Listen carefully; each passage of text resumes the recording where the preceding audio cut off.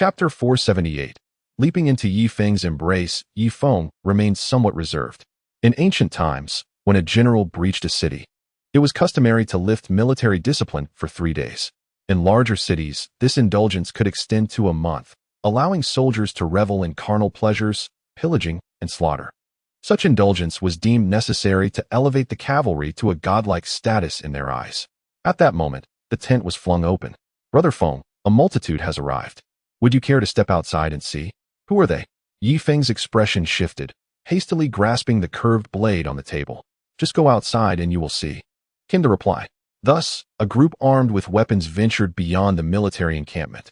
Surrounding the battlefield, they beheld a throng of beggars, gaunt and ragged, draped in tattered animal hides, scrambling towards the site of conflict. A few men were covertly slicing horse meat with cleavers. However, upon sighting Ye Feng's cavalry, they hastily returned the meat, appearing utterly flustered. "Who are you?" Ye Feng demanded, his voice resonating with authority. No one from the crowd responded. They merely regarded him with fearful eyes. "Speak," Harder admonished. At last, a youth clad in worn fox fur emerged, resembling the chieftain of a small tribe. "Great Khan Ye Feng, we have heard of your victory over the feeble Khan Yomu's forces. We have come to pledge our allegiance to you," he proclaimed loudly. "Excellent news, Brother Feng. It appears the tidings travel swiftly. Your triumph over Yomu will surely reach every corner of the vast steppe within a week." Drawing even more to our cause, Harder remarked, his spirits lifted. The surrounding tribes had gathered in droves, nearly totaling 100,000. A vast sea of humanity stretching to the horizon. What joy is this? Ye Feng rolled his eyes. These tribes were evidently fickle, waiting until he had toiled to vanquish Yomu before they sought refuge with him. Their allegiance was far less valuable than the wager at Gateshin. Thus, Ye Feng felt no obligation to extend undue courtesy. "Pledge allegiance to me? But why should I take you in?" he asked nonchalantly. The youth exchanged glances with several leaders in the crowd, momentarily at a loss for words. "Great Khan, did you not recently send envoys to persuade the smaller tribes to join your grand army? Surely you still require manpower?" he queried. "I seek forthright individuals, not those who waver in their loyalties. Had I been the one defeated today, would you not have scurried to Yomu, berating me before aligning with him?" Ye Feng replied coldly. Indeed, several among them blushed, feeling quite embarrassed. "Great Khan Ye Feng, we truly wish to ally with you. However, the journey was long, and we only just arrived here, receiving news of your great victory. You cannot hold this against us," the youth stammered, searching for excuses. "Is that so?" Ye Feng, disinterested in exposing their pretense, conceded that he indeed needed manpower and decided to let the matter slide. "Thus it is, I misjudged you. However, the provisions at my disposal are rather meager, and as such, I cannot offer refuge to all. At present, I will only shelter robust men, seasoned craftsmen, and youthful, healthy women of beauty. The men must assist me in battle, charging to the forefront each time we engage. Only by proving your sincerity with blood shall you be inducted into the regular army. The women are to aid in maintaining the camp, tending the fires, and preparing meals. And when necessary, assist my forces with certain male concerns. Should you be willing, I will come forth to select individuals. If not, you may take your leave." Ye Feng's voice resonated for several kilometers, ensuring that the multitude of small tribes could hear him. Shortly thereafter, more than half of the tribes departed in fury, spitting in Ye Feng's direction as they left. Clearly, they had come merely to exploit opportunities, and upon realizing no advantage could be gained, they hastily retreated. Remaining were over 30,000, some of whom had no alternative but to cling to Ye Feng for survival, lest they fall victim to the Duoyan people or be oppressed by larger tribes. Others were genuinely eager to align themselves with Ye Feng, seeking to strike back against the Duoyan savages. "Are you truly sincere in your desire to ally with me? Then I shall proceed to select individuals." With that, Ye Feng, accompanied by a contingent of cavalry, advanced toward the refugee crowd. "Huh, this one is exquisite. What a fine figure. Come here and stand behind my horse. Are you still nursing? Perfect. I have a fondness for milk. Stand behind my steed. I admire your eyes. Come, stand behind me." A group of lecherous men began to select attractive women. Ye Feng's anger flared. "Do not be so preoccupied with women. We must also choose formidable warriors." Upon hearing Ye Feng's reprimand, Harder and others swiftly ceased their frivolities and began earnestly selecting strong fighters. "Drag the horse carcass forward 50 meters and do so swiftly. Good. You possess strength. Stand behind my horse. You there, can you shoot arrows? Do you see that tree? Hit the pupil upon it. The selection continued until noon, and wisps of smoke began to rise from Ye Feng's encampment. Observing the remaining frail and ailing individuals, he clasped his hands apologetically. My apologies to those left unselected. A lament arose from the elderly and infirm. Yet I, Ye Feng, am not one to be stingy. The horse carcass has not yet been picked clean by vultures. Take a portion back with you as a farewell gift from me. With that, Ye Feng turned his horse around, leading the 6,000 strong men and over 4,000 healthy young women back to the military camp. Upon entering, these individuals behaved themselves with utmost decorum. Occasionally, a woman's shrill cry would pierce the air, prompting Ye Feng's soldiers to grow envious, occasionally slapping their hands behind the women or pinching their bosoms, leading to a cacophony of startled exclamations. The mess hall commenced the butchering of livestock in preparation for the evening's celebratory feast, while Ye Feng returned to his cabin. Brother Ye, Ding Tianquan leaped into Ye Feng's embrace. Chapter 479. Assurance of Task Completion. Little Tianquan, your arrival at my military camp coincides perfectly with an important task I wish to assign to you. Ye Feng lifted her and placed her upon his knee. What task?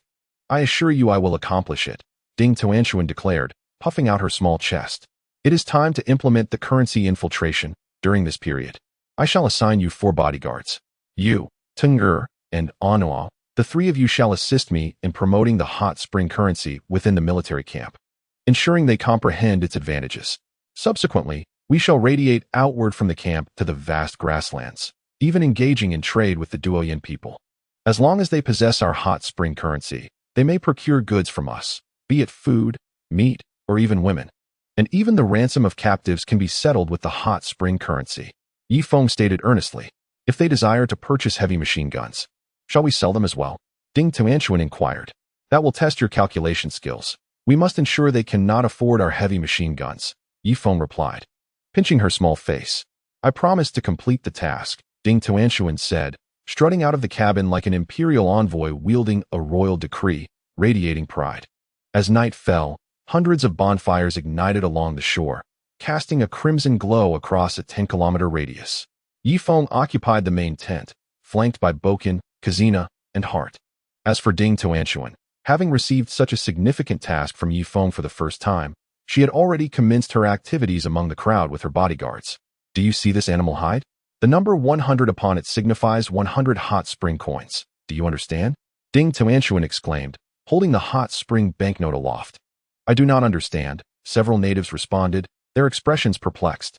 With this, you can exchange for plenty of food. 100 hot spring coins can procure a fine steed, a curved saber, or even a heavy machine gun. Can it be exchanged for you? A greasy cavalryman leered at Ding Tianquan. Dare you insult Miss Ding? Strike him. Within moments, that cavalryman was left bruised and battered by Ding Tianquan's bodyguards. Teng'er also extolled the virtues of the hot spring currency, even gifting a cavalryman 5 hot spring coins, which he promptly used to barter for a jar of fruit wine. Great Khan, how about I dance to entertain the soldiers? Kazina suggested, casting a glance at Ye Feng. She had begun to regard Ye Feng as her husband, having shared an intimate moment, and envisioned herself ruling over this populace in the future. Do not go.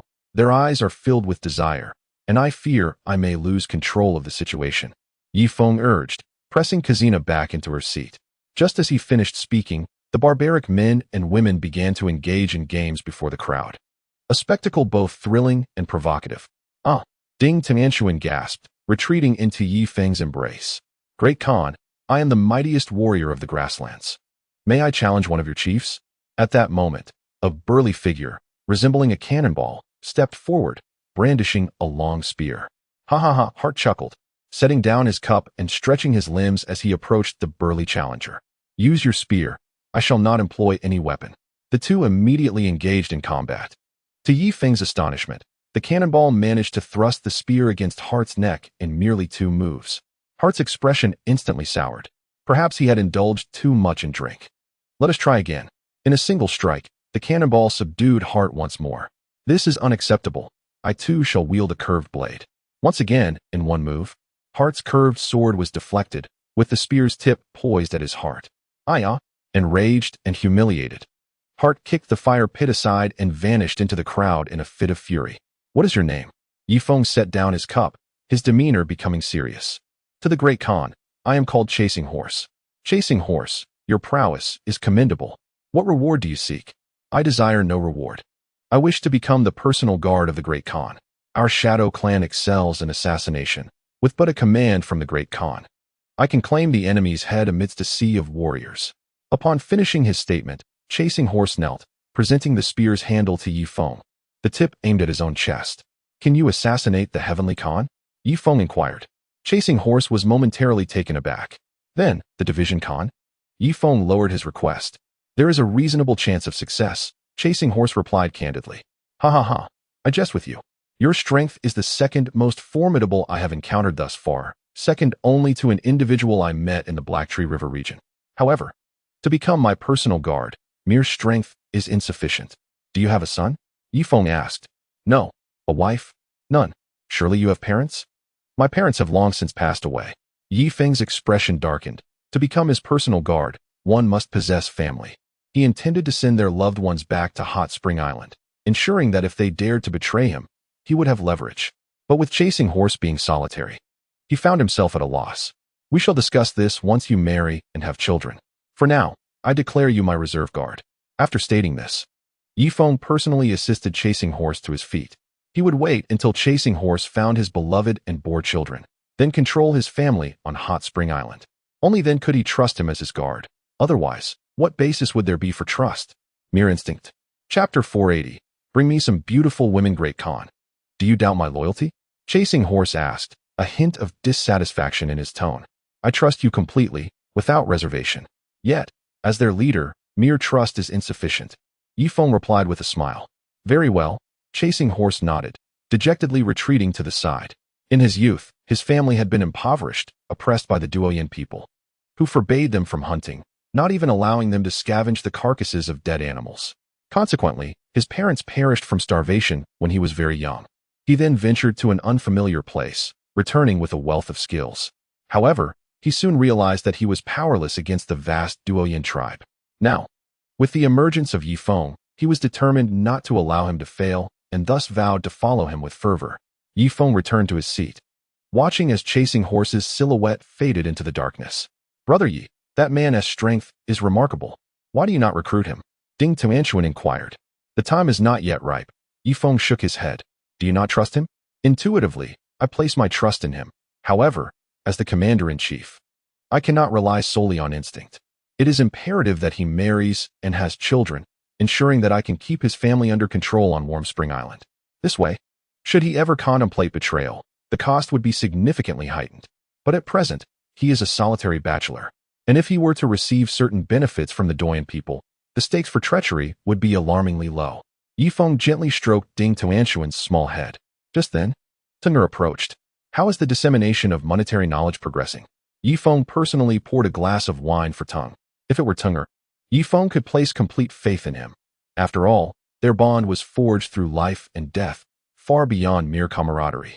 Things are going reasonably well. They still live in an era of barter and show little interest in currency. Tunger replied with a hint of despondency. Haha, no worries, take your time. One day, they will embrace our spring coins. Ye Feng responded with a smile. By the way, Brother Feng, having defeated Yongmu's army, our next destination is the Western Khan. He is not to be trifled with. He is considerably stronger than Yongmu, Tunger suddenly remarked. And what of it? Can his strength surpass that of my heavy machine guns? Ye Feng stated, his gaze fixed northward. Inform the troops to rest for 3 days. After that, we shall continue our journey downstream to Wolf Creek. Brother Feng, the Western Khan is quite different from Yongmu. Over the years, he has managed to subdue the 17 tribes of the West. I fear they may unite with him and fight us to the bitter end. As far as I know, the Western Khan commands 2 large tribes. The Dead Grass tribe boasts a population of 30,000, with 2,000 warriors, all skilled knights adept in guerrilla warfare. We may find ourselves expending a considerable amount of ammunition. The other tribe, the Blood tribe, although it numbers only 5,000 with 300 warriors. Those 300 are all formidable fighters. The more blood they shed, the stronger they become. It seems that while promoting currency, Tunger had also gathered significant intelligence. We shall cross that bridge when we come to it. For now, Let everyone rest for 3 days. Ye Feng dismissed with a wave of his hand. My Khan, this is the finest wine from our dead grass tribe. An elder respectfully knelt before Yongmu. At this moment, Yongmu had fled to the dead grass tribe in the west. And the man kneeling before him was none other than the chief of the dead grass tribe, Attic. Forget it. Bring me a few beautiful women. Your wife would do nicely. Have her come and share a drink with me tonight. Even in the territory of others, Yongmu remained utterly arrogant. For he was a Doyan man. My Khan, Attic's eyes reddened. What? Do you dare defy my orders? Let me remind you, though you are not my subordinate, I am a Doyan, and Mengtu Khan is my brother. Yongmu may possess no other talent, but he was adept at wielding his identity to intimidate others. The smaller tribes were well aware of the Doyan people's penchant for revenge. Typically, those who suffered at their hands would endure as long as their families remained intact. As you command, I shall make arrangements immediately. Attic slowly exited the tent, raising his head to gaze at the eternal sky. After a moment, with a resolute expression, he strode forward. Within the confines of the tent, Yongmu sat askew upon his chair, flanked by his 4 ineffectual sons. Yongqiang, you are not permitted to sleep tonight. I have just sensed a hint of peril, Yongmu stated with a calm demeanor. Though this fellow was indeed a failure, he placed great importance on his safety, and even the slightest disturbance would render the entire division restless. Yes, father, Yongqiang nodded, promptly exiting to arrange defenses. Yongmu had recently suffered a near-total defeat, yet his most elite 300 heavy cavalry remained unscathed. To speak candidly, as long as he so desired, those 300 heavy cavalry could eradicate the Dead Grass clan completely.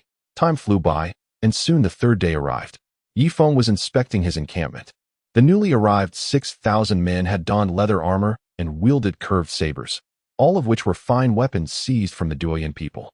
Although some blades were slightly chipped, a little sharpening would render them functional. At last, we have decent equipment. Previously, our entire tribe could not muster a single set of leather armor, he exclaimed. Behold this spearhead, forged from quality steel. Just this amount of steel is worth a horse. Look, the great Khan approaches. The new recruits quickly stood at attention, saluting Ye Feng, who was mounted on a black steed. Good morning, everyone. Ye Feng advanced slowly among the new soldiers. Great Khan, they responded in unison, their eyes radiating profound respect.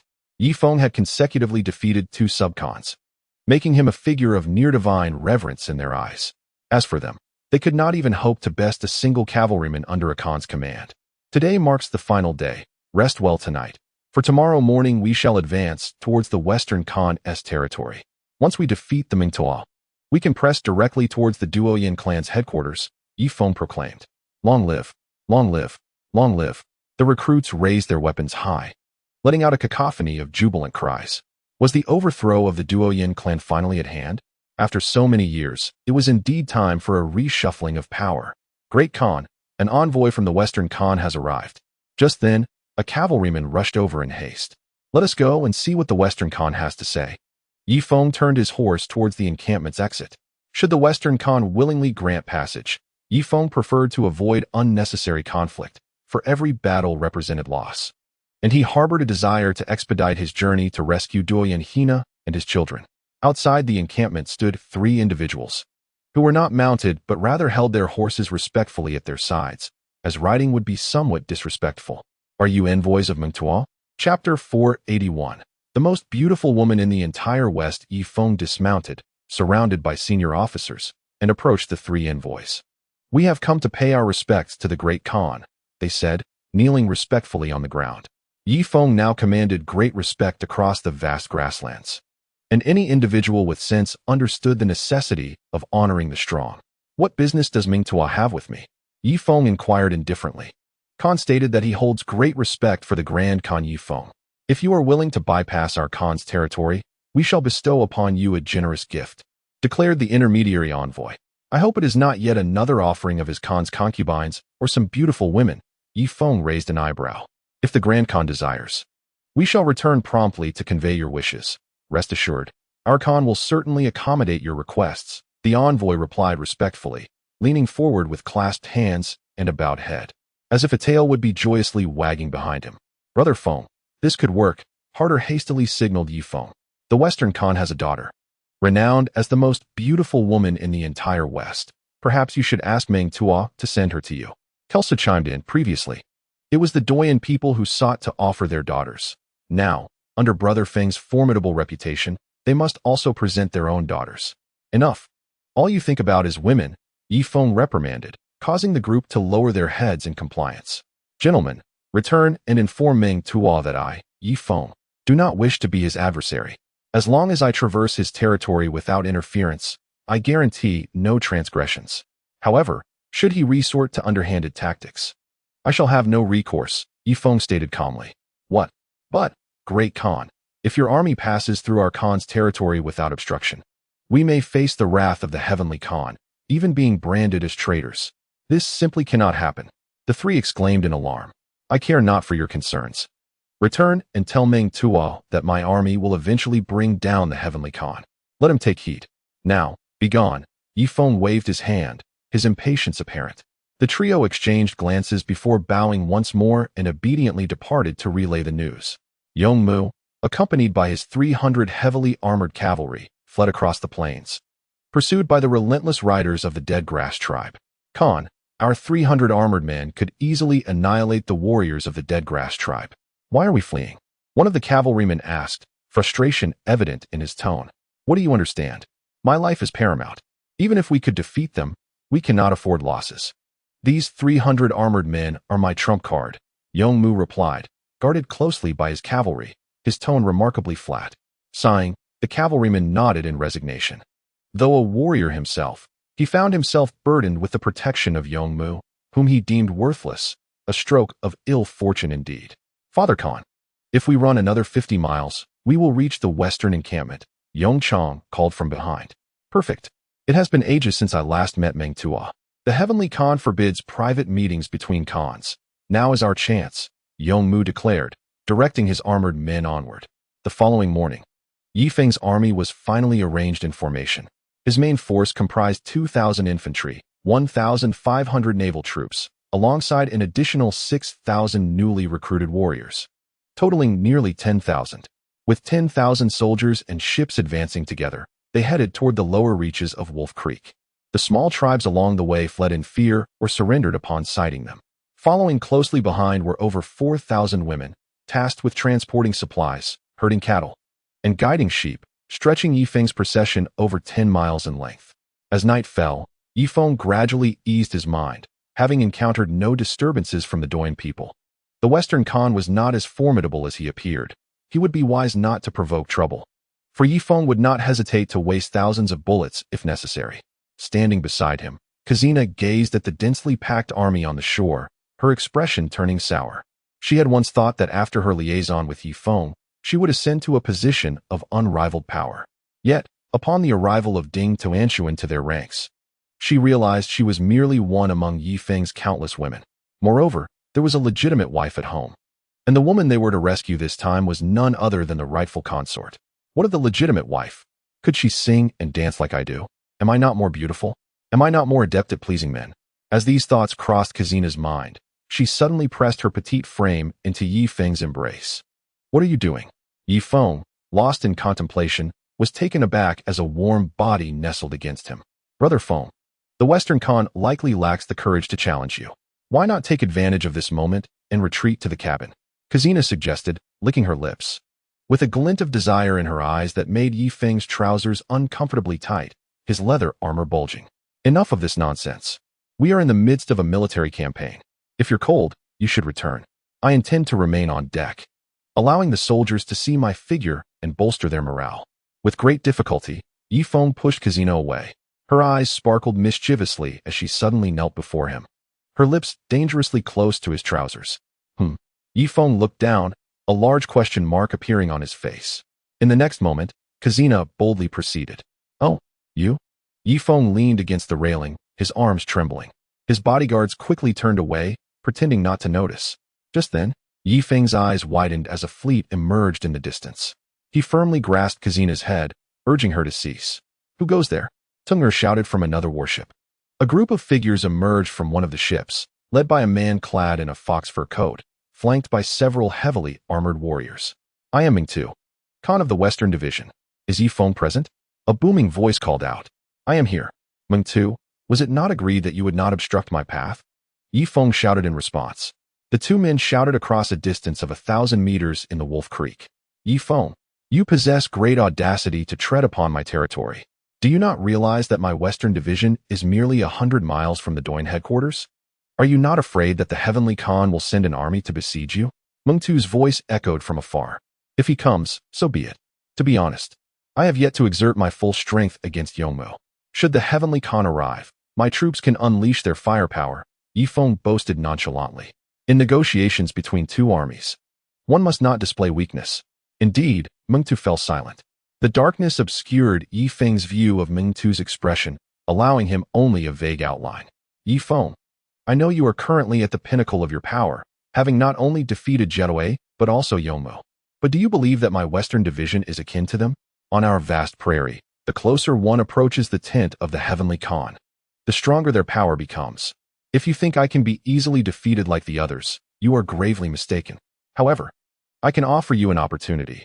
As long as you take the tributary of Wolf Creek and circumvent my territory, I shall let bygones be bygones. Chapter 482. Repeated friction. Meng Tuo is not one to be easily deceived. Before his formidable army of 15,000, he cannot afford to tarnish his reputation. Is that so? Ye Feng squinted, reaching for the heavy machine gun beside him. At that moment, another voice emerged from across the way. Ye Feng, I am Yongmu. My 300 heavily armored soldiers have now joined forces with Prince Meng Tuo. Do you really believe you can contend with both of our great khans at once? Emerging next to Meng Tuo was none other than Yongmu, flanked by his four inept sons. On the riverbank, Gudashan's eyes widened in disbelief. This treacherous Khan has actually allied with Meng Tuo. No wonder his corpse was not seen on the battlefield, Gudashan remarked bitterly. I long to strike him down. It is because of him that our tribe has suffered significant losses, all perishing from starvation. Another chief added, it is not too late. This fellow has now joined forces with the Western Khan. It presents us with an opportunity for revenge, the last chief concluded. Not only the three of them, but also the newly joined members, most of whom were former subordinates of Yongmu, harbored a deep-seated resentment towards their old master. Yongmu, last time, I did not catch a glimpse of your true self from the beginning of the battle to its end. I never expected you to flee in such a moment. However, since you have united with Meng Tuo, it is only fitting that we deal with you both together. After uttering these words, Ye Feng raised the heavy machine gun, aiming it at the distant enemy ship. With a series of rapid shots, he fired 3 rounds, piercing the flagship's lower hold. The flagship, constructed of ironclad wood, was no match for the heavy machine gun. Before it, all beings stood equal. Not good, Khan. Our lower hold is taking on water. A sailor rushed to the deck, kneeling before the two Khans. What? Yongmu gasped in shock, preparing to leap into the water. What are you so afraid of, Yongmu? Have the ship slaves maneuver the flagship to the rear, Meng Tuo commanded. The ship slaves, now in a state of chaos, desperately tugged at their iron chains, unwilling to accompany the flagship to its watery demise. The anxious sailor added, at this moment, it feels as though the entire flagship has sunk several inches, and the deck is beginning to tilt. To the other warships, Meng Tuo declared, leaping into the air and landing accurately on another warship over 20 meters away. Several of his skilled subordinates followed suit, jumping to other vessels to avoid being dragged under by the sinking flagship.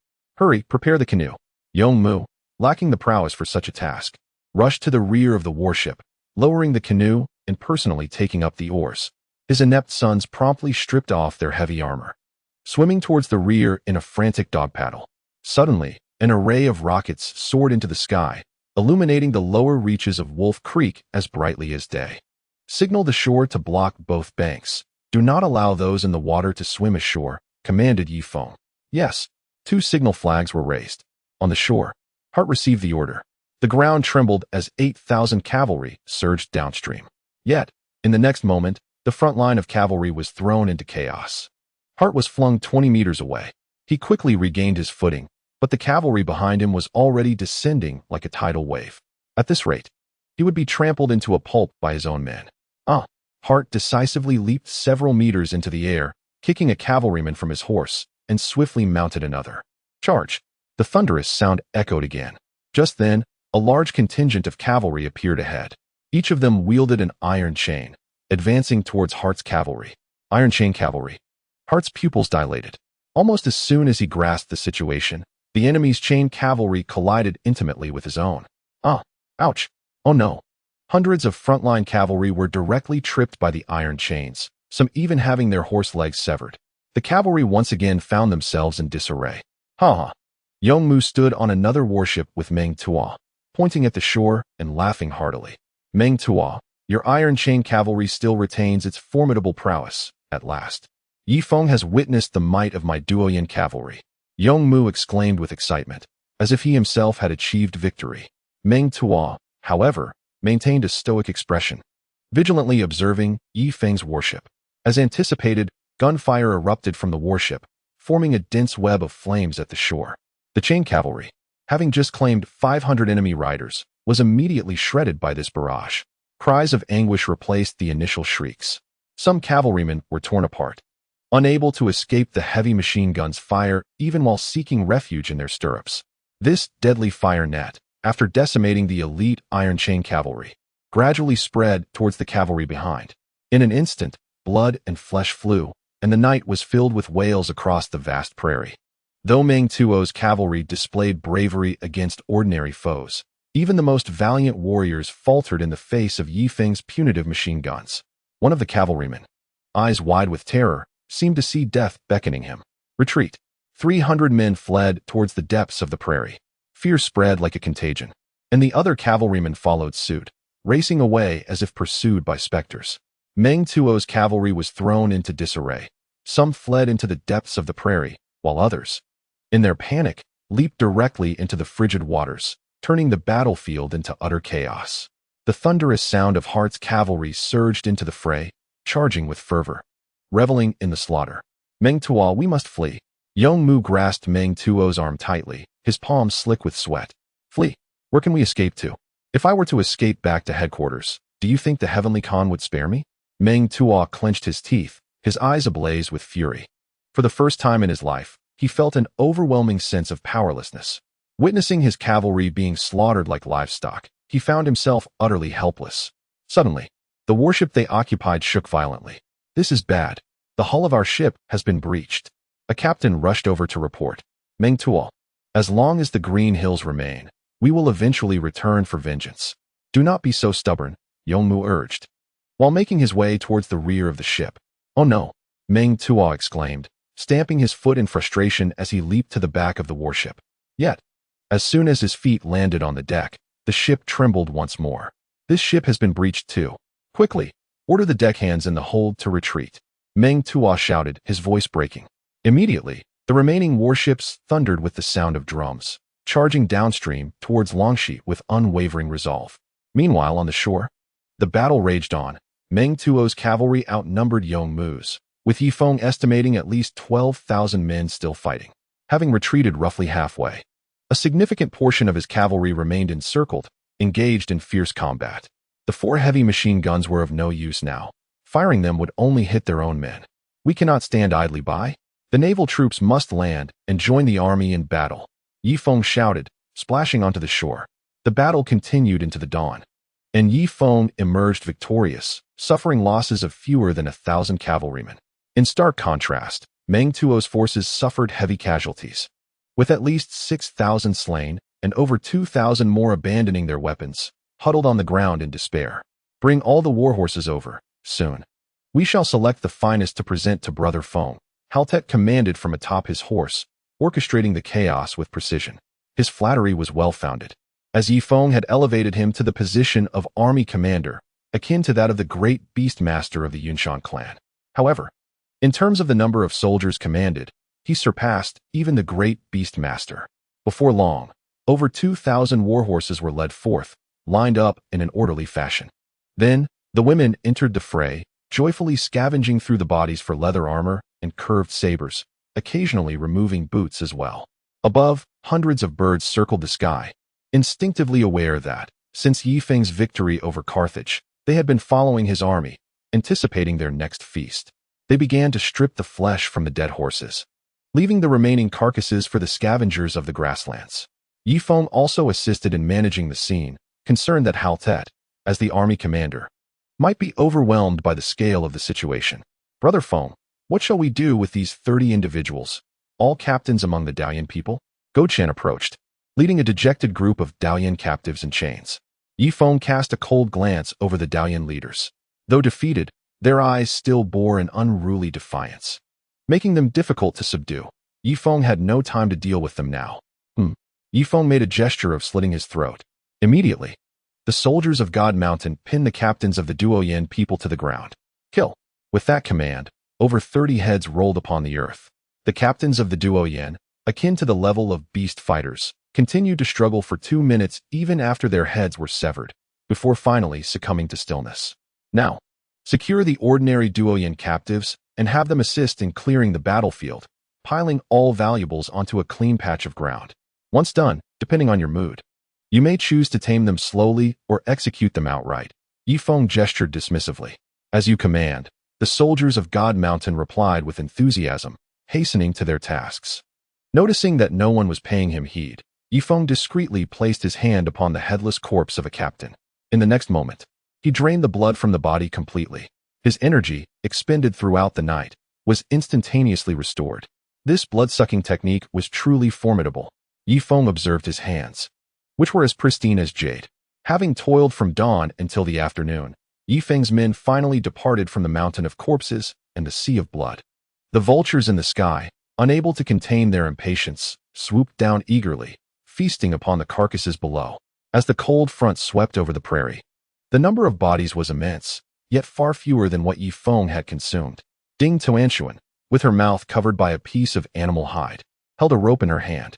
With a swift motion, she cast the rope, ensnaring a vulture with precision. Ha! I, Ding Tuanshuan, have caught a great bird, she exclaimed triumphantly. Several attendants rushed over, pinning the vulture to the ground and binding its wings and feet with rope. The other vultures, startled, soared several meters high, but upon realizing there was no danger, resumed their gluttonous consumption of the flesh scattered on the ground.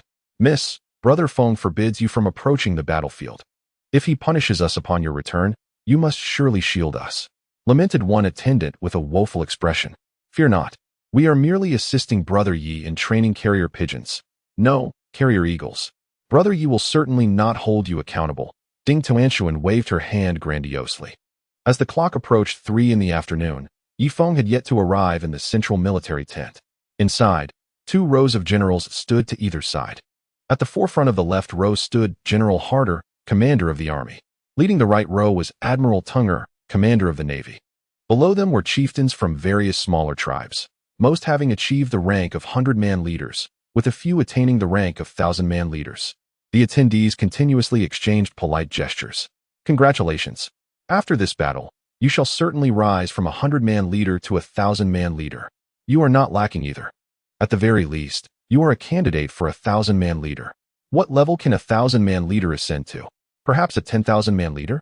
It seems in Brother Feng's ranks, a 10,000-man leader is equivalent to a commander. As these individuals conversed, their gazes turned towards the commanders of the land and naval forces.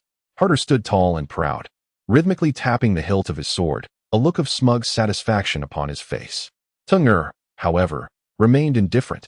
After all, he was already a citizen of Hot Springs Island. It seemed that even if Brother Feng wished to promote him further, there was little elevation left to achieve. Brother Tunger, your naval forces have achieved great merit this time. If you seek further promotion, it may be an unattainable endeavor, Hart remarked with a hint of indifference. It matters not. I am already a citizen of Hot Spring Island. Besides, if you desire elevation, it is equally futile, Tunger replied. Indeed, I am already second to none. Where else could I ascend? I shall quietly serve as the commander of my army, Hart declared with an air of nonchalance. He held a certain disdain for the naval forces, considering them merely a contingent of 1,000 or 2,000 men. In contrast, his army boasted a formidable strength of 8,000 troops, akin to a force of 10,000. The exhilaration of commanding such a battalion on the battlefield surpassed the thrill of indulging with 100 beautiful women. At that moment, Ye Feng strode into the central tent, flanked by 4 loyal guards. The atmosphere shifted as everyone stood erect, their faces alight with excitement, eager to speculate on the rewards they might receive. Ye Feng's brow furrowed in concern. He was troubled by the matter at hand. The generals below had already been rewarded to their limits. What more could be bestowed? Yet, after a victory, rewards must be granted. Otherwise, how could one expect unwavering loyalty in future endeavors? Everyone, please take your seats and do not stand on ceremony. Ye Feng instructed as he settled into a chair.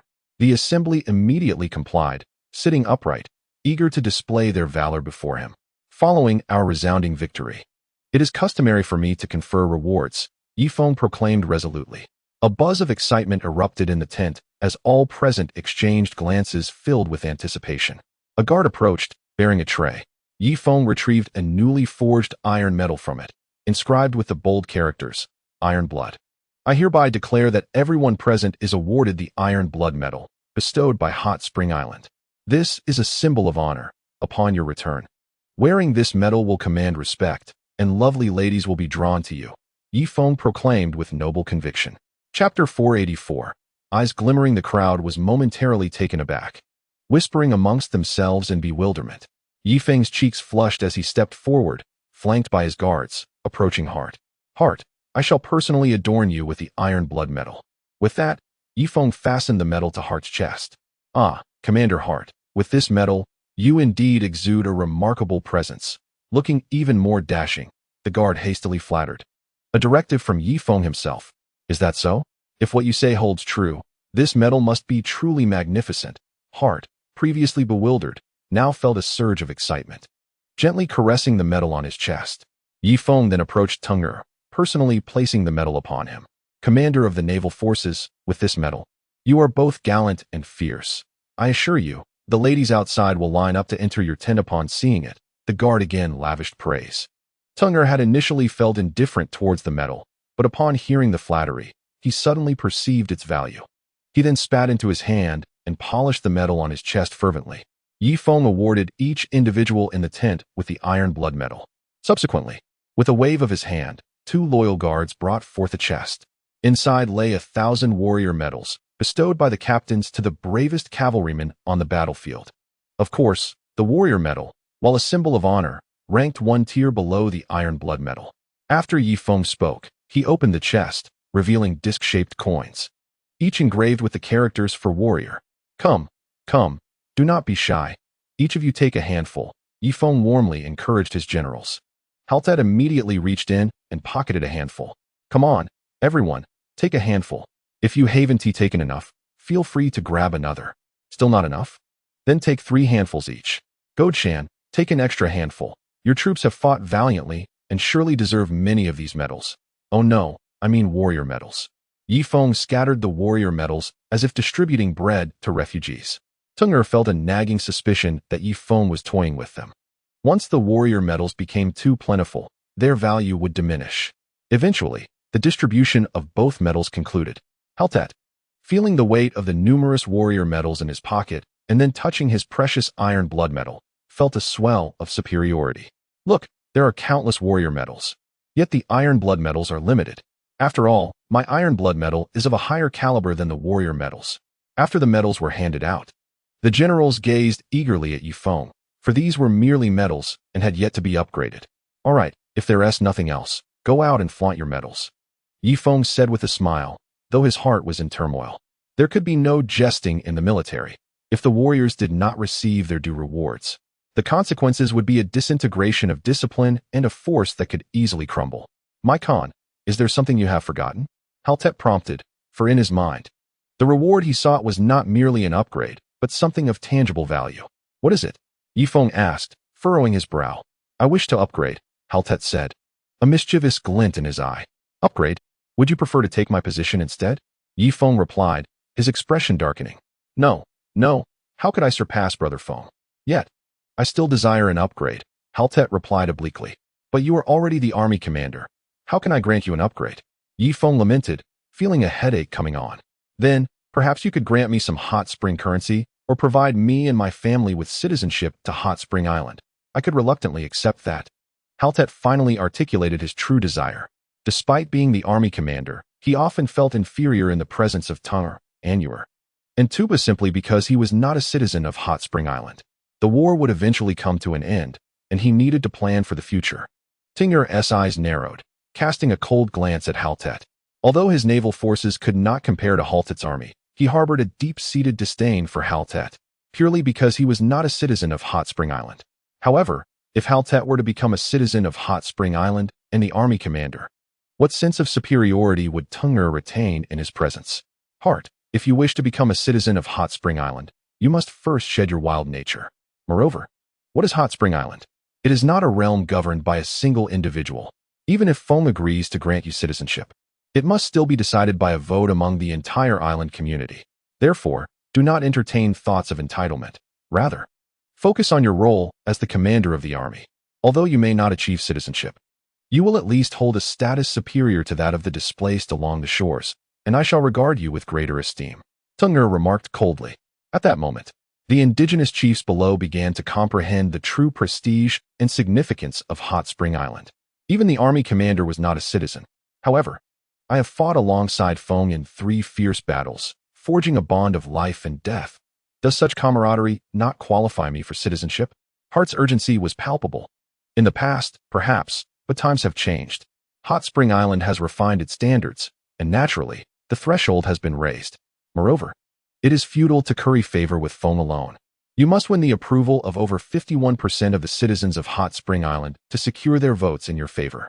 Only then will you be deemed worthy of entering this esteemed realm and becoming a person of dignity like myself. Tungner raised an eyebrow, a hint of derision in her gaze. Feng. Hart cast a pleading look toward Ye Feng. Ye Feng shrugged. You have heard the decree. The laws of Hot Spring Island are strict and unyielding. Not a single word may be altered. You must garner the support of 51% of the citizens to gain their votes. I can only offer you an opportunity to be voted upon. The chiefs began to whisper among themselves. Is it truly so difficult to gain entry to Hot Spring Island? I believe my capabilities should suffice, should they not? Just you? Aner scoffed slightly. Let me clarify. Even if you were to save 50 lives on Hot Spring Island, if 60 others find you unappealing, your chances of citizenship remain bleak. Furthermore, our wooden cabins are exceptionally sturdy, with charcoal burning within them year-round. We work only 3 hours a day, and after 5 days of labor, we enjoy 2 days of rest. Additionally, every year, we are granted a month-long holiday. Most importantly, each garment crafted from animal hide is meticulously stitched over several days by dozens of indigenous women, showcasing styles that are at the forefront of fashion, with superior warmth compared to ordinary furs. Aner could not help but boast about Hot Spring Island. The chief's eyes sparkled with interest. They had long endured oppression on the plains, suffering from inadequate food and clothing, spending their days mending tents and gathering dung for fuel. Yet on Ye Feng's Hot Spring Island, food was in abundant supply, accompanied by exquisite women and evenings filled with dance, song, and storytelling. Chapter 485. Disregarding image, isn't this akin to paradise? So, apart from voting, what other means exist for joining Hot Spring Island? An indigenous chief could not contain his curiosity. Ye Feng smiled slightly. It is simple. A one-time payment of 200,000 spring coins to the Hot Spring Bank will grant you citizenship. Upon hearing this, Hart was left utterly speechless. Feng, did you not mention earlier that only 10,000 spring coins were required for citizenship? It is worth noting that he diligently saved up 20,000 hot spring coins, aspiring to accumulate even more to eventually bring his wife and children to retire on Hot Spring Island. However, Ye Feng has now raised the threshold to 200,000 hot spring coins. Is there any hope left? Apologies, recently, Wang Zhihai has been extravagantly spending, resulting in the devaluation of our currency. Furthermore, the entry requirement for Hot Spring Island has also increased, leading to this new sum of 200,000. Ye Feng sheepishly touched his nose. He could hardly reveal to Harder the true function of currency, which serves to perpetuate the poverty of the majority.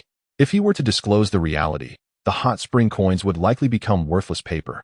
Yet, as long as the hot spring coins maintain their market stability, even revealing the truth would yield no consequences for them. Brother Feng, I no longer desire citizenship, and I am also prepared to sell this iron blood metal, offering it to you in exchange for cash, Harder stated, promptly removing the metal. Ye Feng stroked his chin, a glimmer of cunning appearing on his face. This represented a tremendous opportunity for him. Very well, your contributions amount to 5,000 hot spring coins, and the iron blood metal is worth 1,000. So I shall provide you with a total of 6,000. Are you satisfied? Ye Feng inquired. All right, I will return the metal to you, Harder said, tossing the metal back to his guard. Great Khan, I too wish to sell my iron blood metal. In that case, you shall also receive 1,000 hot spring coins, and I will pay you immediately. Ye Feng snapped his fingers, and Ding Tuanshuan appeared, producing a thick stack of hot spring coins, each valued at 1,000. Remember, these hot spring coins can not only purchase citizenship on Hot Spring Island, but also food, fine steeds, weapons, iron, salt, and even companionship from beautiful women. Ding Tuanshuan collected the medals one by one, scattering the coins generously. Ye Feng smiled broadly. After this meeting, he believed the chieftains would recognize the significance of currency. Once they returned and spread the word among their tribes, the hot spring coin would undoubtedly become the common currency of this realm. However, penetrating the internal structure of the Duoyan people poses a considerable challenge. Suddenly, Ye Feng slapped his forehead and sprang to his feet. Harder. How many Duoyan captives do we have? Ye Feng inquired. In response to Brother Feng, there are a total of 2,700 Duoyan captives, Harder replied. Excellent. I require an envoy to inform Mingtua Khan that if he wishes to reclaim his captives, he must pay a price, 100 hot spring coins for each captive's life. Should he fail to provide the payment, I shall cast them all into the river to freeze to death in a month's time, Ye Feng declared. Brother Feng, you are truly remarkable, Ding Tuanshuan exclaimed, her eyes wide with admiration as she gave Ye Feng a thumbs up.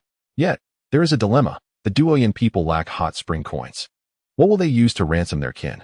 Teng'er could not resist asking. Is that not simple? Come here, and I shall teach you. On the vast Duoyan prairie, a caravan was migrating northward, clad in exquisite leather armor, wielding brand new sabers, and riding splendid war horses, with 100 captives dragged behind by iron chains.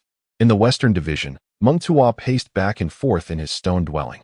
Yongmu appeared utterly unconcerned, indulging in roasted meat and fine wine. How many cavalry have we gathered? Meng Tu inquired of a nearby armored warrior. Great Khan, in these past few days, we have mustered only 3,000 cavalry. Our total forces now stand at merely 4,000. The warrior replied. Only 4,000.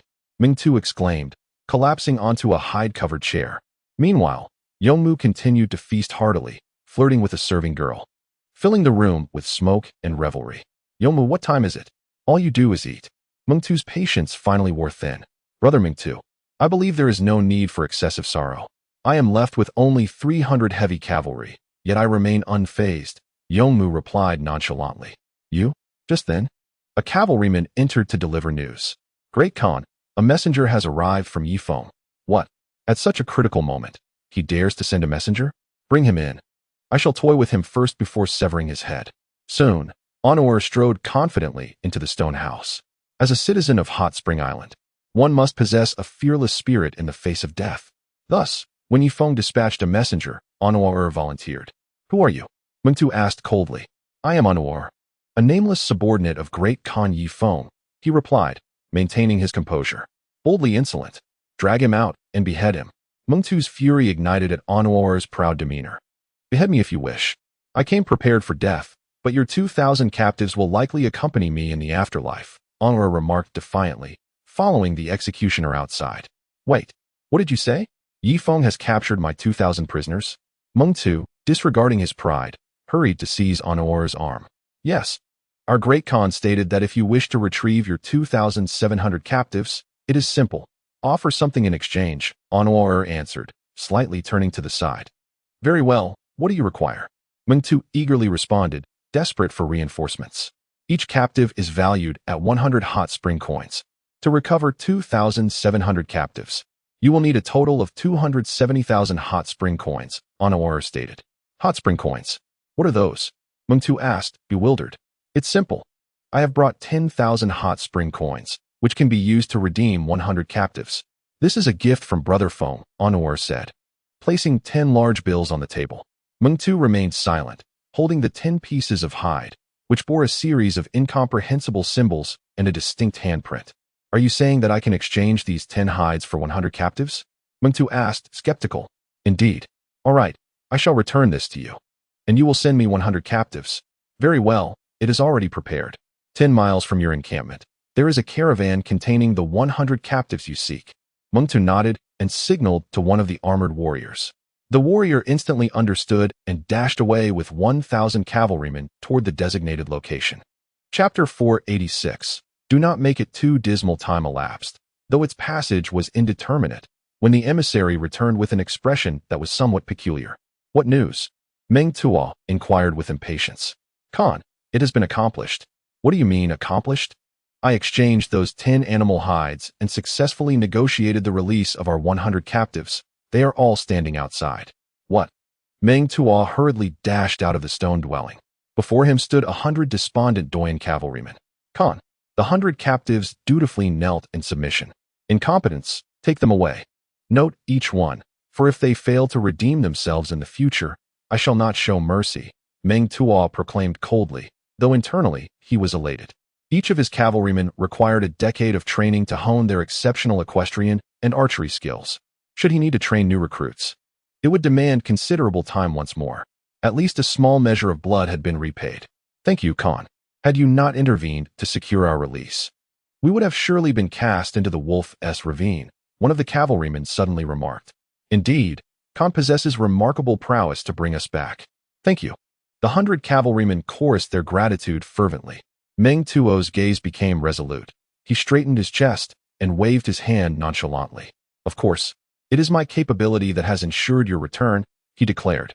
With that, Meng Tuo retreated back into the stone abode, turning his attention once more to Annuar, his expression softening. To earn the adoration of his subordinates was the lifelong aspiration of any Khan, and Meng Tuo was no exception. Annuar, do you still possess any spring coins? Meng Tuo's tone had softened considerably. None remain, but we have hundreds of thousands of spring coins in our camp, Annuar replied. Is that so? Ha ha ha, summon someone to bring a seat. Meng Tuo's demeanor shifted abruptly. Immediately, 2 attendants brought a chair for Annuar. Annuar sat with poise, unyielding and dignified. Annuar, you exhibit great courage, maintaining your composure in my presence. I am in need of a commander who can lead all my cavalry. Would you be interested? Meng Tuo directly inquired. Interested? Annuar raised an eyebrow. If you are inclined, I can offer you an opportunity. But there is a condition. You must assist me in secretly returning the remaining captives. If you succeed, the position of commander shall be yours. Upon finishing his statement, an attendant poured Annuar a cup of fruit wine. Khan, if you wish to redeem the others, you can only use spring coins. There is truly no other way. Annuar sighed. Then provide them to me. I cannot. The 10,000 spring coins previously given were merely a courtesy from our esteemed Feng Ge. If you desire more, you must offer something in exchange. Annuar commenced a negotiation. Very well, what shall we barter with? Meng Tuo inquired grandly, knowing he possessed an abundance of horses, women, cattle, sheep, salt, and iron. Even in absence, it matters not. One may venture into the subordinate tribes to seize a magnificent steed, 300 spring coins. A cow for 100 spring coins, a sheep for 30 spring coins. Furthermore, should you possess quality steel, 1 pound may be exchanged for a single spring coin. In addition to various knitted goods, the worth of which we can ascertain through craftsmanship. Next, we have sulfur stones, which necessitate gathering near volcanoes at the rate of 5 pounds per spring coin. Oh, and there is charcoal, fertile and healthy women, robust ship slaves, and an array of finely crafted pottery. The exotic beast crystal elixirs and the white sacred fruits are of considerable value here. Our esteemed Feng Ge has an additional proposition. If you can journey to the headquarters of Duoyin and rescue a woman named Duoyin Hina, we shall reward you with 1 million spring coins. Aner has finally revealed his true intentions, teachings imparted by Ye Feng. 1 million spring coins? However, I merely require 270,000 spring coins to redeem my subordinates. Might I procure anything with the surplus? Meng Tuo inquired. Certainly. Redeeming an individual of the rank of centurion or higher varies in price, and women may also be purchased. Upon hearing Aner's words, Yongmu's mind began to churn. Pray tell, if I were to buy back my concubine, Kazi Na, could I not utilize spring coins for the transaction? Yongmu asked. Indeed. But Kazi Na has since elevated her status, and her price has risen considerably. It would be wiser to acquire some steeds, weaponry, and refurbish your quarters. After all, one cannot perpetually dine and drink at another's expense, can one? Aner's remarks left Yongmu flushed with embarrassment. At that moment, Yongmu's son, Yongchang, spoke up. If we possess spring coins, can we procure your heavy armor? Certainly, as long as you have the funds, anything can be acquired, Aner replied. Yongmu exchanged glances with his 4 sons. Very well, I shall sell all my people to you, including the tribe, women, horses, cattle, and territory. What would be their worth in spring coins? Yongmu inquired. I regret to inform you that, as per my knowledge, your territory has already been claimed by us. Thus you are, at present, destitute, Aner stated methodically.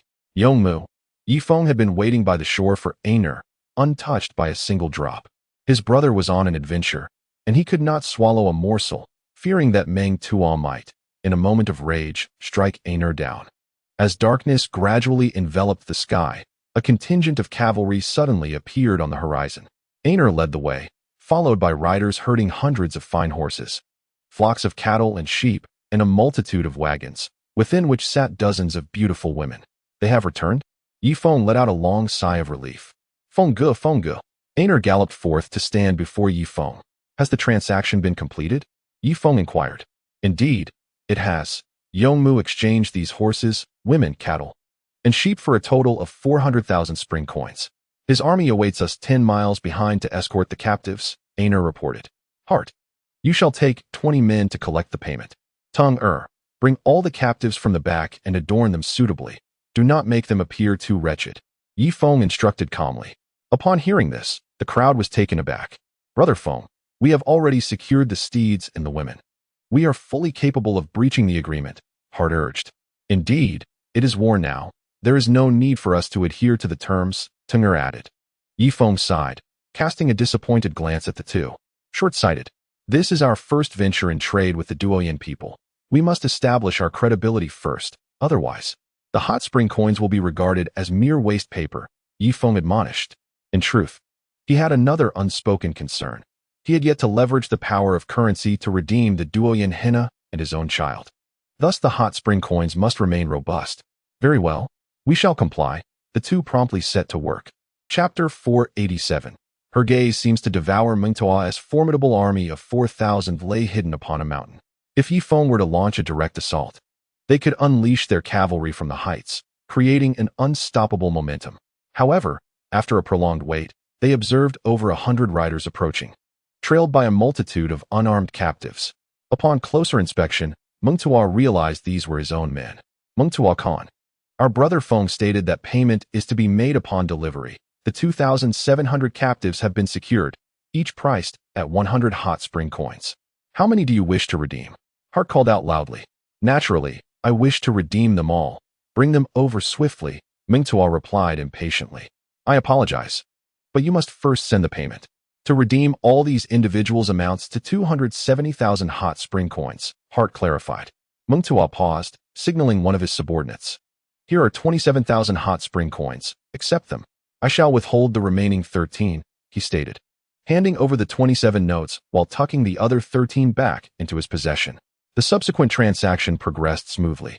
Upon receiving the 270,000 hot spring coins, Hart severed the ropes binding the captives and gestured towards them. Go now, return to your Khan. The captives stood momentarily in shock, yet soon they advanced towards Mengtua. Khan, we have finally returned.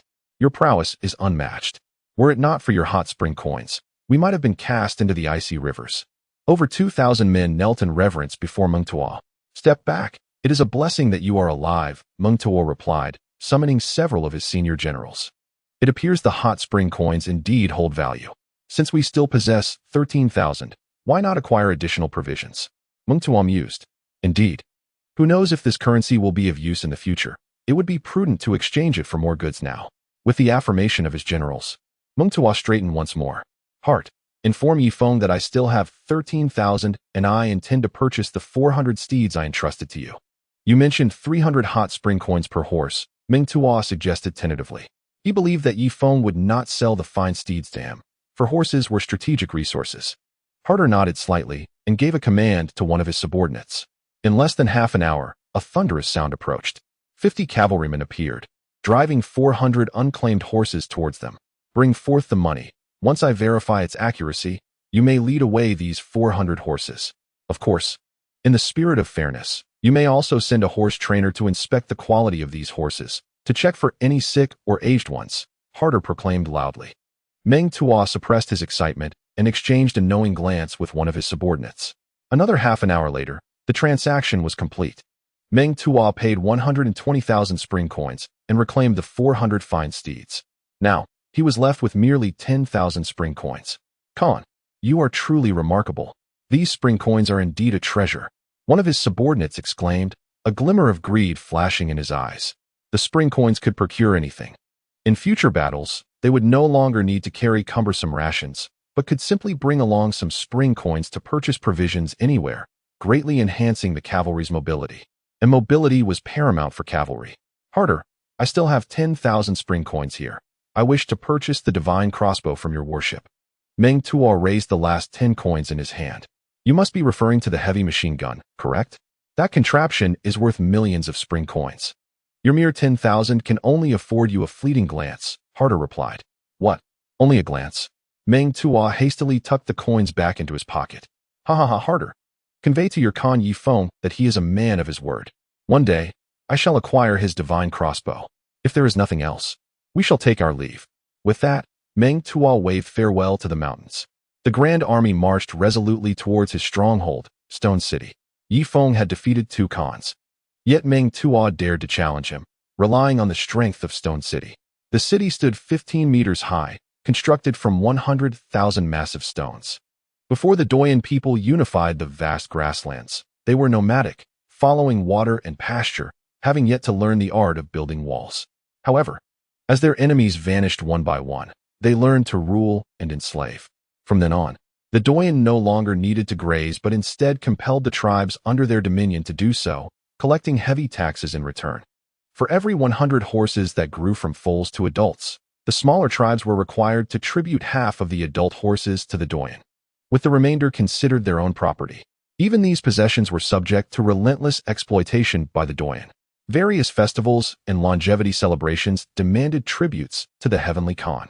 Initially, there was only the Longevity Festival, but as the Khans tasted the sweetness of tribute, they began to multiply the festivities.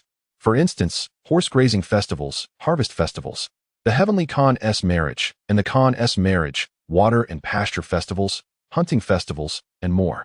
Altogether, the grasslands averaged a festival every 10 days, during which they profusely collected tributes from the smaller tribes. Brother Feng, we have succeeded. The spring coins we released have all been recouped. Harder handed the money to Ye Feng, who casually passed it along to Ding Tuanchuan. At long last, the currency has infiltrated the ranks of the Duoyan people. Announce a 3-day respite. During this period, each evening we shall feast on beef and lamb, allowing everyone to indulge in abundant food and drink. Otherwise, what purpose would there be in acquiring such a multitude of livestock? Ye Feng turned to gaze at the mighty army behind him. More provisions await us.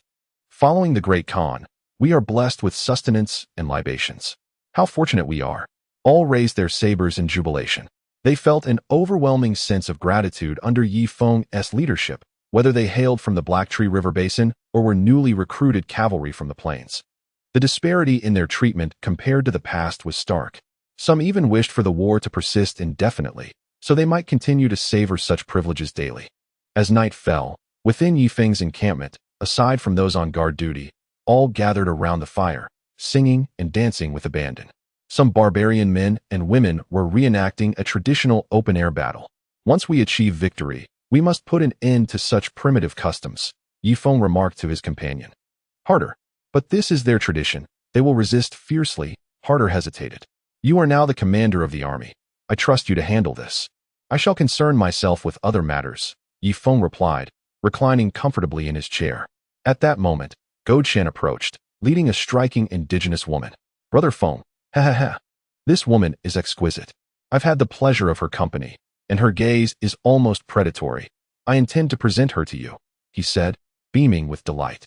Chapter 488, For Greater Endeavors Ahead. Ye Feng recalled that this was the woman Drianchuo had recently sold to him, and now she had swiftly found her way into Godshan's bed. You've already enjoyed her. Best savor her alone. Remember to use protection, lest you fall ill. Ye Feng waved dismissively. What? I had planned to offer her to you. In that case, I shall keep her for myself, Godshan retorted, supporting his aged back as he led the woman away. As she departed, she cast a flirtatious glance back at Ye Feng. In truth, she was not particularly fond of Godshan, but the abundance of his spa tokens had compelled her compliance. In Ye Feng's camp, spa tokens had become prized possessions. Not only did they captivate women's hearts, but they could also procure fine steeds and sharp sabers. Indeed, aside from the 4 heavy machine guns on the warship, They could barter for virtually anything. Just then, a drunken man stumbled forth, tossing a $100 spa token carelessly. "Great Khan, I am flush with cash. Please, entertain us with your sword dance." This fellow had clearly imbibed too much, audaciously making such an outrageous request. Boldness. Harder squinted, preparing to discipline the inebriated fool. "No, that is 100 spa tokens. I shall dance a few steps," Ye Feng interjected, compelled by the necessity to promote the spa tokens. As he took to the stage, the surrounding riders were left agape. They had known the value of the tokens, yet never anticipated that even Brother Feng would bow before them. In an instant, they clutched their coin purses tightly. "No, we must save our money for future grand endeavors." A knight swiftly rode into the banquet hall. What is happening? Has he truly arrived on horseback to meet Brother Feng? Harder seized the reins. "Great Khan, visitors from Hot Spring Island have arrived, sent by President Wang with provisions." The cavalryman exclaimed. "Wang Zhihai? He has sent supplies again? I am not in need of provisions here." "Wait, how did he manage to deliver items from Black Tree River, which is leagues away?" "Harder, Tung'er, let us step outside and take a look." Ye Feng led his generals to the military camp's entrance. There, they beheld 500 or 600 emaciated members of the Cloud Mountain tribe, who were pushing 5 large contraptions. "Strangers, I am Mode, a member of the Cloud Mountain tribe. These are the goods that President Wang paid us to deliver. He mentioned that upon arrival, you would compensate us each with 100 hot spring coins." The middle-aged man Mode stated. His face bore the skeletal contours of hunger, with chapped lips indicative of prolonged starvation. 100 hot spring coins. Ye Feng's expression darkened. "That scoundrel Wang Zhihai better not devalue my precious hot spring coins. Otherwise, the currency I have labored to promote will be reduced to mere scraps of paper." "Unveil the goods for Ye Feng to see," Mode commanded, waving his hand, and the large contraption was revealed. "A trebuchet?" Ye Feng exclaimed in astonishment. "Indeed. Here is a letter from President Wang." Mode then handed Ye Feng a letter, which he hastily tore open. "Brother Feng, ha ha ha. Those 3 blacksmiths do possess some skill. I sketched the design for the trebuchet, and they managed to construct it in just 2 months.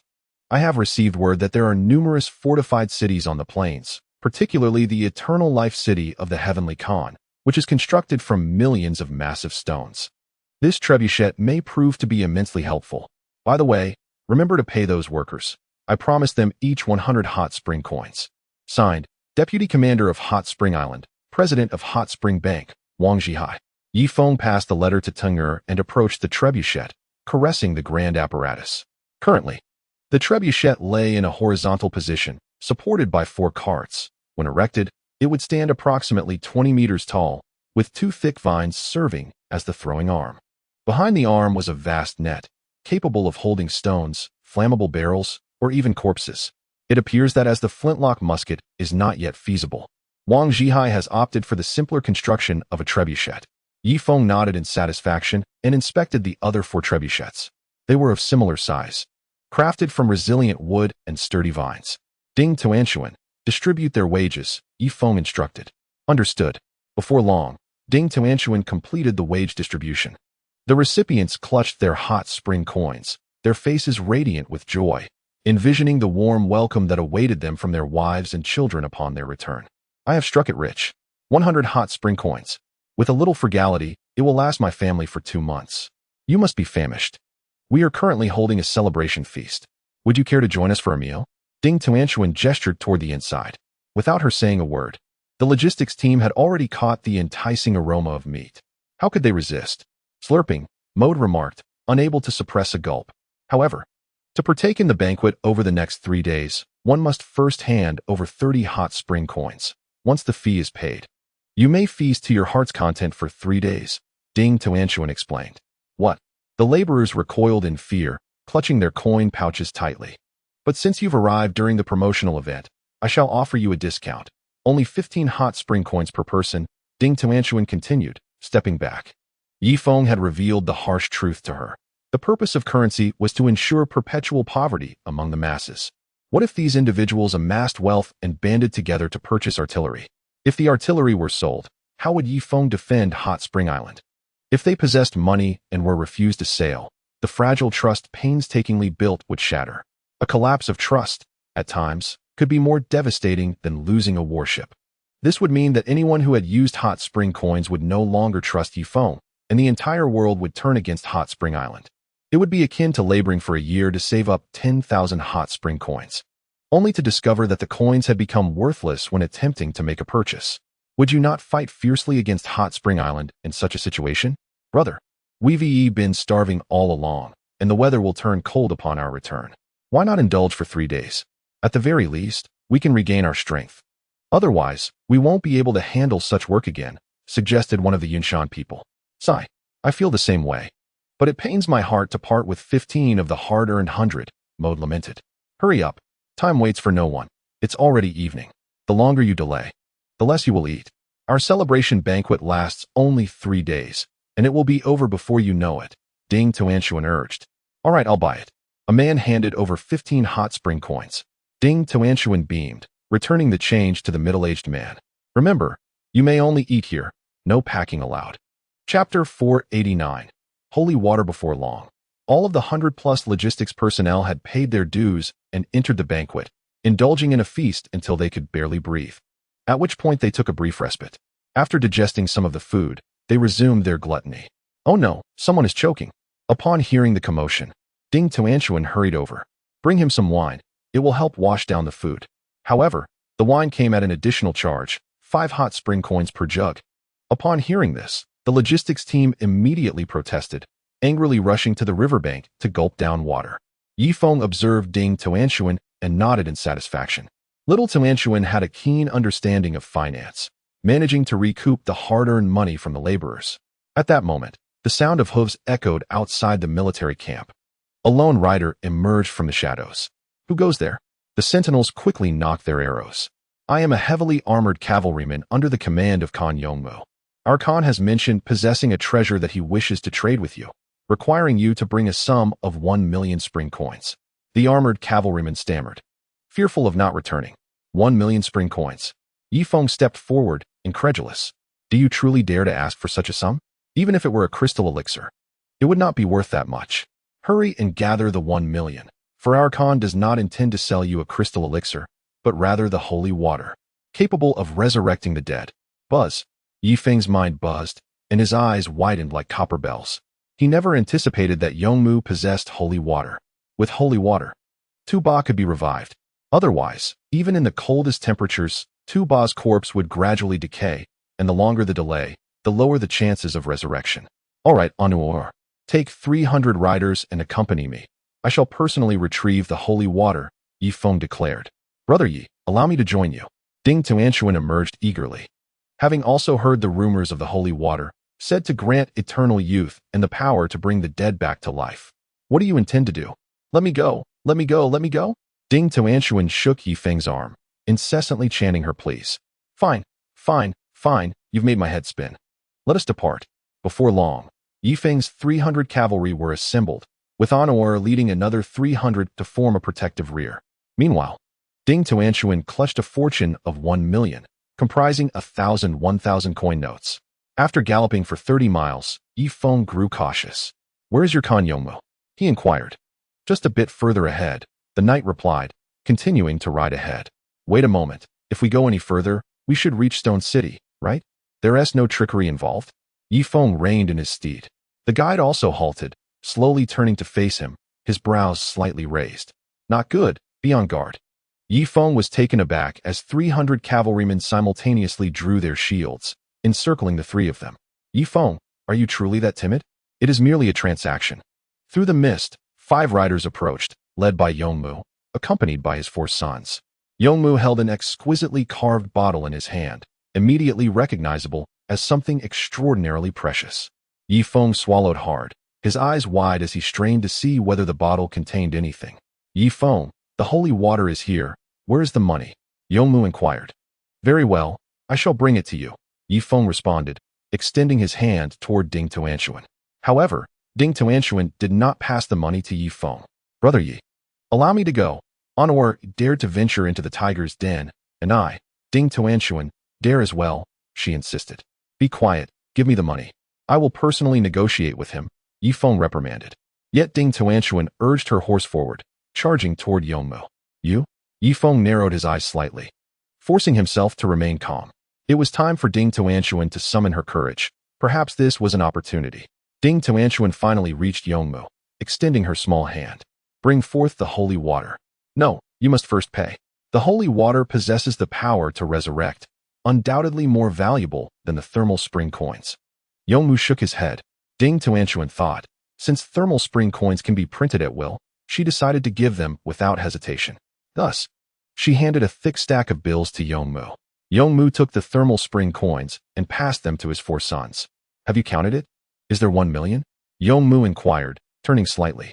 Father, precisely 1 million thermal spring coins, Yongchang replied, placing the stacks into his pocket. If you've counted correctly, then grant me the holy water. Ding Tuanchuan extended her hand once more. Yet, in the next moment, an unforeseen event unfolded. Yongmu's fingers curled like claws, seizing Ding Tuanchuan's wrist and pulling her towards him. Ding Tuanchuan gasped, suddenly drawing a short steel tube from her waist. Boom. Yongmu screamed, feeling the impact on his trousers. The projectile from the steel tube had created a significant dent in his armor, inflicting pain to his very core. Bang. He suppressed the agony in his lower abdomen and delivered a swift chop, rendering Ding Tuanchuan unconscious. Bind her. Once I have healed, I shall make her bloom like a flower. Yongmu tossed Ding Tuanchuan to the cavalry behind him. Kill them. Ye Feng's eyes blazed crimson as he charged forward with 300 cavalrymen. At that moment, a whistling sound echoed from the sky. Ye Feng looked up, his expression shifting drastically. Rain of arrows. He quickly shielded his eyes with his hand. The cavalry behind him, rushing forward, were caught unprepared by the deluge of arrows, losing a significant portion of their number. Then came a thunderous sound. Nearly 1,000 iron cavalry charged from the front, led by his old acquaintance, Duoyanade. After Ye Feng had previously decimated Duoyanade's forces, he had managed to escape with only 800 cavalrymen, eventually reuniting with his former master on Mengtua's territory. After some discussion, they resolved to undertake a grand endeavor. Einer, take them back. I shall go alone to rescue Ding Tuanchuan, Ye Feng declared without looking back. However, no one answered him from behind. Ye Feng felt a jolt through his body and slowly turned around. He beheld Einer, pierced by arrows, resembling a porcupine, with one arrow having pierced through his neck, causing blood to flow ceaselessly from his mouth. Einer, Ye Feng roared. Einer blinked vigorously, then his body began to stiffen. Yongmu, you despicable cur. In a fit of rage, Ye Feng spurred his horse forward, charging into the throng of 1,000 cavalrymen. Great Khan, come back. The remaining dozens of cavalrymen gritted their teeth, following closely behind Ye Feng. Uft! Another wave of arrows descended from the heavens, causing his dwindling cavalry to tumble. Yet, bolstered by the protection of his blood scales, Ye Feng pressed onward through the rain of arrows. This is bad, stop him. Yongmu, having just witnessed his underlings suffer grievously from Ding Tuanchuan's firearm, realized he could no longer maintain his composure. He spurred his horse and fled backward. Thunderous sounds echoed. Ye Feng was ultimately overwhelmed by 800 cavalrymen. Seizing a heavy gun, he swept it left and right towards the surrounding riders. Among those who managed to escape were the elite troops under Yongmu, with no less than 100 centurions among them. Not to mention even more formidable figures like the Jia Yizhan. After slaying dozens, Ye Feng found himself ensnared in a vortex of steel. Clang! A powerful force thrust him backward, sending him flying 10 meters before crashing to the ground. Duoyanade, with a smirk, loaded another crossbow bolt into the siege crossbow. With a spurt of blood, Ye Feng rolled and crawled towards Yongmu. Having already lost one on he must rescue Ding Tuanchuan. Kill! A dozen long spears thrust toward him. Clang, clang, clang. The spearhead shattered against Ye Feng's blood scales. Yet, before he could catch his breath, countless sabers swung at him. The blood scales could indeed fend off attacks, but each time they manifested, Ye Feng's body would momentarily hesitate, causing his speed to diminish. Die! Ye Feng seized a saber and slashed at his surroundings. Clang! The heavy armor rendered his blade useless. In desperation, he grasped the cavalryman, immobilizing him, and thrust the saber through the gaps in the armor. However, this proved too slow, as more heavily armored cavalrymen closed in, encircling him tightly. A bunch of worthless fools. Step aside. A chilling voice rang out as Duoyanade emerged from the throng. The surrounding heavy cavalry quickly made way, yet Ye Feng remained trapped. Ye Feng, you defeated me on the battlefield, but today, I shall not only vanquish you here, I will also subdue you with my personal might. With that, Duoyen Ade charged at Ye Feng like a bolt of lightning. Boom. Before Ye Feng could react, he was struck and sent flying 5 meters. You? He had not anticipated such formidable strength from this adversary. If the Beastmasters were to be ranked into 9 levels, Duoyen Ade would undoubtedly be at least level 5, far beyond the capabilities of an ordinary Beastmaster. As for Van Diem, Ye Feng considered him to be at level 9. Die. The two immediately engaged in combat. Overall, Duoyen Ade's power and speed surpassed Ye Feng's. After 10 exchanges, Ye Feng suffered a punch to his chest and a cut to his back. A testament to Duoyen Ade's restraint, as he intended to capture Ye Feng alive and gradually dismantle his army. He had discerned that Ye Feng was the very soul of the military camp. Should he perish, the troops would be left leaderless.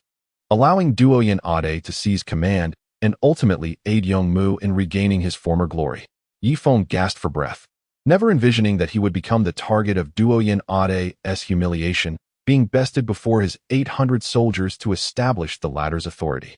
Now, I will first cripple your hands and feet, forcing your men to exchange you for divine crossbows. No, I believe you call them heavy machine guns. Duoyen Ade approached Ye Feng slowly, a sinister grin upon his face, as Ye Feng swallowed hard. The prowess of Duoyen Ade is formidable, truly deserving of the title of a leader among the Duoyen people. I cannot falter here, otherwise, Tunger and his comrades will undoubtedly exchange me for 4 heavy machine guns, leading to my swift demise. Cursed be it. Ye Feng suddenly leaped 10 meters high, soaring over a nearby heavily armored cavalryman. With a resounding crash, he struck down a rider, seizing the horse and galloping upstream without hesitation. A bolt from a crossbow whizzed past his head. Ye Feng quickly lowered himself, pressing tightly against the horse's back, and fled upstream. The sound of galloping approached as a rider brandished a chain hammer, swinging it fiercely at Ye Feng. The impact caused blood scales to erupt on Ye Feng's cheek, fortifying him against the hammer's force. Despite this, he was momentarily dazed, nearly losing consciousness. He never anticipated the tremendous power of a chain hammer. In a swift moment, Ye Feng and his steed vanished into the thick white mist. Duoyen Ade pushed through the crowd, his eyes filled with frustration as he scanned the horizon. Where is he? Where? You worthless fools. With a casual swipe of his blade, he felled another rider. At that moment, Yongmu's steed emerged from the mist. Did you not capture Ye Feng? He inquired. Duoyen Ade, startled, knelt before him, exclaiming, Khan. Whenever Ye Feng is attacked, he manifests blood-red scales that render our strikes ineffective. Enough. Retreat to Stone City swiftly. We must not attract Ye Feng's army, Yongmu commanded. Mounting his horse once more, Ye Feng raced through the white fog, the sound of hooves echoing across the vast grassland. He touched his chest, where a crossbow bolt had struck, leaving a dent that had injured his insides. With a cough, he spat out blood, glancing back.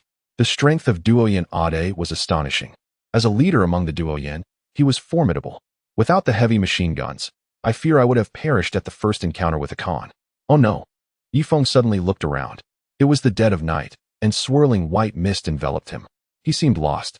The network of Wolf Creek ran through the area, and even if he followed the stream's edge upstream, he risked losing his way. How he wished for a compass. Deciding to dismount, he led his horse across the grassland. A howl pierced the night. In the past, he had often heard wolf howls in the barracks, paying them little mind due to the presence of his troops. Yet now, alone and lost in the fog, the sound felt particularly eerie. Ah, noble steed, if you know the way, guide me back to my camp, and I shall be forever grateful. Ye Feng patted the horse's head and remounted. However, after a few steps, he dismounted again. This horse was seized from the Duoyen. It might lead him straight to Yongmu. The mist thickened, and with Ye Feng's vision, he could discern only 5 or 6 meters ahead. As the temperature continued to drop, it swiftly plummeted to a chilling 20 degrees below zero. With a sudden gasp, Ye Feng spat out a mouthful of blood once more. The formidable crossbows of the Duoyen people inflicted severe internal injuries upon him, despite the protection of his blood scales. It could be said that Ye Feng's current prowess was reduced to merely 10 to 20% of his usual strength. Let us proceed, he urged, guiding his horse upstream along the direction of the flowing water. As long as he ventured upstream, he would avoid being captured within the confines of Stone City.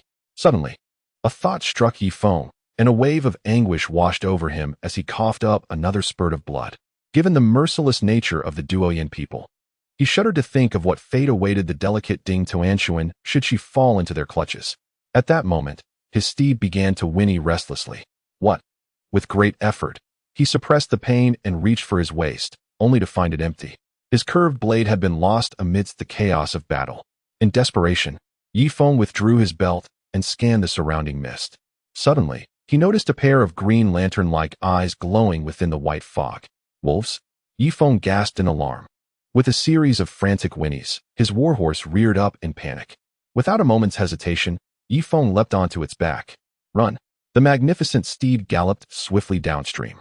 From the mist behind them, a pack of prairie wolves emerged, moving in silent coordination like a squad of elite soldiers, trailing closely behind the horse. Four enormous wolves flanked the steed, causing it to panic, while others pursued from the rear, creating a sense of overwhelming pressure. Indeed, under the terrifying weight of this pressure, the warhorse stumbled over a stone. With a cry, Ye Feng was thrown forward several meters, tumbling across the ground. The horse fared even worse. Its front legs shattered upon impact, struggling desperately to rise while thrashing its limbs on the ground. Yet, the wolf pack would not grant it mercy. Like seasoned warriors, they became ferocious at the moment of slaughter. As Ye Feng staggered to his feet, he heard the anguished cries of his horse, mingled with the sounds of wild beasts feasting and the sickening crunch of bones being crushed. Damn it! At such a grievous moment, to encounter a pack of wolves was truly a stroke of misfortune. Clutching his chest, he hurriedly moved in a certain direction, with a series of soft footsteps behind him. It was evident that the wolves had resumed their pursuit. The number of wolves was considerable, and one horse could hardly satisfy their hunger. Given the recent battles across the prairie, the wolves had developed a taste for human flesh and had now locked onto Ye Feng as their target. He could not fathom how the wolf pack navigated through the dense fog, but he understood that if he could not return to the military camp, he would likely become nothing more than a pile of wolf droppings by dawn. How could he forget this? Ye Feng reached to his waist and retrieved an advanced fire starter. He carefully removed the cap, revealing charred wood beneath, topped with cotton soaked in tung oil. A gentle breath towards the charcoal ignited the cotton, producing a flickering flame. However, in the next instant, a chilling wind swept through, causing the flame to flicker precariously. Please don't extinguish. Ye Feng hastily cupped his hands around the flame, his eyes scanning for any dry twigs that could catch fire. Suddenly, a wolf's howl pierced the air. Sensing something amiss behind him, Ye Feng quickly ducked. A massive wolf soared over his head, swiftly followed by a second and third. Die! Ye Feng hurled the fire starter aside and swung his fists with all his might. Thud! 2 wolves were sent flying. Indeed, his display of power instilled a measure of caution among the pack, which encircled him once more, emitting low growls, as if preparing to pounce at any moment. They need not attack. Merely maintaining this formation would swiftly drain Ye Feng's energy through fear. He wrapped his belt around his fists and began to retreat slowly. Roar! A wolf descended from above, its sharp claws grazing Ye Feng's shoulder. A sharp pain surged as blood welled up again. Ye Feng felt his spirit and strength beginning to wane. As one wolf attacked, another giant wolf lunged forward. This was the opportunity Ye Feng had been waiting for. He swiftly countered, seizing the massive wolf's foreleg and, with a powerful swing, slammed it to the ground. Bang! A mournful howl escaped the wolf as blood poured from its mouth and nose, rendering it motionless. Within 30 seconds, the blood that flowed had frozen into ice. This won't do. Ye Feng quickly crouched down, his hands like steel claws, and tore open the wolf's belly. In the next moment, he activated his blood-sucking technique. In less than 5 seconds, the blood had completely frozen. Nevertheless, Ye Feng felt a slight resurgence of spirit and strength. In the chaos, he had been unable to use his blood-sucking technique due to the lack of time. The wolf pack began to whirl around him, yet none dared to attack. They resembled seasoned hunters, waiting for Ye Feng to weaken before delivering a fatal blow. Ye Feng realized he could not afford to prolong this standoff. He rolled on the ground and charged towards the foremost giant wolf. However, this wolf had learned its lesson, retreating just in time to evade Ye Feng's grasp. Damn it! Ye Feng pursued a few more meters, but the wolves retreated several steps, denying him any opportunity to close the distance. They were capable of assessing the situation, choosing between direct assault or gradual depletion of their opponent's strength. Clearly, they had opted for the latter tactic. Ye Feng had no time to waste. After all, he was on the prairie, where the wolves were well acquainted with the terrain and unaffected by the white mist. Should I flee? He sprinted forward a few more steps, only to hear the sound of footsteps behind him as the pack closed in once again. These wolves were unlike ordinary prairie wolves. They were enormous, and Ye Feng suspected they were a unique breed of this world. Don't waste time. If it's time to strike, then strike. Ye Feng pressed his hand against his chest once more. Without a fresh influx of vitality, he felt his internal wounds growing increasingly severe. If this continued, even the small pack of wolves would eventually wear him down to his demise. Thus, Ye Feng gradually retreated downstream, striving to keep his back against a tree or hillside. For wolves typically do not launch head-on attacks. They prefer to strike from behind. Suddenly, a low growl reverberated through the air, causing Ye Feng to narrow his eyes. He beheld a lion approaching his position, distinct from ordinary lions, possessing a mane of fiery red and eyes that shimmered like rubies. Its skin appeared cracked and uneven, resembling parched earth, hard as armor. Upon sighting the lion, the wolf pack hesitated momentarily, but soon parted to allow the lion to join the fray. What? Even the carnivores of the grassland have learned to coordinate their hunting? Ye Feng's heart sank. He had hoped the arrival of the lion might divert the wolf's attention. But instead, he felt an overwhelming urge to flee. I must run. Unable to contain himself any longer, he dashed in one direction. He had no idea how long he ran when suddenly his foot slipped, sending him tumbling downwards. Splash! Water erupted around him, and an icy chill pierced through him, nearly lifting him off the ground. He had fallen into the Wolf Creek, the rushing waters sweeping him downstream. A howl echoed from the riverbank as the wolf pack pursued him for a brief moment before halting. In the far northern reaches of the vast grassland lay a peninsula, where the frigid winds howled and towering waves, sometimes reaching dozens of meters high, threatened to engulf everything. This was the headquarters of Duoyen, the city of eternal life. The tumultuous sea below was known to them as the Sea of Fury. In a bay of the Sea of Fury, 20 colossal ships lay anchored, each vessel housing 800 oarsmen at the ready. With such formidable power, the great ships could navigate the tumultuous waters with ease. On one of these ships, Duoyen Hina, cloaked in a black mantle, had her exquisite visage mostly concealed by a hood, revealing only her prominent nose and somewhat pallid lips. Lowering her gaze, she glanced at the infant swaddled within her cloak before lifting her eyes once more. Duoyen Hina, in consideration of your ancestor, I shall only deal with Ye Feng's child and spare you. Will you not surrender the abomination? A tall figure loomed in the shadows above, an overwhelming aura of pressure descending upon her. Standing defiantly at the center of the deck, Duoyen Hina slowly shook her head. This is my first child, the great-great-grandson of my ancestor. Do you not fear divine retribution should you harm him? She stated coldly. The temple? The temple lies on the other side of the desert, 100,000 miles away from here. Besides, for years, the temple has never sent anyone to the grassland. Who knows if it even still exists? From the darkness, the tall figure finally stepped into the light, revealing a sharply defined face. Duoyen Hina could not help but take a step back, her already pale lips drained of color. After a brief pause, she slowly spoke. Even if the temple does not punish you, what about Ye Feng? I have heard that his army has triumphed thrice in battle, obliterating 3 division khans. It is only a matter of time before he reaches the headquarters of Duoyen. If you were to harm his child, do you truly believe he would let it go? Indeed, her words held some weight. The man squinted slightly, raising an eyebrow. This presented a minor dilemma. The reason Ye Feng roamed freely across the grasslands was that the Heavenly Khan had yet to intervene. Once he drives the sand beasts into the desert, do you think the insignificant Ye Feng would stand a chance against him? The man replied nonchalantly. Regardless, Ye Feng still poses a threat to you. My advice would be to eliminate him first before addressing my child. This would be far more prudent. What do you think? By the end, Duoyen Hina's voice trembled slightly. Very well, I shall temporarily spare her life. After Ye Feng is dealt with, I will allow the father and son to reunite in the afterlife. The tall man finally relented. As the grand elder of the Duoyen clan, he was known for his unwavering composure. He would not tolerate even the slightest oversight. Moreover, he had indeed heard of Ye Feng's formidable reputation, having defeated 3 division khans and slain Jiayan. Should Ye Feng ever reach the Duoyen headquarters, he would still possess Ye Feng's flesh and blood as leverage. Thank you, Grand Elder. I shall return to my quarters now. With that, Duoyen Hina cradled the infant in her arms and exited the deck. Ye Feng slowly opened his eyes, feeling a complete numbness throughout his body. With only his head and eyes able to move, he struggled to turn his head, realizing he had been swept onto a riverbank. At that moment, a melodious laughter echoed from across the riverbank. Giggle, the Heavenly Khan's birthday celebration is approaching. Princess Lure, what gift do you plan to present to your father? Ye Feng narrowed his eyes. Two girls adorned in white fox fur skirts approached.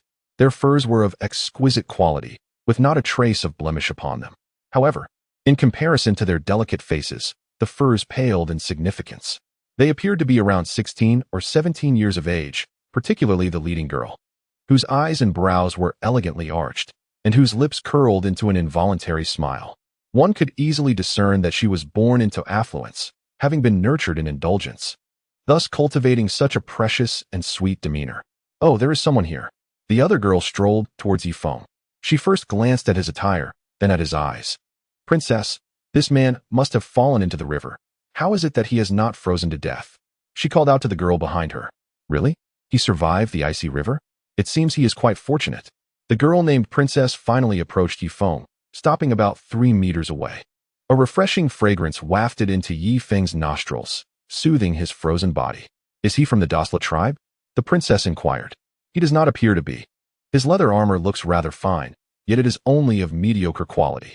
Only the Khan's subordinates wear such superior leather armor. The young girl, possessing some discernment, extended a slender finger and poked at Ye Feng's chest. Perhaps she was a subordinate of one of my uncles. Ada and Aer. Come forth and carry this individual back. The girl with crescent-shaped eyes called out to those behind her, her voice exceedingly delicate, clearly accustomed to giving orders. Chapter 493. Clear the cleanest bed in your tribe. Ye Feng rolled his eyes and glanced towards the hillside. 2 towering men approached, their large hands and feet, expressionless faces, and pale, beardless features instantly caught his attention. Ye Feng's expression shifted slightly. Even from several meters away, he could feel the oppressive aura emanating from the two. Could it be? The pressure they exuded was akin to that of Fan Dimeng? Contemplating this, Ye Feng turned his gaze back to the girl with the crescent-shaped eyes.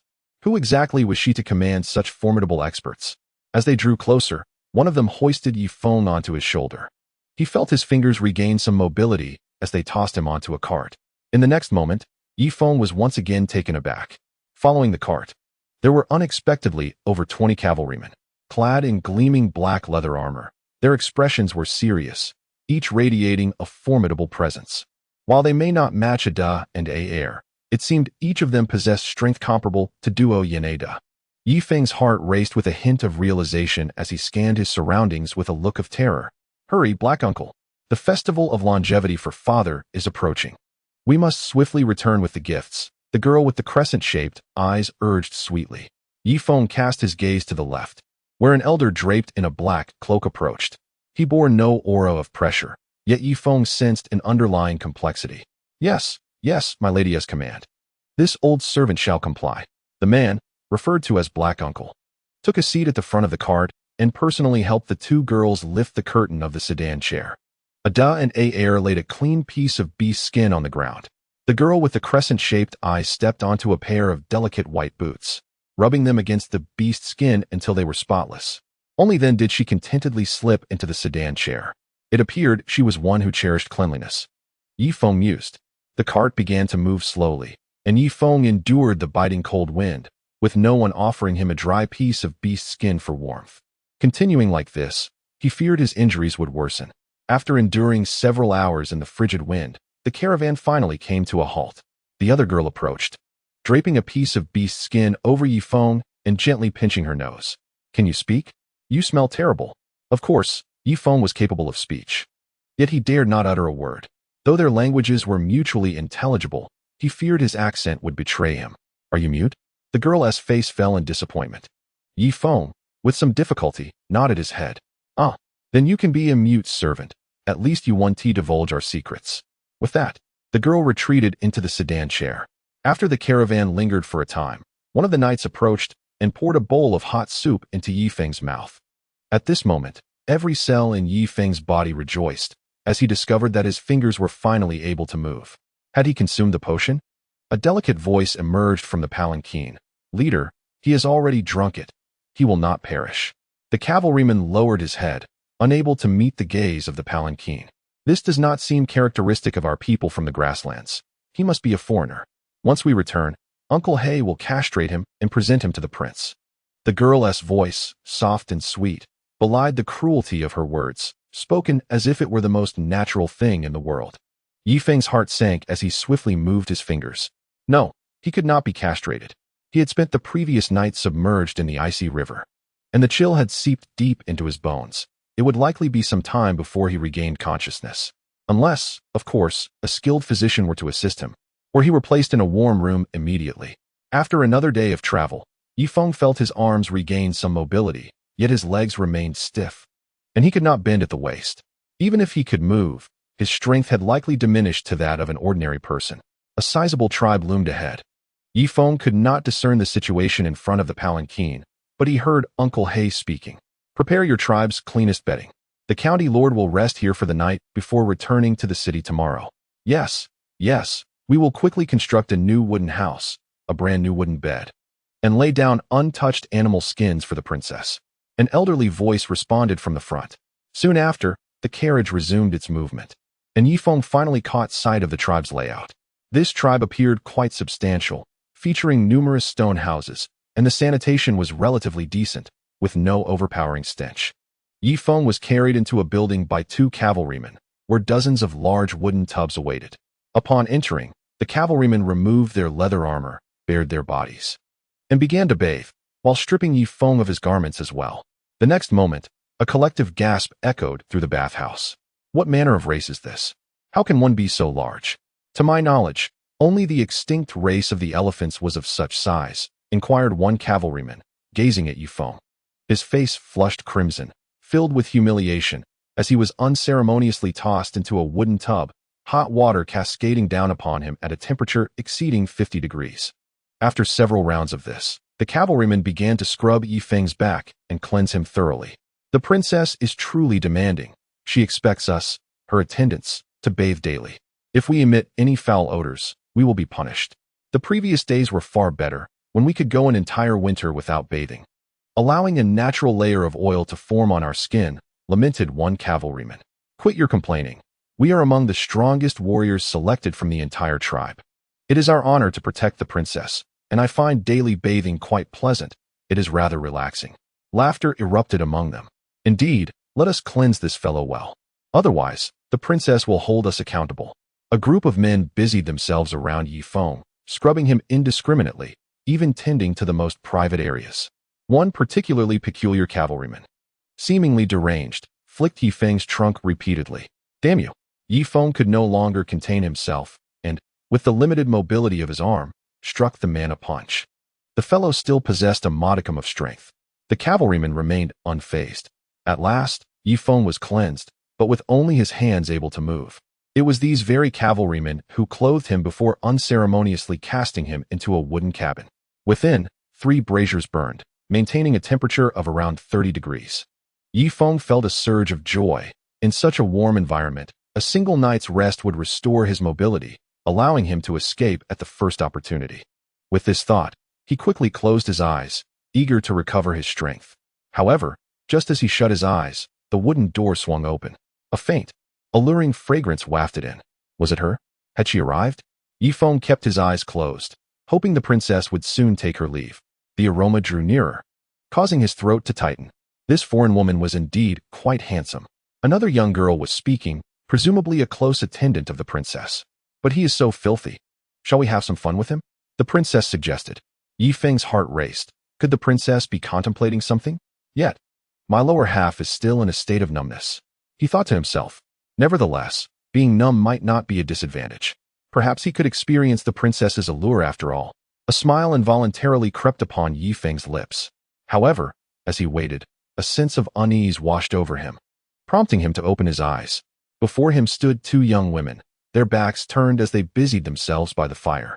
All right, it's heated, the princess announced, suddenly producing a branding iron, shaped like a spear piercing a red sun. What are you 2 planning to do? Ye Feng exclaimed in shock. Foreigner, do not hesitate to thank the princess. If you bear this totem upon your face and undergo castration, you shall become her devoted servant, enjoying a lifetime of wealth and splendor like a heir and Uncle He, the attendant explained. No, I rely on my looks. Moreover, I cannot be castrated. Their loss is merely 2 tails, but mine would amount to a full pound of flesh. Ye Feng struggled desperately on the bed. Yet the next moment, the branding iron seared against his chest. A sharp cry escaped him as blood welled up. Even so, the acrid scent of burnt flesh filled the air, nearly causing him to faint from the pain. Indeed, he is quite handsome. It would be a shame to mar his face, the young woman remarked, blowing on the branding iron before tossing it aside. Then, she grasped a large pair of scissors, while with her other hand, she seized Ye Feng's trousers, yanking them down forcefully. Ah! The young woman gasped, covering her mouth. The princess turned away, her face flushed with embarrassment, as if it could bleed. What a pity. Such a shame, he must be castrated. The young woman lamented, brandishing the scissors near Ye Feng's trousers. Wait, my father's birthday is approaching. I do not wish for him to be presented as a gift while unconscious. Let us wait until after the celebration to proceed with the castration. The princess suddenly interjected. Very well, princess, the attendant replied, helping Ye Feng into his trousers once more. A drop of cold sweat trickled down Ye Feng's forehead. Fortunately, once I recover, I shall undoubtedly abduct both of these women. Ah yes, abduct? Ye Feng's eyes glimmered with a sudden realization as he watched the 2 maidens depart. If I am not mistaken, this princess must indeed be the daughter of the Heavenly Khan. To exchange the daughter of the Heavenly Khan for Duo Yin He Na and my own child. And yes, to also retrieve Ding Tuanchuan.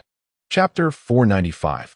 This strategy is futile. Ye Feng, his face cast with worry, closed his eyes and gradually drifted into slumber. In the western encampment at Stone City, Meng Tuo and Yong Mu stood atop the city walls, observing Ye Feng's vast army. The remaining warships from Wolf Creek had already been completely annihilated by Tung Guer's naval forces. Beneath the city walls lay a mound of corpses, with 9/10 being of the Duo Yin people and only 1/10 belonging to the Hard Army. Yong Mu, where have you taken our brother Feng? Hand him over immediately, or we shall launch an assault. Hart bellowed towards the walls. Moments earlier, they had tested a few shots with a catapult, but they failed to breach the walls of Stone City. Yong Mu, it is your reckless actions that have led us here. That girl named Ding Tuanchuan should be released. Otherwise, I fear their army will not retreat, Meng Tuo declared with an expression of fury. Brother, you are far too timid. Stone City spans dozens of hectares, filled with an abundance of provisions. How long can Ye Feng's army sustain a siege? Their supplies cannot last longer than ours. Moreover, the Heavenly Khan should soon be directing the sand beasts to the heart of the desert. Once he is free, he will come to deal with Ye Feng's remnants. They cannot hold out, Yong Mu countered. Alas, at this stage, we have no choice but to proceed thus. However, do not touch Ding Tuanchuan just yet. She seems to hold significant status with Ye Feng. Hart and his men are clearly hesitant to bombard our gates with heavy machine guns due to her presence. Furthermore, in the recent skirmish, I have lost several thousand troops, leaving us with only 2,000, Meng Tuo lamented. Is that so? Yong Mu hesitated for a moment. Nonetheless, you have accomplished a considerable feat this time. If Ye Feng is slain, their naval and land forces will no longer cooperate as they once did. Without Ye Feng, the leaders among them will likely vie for control, lacking a unified command. Meng Tuo gestured towards Ye Feng's encampment. Indeed, Tung Guer considered herself a citizen of Hot Spring Island and paid no heed to the directives of General Hart. Had Tuba still been alive, he might have been able to manage these 2 factions. However, now, their naval and land forces were operating independently, each disregarding the other. General Hart, the prolonged siege of Stone City will inevitably invite the Heavenly Khan's army. Therefore, I propose we use catapults to hurl the corpses into the city, inducing a plague. In just half a month's time, Stone City will become a hellish realm. God Mountain stepped forward to offer his counsel to Hart. Your method may have been effective in the past, but given the current low temperatures, I fear the bodies may not decompose for years. This tactic is utterly futile. Hart shook his head in disapproval. Then what shall we do? The Stone City stands as the second most formidable fortress after the Eternal Life City, constructed entirely from colossal stones, impervious to our catapults. Even the towering peaks of God Mountain prove ineffective. At this moment, Yong Mu's voice boomed from atop the walls, his fear of death evident as he cowered behind a thick shield. I currently possess 1 million hot spring coins and wish to purchase all your warhorses, he proclaimed, his voice echoing in the distance. By what? Harter nearly erupted with laughter, his anger bubbling beneath the surface. If you refuse to sell to me, it will signify that hot spring coins lack credibility, rendering them worthless henceforth. Yongmu's voice carried once more. Harder's expression darkened. He was acutely aware of the time and effort Ye Feng had invested in promoting the hot spring coins. If they were to fail under his watch, he would be condemned throughout history. At that moment, Teng emerged from his canoe, standing shoulder to shoulder with Harder. We do not possess enough warhorses to sell you, so abandon your dreams. You may purchase some trivial items instead. Tenger's voice resounded. Very well, sell us the heavy machine guns, Yongmu shouted back. He understood that the entire value of the hot spring coins relied on trust. Tarnishing Ye Feng's credibility would deliver a fatal blow. Tenger squinted, contemplating the situation. Each heavy machine gun was valued at 500,000 hot spring coins, and with 1 million coins in hand, it would imply that they could afford two. Yet, if they refused to sell, the soldiers in the barracks might deem Ye Feng's hot spring coins worthless, reverting to a barter system.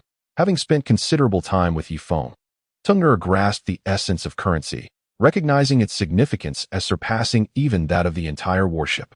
After all, ships and cannons would inevitably succumb to decay over time, while currency could perpetually harvest the world's wealth. Resources such as food, ginkgo nuts, and crystal pills would amass, ensuring a continuous flow of formidable warriors on Ye Feng's hot spring island. Even in a future devoid of firearms, dominance could still be achieved. All right, I concede. 500,000 hot spring coins for each, and with your million, you can acquire two. Tenger finally relented. Are you out of your mind? Harder gasped, gripping Tenger's collar tightly. Get off me. Tenger struggled fiercely, his naval guards drawing their blades in response. Assessing the situation, Harder ultimately released his grip. On the city walls, Yongmu and Mengtu exchanged glances, both reflecting uncertainty in each other's eyes. Had Ye Feng's men truly lost their wits? Would they genuinely sell their most prized possessions? Let us see, Mengtu remarked. All right, listen up. I want you to escort 2 heavy machine guns to the foot of the city wall, Yongmu commanded loudly. Understood, esteemed client. I will arrange it immediately. Shortly thereafter, 10 cavalrymen transported 2 horse-drawn carts to the city gates. The handover proceeded seamlessly. They received 1 million hot spring coins in return for the 2 heavy machine guns, and they even kindly instructed them on how to operate the machines. Before long, the 2 heavy machine guns were positioned atop the city walls. Dream to gently caress the oddly shaped contraption, his mouth agape in astonishment. Let me give it a try. Yongmu loaded a bullet into the heavy machine gun, which had come with 2 extra bullets as a bonus from Tenger when they purchased it. Bang! The bullet shattered an iron shield into countless fragments, sending shards flying perilously close to Yongmu. Don't hold the shield so close. Pull it back a bit. I wish to test this shot, Dream 2 exclaimed, his excitement palpable as he inserted the final bullet into the machine gun. Boom. Another iron shield was obliterated. Dream 2 set down the gun and approached the remnants of the shield, retrieving a tungsten steel bullet. What material is this? It is astonishingly hard. It can shatter iron into pieces? No wonder we were no match. Dream 2's eyes widened in disbelief. Ha ha ha. Brother, Ye Feng has a total of 4 machine guns. And now we possess 2. Our strength has become equal to theirs, Yongmu remarked as he stepped closer. Chapter 496. She is my captive indeed.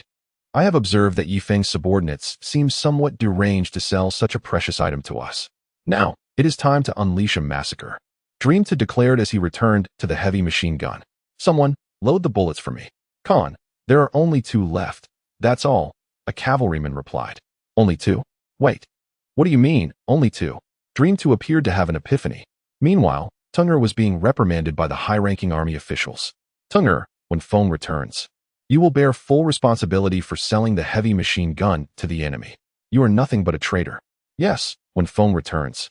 We shall see how you explain yourself, another added. At this moment, Hart stood up. Tenger, with Feng currently missing, I shall write to Vice Commander Wang to relieve you of your position as naval commander. With that, Hart picked up a quill. However, Tenger remained unfazed. A serene expression on his face, as if everything was as anticipated.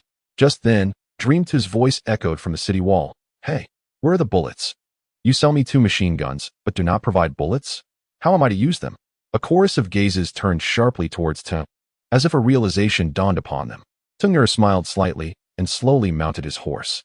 Apologies, but 1 heavy machine gun costs 500,000 Wenquan coins, making it 1 million for 2.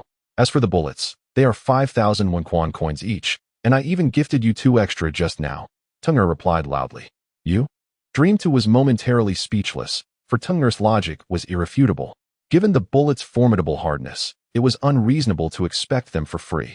Very well, I shall purchase 10,000 bullets. Dream 2 declared. That is acceptable, but you must prepare the funds first. I require payment before delivery. I will send someone to collect the payment now, Teng'er responded. Dream 2's lips quivered as he retrieved the last 10,000 Wenquan coins from his pocket. He had reviewed the price list and confirmed that the bullets indeed cost 5,000 each. Was he to understand that his 10,000 Wenquan coins could only procure 2 bullets? Wait, I can offer other goods in exchange for bullets, such as my cattle and sheep, food, ironware, curved blades, or even this beast hide I possess. How many items would you require to exchange for 10,000 bullets? Dream 2 inquired. I apologize, but we only accept hot spring coins and do not engage in barter. Teng'er smirked, having achieved a significant feat. He had not only preserved the credibility of the hot spring coins, but had also sold 2 heavy machine guns, devoid of ammunition, to the enemy. The soldiers below breathed a collective sigh of relief, clutching their coin pouches tightly. In that moment, they resolved to accumulate wealth, aspiring to one day afford heavy machine guns for hunting beasts in the exotic beast forest. Teng'er observed the expressions of his companions, feeling a swell of pride within. The collapse of trust often occurs in an instant, and his ploy was indeed astute. It seemed that after spending considerable time with Feng, his own intellect had sharpened. I possess only 10,000 hot spring coins. Does that not equate to merely 2 bullets? What use do I have for these guns? Mengtu fumed. That is not my concern. My inquiry is simple. Do you wish to purchase 2 bullets? Teng'er asked. Me? Very well. I shall buy them. Shortly thereafter, the 2 parties completed their exchange, with the cavalry retrieving Mengtu's last pouch of coins and, in return, providing him with 2 bullets. On the city wall, Mengtu caressed the 2 bullets, carefully placing them in his bosom. It was indeed a challenge to acquire them. These bullets must not be wasted, for they could very well save his life in a critical moment. Contemplating this, he gazed once more at the heavy machine guns, already envisioning a scenario where he possessed millions of bullets. With such an arsenal, he could dominate the vast grasslands, first assaulting Ye Feng's stronghold, compelling him to kneel and plead for mercy. Then, he would march northward to assist the Heavenly Khan in eradicating the sand beasts. Upon his triumphant return, the Heavenly Khan would personally lead everyone to welcome his grand army in Chongqing City. Chuckling at the thought, Mengtu could not restrain his laughter. Brother, what is so amusing? It is merely 2 bullets. We have suffered a great loss, Yomu retorted, visibly irked. Mengtu wiped the drool from the corner of his mouth and cast a cold glare at Yomu. Do you dare to reprimand me? Were it not for you, would my stone city have been besieged? If it were not for our familial ties, I would have. Mengtu did not finish his thought, as they were all descendants of the same ancestor. Teng'er, my brother, do you possess any means to exchange for hot spring coins? Mengtu inquired loudly. Let us proceed this way. After discussions among our higher-ups, I will propose certain items that can be purchased with hot spring coins, Teng'er announced. Excellent. Please list the items, whether they be weapons, fine steeds, or women. Anything I possess can be sold to you. Mengtu rejoiced, having awaited this very statement. His affection for heavy machine guns was profound. As long as he could activate one, he would become the foremost figure beneath the Heavenly Khan. Half an hour later, Teng'er approached holding a piece of animal hide. I shall now provide you with the pricing. Ding Tuanshuan, valued at 100,000 hot spring coins, which is equivalent to 20 bullets. However, there is a prerequisite. She must be flawless and unblemished. Teng'er's true intentions began to unravel. Do not be deceived by him. Ding Tuanshuan is of utmost importance and must never be sold. Moreover, she is my captive, and if she is to be sold, it shall be by my own hand. Yomu hastily declared. Meng Tuo's expression darkened as he shot a glare at Yomu. Below, the voice of Teng'er resounded once more. War criminal Yomu is valued at 30,000 hot spring coins, which amounts to 6 rounds of ammunition. War criminal Duoyen Ade is valued at 40,000 hot spring coins, equivalent to 8 rounds of ammunition. War criminal Yomu's 4 sons can each be exchanged for 10,000 hot spring coins. Teng'er finally concluded the pricing. Yomu exchanged glances with his 4 sons, his face clouded with anger. However, Meng Tuo began to ponder, his expression shifting between light and shadow. Ha ha. You truly possess a sense of humor. I am Yongmu Khan. Do you truly believe my brother would sell me? Yongmu laughed heartily, masking his rising panic. Chapter 497. Do not air this matter is beyond my concern. He need not sell, but my offer stands. After Ting'er finished speaking, he retreated behind the shield. Ha ha ha, Ting. I must confess I underestimated you. This tactic is indeed brilliant. Halted embraced Ting'er enthusiastically. Do not hold so tightly.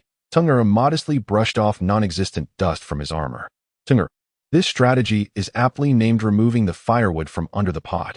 Indeed, I commend you. Kelsa gave a thumbs up in admiration. Impressive, impressive, Madhav nodded slightly, looking at Ting'er with newfound respect. On the city wall, Meng Tuo paced back and forth. Brother, what occupies your thoughts?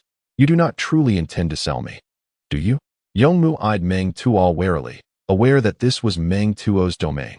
His 300 heavy cavalry and 800 horsemen had dwindled to just over 200, most of whom had sustained injuries from the previous day's battle.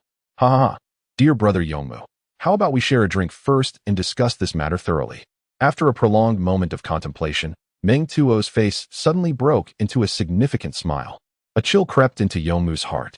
He had played with Meng Tuo in their youth, and knew that a smile from him could herald unpredictable fates. Very well, but you shall drink first. Yongmu feared that Meng Tuo might poison him. All right then, I shall drink first. After finishing his drink, Meng Tuo slowly said, Of course, I would not sell you. However, your subordinate Duoyen Ade is not related to you by blood, and he is worth 40,000 hot spring coins. We could procure 8 rounds of ammunition, which could be employed for execution operations, such as the long-range assassination of enemy commanders. You intend to sell Ade? Yongmu hesitated. Though a rogue, he was astute enough to recognize loyalty. Duoyen Ade had been steadfastly loyal to him and possessed remarkable capabilities. Duoyen Ade, standing nearby, felt a jolt of alarm.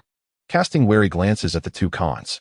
Rest assured, Duoyen Ade may not meet his demise. Perhaps he will be imprisoned. Once we acquire the ammunition, we can rescue him. Would you not agree? Meng Tuo smiled. This. Yongmu furrowed his brow. Khan, please do not. I personally drove Ye Feng to the brink. If I am sold, I shall surely perish. Duoyen Ade, frightened, fell to his knees. He showed no signs of mercy, and as soon as he sought it, Yongmu found the perfect excuse. How audacious. You are the centurion I have meticulously nurtured. I command you to live when I desire, and to perish at my whim. Now is the moment for your utmost loyalty. Bring him here, bind him. With a commanding wave of his hand, Yongmu ordered.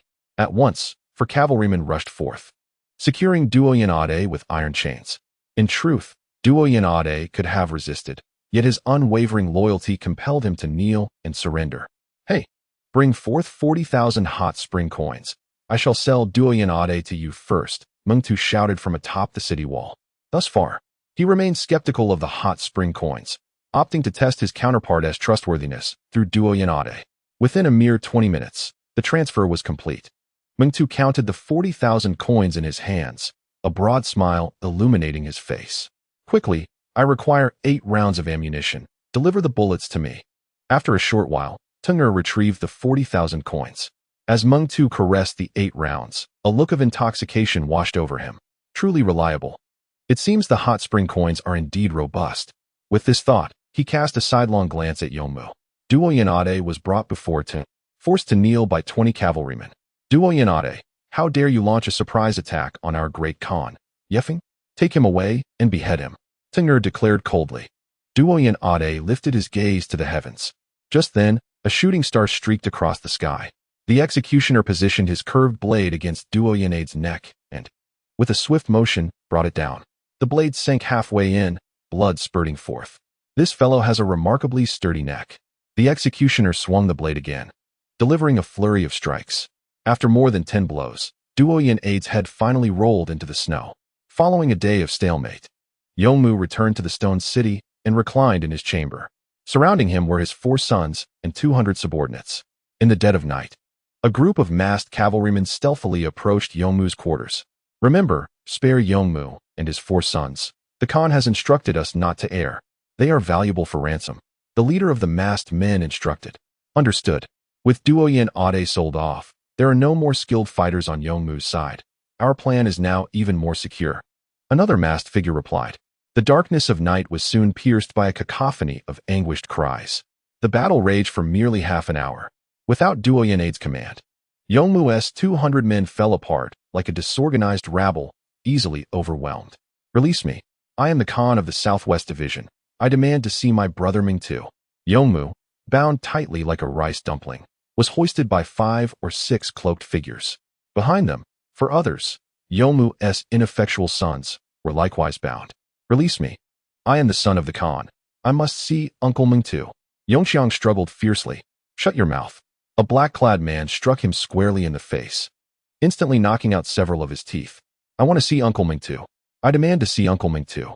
You wretched dogs, release me. His brothers continued to writhe in their bindings. The group of men in black had long harbored discontent toward Yongmu's 4 sons. Despite residing in a foreign land, they continued to wield their status to intimidate others. Consequently, with a silent understanding among themselves, they dragged the 5 of them into a dimly lit room. After a series of resounding blows, they hoisted the 5 back towards the city wall. Yongmu had one eye brutally blinded, and his trousers were mercilessly kicked multiple times, rendering him severely incapacitated. His 4 sons fared even worse, having soiled themselves from the beating, blood oozing from their mouths and urine staining their garments. Chapter 498, A Spectacular Scene. I wish to see Prince Mingtu. I wish to see Prince Mingtu, Yongmu muttered softly, as if the prince were his last thread of hope. At last, the 5 were brought to the frigid heights of the city wall, where a tall figure stood with hands clasped behind his back, gazing down at the ground below. Prince. Though Yongmu had anticipated this moment, he could not help but widen his solitary eye in astonishment upon witnessing it. Mingtu, not inclined to turn his head, waved his sleeve dismissively. Immediately, one of his subordinates shouted to those below, We have brought Yongmu and his 4 sons. Prepare the hot spring coins for exchange. Before long, a pathway opened within Ye Feng's army, and 10 cavalrymen approached the city gate. The 5 were sequentially lowered by ropes. What happened to them? The leading cavalryman inquired. Apologies, but at least they are alive, Mingtu's voice echoed from the wall. Very well, let me calculate the debt. Yongmu owes 30,000 hot spring coins, and his 4 sons owe 40,000, totaling 70,000. Here are 70 notes, which I shall attach to the rope. The cavalryman spoke with remarkable courtesy. The rope was hoisted up, and Mingtu rushed to grasp the money tightly in his hands. 70,000. That would procure 14 rounds of ammunition. This method of exchange was overly cumbersome. He resolved to accumulate a larger sum before trading for more ammunition at once. With that thought, Mingtu wrapped the 70,000 hot spring coins in animal hide, cradling it carefully in his bosom, pressing his hand against his chest to ensure nothing had fallen. At that moment, he truly recognized the immense value of the hot spring coins. Quickly, drag these 5 rascals behind the horse. Thus, the 5 were tethered and dragged across the grass, stopping only after a kilometer. They bore various injuries, blood streaming from their wounds. Teng'er and his companions had been eagerly awaiting their arrival. Upon securing the 5, Gedshan rejoiced and rushed over to deliver a kick to Yongmu. My esteemed Khan Yongmu, do you remember me? Gedshan lifted Yongmu's chin, compelling him to meet his gaze. Who are you? Gedshan, you traitor. How could you ally yourself with Ye Feng after all I have done for you? Why do you betray me? Yongmu questioned with fury. Bah! Gedshan spat phlegm onto Yongmu's face. You miserable wretch. I have suffered greatly at your hands over the years, and you dare speak of kindness? Enraged, Gedshan unleashed a flurry of punches and kicks upon Yongmu. Not only he, but all of Yongmu's former chieftains surged forth, pummeling the 5 until they were utterly incapacitated. Very well, just a couple more punches, and it shall be time to execute these 5 rascals. Teng'er waved his hand. Vice Khan, may we handle their fate? For the past 2 decades, Yongmu has tormented our small tribes, even demanding my daughter be given to him as a plaything. You are fortunate. Only your daughter has suffered at Yongmu's hands. My daughter, my wife, and even my sister have all been subjected to his whims, and some were even gifted to his subordinates, ultimately leading to their demise. I share a similar plight. Upon hearing these grievances, Teng'er and Halter exchanged a glance. What shall we do? Teng'er inquired. You have been elected as Vice Khan. It is your decision to make. I am merely the Grand Commander of the army, Halter replied. Ever since Teng'er used the power of currency to eliminate Duoyunadag, they had reinstated a Vice Khan, a position that would be abolished upon Ye Feng's return. Very well. I entrust Yongmu and his 4 sons to you, Teng'er declared. No. Yongmu and his 4 sons gasped, writhing on the ground. A swift beheading would be preferable. If we fall into the hands of these miscreants, we shall surely endure torment unto death. Thank you, Vice Khan. Thank you, Vice Khan. Long live the Vice Khan. Long live the great Khan. A group of minor chieftains exclaimed, their eyes gleaming as they hoisted Yongmu and his sons into their ranks. That night, the air was filled with anguished cries echoing across the vast steppe. The pent-up resentment of 20 years would not allow Yongmu to die easily. Ye Feng sat in the carriage, his eyes widening gradually. Before him rose a colossal city. Particularly near the seaside stood a towering pyramid, reaching 200 meters into the heavens, with a flock of seagulls soaring freely above it. Below, an intricate network of stone houses sprawled out.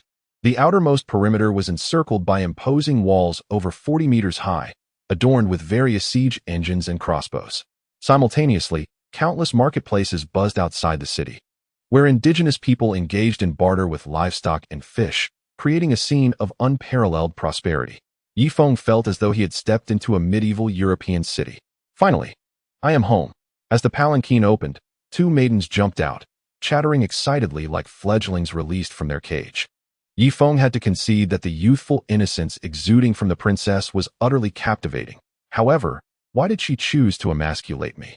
3 days prior, he had attempted to escape, only to find that he didn't even need a da or a heir's intervention, as a mere cavalryman captured him effortlessly, resulting in a brand on his back. The primary issue was that he had not fully recovered. Had he done so, he could have at least bested one of the knights. Hey, mute slave, if you can walk, dismount the carriage and follow us, one of the maidens commanded Ye Feng. His expression darkened as he complied, trailing behind the 2 girls. 20 cavalrymen followed closely behind, while Black Uncle led a da and a heir ahead. The towering city gates loomed in the distance, guarded by over 100 sentinels clad not in leather armor, but in thick iron mail that only shielded their vital chests and necks. The helmet is equipped with a nose guard, designed to protect the most vulnerable areas. My lady, a figure resembling a squad leader hurriedly knelt upon sighting the young maiden. 100 guards followed suit, creating a rather magnificent spectacle. The crossbowmen atop the city walls also placed their hands over their hearts, performing a gesture of reverence. At that moment, a tremendous roar echoed, rendering the ears of those present numb. Chapter 499. A fragrance surrounds him. A beast? Ye Feng's expression shifted dramatically. How could there be a beast in such a bustling city? Quickly, let us head to the arena to see who has become the beast fighter today. After Princess Luer concluded her statement, she took the hand of her maid and proceeded toward a vast square in the distance.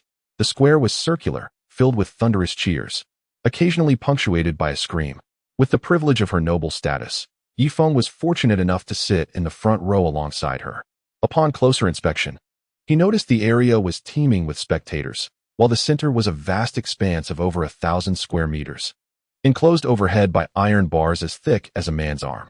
Ye Feng and his companions could only glimpse the battle unfolding within through the gaps in the cage. There, a gigantic bear, standing 5 meters tall, roamed the square, occasionally rising on its hind legs. The ground was already strewn with 5 or 6 lifeless bodies. Ye Feng's eyes widened as he scrutinized the massive creature, which bore several wounds, presumably inflicted by the corpses below. It desperately clawed at the iron bars, yearning for escape, yet would periodically rise to acknowledge the audience with a bow. This act, however, only elicited laughter from the crowd. Yet Ye Feng understood. The bear was exhausted and terrified. Just then, an iron gate swung open, and another beast fighter entered. With a blade that flashed like lightning, he unleashed a torrent of blade energy. The bear struggled momentarily before emitting a reluctant roar and collapsing lifelessly to the ground. The beast fighter swiftly gutted the bear, retrieving a crystal core and showcasing it to the surrounding spectators. Oh ho ho! Dream break, dream break, dream break. The audience chanted the fighter's name. Dream break placed the crystal core into a leather pouch and strode proudly out of the arena. How dull. These sand beasts are becoming increasingly feeble, utterly lacking in excitement.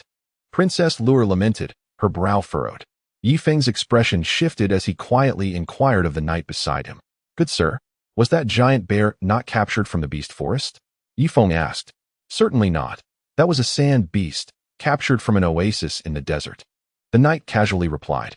Though Ye Feng had been a captive for some time, he had managed to converse with these knights. After all, they enjoyed a steady livelihood and tended to be more amiable compared to the ferocious vagabonds, willing to answer some basic inquiries. I had thought it was caught from the beast forest. Ye Feng nodded thoughtfully. You are referring to the opposite bank of the Black Tree River Basin. While the number of exotic beasts there is considerable, it pales in comparison to the vast expanse of the Green Sea Desert. That desert stretches endlessly, and with every few steps, one encounters an oasis. Some oases are modest, perhaps only harboring a solitary sand beast, while others are vast, even larger than our great grasslands. Our esteemed Heavenly Khan is currently engaged in a struggle against the sand beasts in the largest of these oases. It is imperative to control their numbers. Should the sand beasts proliferate excessively, food shortages will ensue, prompting them to encroach upon the great grasslands. The cavalryman patiently elucidated. Ye Feng nodded, realizing why he had suffered defeats at the hands of 3 subordinate Khans, yet the Heavenly Khan had not sought to annihilate him. It appeared he was simply too preoccupied. Wasn't it said that the Heavenly Khan's longevity festival was approaching? Why had he not yet returned? Ye Feng inquired further. As for that, I am not entirely certain. He is likely to return on the day of the festival. The Heavenly Khan has 41 sons and 75 daughters, among whom our beloved Princess Lure is the most favored.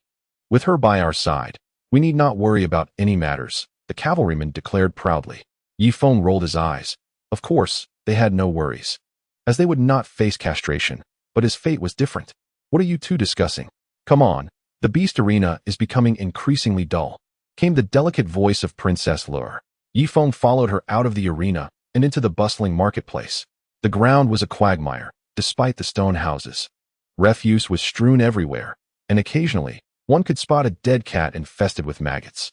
Princess Lure's boots quickly became soiled, and she glanced around before suddenly beckoning to Ye Feng with a finger. Crouch down and carry me back to the castle. With that, she pointed a jade-like finger upwards. Ye Feng looked up and realized the tower she referred to was likely the colossal pyramid. My princess, this individual has yet to be castrated. It may lead to misunderstandings and tarnish your reputation, the maid interjected. No matter, he is already nominally a slave and will inevitably face castration. I do not wish for a da or a heir to carry me. They are too foul, Princess Lure stated. Indeed, those who have been castrated often bear a distinct odor. Perhaps it would be better if I found a woman to carry you instead? The maid suggested. No, I want him to carry me. He possesses a refreshing scent. Princess Lure had matured, and she found herself enchanted by the masculine aroma that emanated from Ye Feng. Ye Feng had no choice but to comply, squatting down so that her lithe form could mount his back. The city was not level, some areas featured steps, and as they ascended, the ground became cleaner, indicating that they were leaving the slums behind. After walking approximately 5 kilometers, the ground was laid with stone slabs, free from debris. At the same time, individuals clad in luxurious furs roamed this area. Upon seeing Princess Lure, the men performed a gesture of respect, placing their palms over their hearts and bowing slightly, while the women executed a knee-bending salute, their upper bodies remaining upright, arms outstretched, and knees slightly bent, appearing both graceful and dignified. After walking for a while, Ye Feng departed from the affluent district and arrived before a towering city wall. This formidable barrier securely protected the pyramids, with soldiers clad in gleaming armor stationed atop. Upon recognizing Princess Lure, the soldiers promptly opened the city gates, kneeling reverently on the ground. As for others wishing to enter, they faced stringent scrutiny. Not even a fly could pass through unchallenged. Upon entering the walls, Ye Feng's eyes widened in astonishment. Compared to the impoverished district, this place was nothing short of paradise. A myriad of vibrant flowers and lush greenery adorned the landscape. The ground was paved with solid stone slabs. Though somewhat rough, they were at least intact. Beautiful women graced the area, dressed not in animal hides, but in delicate gauze, subtly revealing the splendor beneath. The 20 cavalrymen at the gate were halted by the guards, denied entry. Only Ye Feng, a heir, and Uncle He were deemed worthy of entering the sanctuary. Why are those cavalrymen barred from entry? Ye Feng could not help but whisper. They are men, and thus cannot enter. We are different. Oh, by the way, after the longevity festival, you two shall be castrated, Ada replied with a stoic expression. Ye Feng pondered. So, this pyramid is akin to an ancient royal palace, where only a single man resides amidst a court of eunuchs and maidens. Those women in gauze must serve a similar role to palace attendants. Wait, Ada, why does it feel significantly warmer within these walls, maintaining at least 20 degrees? Ye Feng suddenly realized, feeling a warmth that compelled him to shed his animal skins. The base of the pyramid houses a colossal furnace. In times of calamity, it provides heat to the entire structure. Now that disaster has struck, the furnace has ignited, Ada explained. Ye Feng quickly touched the stone slabs beneath his feet, confirming their warmth. Such a magnificent pyramid must possess an immense furnace to heat it entirely. Do not speak further, and remember, we must not gaze directly at the faces of the ladies here, lest we lose our eyes, Ada cautioned. Ye Feng reflected. It seems this place pales in comparison to my hot spring island, where everyone is treated equally. Here, however, the hierarchy is strict. At that moment, a procession of women approached, the foremost of whom was not garbed in gauze. Her noble demeanor indicated she was no mere maid. Ye Feng noticed Princess Lu Er's expression darken upon seeing her. 70 sister, you have finally deigned to return. What gifts have you brought for Father's longevity celebration? The woman inquired, her gaze warm yet tinged with jealousy. I have brought many treasures, including the blue-eyed stone from Dorsla, as well as a unique or found in magma. And you, 21st sister? What gifts have you found? Princess Lu Er replied with a forced smile. My gift is truly remarkable. The high priest has procured for me a vial of holy water, the woman declared. The woman, upon finishing her words, suddenly extracted a small blue vial from her bosom. Ye Feng's eyes widened in disbelief. Holy water? Could it truly be holy water? Was it not something that could only be found within the sacred temple? Princess Lu wore an expression of skepticism. Of course, it was not the genuine holy water. While it could not resurrect the dead, consuming it would bestow eternal youth. After speaking, the woman carefully tucked the vial back into her garment. Ye Feng let out a despondent sigh. After all this time, he could not even procure authentic holy water in the city of longevity. The temple? Yes, a pilgrimage to the temple was imperative. I had thought you had found the holy water, but it turns out to be a mere imitation. There are countless alternatives for maintaining youth that I am aware of, such as azure crystal powder, exotic beast elixirs, golden scale fruits, blood scale fruits, too many to count. Lu could not help but pout, displaying her disdain. You? The woman could no longer conceal her jealousy. Is holy water so easily obtained? With the longevity festival still some time away, if you possess the ability, why not venture to the desert temple and procure the holy water yourself? With that, the woman, accompanied by her servants, stormed off in a huff. Who says I cannot acquire holy water? Humph. I shall visit my mother first, and in a few days, I will set off for the depths of the desert. Lu declared, striding forward confidently. Ye Feng, however, felt a stir of hope. If Princess Lu were to journey into the heart of the desert, might she take him along? Then, he could retrieve the holy water to save Tuber. In that instant, Ye Feng felt that all his suffering had been worthwhile. After navigating several turns, Princess Lu arrived at a courtyard, not yet within the pyramid's inner sanctum, but rather in the surrounding structures. The interior was reasonably arranged, yet the persistent stench of excrement lingered.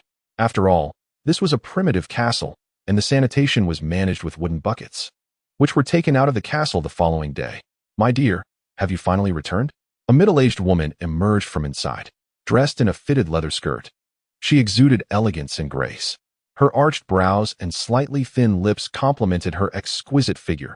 Even from a distance, Ye Feng could sense her femininity. He had encountered the esteemed consort Jinyu. Black Uncle and the others promptly bowed, while Ye Feng remained still. Yet, after a brief moment of hesitation, he too bent at the waist. Jinyu did not notice Ye Feng, for those who entered the castle were all eunuchs, and she seldom paid them any heed. Mother! Lu exclaimed, rushing into the arms of her mother. The two conversed for a while, before Lu suddenly addressed Black Uncle. Black Uncle, please ensure that Da and Air guard the entrance. Do not allow anyone to enter. Black Uncle hesitated for a moment, but ultimately complied. This left Ye Feng alone with the mother-daughter duo. Lu glanced at Ye Feng, a smirk playing at the corners of her mouth. Dumb servant, you shall stand here while my mother and I converse. Of course, my princess, Ye Feng replied with a nod. Once the two women had entered, he would not remain idle. Instead, he began to pace around the courtyard, soon making his way to the rear garden. Here lies a wooden stick, upon which various garments belonging to women are hung out to dry. Ah, is that a brazier? Have the indigenous people also taken to wearing such an item? Ye Feng reached out, and touched the object draped over the stick. Chapter 501 states that he should serve you. He then glanced to the side, where a soft silk scarf lay, its texture remarkably smooth to the touch. Could it be? Ye Feng's heart raced, and he quickly released the scarf, noticing a slight yellowish substance in its center, the nature of which remained a mystery. Inside the room, Lu Er first indulged in a moment of affection in Zhen Yu's embrace before playfully smiling. Mother, I have brought a man back for you. Father has so many women. It would take ages before it is your turn. I know how hard it is for you. So this time, I will superficially take him as a servant. But in truth, he has not been castrated. Lu Er chuckled. Upon hearing this, Zhen Yu's face flushed crimson. What nonsense. If word of this gets out, do you comprehend the consequences? Zhen Yu's heart tightened, and she could not help but glance toward the outside. Mother, spare me the pretense. I saw you with that stick in your room last month. Do you think I am still a child? Since you are suffering so, the man outside is quite well endowed. Far more so than that stick you use. At this point, Lu Er's voice dropped to a whisper. Zhen Yu's chest heaved violently.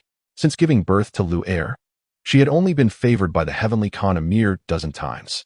Recently, the Khan had been occupied with exterminating sand beasts, and even when he returned, he typically resided in the chambers of the great Khan's consorts. For ordinary consorts like herself, not only could they not partake in meat, but they could scarcely even sip broth. At 34 years of age, she was in the prime of her womanhood, unable to endure such deprivation. Yet, the regulations of the Duoyin tribe dictated that consorts could not leave the castle, confined to the company of women and a cadre of eunuchs. Will Uncle He and the others keep this a secret? Zhen Yu asked anxiously. Rest assured, Uncle He and Ada and Aer are loyal to me. They have watched me grow up and would never betray me. Even if they dared, they must weigh the consequences. I am the daughter of the Khan, and as long as I live, they will face dire repercussions, Lu Er replied coolly. Oh, I still feel this is unwise. What if I become pregnant? You know your father has not visited my chambers in years. If I were to conceive, it would become glaringly obvious. Zhen Yu hesitated. Lu Er, lacking experience, was momentarily at a loss for a solution. Zhen Yu, however, stifled a giggle. Silly darling, perhaps we should let him go. At this, she could not help but cross her legs. Ye Feng, meanwhile, was in the courtyard, holding a stick. He brought it to his nose for a sniff, then promptly tossed it to the ground. Surely, this cannot be what the indigenous people use for hygiene. Ye Feng grimaced in disgust. At that moment, Lu Er's voice called from inside. Mute servant, come in. Ye Feng quickly composed himself and entered the room obediently. After all, he still hoped to accompany Princess Lu Er into the desert in search of holy water, and once he obtained it, he would devise a way to steal it away and make his escape. The mute servant, you shall attend to my mother here. I am weary and shall return to my own courtyard to rest. After Lu Er finished speaking, she stretched lazily and slyly winked at Zhen Yu. Hey, you little girl. You cannot act thus. Zhen Yu attempted to intervene, but Lu Er had already vanished in a flash. Now, only Ye Feng and Zhen Yu remained in the room. Han Fei, is there anything you require of me? Ye Feng boldly seated himself beside Zhen Yu. Suddenly, he noticed 2 white fruits arranged in a nearby fruit platter. Confirming with his gaze, he recognized them as the sacred white fruits from the Heishui River region. Truly, this was the city of eternal life of the heavenly Khan, where such fruits were casually displayed on a platter. With a swift motion, he nonchalantly picked up a white fruit and bit into it with vigor. Rest assured, Han Fei, if there is anything I can assist you with, do not hesitate to ask. I am quite adept at cleaning, Ye Feng declared as he consumed the remaining white fruit with relish. Indeed, upon ingesting the fruit, he felt a surge of warmth emanating from within, significantly mending his internal injuries. Zhen Yu, however, paid little mind to this, for she had an abundance of white fruits at her disposal. In the desert oasis, nearly every oasis bore these white fruits. For ordinary folk, they were a rarity, but as the woman of the heavenly Khan, she received dozens daily, sometimes even silver or golden fruits. You have not served anyone before, have you? Zhen Yu spoke slowly, a delicate blush gracing her cheeks. It had been too long since she had interacted with a man, rendering her flustered. Indeed, I have not served anyone, thus I require your guidance, Han Fei. Ye Feng replied, reaching for another white fruit. You, go retrieve my belongings left outside, Zhen Yu instructed. Understood. Ye Feng stuffed the fruit into his mouth and strode out, gathering the coverings from the wooden stick and the sweat towel, carelessly tossing them onto the bed. You? Jing Yu furrowed her brows slightly, perceiving him as a rude barbarian. Had it been before her confinement in the castle, she would not have given Ye Feng a second glance. However, after being enclosed for over a decade, even the sight of a male rat stirred her imagination. Did Lure not mention anything to you? Jing Yu hesitated, struggling to voice her thoughts. After all, it had been far too long since she had engaged with a man, leaving her particularly bashful. She did mention it, urging me to serve you. Ye Feng, a seasoned figure in the realm of romance, caught sight of Han Fei's flushed cheeks and instantly grasped the implication. Chapter 502. This is a splendid opportunity. Yet, he could not be certain of her intentions. To be candid, this woman before him should have borne children long ago, at her current age. She was undoubtedly in her prime. To claim he was disinterested would be a blatant falsehood. Furthermore, should he engage with her, he could later boast about it, compelling Princess Lu to guide him to the desert in search of sacred water. After all, this was a splendid opportunity. Han Fei, you remain in this castle daily without any outdoor activity. How about I assist you with a massage? Ye Feng suggested gently. Jing Yu neither nodded nor shook her head, appearing to acquiesce tacitly. Ye Feng understood that such a woman, having grown up within the confines of the castle and never having encountered a man, would undoubtedly feel a degree of shyness. However, he reassured himself that it was of no consequence. With this thought, he took a deep breath and once more positioned himself beside Jing Yu. His large, rough hand, dark as the night, slowly ascended to her delicate shoulder, gently caressing the area near her collarbone. Jing Yu, who had initially sat gracefully at the edge of the bed, found herself unexpectedly aflame with warmth and her breath quickening at the touch of Ye Feng's coarse hand. It had been far too long since she had been in contact with a man, and the alluring scent emanating from him, coupled with the seemingly magical quality of his hands, made her feel weak at the knees with just a gentle touch. No, Jing Yu, you must not succumb so easily. You are the sweat concubine. With this resolve, she steeled herself, striving to maintain her dignified posture. After a moment of kneading her shoulder, Ye Feng's hand glided to her temples. An electric sensation surged through her mind from that spot, an unparalleled feeling that nearly escaped her lips in a gasp.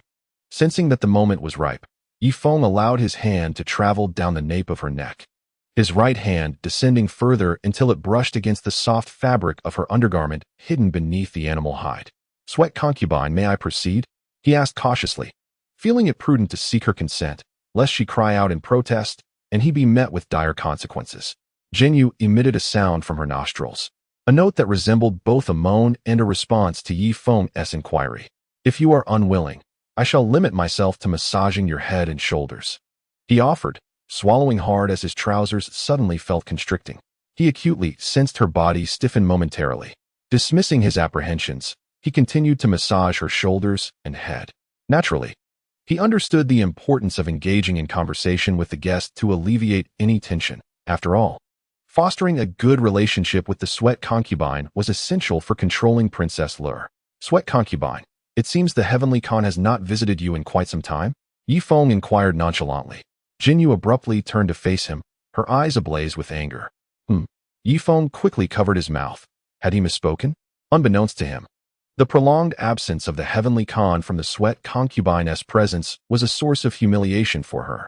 Are you not from the vast grasslands? Jing Yu questioned. Yes, indeed, I am of the Ubong tribe, Ye Feng replied, fabricating a response. To admit he hailed from the Cloud Mist Mountains or the Blacktree River region could reveal too much. The Ubong tribe? I too am from the Ubong tribe. How is the chief? Jing Yu inquired. Well, he is quite well, enjoying his days in comfort. Ye Feng stammered, his words vague. By the way, how is the seventh son of the chief faring? Jing Yu pressed further. He is doing well, quite all right, Ye Feng replied, his mind racing as he attempted to mimic the accent of the grassland folk. That is good to hear. By the way, whose son are you? Our Ubong tribe is not large, and you must be at least in your 20s. I am certain I would have seen you before I married into the castle, Jing Yu said, her gaze fixed intently upon Ye Feng. My father is a nameless commoner. Perhaps I could offer you a massage of your thigh. It is a new technique I have learned, and I assure it will bring you comfort. Ye Feng hastily redirected the conversation. After scrutinizing Ye Feng from head to toe, Jing Yu suddenly narrowed her eyes. Tell me, what is the name of our current chieftain of the Wubong tribe? Ye Feng breathed a sigh of relief. He was certain he knew the chieftain's name, but if asked about anyone else, he would truly be at a loss. Maki, Ye Feng replied with confidence. Maki. I did not expect the fourth son of the former chieftain to ascend to the role. What was the name of the old chieftain? Jin Yu inquired further. At that moment, Ye Feng's ears perked up. He noticed shadows moving outside the courtyard, 3 powerful auras locking onto him. It must be Uncle He, along with a Da and A air outside. With a mere command from Jin Yu, he would be trapped. In an instant, Ye Feng's heart raced. Speak. Who is Maki's father? As Jin Yu spoke, she abruptly left Ye Feng and seated herself on a nearby chair, a glimmer of coldness flashing in her eyes. Although she was in need of a man, if this man were a spy or of dubious origin, her position as the Han Fei would compel her to prioritize the greater good. Quickly, I require a name, Jin Yu insisted, suddenly lifting a water cup beside her. With a crash, 3 figures burst into the room. A Da and A air placed their hands on their blades, while Uncle He spread his arms wide, enveloping the entire courtyard in a formidable presence. Macedon. Ye Feng's complexion changed, and he could only force out a name. Simultaneously, his fists tightened. Should these 3 make a move, he would immediately dash out of the courtyard and leap onto the city wall, or if worst came to worst, plunge into the raging sea to escape. The courtyard was so silent that one could hear a pin drop. Ye Feng felt as if time had stretched into eternity. Jin Yu's face was frosty, but suddenly, as if cleaved by a massive axe, she revealed a radiant smile. You are correct. Uncle He, you may take a Da and A air away. Jin Yu waved her hand. Yes, Han Fei. The 3 cast a cold glance at Ye Feng before bowing and retreating from the courtyard. A drop of cold sweat trickled down Ye Feng's forehead. He could hardly believe his fortune. It seemed his luck was truly extraordinary. Jin Yu once more praised Ye Feng. In truth, she was not of Wubong descent. Her intention was merely to test Ye Feng. Observing his timid demeanor, she deduced he would not dare to speak recklessly about her or their affairs. Furthermore, she was certain that Ye Feng was not from the vast grasslands. This realization brought her further ease. Before the return of the Heavenly Khan, she would make good use of Ye Feng, and once he returned, she would seek an opportunity to eliminate him. After all, he was not from the vast grasslands. And once he was gone, no kin would come seeking retribution. With these thoughts, the previously composed Jin Yu's gaze became entranced. She gracefully glided over to Ye Feng's side. You must have friends or family in Chongqing City, do you not? Jin Yu inquired casually. No, I was brought here by the princess from a distant land. My relatives are all in the Wubong tribe, Ye Feng replied, forcing a pale smile. Originally, it was like this. In Chongqing City, have you made any new acquaintances? Jin Yu inquired once more. Chapter 503. I have a request too. She is an astute woman. Otherwise, she would not have ascended to the status of a favored consort. Since she was prepared to indulge once, she intended to thoroughly investigate Ye Feng's background. If Ye Feng had any friends in Chongqing City, she would not hesitate to eliminate them all. I have made no new friends, only acquaintances with a Da and A air, Ye Feng candidly replied, unaware of the woman's sinister intentions. So that is the case. Alas, my legs are utterly fatigued, Jin Yu lamented before suddenly sitting beside Ye Feng, slowly pulling apart her beast-skin skirt. A slender, snow-white leg gradually emerged. Allow me to assist you with a massage, Ye Feng offered, placing Jin Yu's leg upon his knee and gently kneading it with both hands. Is that comfortable? He inquired with caution. Jin Yu emitted a soft sound from her throat. Her gaze fixated on Ye Feng with a dreamy expression. Consort, I possess a full-body massage technique, though it requires some effort. You would need to remove all your clothing. Fear not. I shall cover your most delicate areas with beast skin and prepare some oil for application, but I worry that this might be rather forward. In order to gain the consort's trust, Ye Feng felt compelled to seize the opportunity. He needed her confidence to persuade the princess to lead him to the desert in search of holy water. Although the frigid weather would slow the decomposition of corpses, it did not guarantee complete preservation. The longer time dragged on, the more futile the hope of resurrecting Tuber became. Jin Yu raised her brows slightly, suddenly turning to face Ye Feng directly, her eyes piercing into his. You truly do not understand, or are you merely pretending? She questioned. I do not understand. Ye Feng replied, aware that some matters could only be broached by the consort herself. In that case, go to the room behind. There is a bamboo basket. Bring it here, Jin Yu languidly instructed, pointing towards the rear chamber. Very well. Ye Feng carefully set Jin Yu's legs on the ground and proceeded cautiously to the back room. Upon entering, He immediately spotted a bamboo basket containing a dozen red fruits. Ye Feng recalled that Bai Chuxue had been ensnared by these very fruits, leading to a moment of passion between them. Could it be? Gritting his teeth, he lifted the bamboo basket and brought it forth. Jinyu extended her delicately maintained hand, retrieving a red fruit from the basket and offering it to Ye Feng's lips. Eat. Me? Eat. Ye Feng held the red fruit, his heart racing with trepidation. What if this woman, after he consumed it, refused to engage with him? Would he not explode on the spot? He had seen enough twisted films where nobles delighted in tormenting others, particularly women, ensnaring men in elaborate traps. Consort, why not share it? Half for you, half for me? Ye Feng suggested. Are you truly not going to eat? Jinyu's expression darkened, revealing her displeasure. All right, I shall eat. Ye Feng raised the red fruit, taking a small bite. Jinyu watched intently as Ye Feng swallowed a small red fruit, a satisfied smile gracing her lips. She then retrieved a fruit from the bamboo basket, bringing it to her crimson lips and taking a delicate bite. Crunch. Ye Feng bit into his fruit with gusto. Crunch. Jinyu mirrored him, taking a large bite as well. Ye Feng cast the pit aside, an overwhelming surge of anger igniting within him. In contrast, Jinyu's face flushed deeper than the fruit itself, her legs pressed tightly together, gently rubbing against one another. In her crescent moon-like eyes, it seemed as though tears were on the verge of spilling. Here I come. Ye Feng could no longer contain himself, letting out a roar as he lunged forward. Crash! The bamboo basket toppled to the floor, and the red fruits rolled across the wooden planks. In the depths of the cave, a male rat rode atop a female rat. Outside the courtyard, a flower was crushed by a Da, who twisted it in his palm, rendering it utterly ruined. Still unsatisfied, he plucked another flower, idly toying with it. In the distance, a young woman sang, her voice delicate and melodious, filled with sorrow. Yet soon, her song rose in pitch, akin to a caged bird suddenly taking flight, soaring to the heavens. The sound intensified, becoming increasingly vibrant, until it culminated in a resounding sigh. Jinyu struggled to sit up, wiping her tears with a soft cloth nearby. Ye Feng reclined on the bed, idly picking his teeth with a toothpick. The earlier union of their powers had been seamless, like a perfect fit. You silent servant, I never imagined you were so formidable. Jinyu remarked slowly. You are quite impressive yourself. Even at my weakest, I could hold out for half an hour, yet your absorbing technique is astonishing. I barely lasted 5 minutes, Ye Feng replied respectfully. With a sudden burst of emotion, Jinyu leapt into Ye Feng's embrace once more. In the days that followed, Ye Feng scarcely left the courtyard. The woman confined within the walls was simply too relentless, leaving him feeling somewhat overwhelmed. Moreover, after 5 days and nights of interaction, he realized that Jinyu was far from helpless, while her strength did not rival that of a Da or a heir. She was certainly a master at the Beastmaster level. Silent servant, may I bestow upon you a name? I find myself growing rather attached to you, Jinyu said, tracing circles on Ye Feng's chest with her finger. I gladly accept the name you give me, but I too have a request, Ye Feng replied with a smile. What request? Jinyu's body stiffened. Despite her title as the Sweat Empress, her power was confined within this small courtyard. In the absence of the Heavenly Khan, the Great Empress could manage the entire harem. Isn't your highness set to venture into the desert to assist the Heavenly Khan in searching for the holy water?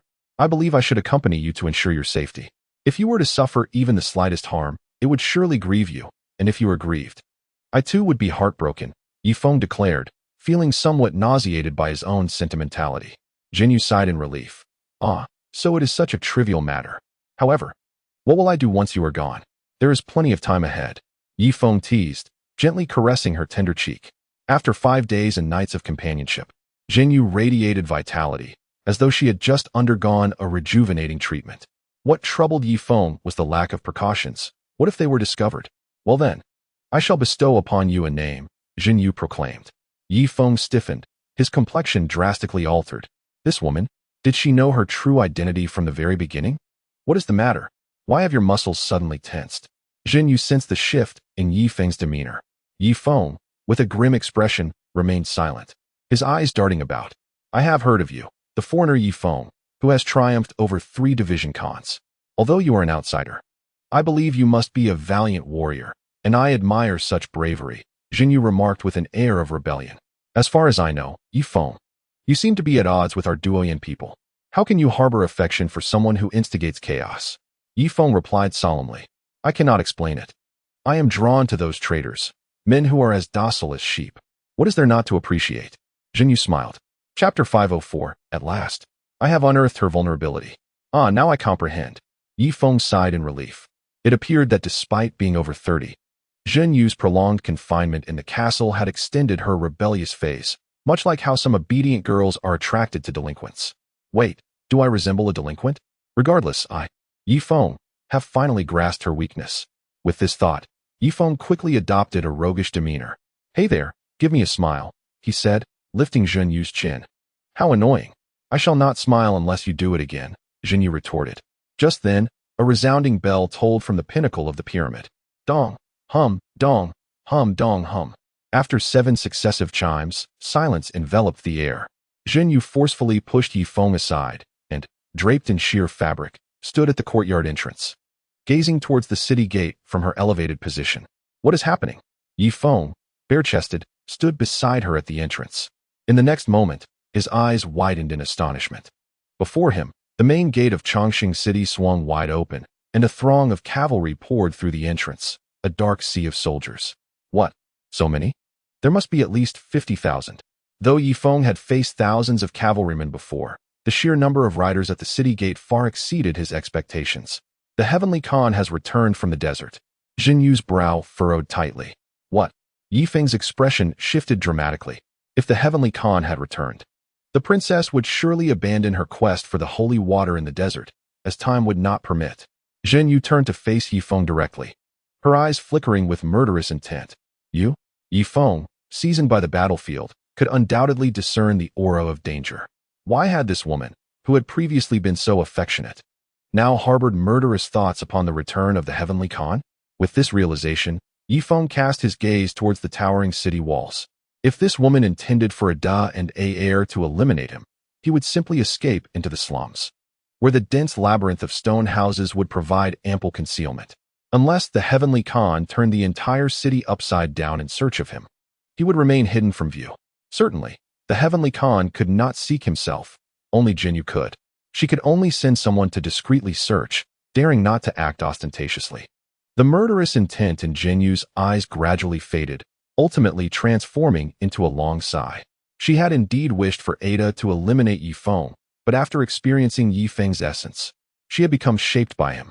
Reluctant, once dressed, she declared that during this time, no reckless words could be uttered, otherwise death would ensue, not only for her, but also for He Shu, Ada, Air, and even Lur, who would be implicated. Understood? Jinyu's demeanor shifted from her usual charm to an icy coldness. Yes, Confii, Ye Feng sighed with relief, promptly bowing. The two hurried into the room, assisting each other in donning their garments, ensuring no slip-ups occurred. Once they were attired, He Shu and the others were already waiting at the door. Let us go meet the Confii, Jinyu declared, striding forward. Within the castle, various noble women stirred, accompanied by their servants, hurrying towards a common direction, creating a cacophony throughout the castle. Ye Feng surveyed the noble women. They were voluptuous and slender, each possessing remarkable beauty, with several even rivaling Susan. The Heavenly Khan certainly knew how to indulge, surrounded by so many beauties. Was it even possible for him to savor them all? Ye Feng sighed. However, he felt no inferiority, for he realized none could compare to Duo Yanhina. Her innate calm demeanor was unmatched by any other woman. Amidst the clamor, Ye Feng suddenly noticed everyone around him kneeling. Even Jinyu, He Shu, Ada, and Air had bowed to the ground. What was happening? Ye Feng was taken aback. Quick, kneel. He Shu forcefully pulled Ye Feng down. From the corridor emerged an extraordinarily beautiful woman, her youthful visage perhaps no older than 14 or 15, with a doll-like face.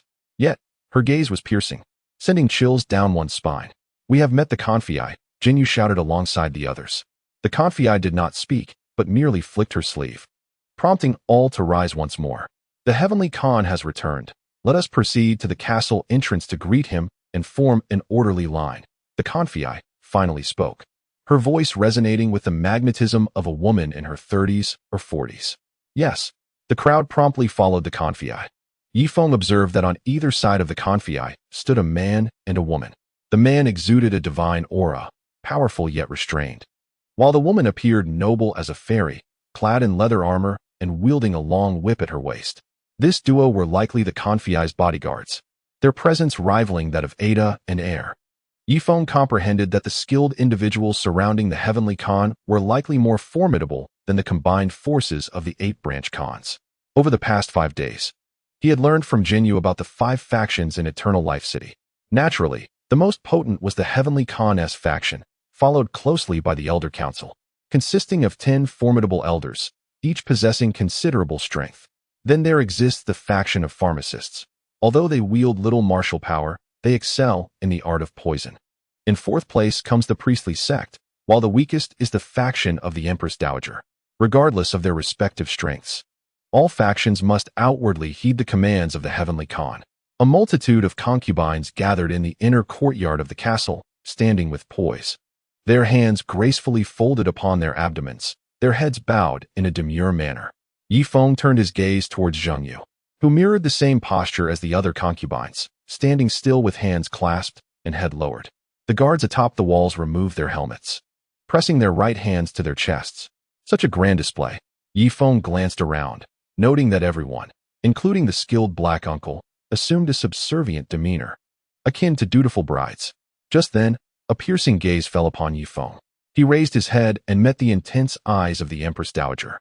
A jolt of apprehension coursed through him, prompting him to mimic the others and lower his gaze. This woman exudes an overwhelming aura. It seems that 100 men could not hope to conquer her. Clatter. The sound of hoofbeats echoed, and Ye Feng could not resist glancing up. 2 magnificent white steeds entered the inner fortress, carrying 2 golden knights. Clad entirely in gold, their bodies were encased in armor, leaving only their eyes visible. Upon entering, the golden knights scanned their surroundings and performed a salute toward the Empress Dowager from their steeds. Clatter. The hoofbeats resounded once more as a burly figure clad in black armor rode into the inner fortress. His entire body was similarly shielded by iron, revealing only his nostrils and eyes. Additionally, he bore a massive sword on his back, at least 20 centimeters wide and 1.5 meters long. Is this the Heavenly Khan? Ye Feng inquired of the nearby Ada. Ada shot him a reproachful glare, ignoring him. Clang. The black-clad warrior removed his helmet and similarly paid a salute to the Empress Dowager. Chapter 505. Mother, shall we return? Clatter, clatter, clatter. The urgent sound of hoofbeats resounded once more. 8 golden-armored knights rode in, followed closely by a black-armored giant without a helmet, his wild hair casually swept back, his eyes resembling brass bells, with a beard nearly concealing his lips. A palpable pressure emanated from him. Is this the Heavenly Khan? Ye Feng tugged at the sleeve of Aer. Silence. Aer whispered a reprimand. Yet, the burly man dismounted and performed a salute to the Empress Dowager. Clatter, clatter, clatter. The lively sound of hoofbeats approached again.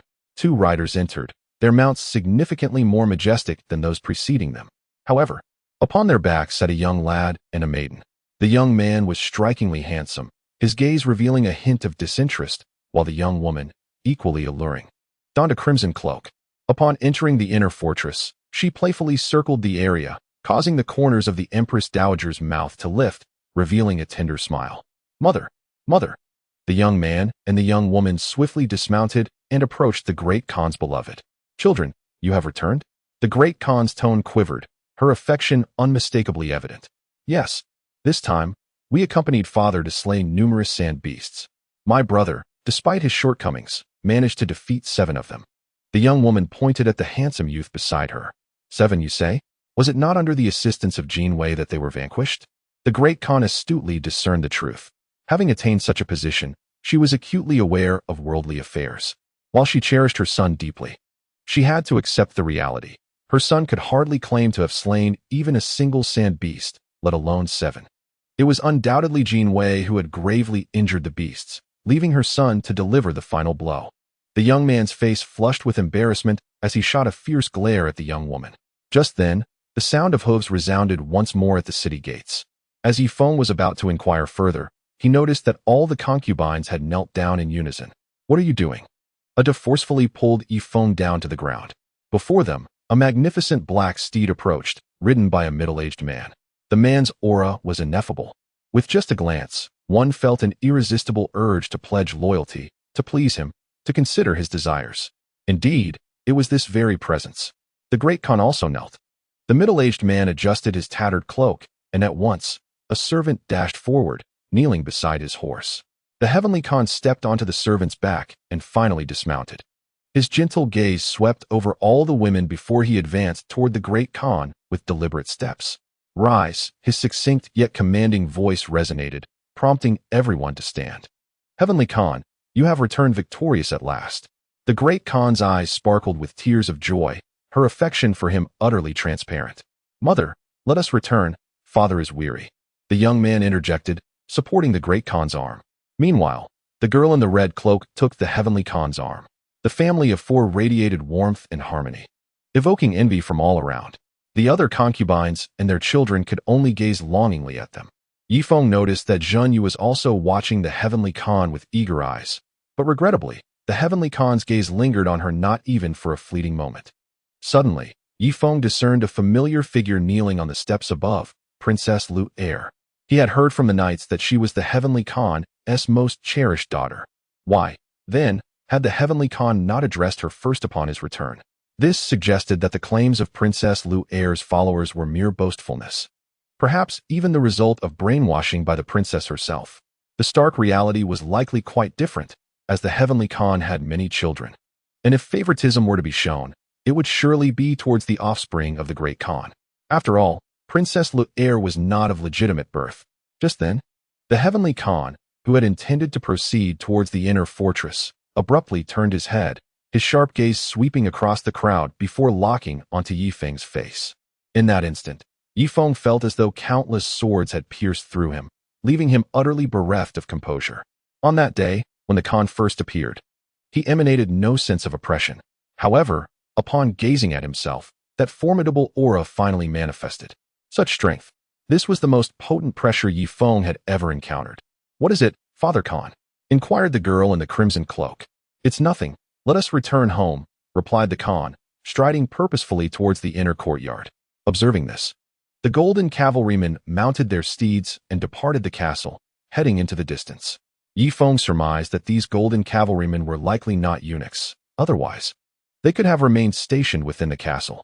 Once the Khan's silhouette had completely vanished, a chorus of sighs filled the air, left behind by a group of women. "Let us go home," lamented Jinyu. Indeed. Thus, Ye Feng made his way through the crowd towards Jinyu's small courtyard. On the walls of Stone City, Meng Tuo glared fiercely at Tunger's army. "Tunger, have you lost your mind? You would enlist us as your mercenaries to aid in your assault on the Khan?" Indeed. Just moments ago, Tunger had proclaimed his willingness to provide Meng Tuo with military funds, urging him to redirect his forces to assist in an incursion into Eternal City. "Ha ha. Name your price. Our credit on Hot Spring Island is impeccable. Moreover, the weapons we have brought along are merely 4 heavy machine guns. While our stronghold houses not only heavy machine guns, but also autocannons, shells, and even a warship. Consider this, by becoming our mercenaries, you may yet preserve the lineage of the Duoyan people. Otherwise, when my army conquers Eternal City, your people will face extinction," Tunger shouted from behind his shield. Meng Tuo fell silent. In recent days, he had tested a few rounds from the heavy machine guns, even piercing 3 iron shields on one occasion. He had also witnessed the Khan's prowess. Not even the Khan could withstand such devastating weaponry. Moreover, this weaponry could unleash a continuous barrage after just 1 round. Even divine beings would be rendered as mere sieves. "Very well, I shall settle for less. Sell me Ding Tuanshuan for 100,000 hot spring coins, every last bit." Tunger continued. Meng Tuo narrowed his eyes, as his scouts had informed him that Ding Tuanshuan was Ye Feng's most cherished sister. Thus, Tunger had set such a high price. Meng Tuo contemplated the sale, but feared that without Ding Tuanshuan as leverage, Ye Feng's army might charge forward and obliterate Stone City. "I know Ye Feng's army values their word. If I sell you Ding Tuanshuan, you must promise not to assault my Stone City," Meng Tuo declared. Tunger conferred with Haltet briefly. "Agreed, I promise you. First, hand over Ding Tuanshuan," Tunger replied. "You must keep your word," Meng Tuo said, clapping his hands. 2 female servants then brought Ding Tuanshuan to the city wall. "Miss Ding, are you unharmed? Did they mistreat you?" Tunger stepped forward anxiously. If Ye Feng were to return and discover that Ding Tuanshuan had been sullied, he would surely lay the blame at Tunger's feet. "I am fine. They have treated me well these past few days, and I know not how it has come to be. Moreover, No man is permitted to approach me, Ding Tuanchuan responded. It was primarily Teng'er's command that prompted Meng Tuo to take notice of Ding Tuanchuan. He insisted on the phrase flawless as white jade. Very well, Meng Tuo. I shall personally bring the funds to exchange with you, Teng'er declared, taking the 100,000 hot spring coins from his attendant. On the other side, Meng Tuo hesitated for a moment before opening the city gates, personally escorting Ding Tuanchuan to a distance between the two armies. Count the coins. It's 100,000 hot spring coins. Teng'er tossed a stack of money to Meng Tuo.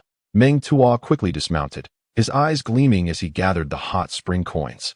Miss Ding, before I allow you to return, I need you to declare before me that my men have not sullied your honor, Meng Tuo inquired. Fearful that Ding Tuanchuan might speak falsely upon her return, which would surely lead Teng'er's army to raise Stone City. I have not been sullied, Ding Tuanchuan replied earnestly. Teng'er, did you hear that? Meng Tuo turned to Teng'er once more. A long sigh of relief escaped Teng'er's lips. Very well, this transaction is complete. I assure you that during my tenure as commander, I shall not infringe upon a single blade of grass in Stone City. Agreed, Meng Tuo released the reins. And Ding Tuanchuan hastily spurred her horse, racing back towards Teng'er. Meng Tuo, the last mistake was made by Yongmu, and it has nothing to do with you. Therefore, I hope you tread carefully in the days to come. We must depart for the headquarters at Duoyan, in Chongqing City, Teng'er stated, shielding Ding Tuanchuan in front of him. The two riders swiftly approached Ye Feng's grand army. In the camp, Yongmu and his 4 sons were bound in a star formation. Good Ashan did not immediately end their lives, for the animosity of 20 years would be a grave loss if extinguished in an instant. Thus, at the brink of death, he saved the 5 men, nurturing them well for a few days before resuming their torment. Yongmu gazed upwards with his lifeless single eye at the vast starry sky, a tear streaming down his cheek. Father Khan, what shall we do? Is there no one to save us? Yongchang cried out. Father Khan, we must find a way to notify Tian Khan. Only he can rescue us, Yongsheng suggested. Father Khan, did we not originate from the Elder Court? Perhaps we should seek reinforcements from there, He Mao proposed. Silence. You worthless fools. I instructed you to defend diligently at night. Yet that scoundrel Meng Tuo captured us alive in the dead of night, Yongmu fumed. His 4 inept sons fell silent. I cannot fathom it. How could I, Yongmu, renowned for my valor and wisdom, have spawned for such imbeciles? Had I known, I would have thrown you against the wall long ago. The legacy of his bloodline bore the mark of internal strife. Now, devoid of internal foes to berate, he could only scold his 4 sons. Father Khan, one cannot speak thus. Wolves beget wolves, sheep beget sheep, and turtles beget turtles. We may be useless, but what of you? Yongchang could not restrain his derision. What? I am your father, and you dare to retort? Yongmu bellowed in fury, wishing he could strike them if not bound in that star formation. Second brother is right. Had you not sold Duoyan Ade with Ade's capabilities, we could have at least escaped from Stone City. Indeed, you are just an old fool. Black-haired one spoke rather bluntly. Nonsense. I gave you life. How dare you insult me? I spit. Yongmu's limbs were bound, leaving him only able to spit a thick phlegm, which struck Black-haired's face. Ah, disgusting. Black-haired, infuriated, emitted a deep growl, as if brewing something ominous. A minute later, huffing and puffing, he retaliated with a mouthful of phlegm, equally splattering Yongmu's face. Spit on him. Yongqing joined in the spitting contest. The battle quickly escalated. Yongmu began a true exchange of insults with his 4 sons. Just then, a melodious voice rang out. Splendid. I'm so glad I didn't kill you. Now, this young lady can truly unleash her talents. With that, Ding Tuanchuan entered the stable. Quickly, bring over the brazier. Strip off his trousers to expose his backside, and heat this barbed iron rod until it glows red, Ding Tuanchuan commanded urgently. Good Deshan's face darkened. Miss Ding, if you proceed with this method, they'll be dead in no time, and many in my tribe have yet to satisfy their desires. Silence. If you dare disobey, when Brother Yi returns, I'll have him teach you a lesson, Ding Tuanchuan said, hands on hips, in a mock fierce manner. This, it is. Good Deshan could only obediently follow orders. Jinyu, there's no one here. I implore you, let the princess take me to the desert to find the holy water. Once we find it, you can elevate your status, and the heavenly Khan will regard you with newfound respect, Ye Feng pleaded softly in the courtyard. Nonsense. The heavenly Khan's longevity festival is about to commence, Lu'er must remain in Eternal Life City.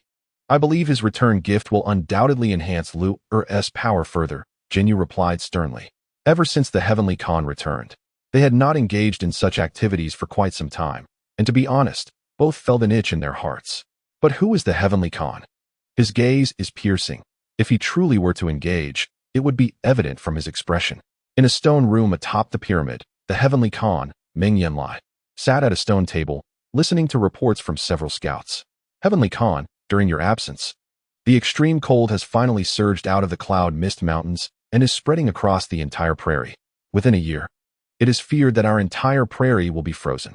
The Grand Elder's suggestion is to begin imposing heavy taxes on all subordinate tribes, particularly on food, which should be stockpiled in advance. Otherwise, if the long winter persists for 10 years, all of us in Eternal Life City will starve. Once the scout finished, he respectfully bowed his head to the ground. Go tell the Grand Elder to proceed, as he advised.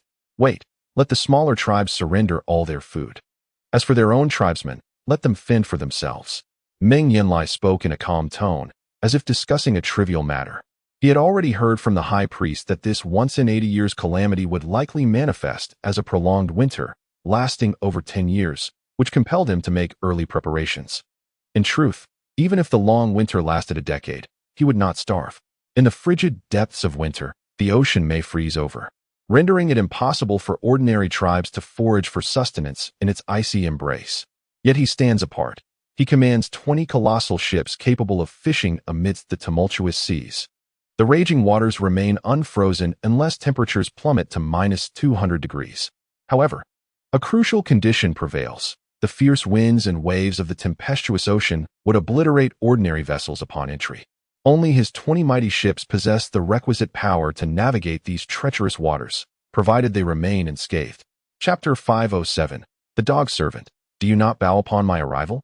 And you, what news do you bring? Meng Yanlai turned his gaze towards another scout. Heavenly Khan, the priestly lineage implores you to persuade the Elder Council to release Duoyan Hina and her children. Otherwise, divine retribution from the temple shall ensue, the scout reported. Divine retribution? Meng Yanlai furrowed his brow, his gaze drifting to the distant north.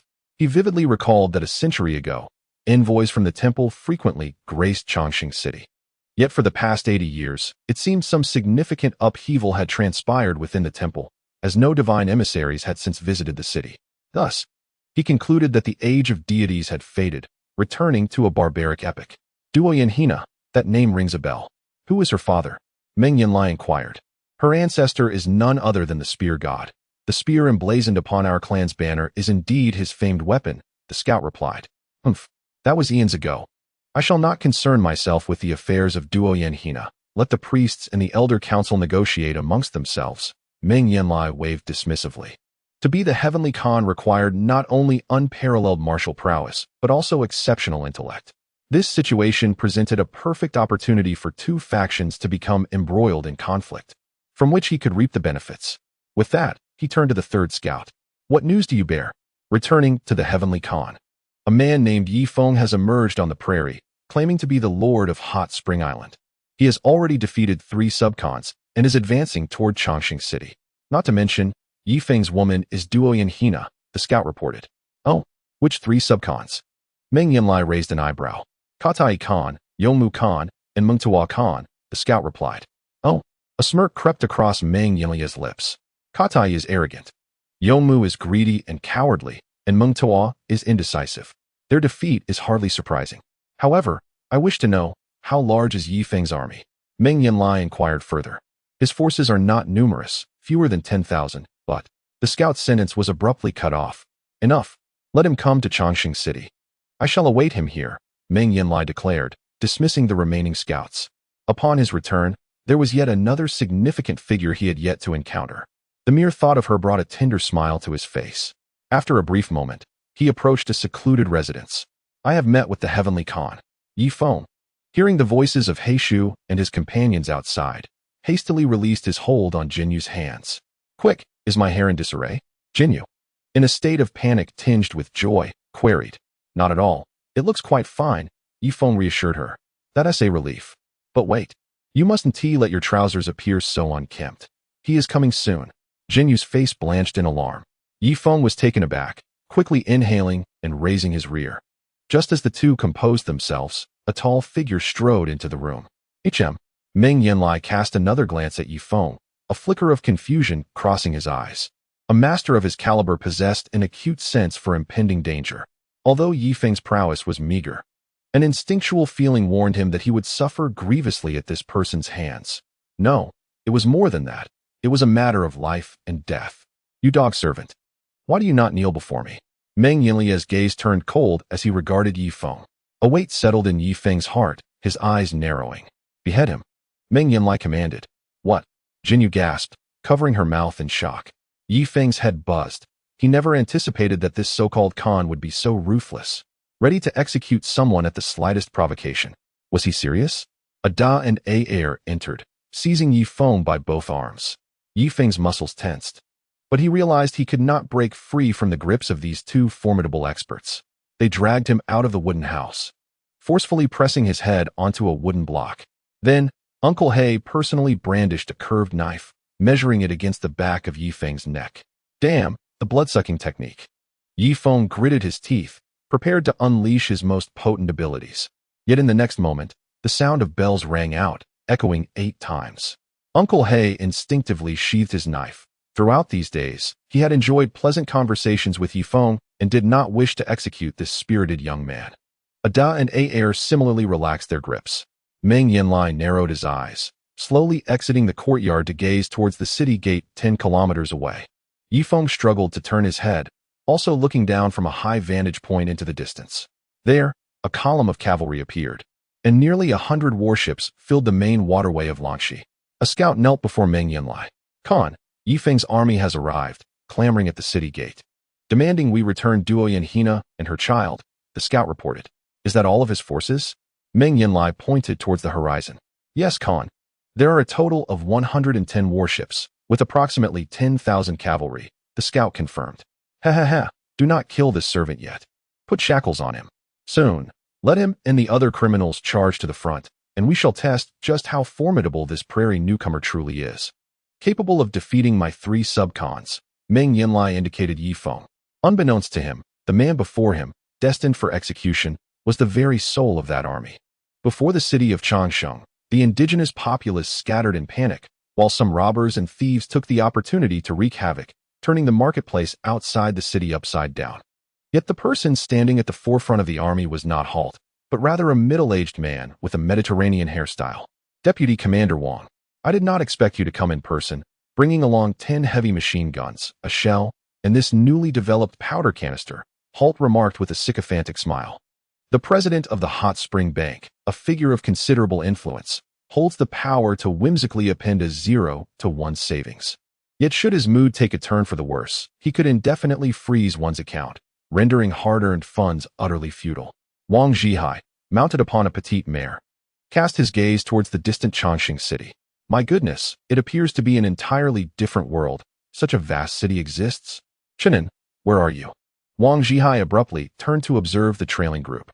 I'm coming. Chenin rushed forward, trousers in hand. After several months apart, he had grown sturdier, though his complexion had darkened somewhat. The woman of Brother Feng resides within this city. Have you not tamed that colossal bird? Now, I require you to soar upon it and scout the terrain, returning with a rough sketch of the map, Wang Zhihai instructed. Very well, Deputy Commander. I shall attend to it immediately, Chenin replied before hastily rejoining the main force. The gates of Chongqing City had long since been firmly shut, with countless crossbowmen stationed atop the walls. They leaned precariously against their crossbows, watching the approaching army with a sense of amusement. Ha, is this truly Ye Feng's army? It seems there aren't even 10,000 men. Indeed, ha.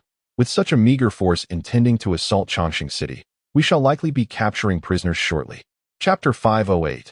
I must confide a secret. Do you think the Heavenly Khan will personally intervene? He likely will, especially since Ye Feng is assaulting Chongqing City. Enough chatter. The Golden Cavalry is advancing towards the city walls, and the Heavenly Khan must be among them. The guards straightened up, their expressions turning solemn. Meng Yanlai dismounted and ascended the city walls, his keen gaze scanning the army 5 kilometers away. Indeed, they numbered less than 10,000, perhaps even fewer than 8,000. What emboldened them? Meng Yanlai, as the Heavenly Khan, possessed discernment. He recognized that these 8,000 cavalrymen were formidable, for they had triumphed over 3 divisional khans consecutively.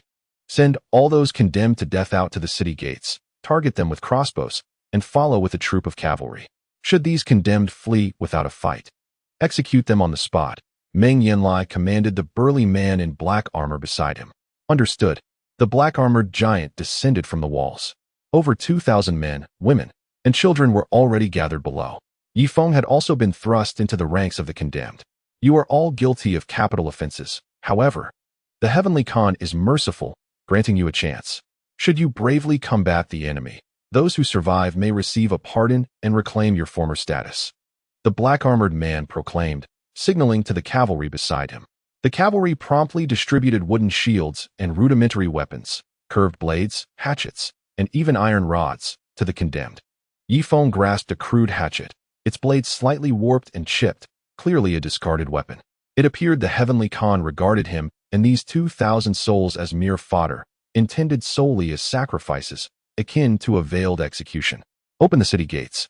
A massive ironwood structure, weighing an astonishing 100,000 pounds, was hoisted aloft, the 8 iron chains emitting a groan as they strained against the impending rupture. Go forth.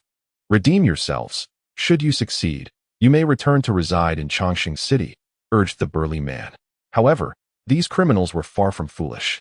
Those at the forefront faced near certain demise, either pierced by a rain of arrows or trampled by enemy cavalry, leaving their chances of survival exceedingly slim. Even if by some stroke of luck they managed to live, most would likely be gravely injured, and in their impoverished state, a severe wound equated to a dead end. Cavalry, drive them out of the city, the armored giant commanded. At once, 2,000 cavalrymen raised their heavy lances, beginning to prod the stragglers at the rear of the throng. Ye Feng felt a jab in his back, yet he did not even resort to his blood scales, effortlessly withstanding the minor injury. At the convergence of Wolf Creek and the angry sea, 20 colossal ships bobbed with the waves. Duoyen Hina gazed quietly through the window at the grand army arrayed along the shore, as well as the fleet in Wolf Creek. After a prolonged moment of observation, she lowered her head and gently kissed the infant in her arms.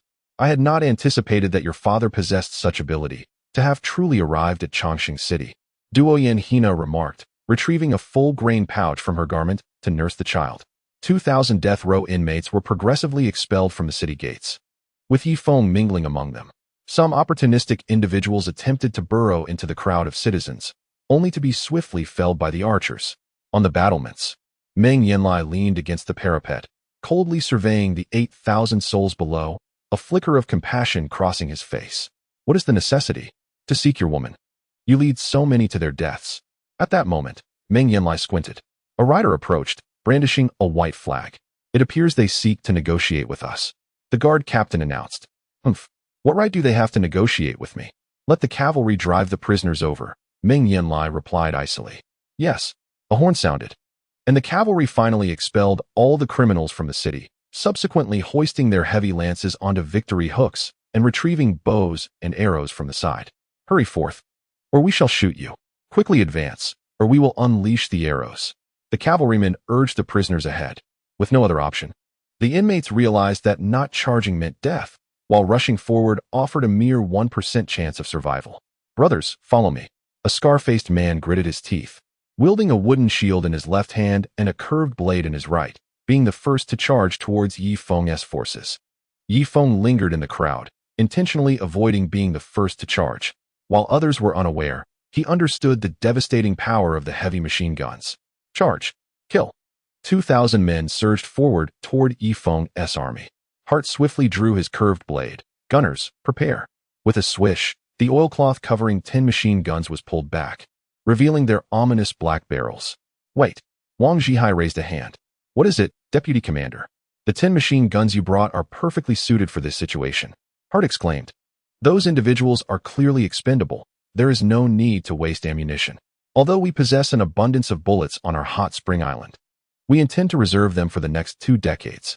Let the archers first disperse these pawns, but do not annihilate them entirely. After all, those who serve as cannon fodder must surely harbor enmity towards the Heavenly Khan. The enemy of my enemy is my friend, remarked Wang Zhihai. Deputy Commander, it must be you, Harder exclaimed, giving a thumbs up. Immediately, all the cavalrymen sheathed their sabers and armed themselves with bows and arrows. Ye Feng, blending in among the captives, swiftly dashed towards his own troops. As long as he could return to the main army, limitless possibilities awaited him. However, the heavy machine guns were merciless. Even with his blood-scaled protection, he could not withstand the onslaught of tungsten steel projectiles, which could send him to the underworld with a single shot. Buddha, Jade Emperor, and Queen Mother of the West, please grant me your protection, Ye Feng prayed, bowing reverently to the heavens, only to be suddenly shoved from behind. Then came a second and a third push. The enemy had already entered the archer's range. Fire! With a sharp twang, Ye Feng witnessed the sky darkening ahead, followed by the anguished cries of his unit. A rain of arrows cascaded from above, reaping lives with relentless efficiency. Clang, clang, clang.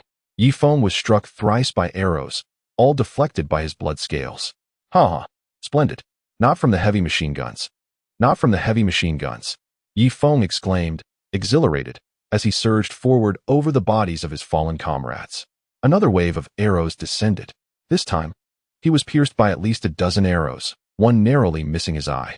Ignoring the barrage, he sprinted forward for several meters before glancing back. All 2,000 pawns lay sprawled on the ground, their blood staining the grass crimson. The cavalrymen displayed cunning. Halting just beyond range, they merely supervised from a distance. Hey, hurry up and charge, don't look back. A Doyen cavalryman bellowed at Ye Feng, calculating the distance. Ye Feng realized he needed to run just 300 more meters to reunite with his forces.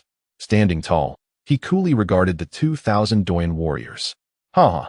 Foolish Doyen people, I have a secret to reveal. I am Ye Feng.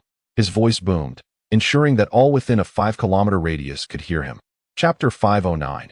Only a select few women can endure. After his declaration, he laughed heartily and sprinted towards his troops. What? You are Ye Feng? Impossible. Isn't he a condemned prisoner? The cavalrymen were both astonished and enraged, too fearful to enter the firing range, resorting to roaring from a distance while brandishing their sabers. Ye Feng, meanwhile, quickened his pace toward his army. Ah, how is it that one remains unscathed? Harder, greet him with a heavy machine gun. Reward him with a bullet, Wang Zhihai remarked, observing the approaching figure of the beggar with a detached gaze. Indeed, Ye Feng had not recently shaved, his hair was unkempt and long, and he still donned the garments of the Doyen people. Wang Zhihai momentarily did not recognize him. Very well, Harder replied, excitedly dismounting and seizing one of the heavy machine guns. At last, I can personally operate this magnificent weapon. Hart raised an eyebrow, recalling the shooting techniques imparted by Ye Feng. Eyes, sights, target, 3 points aligned in perfect harmony. As the three converged, Hart placed his finger on the trigger. At that moment, a petite figure suddenly appeared in front of the gun's muzzle. Miss Ding, what are you doing? Hart exclaimed, hastily redirecting the gun. Don't shoot. That person's running looks so familiar. Ding Tuan Tuan frowned, her gaze fixed on the approaching Ye Feng. Brother Yi, is that you? She called, cupping her hands into a horn shape. Little Tuan Tuan, it's indeed me. Ha ha ha, Hu Huan-san has returned.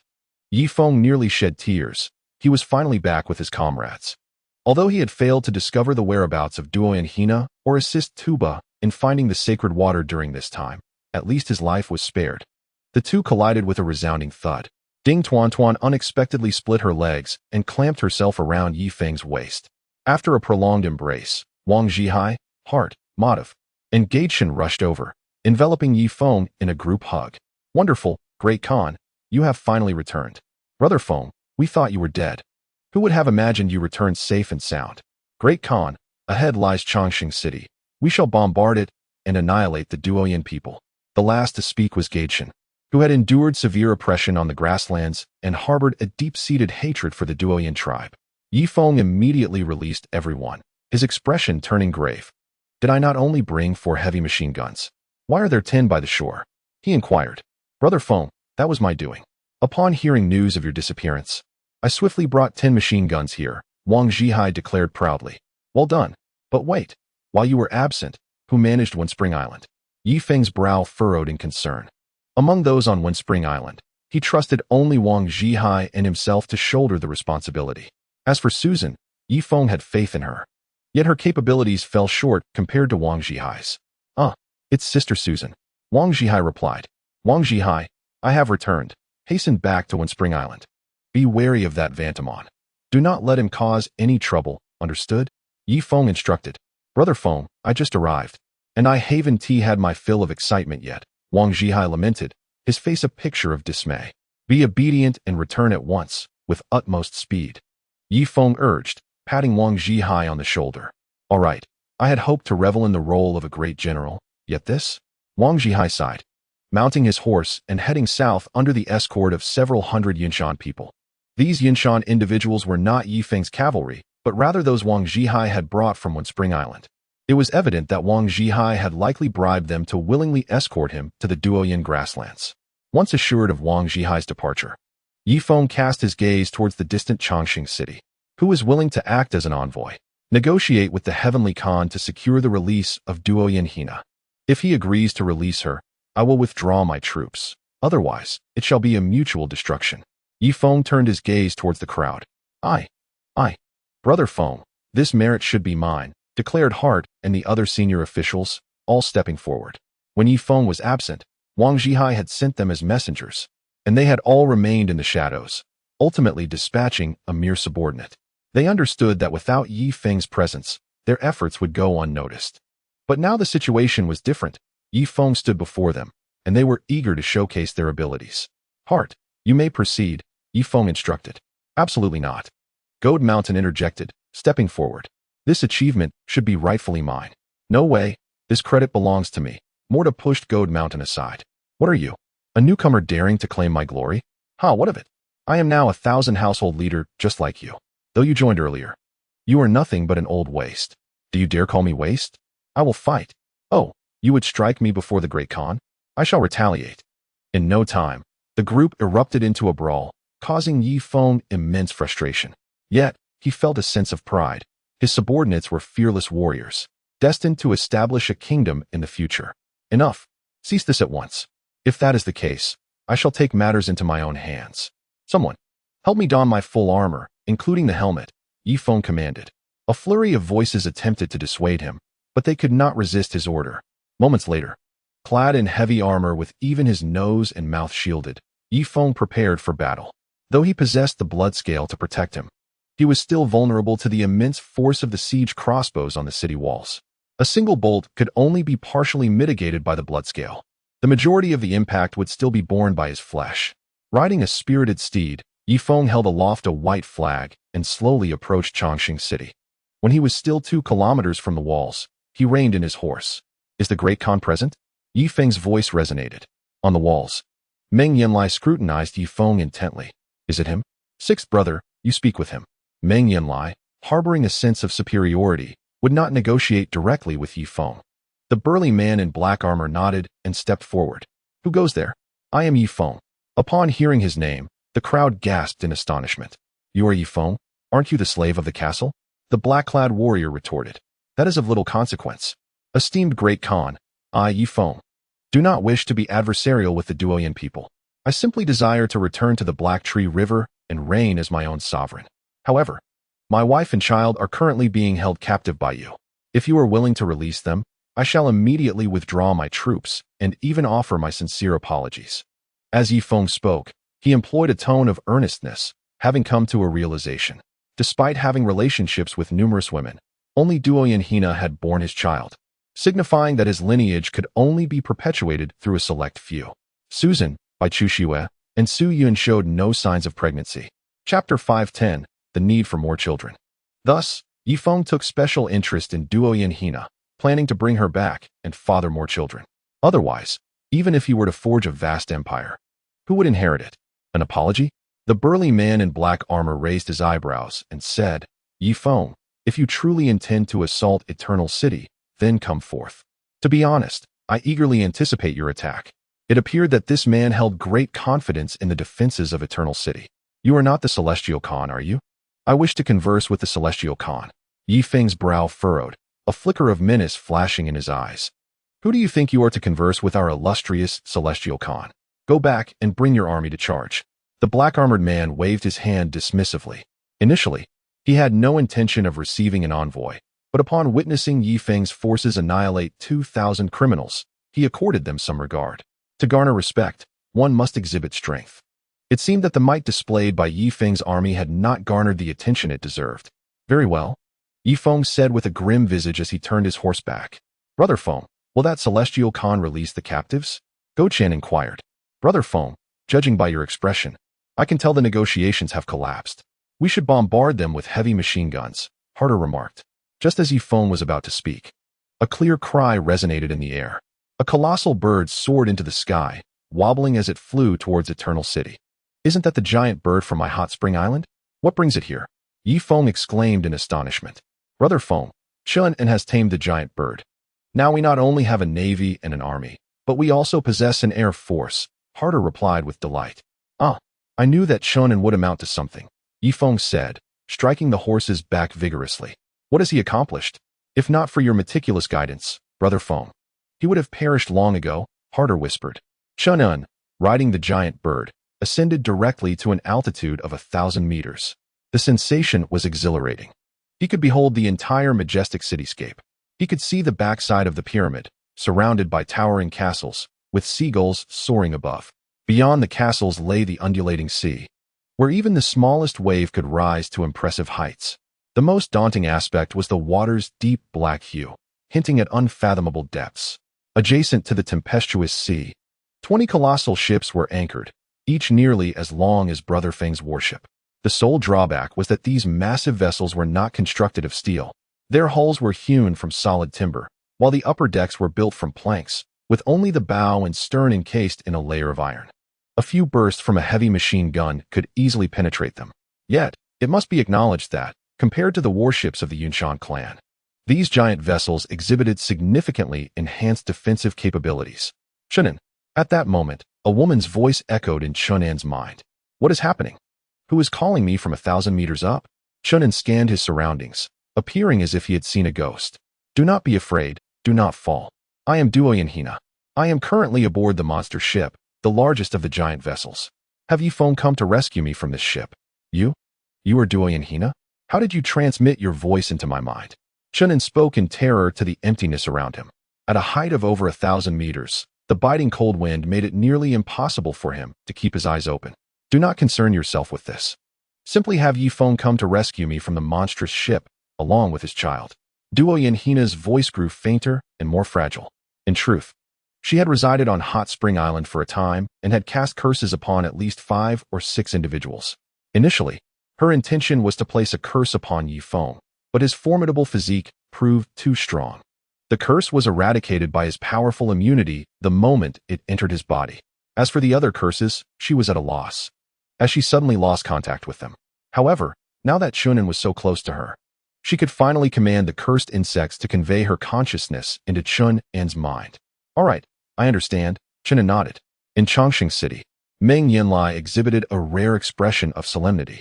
He lifted his gaze to the giant bird in the sky, his eyes narrowing slightly. Not only he, but the citizens of the city also looked up, pointing and murmuring amongst themselves. Some superstitious individuals believed it to be a divine messenger descending, and they knelt in prayer. Bring me a spear, Meng Yanlai commanded coldly. Yes, a burly man in black armor received a spear from a soldier and handed it to Meng Yanlai. He weighed the spear in his hand, stretching his body into a straight line, while his left hand shielded the spearhead, maintaining its balance. In the next moment, a sharp sound pierced the air as the spear slipped from his grasp, launching forth like a cannonball, producing a tremendous sonic boom. Upon traveling 500 meters, the spear ignited due to friction with the air, engulfed in flames. A powerful gust of wind brushed past the giant bird, causing it to falter and spin midair. Not good. Chunan quickly grabbed a feather from the giant bird, nearly plummeting from the sky at 1,000 meters. Simultaneously, the crossbow lifted its aim towards Chunan in the sky. Little bird, fly, fly, ascend to the clouds. Chunan urged the giant bird. The creature, now well trained under Chunan's guidance, flapped its wings vigorously and soared higher. 1,200 meters, 1,500 meters, 2,000 meters, 3,000 meters. Clouds floated beneath them. Ye Feng advanced on horseback, anxiously watching the giant bird above. Whoosh! Hundreds of crossbow bolts shot into the sky. But after reaching an altitude of over 2,000 meters, they lost their strength and fell like rain. Phew! Ye Feng breathed a sigh of relief. Fortunately, the giant bird could ascend into the clouds. Below, Meng Yanlai grasped the spear once more. His muscles tensed as he hurled the spear skyward. Boom! The flaming spear, resembling a reaper from the depths of hell, plunged directly into the clouds. A mournful cry echoed through the air as the giant bird spiraled, tilting precariously toward the ground. "Shunin!" Ye Feng exclaimed in shock, his eyes turning crimson. The giant bird continued its descent, but as it neared the ground, it managed to stabilize itself, carrying Chun and toward Ye Feng's army. "This is dire. The giant bird has been pierced by the spear. Quickly move aside." Just as Chunin finished speaking, the giant bird crashed to the ground with a thunderous boom, shattering a catapult beneath it. A cloud of dust ascended as Ye Feng hurriedly dashed into it.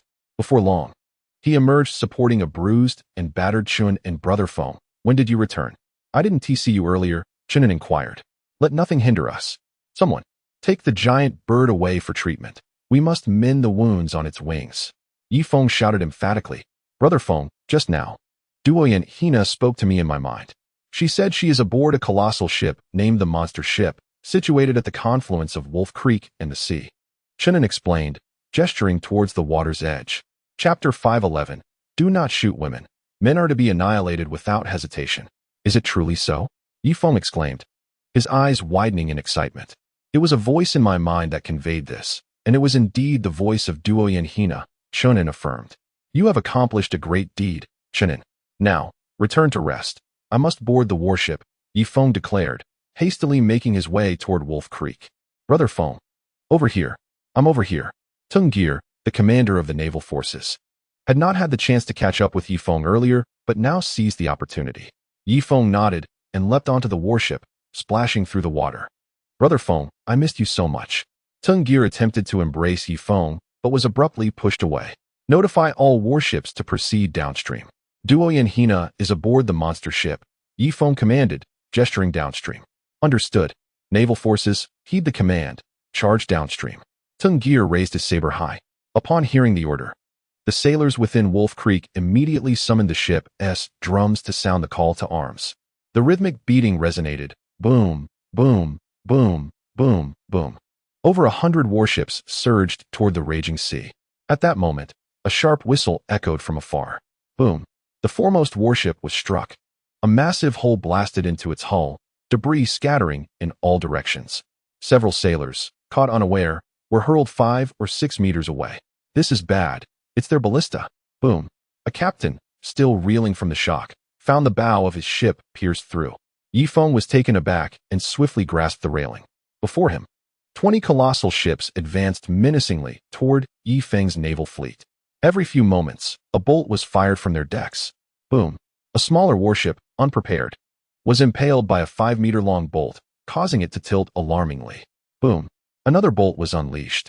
Ye Feng's leading warship had already suffered the loss of over 20 vessels. "Gunners, what are you waiting for?" Ye Feng barked in fury. "At your command, Great Khan." Several gunners replied in unison, seizing their heavy machine guns. The roar that followed seemed to emanate from the depths of hell. Unlike the ballista, which required considerable time and effort to reload, the heavy machine gun could unleash hundreds of rounds in a minute. Conversely, the ballista required a dozen individuals to draw the string, place the bolt into position, and then, with the aid of several more, aim it before the final archer could release it. Even the most synchronized team would take 5 minutes to fire a single bolt. Furthermore, the ballista was so large that only one could be accommodated on each colossal ship. The Celestial Khan commanded 20 colossal vessels, capable of effortlessly annihilating Ye Feng's fleet, provided that Ye Feng lacked heavy machine guns. "What are you hesitating for? Bring the heavy machine guns to the riverside and unleash a barrage upon those giant ships," Ye Feng commanded, pointing forward with his saber. With a rapid succession of gunfire, the foremost colossal ship was riddled with holes, particularly the deck-mounted crossbows, which were rendered utterly inoperative. The gunner swiftly redirected his aim towards another giant vessel. "Fire," he ordered, and yet another colossal ship succumbed to destruction. Its hull punctured with several large openings, allowing the river water to mix with the sea, flooding the lower deck. Panic ensued as the ship's crew cried out for help amidst the cacophony of despair. At last, the machine guns stationed on the shore were finally in position. The third giant ship was likewise breached, tilting precariously to one side, and it was evident that within half an hour, the entire behemoth would be submerged. On the city walls, The celestial Khan's expression darkened, his eyes twitching in disbelief. "What manner of crossbow is this?" he inquired, glancing at the burly figure beside him. "I have no idea," the man replied, equally bewildered. One by one, the colossal ships sank beneath the waves, while countless canoes were dispatched, with sailors desperately fleeing towards the shore. "Take aim, but do not harm the women. All men are to be executed," Ye Feng shouted. The canoes were capsized, most of the occupants plunging into the icy waters, where they quickly succumbed to the cold. Only a handful of the more skilled individuals managed to brave the tempest and swim back to shore, though they too were severely chilled. At that moment, a shadow flickered on one of the giant vessels.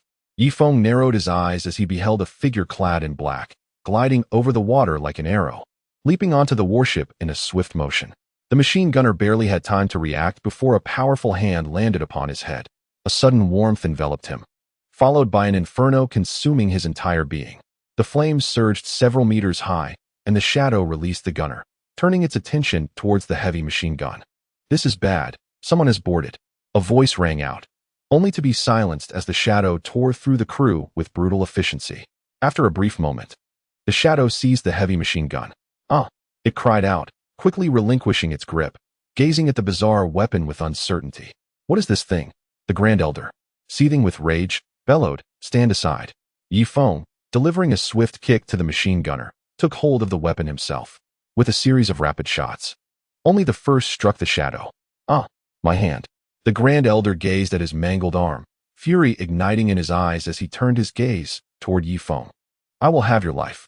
With that, the Grand Elder soared into the air like an eagle, the gust generated by his ascent causing Ye Feng's garments to flutter wildly. "Die!" he roared, while Ye Feng resolutely pressed down on the trigger. However, the shadow's agility was exceedingly uncanny. In mid-air, it evaded all bullets without the slightest leverage. Subsequently, a colossal hand pressed down upon Ye Feng's crown. Ye Feng's countenance darkened. Thud, thud, two heavy sounds resonated, and blood splattered across Ye Feng's face. He hastily wiped away the crimson stains and gazed at the shadow before him.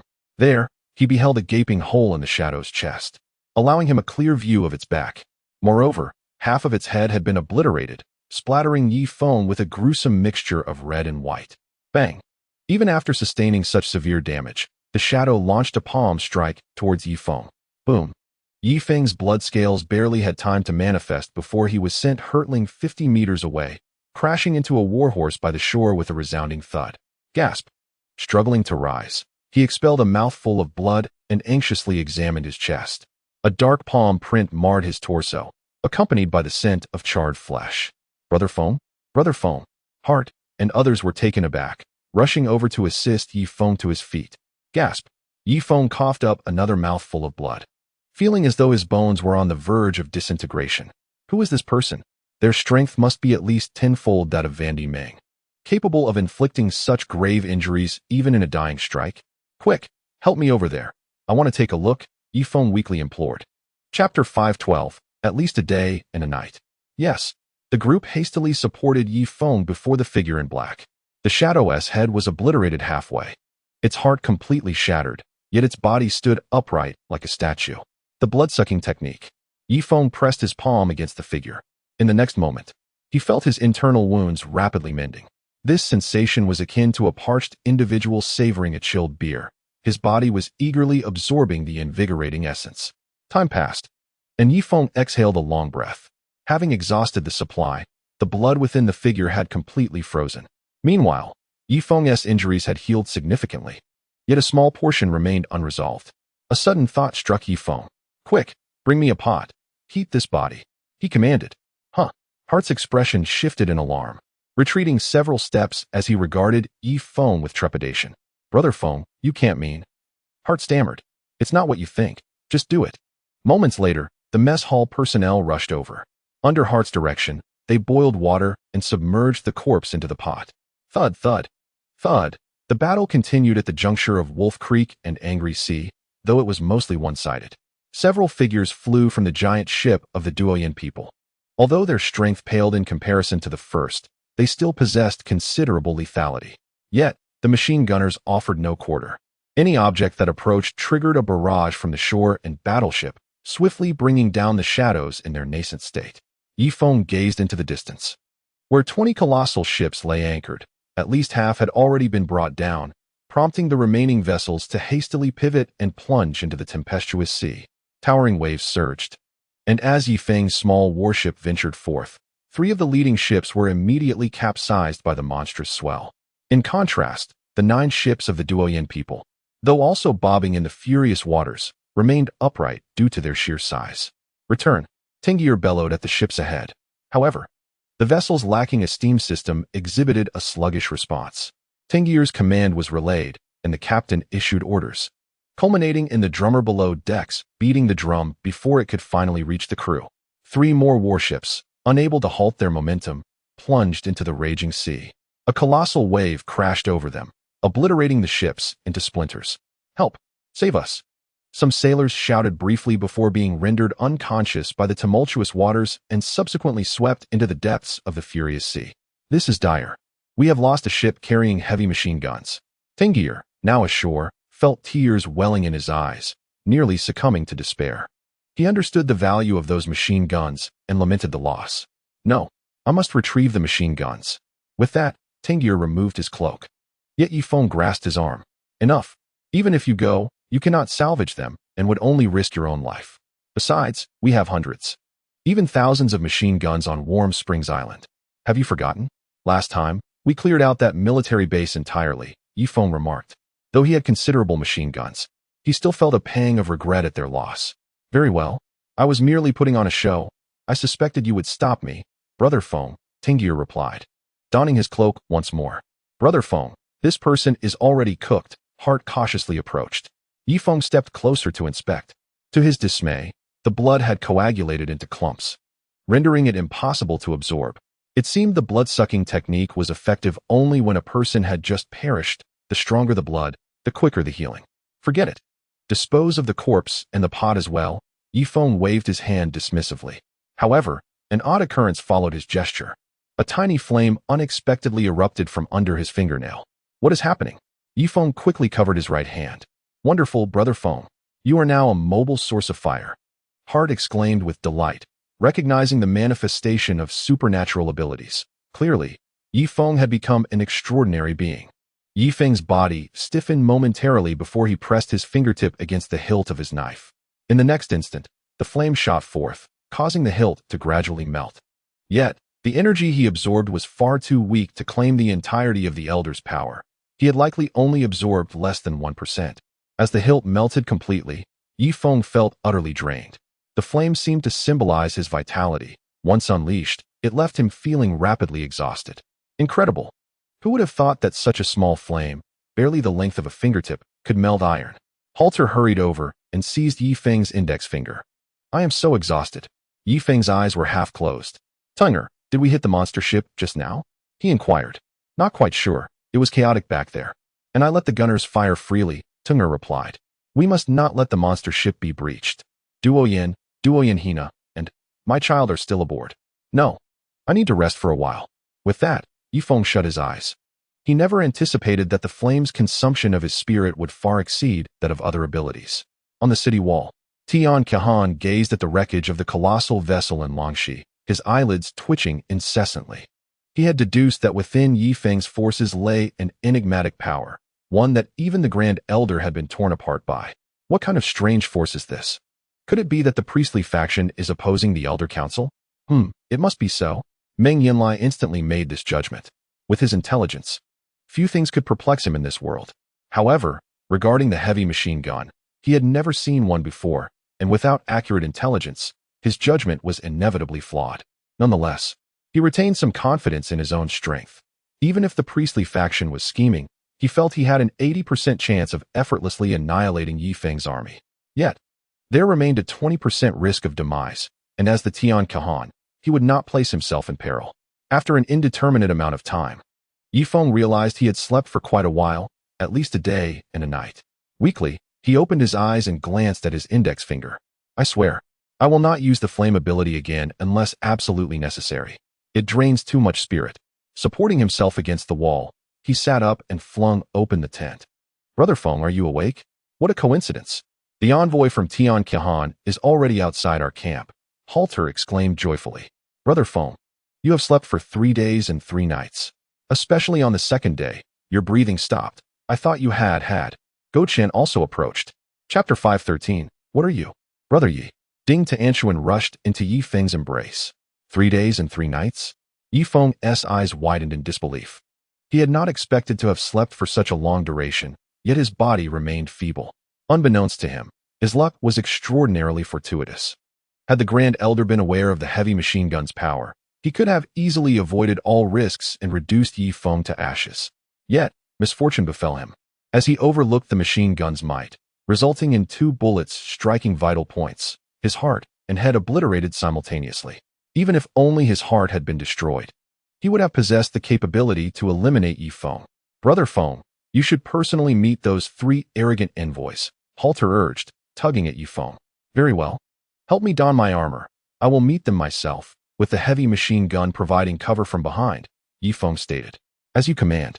Moments later, Ye Feng rode out of the camp, encountering a man on a tall steed ahead. His eyes were cast towards the heavens. A beautifully crafted beast skin clutched in his hand, and his attire, seemingly luxurious, bespoke the talents of a skilled tailor rather than an ordinary craftsman. Thud, thud, thud. Ye Feng was already 10 meters away from the envoy, precisely the distance for negotiation. Yet, the envoy remained transfixed, gazing at the sky, appearing almost like a statue to the unknowing observer. Hey, I'm here, Ye Feng called out. After a few moments, the envoy slowly lowered his head, as if just now noticing Ye Feng. Rebel Ye Feng, the benevolent Tian Khan has granted you 5 days to withdraw your mere 10,000 from the vast grasslands, lest my forces emerge to turn you to dust. As for your women and children, they shall remain as hostages in Chongqing City. In the days to come, we shall march into the desert, and when we do, the Tian Khan will summon your people to assist. If you fight valiantly against the beasts, the Tian Khan may show mercy towards your family. Should you prove useless, your women and children will be doomed to servitude in Chongqing City. Upon finishing his proclamation, the envoy raised the beast skin high. Ye Feng, kneel and receive the decree from my hand. I refuse, Ye Feng retorted angrily, drawing his curved blade and striking down fiercely. Thud. The envoy, taken by surprise, was cleaved in 2 along with the beast's skin. Well struck, Hart exclaimed. That scoundrel deserved it. Goad Mountain raised his curved blade in excitement. Ye Feng's eyes twitched, his gaze drifting towards the distant Chongqing City. Bring me the 5 trebuchets. It seems the naval battle 3 days ago did not instill fear in the Tian Khan. This scoundrel must witness my power before they release our people, Ye Feng declared.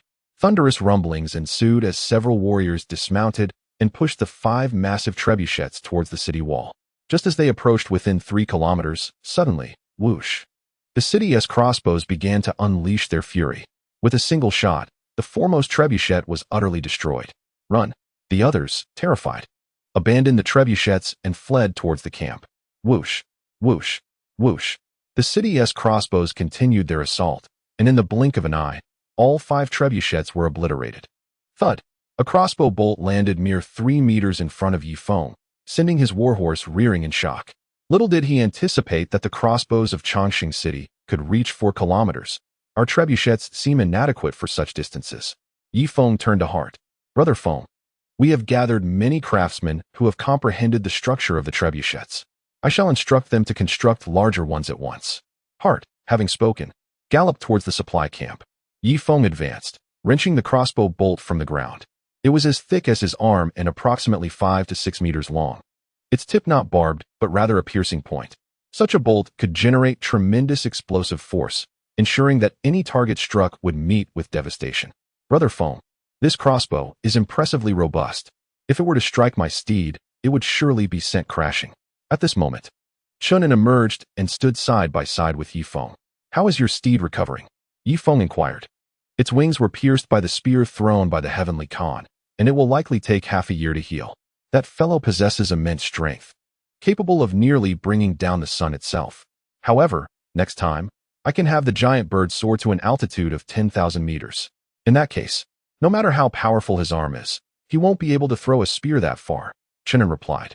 Indeed, at that time, I will have a task for you. Do you see those barrels of fire oil behind us? When the moment comes, carry those barrels on the back of the giant bird, and when you reach 10,000 meters in the sky, drop them and ignite the oilcloth on top. Once they touch the ground, they will create the effect of incendiary bombs. Ye Feng gestured towards the stacked barrels of fire oil behind the trebuchet, which had been transported from Hot Spring Island by Wang Zhihai. Haha, Brother Feng, that is precisely my intention. At that point, my giant bird will be akin to a bomber. Moreover, its massive size allows it to carry a ton of fire oil barrels at once. I will specifically target the finest buildings in the city, such as that pyramid. Shannon pointed towards the tallest structure in Eternal Life City. No, that pyramid serves as a sanctuary, a refuge for them from calamity. If we are to incinerate something, let it be the wooden houses surrounding the pyramid. As they are easily ignitable, Ye Feng replied coldly. Since the Heavenly Khan insists on provoking us, we shall leave no stone unturned until he is thoroughly frightened. Haha. Brother Feng, when I arrived at Hot Spring Island, Sister Chushua was purifying the white scale. You are familiar with this substance, I presume? Once it touches the skin, it will burn continuously until it is entirely consumed, ignited merely by the body's temperature, Shannon remarked. Excellent. Chushua is indeed a skilled physician, with unique insights into chemistry. Ye Feng said, once again casting his gaze upon Eternal Life City. The Heavenly Khan was not on the city walls, but was being commanded by a burly man clad in black armor. Where is your Heavenly Khan? Have him speak with me directly. Ye Feng shouted towards the city wall. The black-armored man sneered. Who are you? Like a rat in the gutter. Do you think you are worthy of negotiating with our Heavenly Khan? Even speaking to you sullies my status. Very well, you are noble and formidable. Since I am so lowly, I implore you to return my woman and child, lest they tarnish the honor of Eternal Life City. Ye Feng called out, having no time for petty squabbles with this individual. You killed the envoy. Do you believe I would easily release them? Lowly Ye Feng, you will pay a heavy price.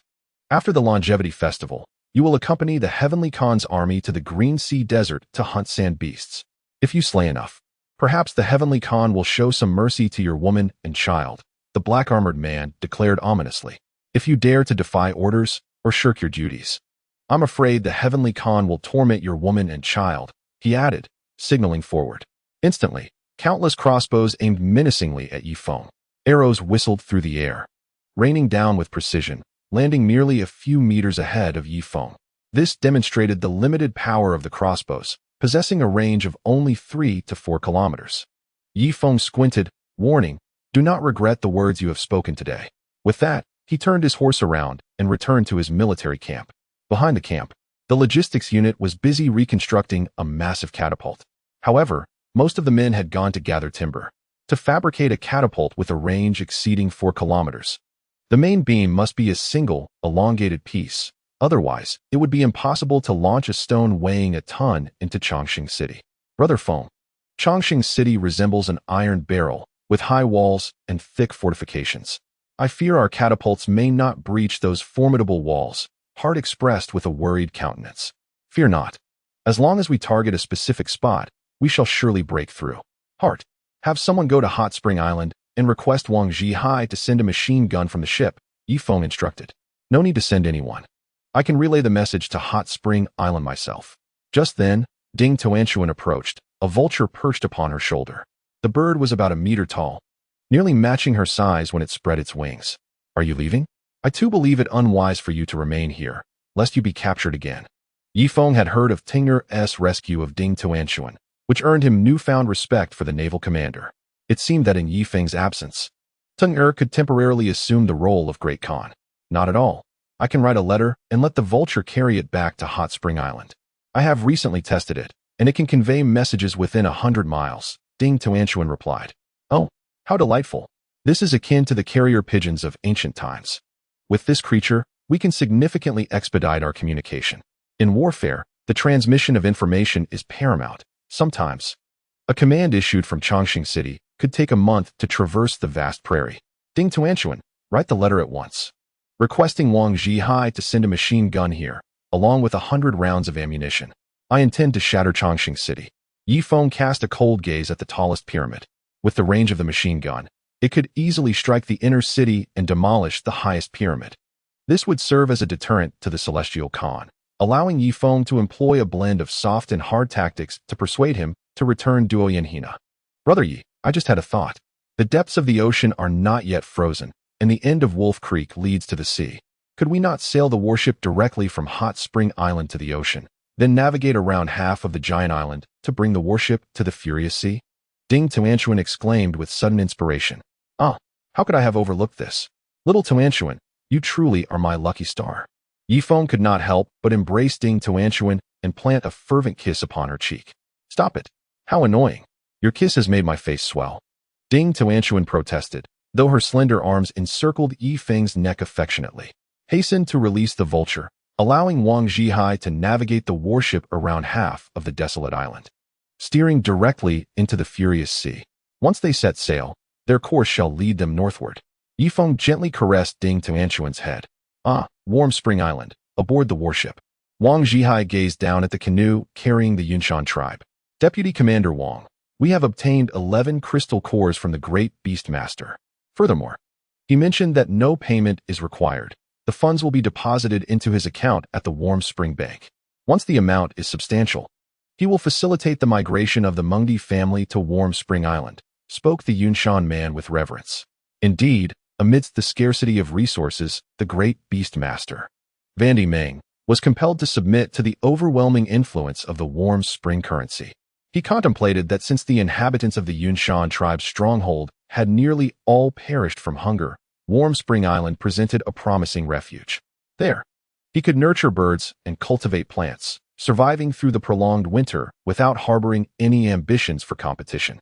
Very well, allow me to tally this, Wang Zhihai said as he hoisted the leather pouch with a rope, meticulously counting each crystal core. Susan, Bai Chuxue, and others watched the crystal cores intently, their vigilance directed towards Wang Zhihai, apprehensive that he might hoard them for himself. Depending on the quality of the crystal cores, this batch was valued at a total of 210,000 Warm Spring coins, which I shall record for you. Vandy Meng, your balance is 21,000 coins, with a total deposit of 450,072 Warm Spring coins. After drafting the agreement, Wang Zhihai produced 2 copies and tossed the deposit slip back to the canoe. Transaction complete. By the way, inquire with your great beast master. He is now a silver card user. Would he be interested in purchasing insurance or stocks? I would certainly recommend food stocks. As food supplies dwindle, his investments will rise steadily.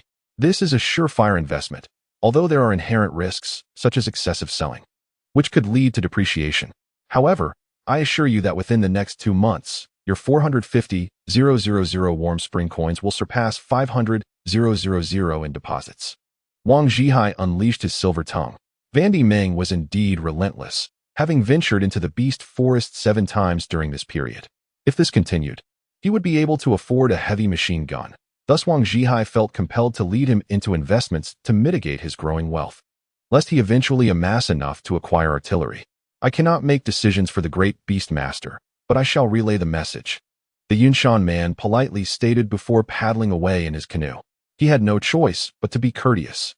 Everyone of even modest means along the shore had deposited funds at the Warm Spring Bank.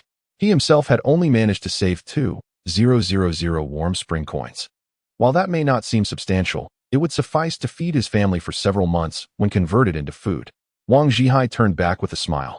Addressing Susan and Dr. Chuxue, rest assured, I shall ensure he squanders this wealth, preventing them from thriving, and will make them submit willingly.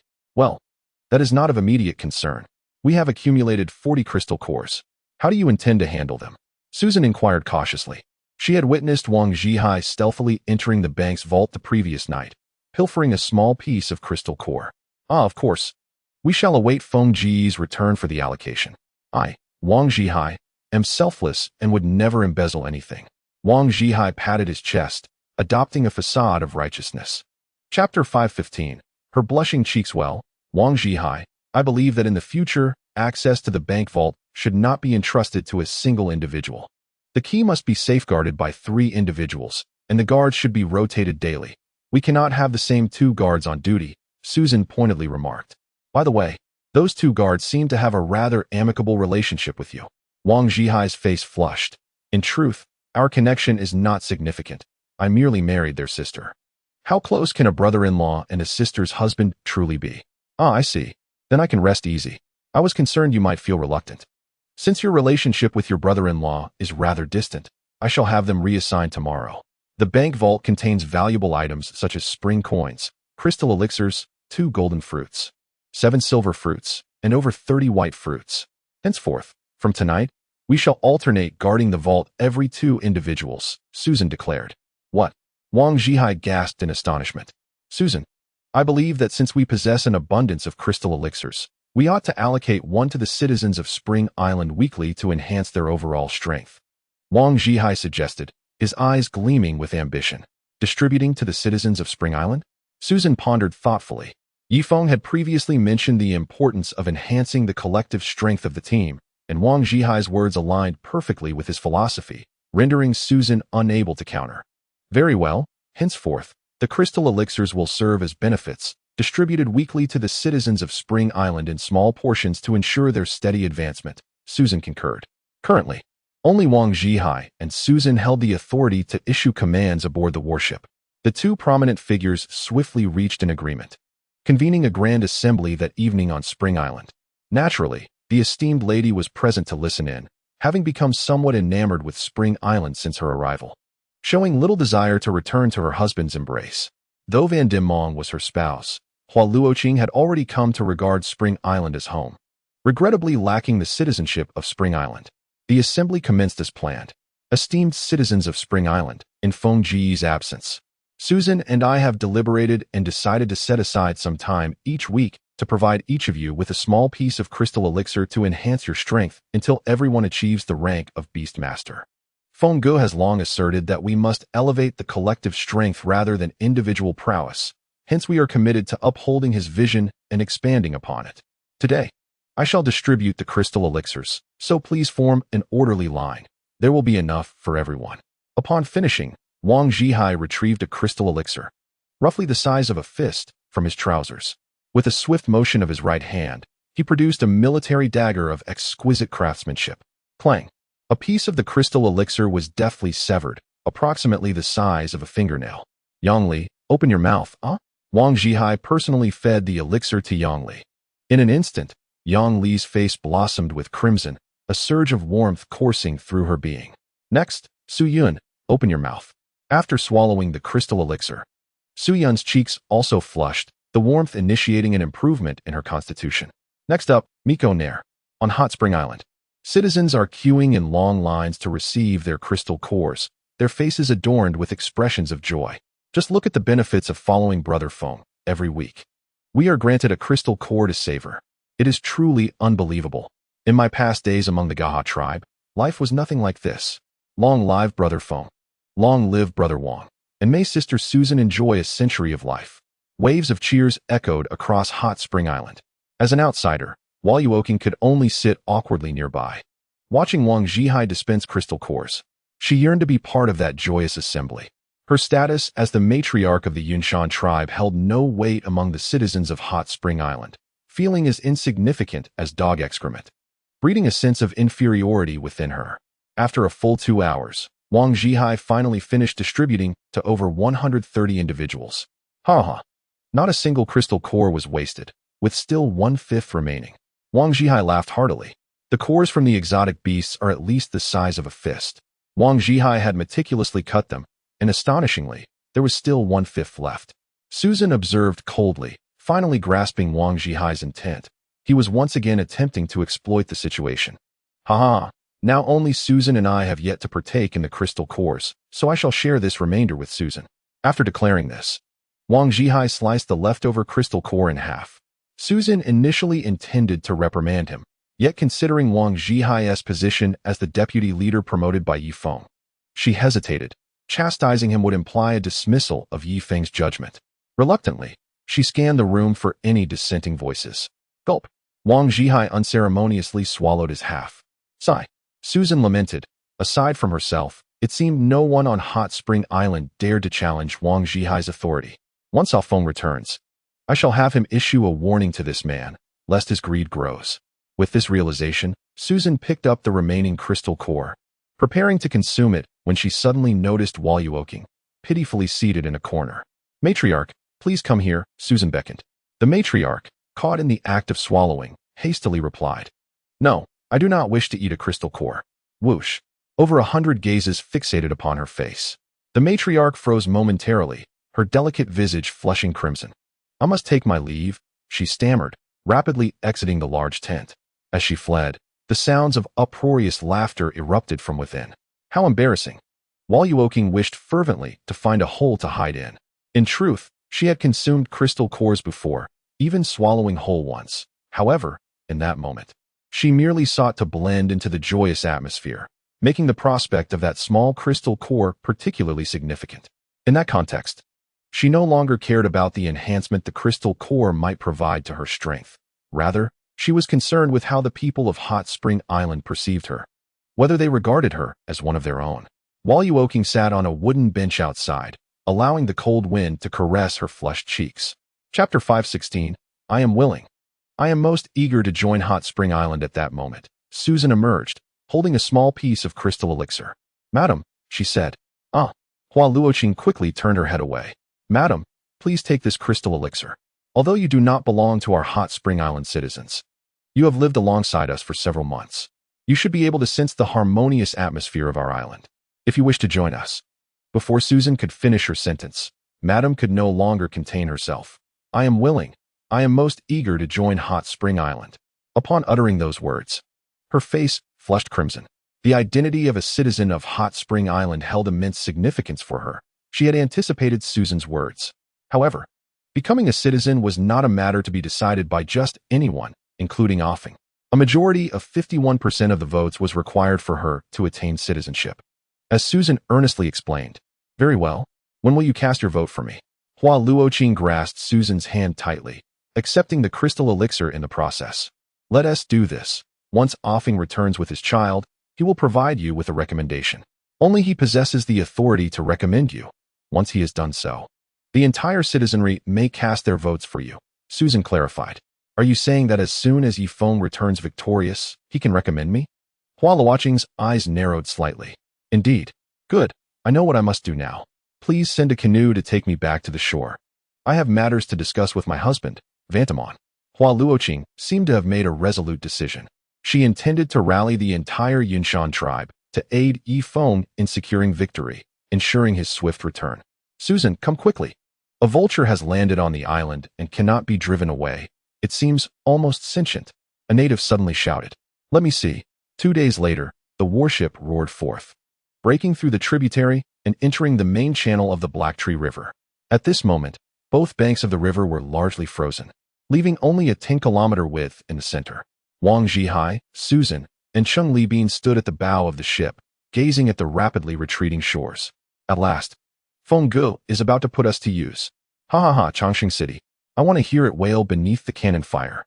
Before long, the warship surged out of the Black Tree River basin and officially sailed into the vast sea. The edge of the ocean was frozen for 5 or 6 kilometers, forcing Cheng Libin to navigate the ship along the ice towards the north. Time flew by, and a month had swiftly passed. During this interval, Tianshan Khan's brother, Girder, led an additional 20,000 cavalry to confront Ye Feng head-on. Unsurprisingly, Ye Feng's side only incurred a loss of 3,000 men, while Girder's entire army was annihilated. The 3,000 men lost by Ye Feng were promptly replenished by the steady influx of small tribes seeking to ally with him. These tribes had no alternative, as Tianshan Khan had ordered them to surrender all their food, a clear provocation for rebellion. Yet, the small tribes had never opposed Tianshan Khan, and thus, as if in unison, they gravitated toward Ye Feng's forces. Now, Ye Feng's 10,000 infantry were stationed a mere 10 kilometers from Changxing City. 5 miles away, there lay a densely populated cluster of small tribes, comprising men, women, and children. These tribes initially believed that by bringing their entire kin to seek refuge, Ye Feng would graciously accept them all.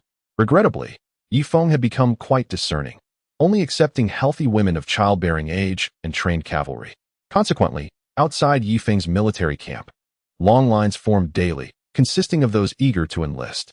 "Your name is Mai? I'm afraid you're too old. Please return and await a call." "Oh no.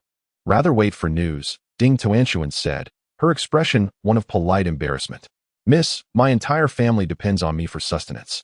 Please grant me a chance to join the Great Khan's army and earn a military salary," Mai pleaded, kneeling on the ground. "Do not kneel. Do you think we are a ragtag army like Mengyelia's? If you kneel again, I shall strike you." Ding Tuanshuan retorted with a mock ferocity. Very well. Ma Yi left the queue, his face etched with despair. This marked his 5th rejection, today. He had even pricked his finger with a needle to smear a bit of blood on his face, hoping to appear more vibrant. Yet, it proved futile, as he was still dismissed by Ding Tuanshuan. Next, not only was Ding Tuanshuan recruiting, but 20 enlistment stations had been set up outside the camp, where, on average, only 1 in 100 would be accepted into Ye Feng's ranks. A sharp, clear whistle pierced the air. Ding Tuanshuan looked up to see a colossal bird soaring once more, its enormous shadow looming over the ground, nearly enveloping half the military camp. You, Chenin, did we not agree that you would take me skyward? Ding Tuanshuan stamped her foot in frustration. Ye Feng gazed skyward, a glimmer of joy illuminating his face. The great bird's injuries had finally healed, thanks to the crystal elixirs and divine fruits he had procured with his hot spring coins. Otherwise, with the severity of its wounds, recovery would have taken at least another 6 months. Chenin perched upon the bird's neck, the biting cold wind whipping his hair straight back. Fly high into the sky, my feathered friend, he urged, whispering into the creature's ear. The giant bird, now imbued with spirit, understood his words. With a powerful flap of its wings, it ascended into the heavens, quickly disappearing into the clouds. As Chenin soared to an altitude exceeding 10,000 meters, the air grew thin. This is it. Ha! Chenin unsheathed his curved blade and slashed open the leather pouch strapped to the bird's back. In an instant, boulders the size of heads began to plummet like rain toward Chongqing City. Soon, an uproar of roars and exclamations echoed throughout the city. Has it begun to hail? Zhen Yu stood at the entrance of the courtyard, observing the thunderous sounds emanating from below the city walls. It doesn't seem like hail. Can it possibly be that large? Princess Lure exclaimed in shock. In the next moment, a stone fell from the sky. Boom. A section of the floor shattered, debris scattering everywhere. Be careful. Ada and Air quickly spread their arms, shielding the 2 women. Bang. Another resounding crash echoed as a guard was struck by a stone, tumbling down the city wall. Fortunately, the guards atop the castle were formidable, and the blow only inflicted minor injuries. Trouble. Quickly, take cover in the arrow tower. The guards were taken aback, hastily making their way towards the arrow tower. Mother, quickly return to the house. Princess Lure shielded Jinyu as they fled indoors. In the tallest edifice of the castle, the Grand Khan's consort gazed with fierce eyes upon the chaos engulfing the city. In the next moment, a stone plummeted from the heavens. Damn those foreign invaders. The consort raised her leg and kicked a shield skyward. Boom. The shield collided with the stone, disintegrating into a cloud of powder midair. Dust cascaded down, transforming the once resplendent consort into a figure resembling a terracotta warrior.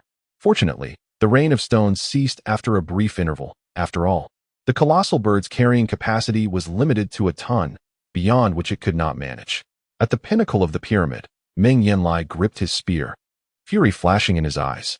He yearned to bring down the great bird, yet it remained concealed among the clouds, eluding his aim. Even if he were to locate it, he could hardly hurl his spear 10 kilometers into the sky. 10,000 meters was an insurmountable distance for mere mortals, regardless of their strength. Chenin chuckled after tossing the stone. Little bird, we're headed home. The giant bird retracted its wings into a scissor shape, gliding towards Ye Feng's military camp. Within the camp, Ye Feng, filled with delight, set aside his binoculars. The giant bird's stone throwing had instilled immense panic in Chongqing City, and Meng Yanlai would undoubtedly respond. After all, he proclaimed himself the Heavenly Khan and would certainly dispatch a grand army for retribution. Everyone, cease your laughter and prepare for battle. I estimate that Meng Yanlai will soon lead his forces out of the city, Ye Feng commanded. Hart was startled into action, swiftly mounting his steed. Enough of the jesting. Form ranks at once. Shield bearers in front, spearmen behind, archers ready, and cavalry at the rear to guard our formation. Hart was increasingly adept at commanding. Ye Feng nodded in satisfaction, charging out of formation to continue observing the city walls with his binoculars. Indeed, he witnessed a figure darting up the walls with lightning speed. Fixing its gaze upon him, the commanders of both armies locked eyes, the air seemingly reverberating with the clash of blades. Heavenly Khan, grant me another 20,000 men. This time, I shall not attack head-on. Instead, I will divide our forces into 3 paths, 1 for direct assault and 2 for flanking maneuvers. I refuse to believe that Ye Feng's heavy machine guns can sustain fire eternally, Geldu seethed. Having suffered defeat previously, he knew that were it not for his status as the Heavenly Khan's younger brother, he might have already lost his head. Charge. With what will you charge? Ye Feng's heavy machine guns were immensely powerful. Not only Geldu, but even I could not guarantee evading those dreaded projectiles. We must wait. When the cold front sweeps over Chongqing City, and Ye Feng's army finds no shelter from the storm, they will surely tremble in the cold. That will be our moment to strike, Meng Yanlai coldly asserted. As the Heavenly Khan, he would not act out of reckless bravado. In truth, he was already 80% certain he could breach the camp and decapitate Ye Feng directly. However, there exists a 20% probability of being struck by heavy machine gun fire. A mere pause in movement would result in a relentless barrage of bullets raining down upon him. As a creature of over 2 centuries, he would never willingly place himself in peril. The Heavenly Khan had already tallied the losses. 1 knight was killed, and 17 cavalry were injured. As for the common folk, just as a spy was about to elaborate, he was interrupted by Meng Yanlai. The deaths of those commoners were inconsequential, requiring no enumeration. It appeared that the giant bird's method of launching stones did not inflict any substantial harm upon us. Projectiles dropped from a height of 10,000 meters would significantly deviate from their intended trajectory, so there was little to fear, Meng Yanlai coldly stated. Your Majesty, although the damage has been minimal, it could easily incite panic. If we do not deal with that colossal bird promptly, the cavalry within the city will be consumed by dread, potentially leading to unforeseen consequences. Geldu was no fool. He understood the significance of deterrence. Imagine, one day while shopping for groceries, preparing to return home for a delightful meal, you are inexplicably struck dead by a falling stone. Such psychological pressure is far more anxiety-inducing than the charge of thousands of cavalrymen. Over time, it could even lead to insomnia and mental fatigue. From this day forth, let everyone don helmets, Meng Yanlai declared, eagerly anticipating the arrival of the cold wave that would spell doom for Ye Feng and his ilk. Ah, Your Majesty, must the consorts and princesses within the castle also wear helmets? What a disgraceful sight, Geldu exclaimed in shock. It is essential to understand that in Eternal Life City, a distinction is made between nobility and commoners. For a lady to wear a helmet would imply that men are incapable of protecting them, necessitating their own involvement in battle. This, a flicker of humiliation crossed Meng Yanlai's face. Over a century ago, it was he who decreed that the consorts were forbidden from donning armor. Yet now he found himself on the verge of rescinding that very edict. Very well. As women of my Heavenly Khan, they must embrace the prospect of death without fear. Thus, they may forego the helmets, Meng Yanlai stated. Indeed, that is more befitting of nobility, Geldu sighed in relief. Chapter 518, Sister-in-law, you are the wife of my good brother Tuba. Should they wear helmets, then there would be no distinction in rank. Without rank, they would be unable to exploit others, nor would the lower classes harbor any reverence for them. On Ye Feng's side, formations had been established for quite some time, only to witness Meng Yanlai dismissively retracting into the pyramid. Concurrently, the guards at the city gate, whether centurions or commanders, had all donned their helmets. Geldu had never developed the habit of wearing a helmet, believing it to be the concern of common cavalrymen. As a commander, wearing a helmet would render him indistinguishable from the ordinary soldiers. Yet now, he too had no choice but to wear one to avoid being struck by falling stones. TCH. Ye Feng raised a middle finger in disdain. Phew. The shield bearers collectively exhaled in relief, cautiously peering out from behind their shields. In the last great battle, it was the shield bearers who suffered the highest casualties. Ha ha ha, coward. From now on, the name of the Heavenly Khan shall be Meng Yan the Coward. Indeed, his own Eternal Life City had been reduced to rubble, yet he remained within like a turtle withdrawing into its shell. Haha, the name Meng Yan Nuafu is quite amusing. The cavalrymen, seeing the absence of battle, suddenly found their humor and began to bestow nicknames upon the Heavenly Khan. This was something they had never dared to contemplate before. Although they stood down, vigilance remained imperative, especially at night. Any sentinels caught neglecting their duties would face immediate consequences. Ye Feng's cold voice tempered the levity of the boisterous cavalryman. As he returned to the ranks, Chenin approached him. How are you, Fenggo? Chenin inquired. Eager for praise, Ye Feng offered a slight smile and clasped Chun and shoulder. You did well, but the lethality of stones is inherently limited. They pose a threat only to ordinary knights, while those of a higher caliber are not only as tough as wood, but also adorned in heavy armor. Thus, we must seek alternatives to stones for dealing with them in the future. Ye Feng's lips curled slightly. Indeed, next time, I shall throw dung, Chunin deduced. Ye Feng's expression darkened, realizing that Chunin had missed the point. He recalled a documentary he had seen, wherein the U.S. military employed a different kind of bomb against the Viet Cong in the jungles. These bombs required no gunpowder to unleash havoc upon their foes. They were fashioned into iron spikes, with tails for stability. This design ensured that, regardless of how they were dropped, the tips always pointed downward. A spike released from an altitude of 10,000 meters could penetrate thick canopies, impaling hidden enemies from head to groin. I propose we adopt these iron spikes and drop them from 10,000 meters. Each spike weighs no more than half a pound, forged from iron. At such heights, the impact would be tremendous, equivalent to that of a heavy machine gun bullet. Ye Feng mused. Right. How did I not think of that? I remember that documentary. It was about the Americans using dumb bombs against the Vietnamese, Chunin exclaimed, slapping his thigh. Good to know. Now, go forth and recruit blacksmiths in large numbers so they may receive military pay in the camp. Also, we should recover iron tools from the various tribes. Offering slightly elevated prices in exchange for hot spring coins, Ye Feng suggested with a grin. Understood. I can hardly wait to unleash dumb bombs upon Chongqing City. Chunin dashed off to the recruitment office. Ye Feng conducted another inspection of the barracks and discovered several individuals gambling, with Gochen acting as the dealer. Heads or tails? Gochen asked, holding a hot spring coin. Heads, came the response. I bet on tails, Ye Feng chimed in, producing a coin of his own. With a clatter, Gochen was so startled that he fell from his chair. The others stood rigidly, heads hung low, resembling despondent schoolchildren. I have long stated that gambling is strictly prohibited in the barracks. Gochen, you and the others, go seek harder and take 50 military sticks. Ye Feng declared before continuing his patrol. Oh dear, we just fought a few days ago. If this continues, I fear I may not even be able to relieve myself. Gochen lamented. Ye Feng then made his way to the resting area of the giant birds, where an array of freshly slaughtered beef and lamb was laid out. Certainly, the colossal bird was not restrained. It had already recognized Chunin as its master, thus becoming somewhat of an ally. Birdie, may I have a ride? Ye Feng approached with a sheepish grin. Cheap. Upon seeing Ye Feng, the bird gaped wide. All right, I won't ride after all. Ye Feng hastily retreated from the bird's territory. Inform the others to assign 200 men to guard the giant bird. We must ensure it is not assassinated. Understood. Ye Feng then turned his gaze to the side. Where the Wolf Creek lay, there were still some comparatively larger tribes on the plains, each possessing a few scattered warships. Although each tribe had but a handful of ships, when gathered at the source of Wolf Creek, their numbers could reach a staggering level.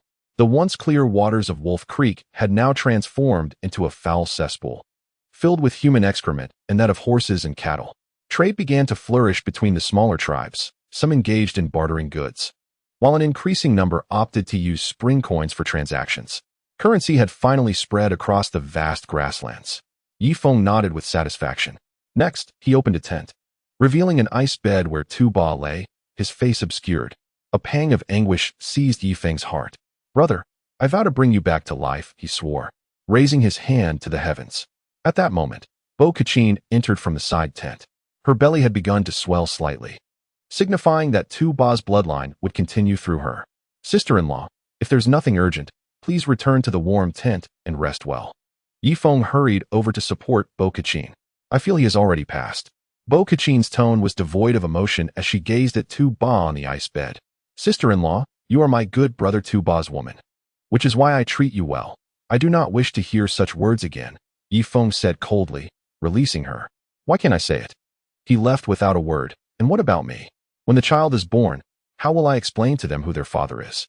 Bo Kachin fixed her gaze upon Ye Feng. Ye Feng was momentarily speechless. How about this? Until Tu Ba is revived, if the child is born, could you perhaps pretend to be the child's father? I believe the child will take pride in you, as you are the great Khan. And I wish for my child to be like any other. Bo Kachin grasped Ye Feng's arm. As a woman, especially during pregnancy, her hormones surged, intensifying her desires. Bo Kachin had been enduring for a long time. Do you not care for the child in your womb? Bo Kachin employed a provoking tactic. Is this appropriate? You are my sister-in-law, Ye Feng said awkwardly. What is inappropriate about it? Moreover, the one I originally desired was you. Yet you insisted on Tu Ba and me following that path. What am I to do now? You must take full responsibility. By the way, can you listen to my belly? Bo Kachin's face flushed slightly as she spoke. Ridiculous. Ye Feng abruptly pushed Bo Kachin away and fled the tent. As he stepped outside, he collided with Kazina. She is currently adorned in a custom ensemble, the inner lining soft and the exterior crafted from pristine white fox fur. A luxurious creation costing 5,000 spa coins.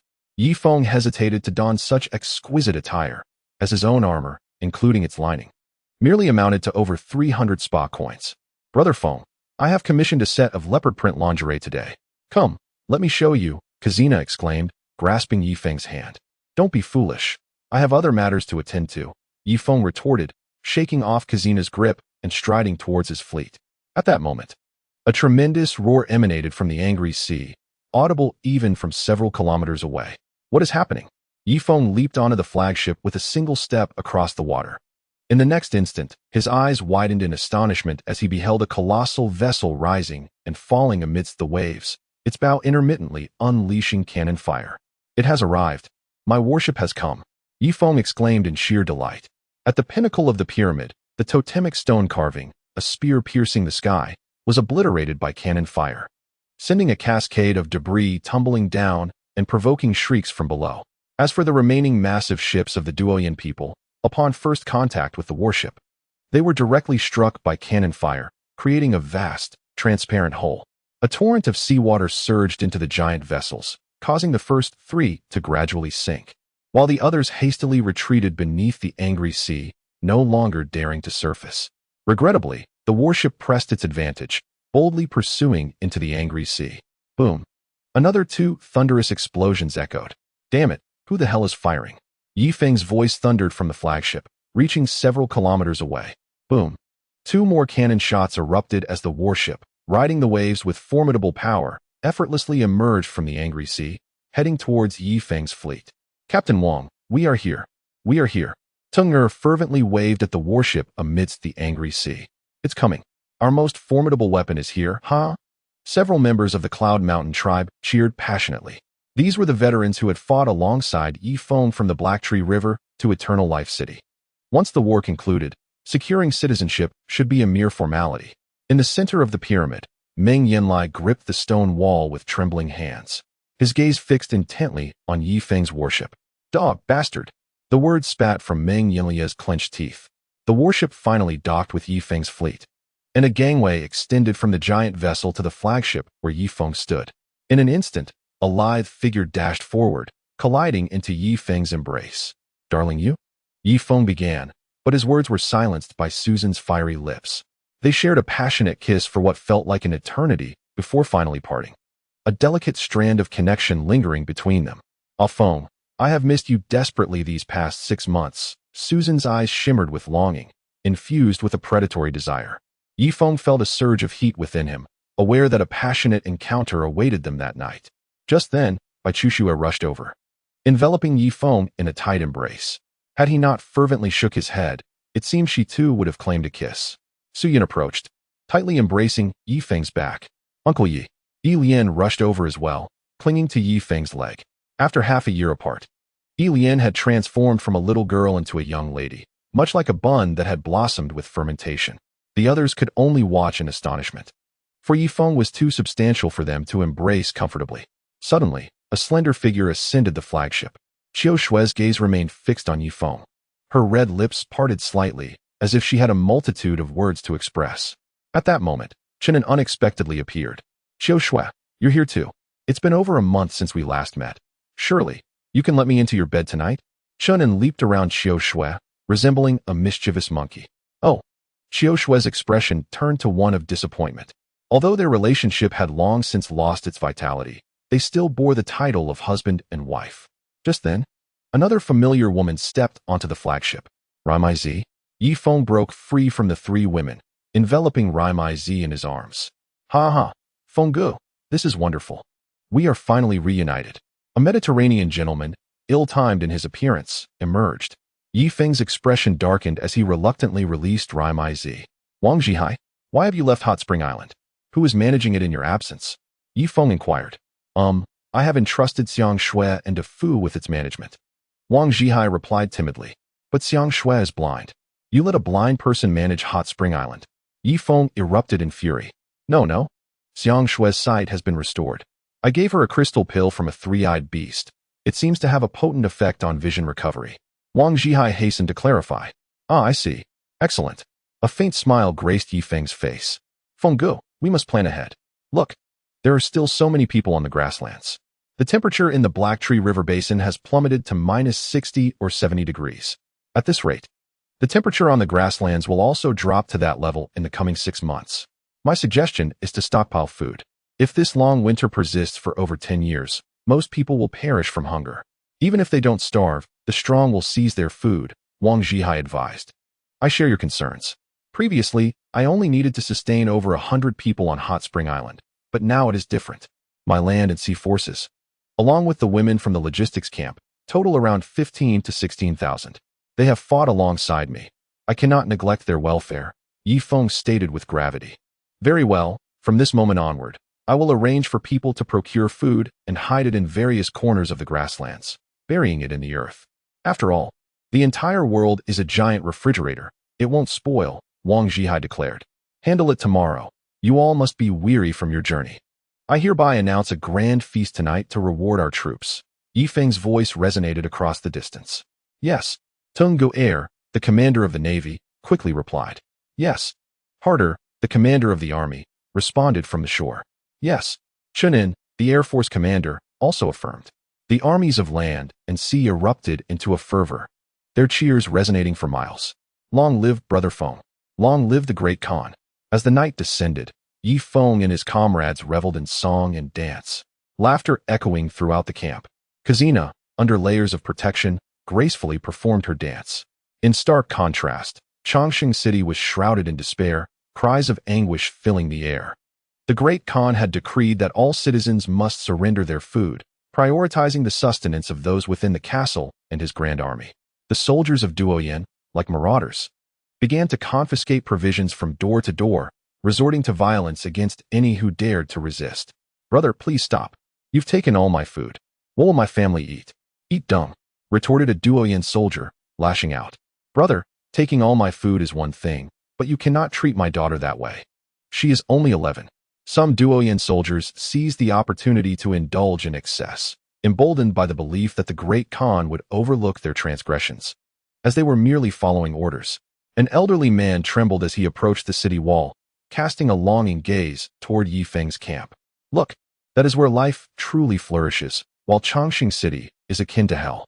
With that, the old man leapt from the wall, shattering upon impact. The Great Khan's orders were clear.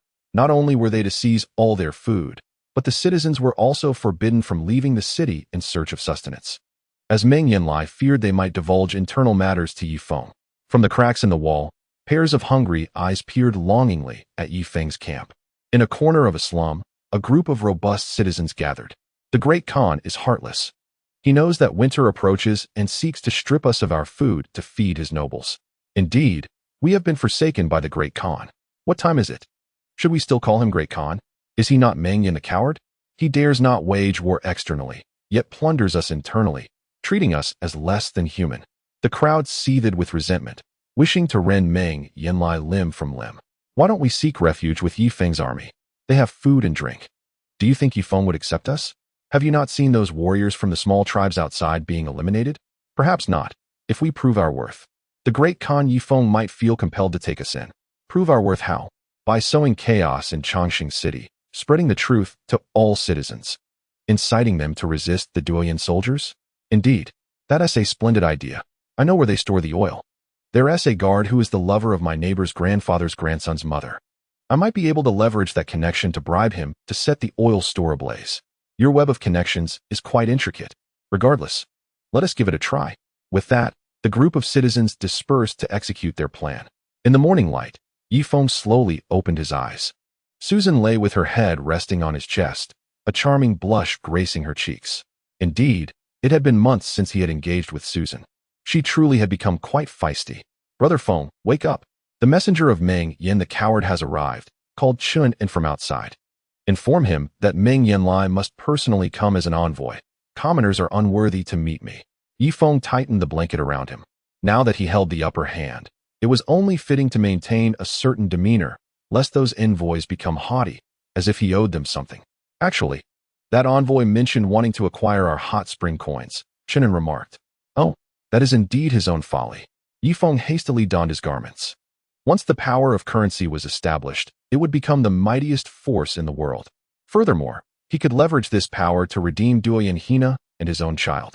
Exiting the tent, he observed several blacksmiths designing blueprints for a cumbersome projectile. This contraption, once paired with the giant bird, would become the most formidable weapon following the machine gun. Good morning, Great Khan. The blacksmiths greeted, bowing deeply, eager to finally earn their military pay. Morning. Do your best to complete the molds. Soon, you won't have to toil at the forge anymore, Ye Feng replied with a smile.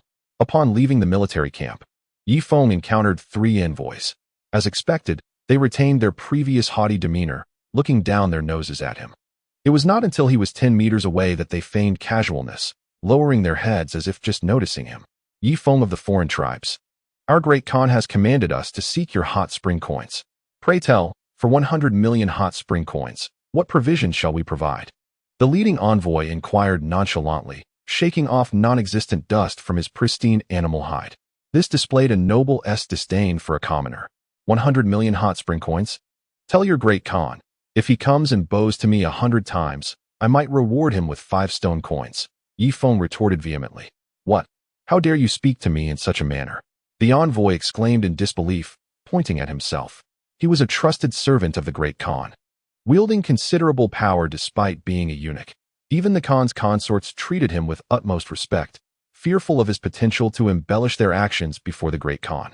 Never had he encountered someone as brazen as Ye Feng. You despicable creature, if I do not insult you, whom shall I insult? If you wish to negotiate, you'd better adopt a more courteous demeanor.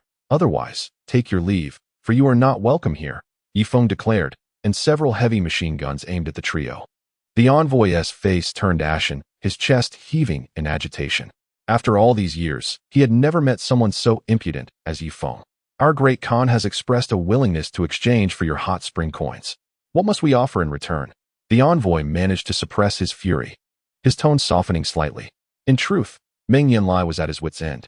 He intended to raid the small tribes for provisions, but they had all taken refuge behind Ye Feng's formidable army, leaving him powerless. Naturally, he had contemplated acquiring some weapons to barter with the small tribes. Yet they insisted on hot spring coins as their sole currency. With no other recourse, Meng Yanlai was compelled to dispatch envoys to seek Ye Feng's assistance. He had instructed that, regardless of the circumstances, the reputation of the heavenly Khan must not be tarnished. He desired both benefits and face. Ideally, to evoke a sense of gratitude from Ye Feng. Very well, return my woman and child. And I am willing to pay a sum of 100,000 spring water coins, Ye Feng tentatively proposed. That is unfeasible. They are hostages. If we were to relinquish them, you, Ye Feng, would act without restraint. However, the heavenly Khan can bestow upon you a unique honor, which could be exchanged for at least 100 million spring water coins, the envoy responded. Ye Feng's expression shifted. Could it be the holy water? For it was only this substance that could command such a price. If you pay 100 million spring water coins, the heavenly Khan will accept you as an adopted son, although there is no blood relation. The adopted son of the heavenly Khan is a figure of great reverence in our Chongqing city. Curse it, strike. Upon uttering these words, Hart charged forward with a cadre of skilled fighters. These 3 envoys possessed some prowess, roughly at the beastmaster level. The servants beside the heavenly Khan could not be overly powerful, for the Khan would be concerned for his own safety. In no time, the 3 were left bruised and battered. Just a few more punches would suffice. I still have questions for them, Ye Feng remarked languidly.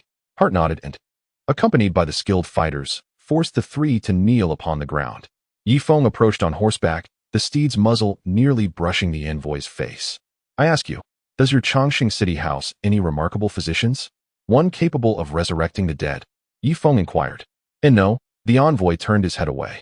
As anticipated. Then are there any doctors skilled in preserving corpses?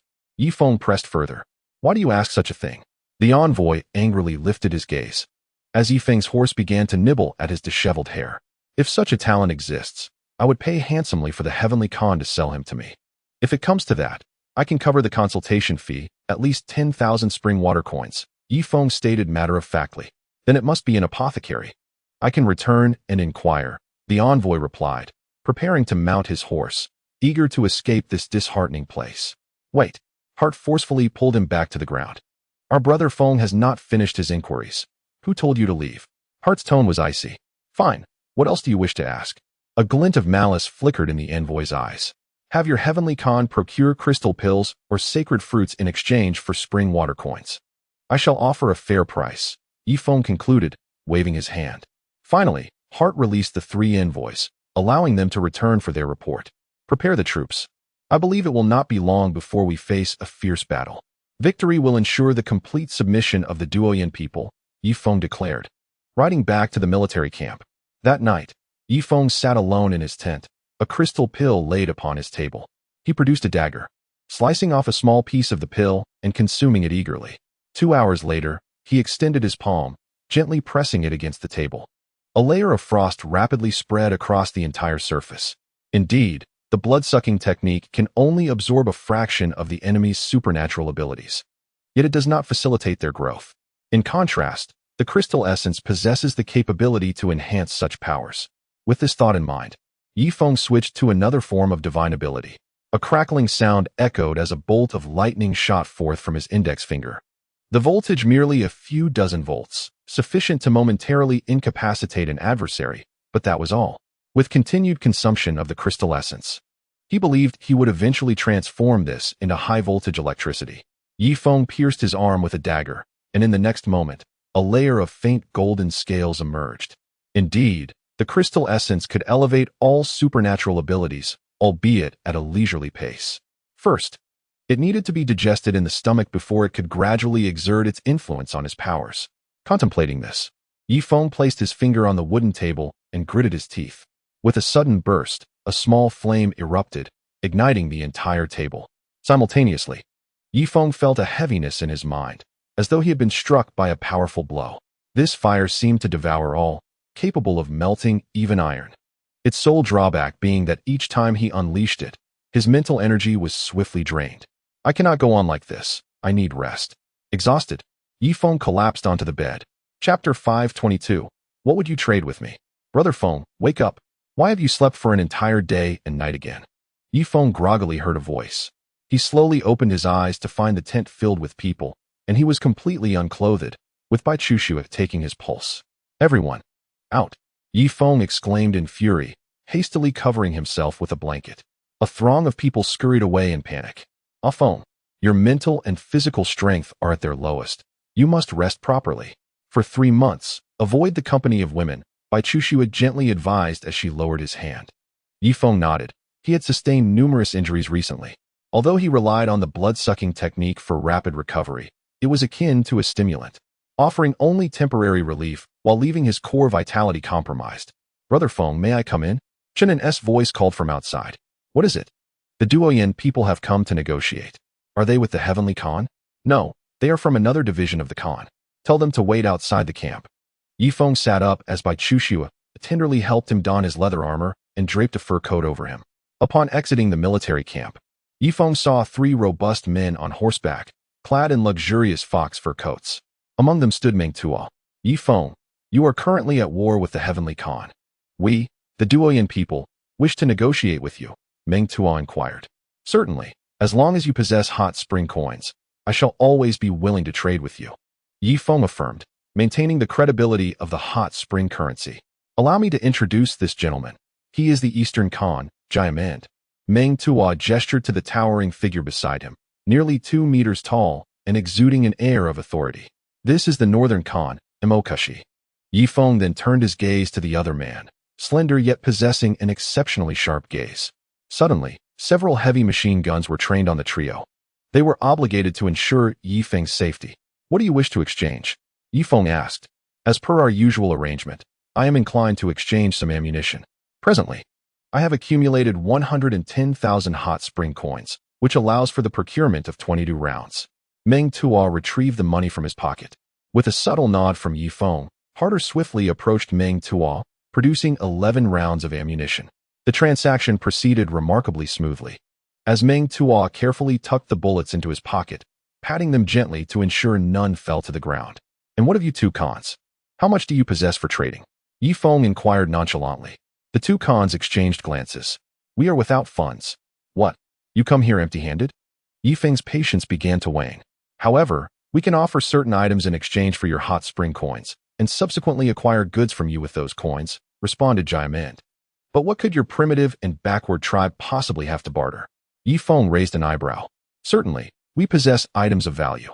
I am aware that you seek crystal elixirs and sacred fruits. Come forth. Jiamend clapped his hands, summoning a horse-drawn cart. One of the individuals approached Ye Feng, carrying a burlap sack. Harder hastily took the sack, inspecting its contents. Brother Feng, indeed. There are crystal elixirs from extraordinary beasts, 17 in total, along with 30 white fruits and 5 silver fruits, Harder reported. Very well, compensate them accordingly and acquire these items. Ye Feng commanded. Before long, the transaction was completed, and Jiamend found himself with nearly 400,000 hot spring coins, his eyes gleaming as he counted the notes. Mr. Jiamend, now that you possess wealth, what items do you wish to procure? Ye Feng inquired. Jiamend had already contemplated this. He could part with some significant weaponry. Yet, with a mere 400,000 hot spring coins, he could not even afford a heavy machine gun. I wish to purchase your heavy machine gun. Jiamend gulped, his expression filled with anticipation as he gazed at Ye Feng. He had previously tested Meng Tuo's heavy machine gun and was astounded by its power. If he possessed such a weapon in the East, he could hunt extraordinary beasts in the Green Sea Desert with ease. After all, with a heavy machine gun, no matter how thick the beast's hide, it would be no match for the gunfire, and he would exert little effort in the endeavor. Very well. The price for a heavy machine gun is 500,000. It seems you have exchanged for less than 400,000, correct? How will you settle the remaining 100,000? Ye Feng inquired coolly. So expensive? Jiamend was taken aback. Beside him, Meng Tuo nodded in affirmation. Indeed. The price is 500,000 each. I spent 1 million on my 2 heavy machine guns. What? Jiamend clenched his fist slowly. It was crucial to note that he had just sold all the valuable items from his share. The crystal elixirs and sacred fruits represented years of hard work and savings. At that moment, Wang Zhihai interjected. Esteemed Khan, you may deposit your funds in our hot spring bank. With 40,000 hot spring coins, the daily interest would be approximately 40 coins, thus ensuring a steady growth of your wealth. Should you doubt this, you may inquire with others. Those with any semblance of wealth have entrusted their funds to my hot spring bank for interest. Furthermore, the interest for fixed deposits is notably higher. For instance, if you opt for a 1-year fixed deposit, you would be unable to withdraw the funds until a year has passed, but the interest will be correspondingly substantial. Furthermore, one can also deposit a fixed amount for a term of 3 years, with the principal being inaccessible until the term concludes. The interest accrued after this duration tends to be significantly higher. On average, one could expect to receive 40 units of the spring currency daily as interest. After listening to Wang Zhihai's presentation, Jiamend found himself in a state of contemplation. Is the interest paid to us daily? He inquired. No, it is dispersed monthly. For instance, if you deposit 400,000 units of spring currency in the bank for a 3-year term, I will remit 1,200 units to you each month during this period. This sum surpasses what most ordinary individuals receive, ensuring at the very least. Your sustenance is secure, Wang Zhihai replied earnestly. Ye Feng turned to Wang Zhihai, internally lauding him profusely. This tactic was ingenious. A 3-year fixed deposit meant that the fate of these individuals would remain uncertain until then. Moreover, during this 3-year span, the credibility of the spring currency would only strengthen. By then, one could sell not just heavy machine guns, but even warships to them. The power of currency had already asserted its dominance in the market. Should they wish to instigate conflict, they would first have to ponder whether their bank deposits might be frozen. Without funds, what could they wage war with? Indeed, Jiamend, the spring bank is notably trustworthy. Otherwise, I would not have been able to acquire these 2 heavy machine guns, Meng Tuo remarked seriously. It was undeniable that while the Duoyan people were at war with Ye Feng, the credibility on Ye Feng's side was indeed commendable, even to the extent of being willing to sell devastating weaponry to their adversaries. Such trustworthiness was unparalleled. Very well, I shall deposit this money in the spring bank. Jiamend decided, after a moment's hesitation, personally handing the funds to Ye Feng. Ye Feng smiled slightly, and then passed the money to Wang Zhihai. Wang Zhihai promptly dismounted and used the grass as an impromptu desk. Chapter 523. Total Annihilation. Jiamenda.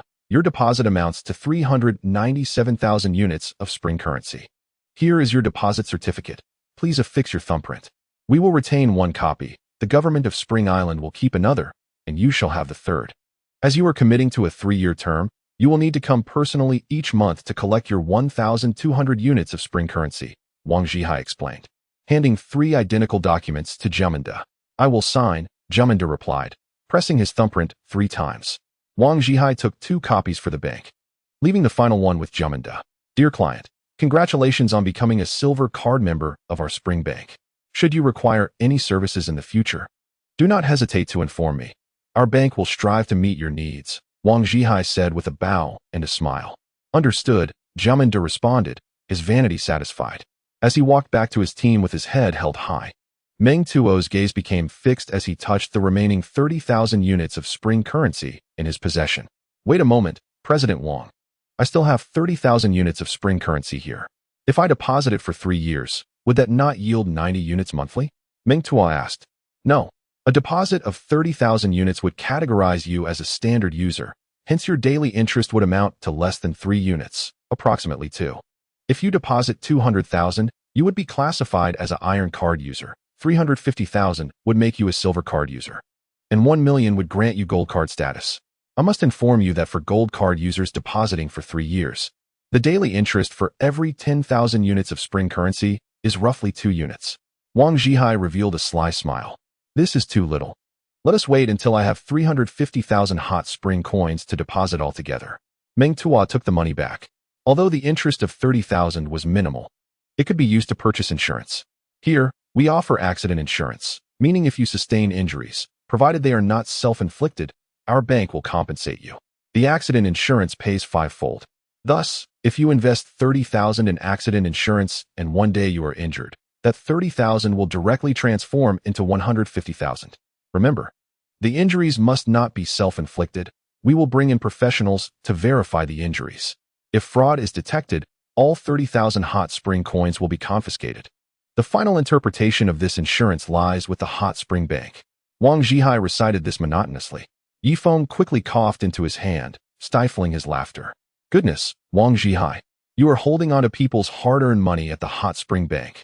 However, it was the first time Meng Tuo had heard of such insurance, compounded by his trust in the Hot Spring Bank. Furthermore, they, the Duoyan people, were currently engaged in a conflict with Ye Feng, making injuries inevitable. I will invest. Meng Tuo readily purchased the insurance. The Northeast Khan was left dumbfounded. Over the years, their Northeast faction had been the poorest, lacking in crystal elixirs, iron tools, and sacred fruits. Mr. Ye Feng, President Wang, we also have 500 fine horses, 600 cattle, and 1,000 sheep. Could you please help me calculate their worth in hot spring coins? Kashi asked, feeling somewhat inadequate. He truly had nothing of value to offer. We are not short on food at present. These things are readily available on the vast grassland. Thus, the price of an adult cow is roughly 50 hot spring coins. And as for fine horses, we do not particularly lack them either. However, since you were introduced by Meng Tuo, I shall offer you 100 hot spring coins per horse. As for the sheep, we do not accept them. Let me calculate for you. 500 horses would amount to 50,000 hot spring coins, 600 cattle to 30,000 coins, totaling 80,000. Please drive the cattle and horses over tomorrow. We will inspect them as well. We do not accept sick or underweight animals, Wang Zhihai stated earnestly. Only 80,000? Kashi hesitated. In truth, he needed fine horses as well, given he had 10,000 cavalrymen, and older, weaker horses were being retired daily. Forget it. A mere 80,000. And it would take ages to acquire heavy machine guns. Kashi shook his head. At that moment, Ye Feng suddenly interjected. There is another way to earn substantial money without needing to provide cattle or horses. Oh, please, tell me. I am willing to do anything as long as it is profitable, Kashi exclaimed joyfully. Become our mercenaries and assist us in fighting the Duoyan people. Ye Feng replied nonchalantly. You cannot be serious. I am a Duoyan person. You want me to fight against my own kin? Kashi felt his intelligence being ground into the dust. Ha. Do not be offended. First, hear my offer. The daily wage for each cavalryman is 100 hot spring coins. If you work for us for a month, each cavalryman could earn you 3,000 coins. You have at least 10,000 cavalrymen, right? 10,000 multiplied by 3,000 equals 30 million hot spring coins. Just think about it. That is enough to purchase even artillery. Ye Feng chuckled. 30 million hot spring coins. Not only Mokisi, but even Meng Tuo and Gamend were astonished. 30 million. Could they not acquire artillery with such a sum? Just days prior, they had witnessed the devastating power of the artillery, which had shattered their totemic stone carvings with a single shot. I have 2,000 men. Might I enlist as mercenaries? Meng Tuo inquired. Your numbers are insufficient. Speak again when you command 10,000. Ye Feng replied nonchalantly. Ha ha, I do have 10,000. I indeed possess 10,000. Gamend exclaimed joyfully. In just 1 month, we could earn 30 million spring coins. What a fortune. Very well, Gamend and Mokisi, promptly send your troops to camp before my military encampment. Ye Feng commanded. Brother Feng, this is unwise. With 30 million spring coins, they could purchase arms and obliterate us. Wang Zhihai gasped in astonishment. Silence, Ye Feng admonished with a fierce glare. Questioning his authority before outsiders would expose vulnerabilities. Having said that, Ye Feng mounted his steed and returned to his own ranks, though he did not dismount. Instead, gazing toward the rear of the encampment. The 3 khans had already returned to their forces. Shortly thereafter, over 20,000 cavalry maneuvered around Ye Feng's formation, establishing camp near the vicinity of Chongqing City. Brother Feng, by this course of action, are we truly to pay them? Wang Zhihai could not restrain his inquiry. The fragile credit he had painstakingly upheld would collapse in the hands of the Duoyan people, resulting in a chain reaction that would render the spring coins worthless. What do you understand? Salaries are paid monthly. In a month's time, their share will lead to the annihilation of our entire army. Ye Feng cast a keen gaze toward Chongqing City. I comprehend now, Wang Zhihai nodded.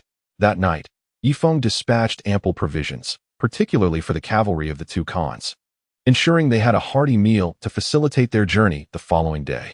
The night passed uneventfully, and dawn arrived swiftly, before Mokisi and Gamend had fully awakened.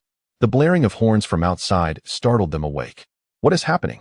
Reporting to the Khan, it is Ye Feng's army commander sounding the horn, summoning us to rise and form ranks. A cavalryman rushed in to report. Chapter 524. If you are unwilling, so be it. Ah, I see. Having taken their possessions, we must now serve them. Bring forth my armor. I shall personally meet Ye Feng, Mokisi resolved. He envisioned that in a month's time, he would procure Ye Feng's artillery, and as for the heavy machine guns, he could potentially buy them all, along with a continuous supply of ammunition.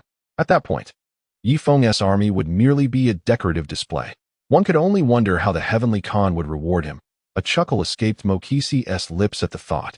Once donned in his leather armor, he was flanked by a dozen of his elite guards as he made his way to the front of the encampment.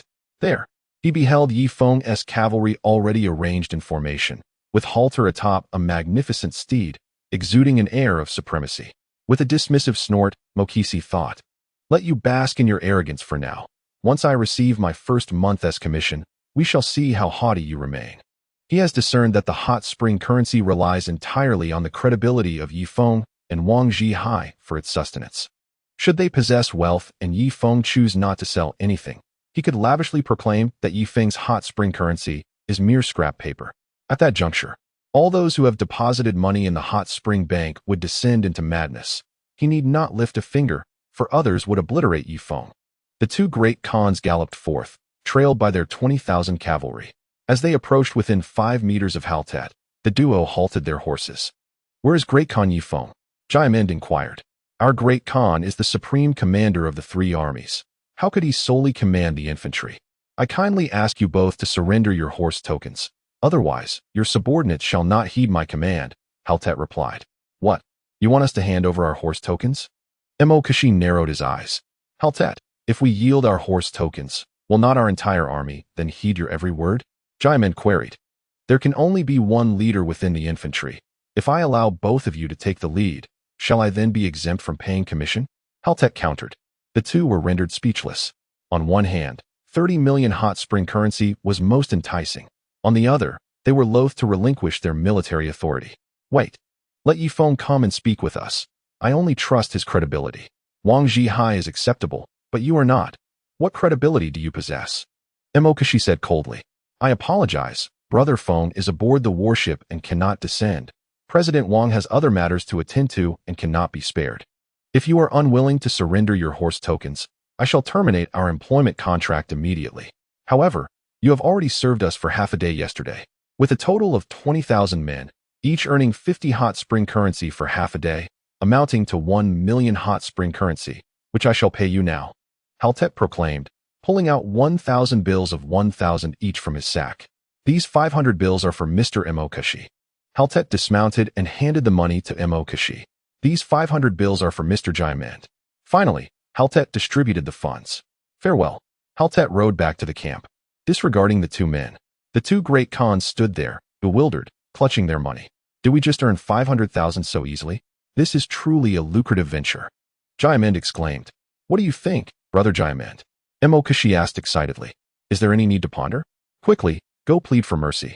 Let Haltet allow us to continue as mercenaries, and then hand over the horse tokens, Jiamend declared, spurring his horse toward Ye Feng's camp, only to be intercepted by the guards. Do not think to take advantage alone. Mokashi rushed forward as well. However, the guards resolutely denied them entry. My dear brother, I am a Khan from the northeast. Grant me a favor and relay a message to Commander Haltet, saying we are willing. Yes, we are willing to surrender our horse tokens and allow the army to be unified under his command. The two maintained their haughty demeanor. Yet, the guard merely picked his nose. I apologize, but my legs have become weak. I have no desire to move, the guard lazily replied. Please do me a favor. Keep this money. Jiamend withdrew a 1,000 yuan note, but after a brief moment of contemplation, he produced a 100 yuan bill and handed it over.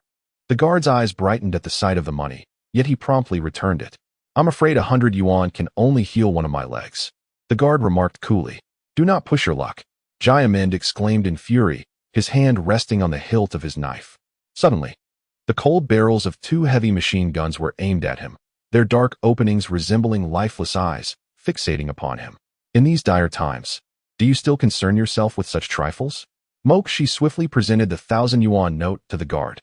Yes, esteemed Khans, I shall inform the commander at once. The guard said, his surprise evident as he carefully tucked the bill into his pocket. After what felt like an eternity, Harder finally emerged. Esteemed Khans, what brings you here? Harder asked, now dressed in civilian attire. Commander Harder, after discussions between Mokashi and myself, we have decided to surrender the horse token. And we kindly request your continued employment, Jiamend stated. But you have wasted my time. What shall I do now? I was on the verge of executing significant plans, and your delay has disrupted my entire strategy. If I were to obtain the horse token and you continue to dawdle like this, how could I possibly arrange my troops? Harder queried. These are all lessons taught by Ye Feng, came a voice from atop a lookout tower in the barracks, where Ye Feng was observing the three with a telescope. What must we do for you to continue employing us? Jiamend inquired. Indeed, propose a condition, if necessary. We can negotiate privately, Mokashi suggested, patting the stack of bills in his pocket. Very well, seeing your earnestness, I shall relent a little. Upon surrendering the horse token, you shall refrain from participating in subsequent military operations. Furthermore, you must present the horse token to me in front of the entire army, and ensure your subordinates swear an oath to follow my command exclusively for the coming month. Harder declared. What? We shall not partake in military operations? The two men hesitated once more. Suit yourselves. I shall return to my rest. Farewell, Harder said, waving his hand in impatience. Wait. We agreed upon 30 million spring coins after a month. You must not renege on that, Mokashi asserted. I believe we should seek a guarantee from either Ye Feng or Wang Zhihai. I require their word. Ye Feng lowered his telescope and turned to Wang Zhihai behind him. I shall go, Brother Feng, Wang Zhihai said, rushing to the two men. Esteemed gentlemen, I assure you, in my capacity as president of the Spring Bank, that each soldier will receive 3,000 spring coins after 1 month. Ha. President Wang, as long as you give your word, we shall proceed. Let us go and complete the surrender ceremony for the horse token. The two men promptly escorted Harder to their military camp. Before the eyes of 20,000 soldiers, they presented the horse token. Chapter 5:25. Take cover. The individuals from the Northeast Division listened intently. From today until 30 days hence, you are to follow Commander Harder's orders without fail. Those who defy this command shall face execution. Attention, those responsible for the Eastern Division of the Army.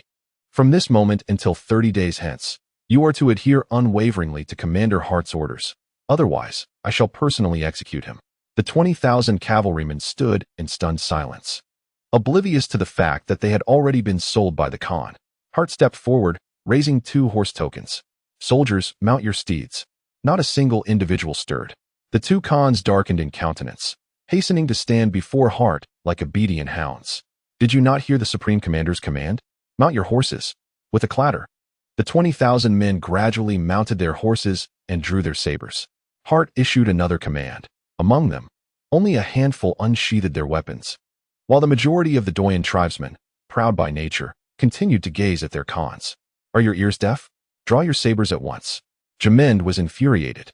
His usually obedient subordinates were displaying unexpected defiance today. He was eager to earn enough to purchase all of Ye Feng's weaponry. After a full day of training, the 20,000 men reluctantly complied with Hart's orders. As for Jamind and Mokshi, they returned to their main tent with their 500 loyal guards, awaiting the end of the month to collect their recompense. 3 days swiftly passed, and Ye Feng personally visited the military camp. The 20,000 cavalrymen rose in unison, saluting him. "The horse tokens, if you please," Ye Feng instructed. "Yes." Hart presented them with both hands. Ye Feng took the tokens and raised them high above his head. "Warriors, you are now my soldiers. Today, a fierce battle awaits us.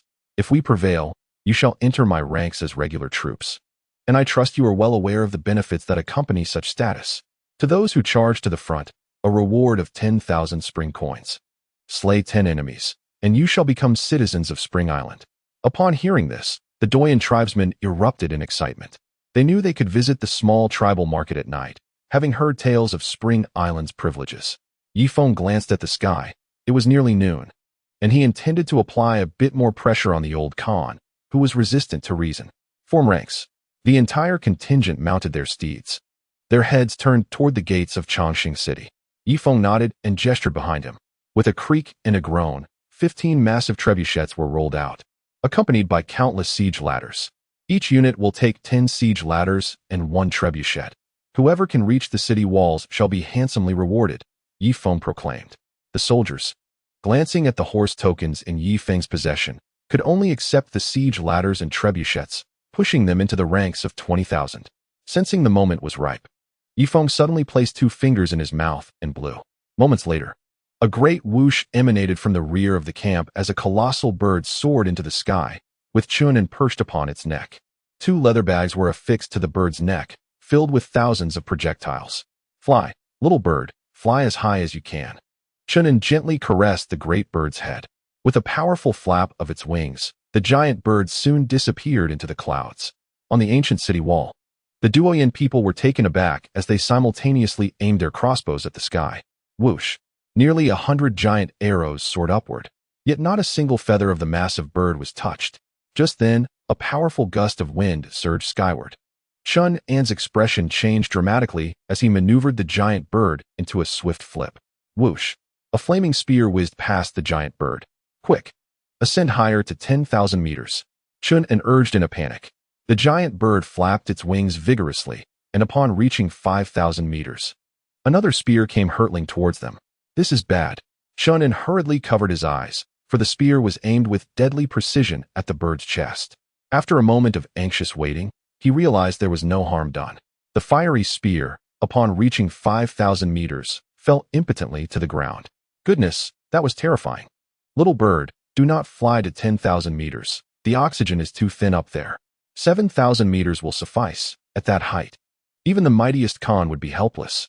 At the pinnacle of the pyramid, Meng Yanlai lifted another spear, flanked by a silent giant clad in black armor, wielding a massive sword. This giant, resembling a mute, had never uttered a word. "Humph." Meng Yanlai lowered the spear, acknowledging that no matter how much he shot, reaching 7,000 meters was impossible. It was not due to a lack of strength, but rather because the spear was too light. Using crossbow bolts would require even greater exertion, still rendering it incapable of achieving such heights. "What is that sound?" Meng Yanlai squinted, quickly turning his gaze to the sky. In the next moment, before he could react, he witnessed the colossal stone beneath him being struck, creating a deep pit. The eerie sound echoed once more. Thud! A low, Sharp noise drew Meng Yanlia's attention to the giant statue at the base of the pyramid. He observed the statue's head sway slightly, and moments later, a crack began to spread from the top of its head. With a resounding crack, the statue, weighing 100,000 pounds, split apart, sending countless fragments tumbling down towards the castle. "Help! My house! My carriage! No, my son!" A soft thud resonated. A Duoyan cavalryman touched his helmet, swayed slightly, and then collapsed to the ground with a thud. What happened? The cavalry captain rushed over, cradling the lifeless body. In the next instant, he noticed a hole in the top of the cavalryman's helmet. He quickly removed the helmet and felt the wound, finding it bottomless. "Captain, could it be this?" A soldier pointed to a bloodied projectile on the ground. "Is this the culprit?" The captain forcefully extracted the projectile.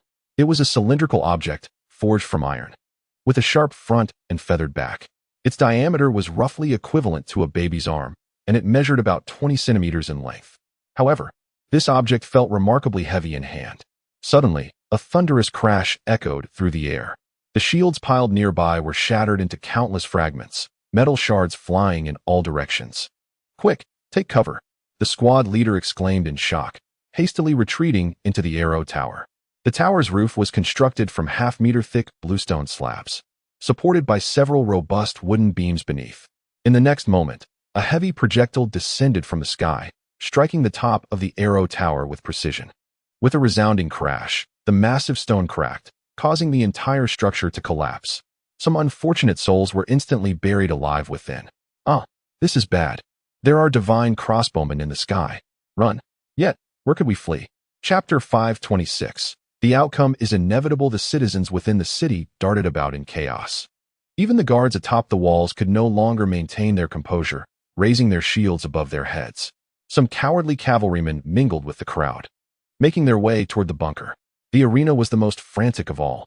A beast fighter was on the verge of dispatching a monstrous creature with a single blow when, out of nowhere, his entire body jolted. A heavy projectile exploded his head. The beast lunged forward, tearing the fighter in two. Ye Feng had instructed Chun and to concentrate on bombarding the nobles within the castle, avoiding harm to the civilians.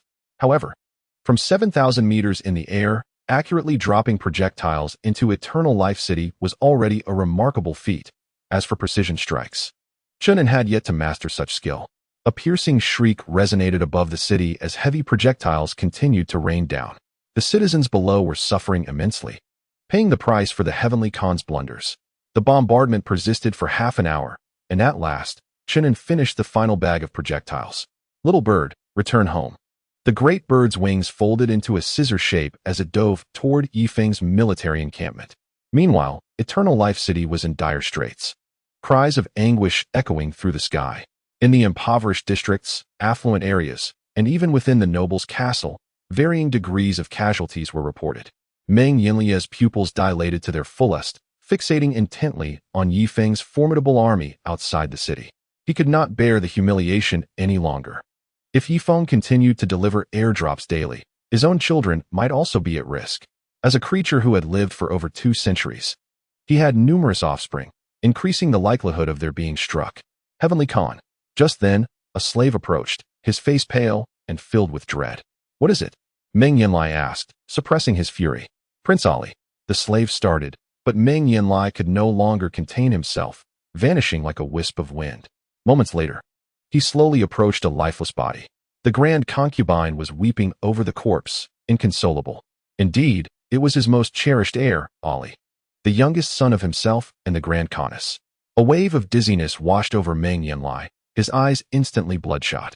"Heavenly Khan, our son has been killed by Ye Feng." The Grand Khaness turned, her voice laced with sorrow and resentment. She blamed the Heavenly Khan for his cowardice, for allowing Ye Feng to force them into this predicament without taking the initiative to strike back. "Shadow, come with me." Meng Yanli addressed the towering swordsman. The man remained silent, his eyes glowing a sinister red from beneath his helmet. The two swiftly ascended the city wall. "Girder, this time I permit you to lead 30,000 men. Unleash your tactics to their fullest, and leave no survivors, especially that colossal bird. Ensure its demise." Meng Yanli pronounced coldly atop the rampart. Girder nodded affirmatively and strode down the wall with purpose. Ye Feng sat upon a small, protruding hillock, uprooting a frostbitten ryegrass with ease. The roots had turned brittle from the cold. It seemed that the temperature in Chongqing City had plummeted to a frigid -20 degrees, with nighttime promising even more severe drops. Harder stood nearby, holding Ye Feng's horse. "Brother Feng, do you truly believe Meng Yanlai will take the offensive? He possesses the walls for defense. It would be quite foolish of him," Harder inquired respectfully. "There is approximately a 50% chance he will strike today. Have those 20,000 ready at a moment's notice," Ye Feng replied nonchalantly. "Tossing the weeds into the Wolf Creek. What are the odds for tomorrow?" Harder probed further. "Tomorrow, if the giant bird makes another drop, the likelihood rises to at least 80%, Ye Feng remarked with a cold smile. He desired precisely this outcome, to compel Meng Yanlia's forces to emerge from the city for battle. A direct assault would be tantamount to suicide. Even if he sacrificed both the two Khan's 20,000 and his own 10,000, it would scarcely suffice to trouble Meng Yanlai. He could rely upon the formidable city walls for protection, and his numbers surpassed theirs. A frontal attack would only lead to certain death.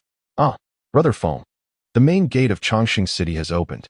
Harder suddenly pointed ahead. Ye Feng slowly turned his head, raising an eyebrow. Has he finally lost his composure? "Have those two captains lead their 20,000 to the front lines. Let the Duoyin people eliminate their own, while our 10,000 stand ready to oversee the battle. Should anyone dare to turn traitor, they shall be executed on the spot," Ye Feng commanded. "Understood." Harder mounted his steed and galloped toward his troops. The two captains had already positioned themselves at the forefront of the ranks when Harder approached. "Bindu, Moj, you are the captains of the two Khans. Do you see the Duoyin people ahead? Once they emerge, charge forth without hesitation. I assure you, if you annihilate these 30,000, you shall each obtain citizenship of Hot Spring Island," Harder solemnly guaranteed. Bindu and Moj exchanged glances, reluctantly nodding in agreement. Slaughtering their own kin felt wrong. Yet they understood that with the onset of winter, these compatriots would perish from starvation. Since death was inevitable, why not leverage their demise to secure their own citizenship? "Very well, each of you take your 10,000. Upon hearing the horns call from behind, charge forth directly. I must return to my own forces," Harder concluded. Riding through the ranks of the Duoyin false army, soldiers are bound by duty to obey. Although the Duoyin warriors sensed something amiss, their awareness remained utterly ungoverned. Harder took a full 5 minutes to traverse the ranks of the Duoyin impostors. Their fate was sealed, 20,000 souls, already doomed. At last, Harder returned to his own ranks. In the city of Chongqing, a legion of cavalry emerged, wielding towering shields approximately 2 meters in height. These shields, ingeniously modified, were composed of 2 layers, reinforced with bullhide. Time passed, and at last, the 30,000 soldiers of the Duoyin army completed their formation, organizing into 300 phalanxes. At the forefront stood the shield-bearers, followed by archers, and the cavalry brought up the rear. Gurdwa, the brother of the heavenly Khan, squinted slightly and exchanged glances with 3 of his commanders. 2 of the commanders nodded in agreement and led 20,000 troops to gradually advance towards the flanks. Meanwhile, the center formation of 10,000 raised their shields to protect themselves. "Forward, central troops," Gurdwa bellowed. The 10,000 in the center marched with precision, advancing step by step towards the Duoyin foe army, positioned 6 kilometers away. The cavalry on the flanks began at a leisurely trot, but after covering a kilometer, they transitioned into a gradual run, steadily increasing their speed. Once momentum was established, they could instill fear in the machine gunners, even in the face of heavy weaponry. The resounding sound of a horn pierced the air. Hart himself had sounded the call to arms. Both Bindu and Moj drew their curved sabers simultaneously. "Kill!" The clash erupted with a thunderous roar as 20,000 cavalry surged forward with unyielding fervor. Ye Feng looked up to the sky as snowflakes began to fall.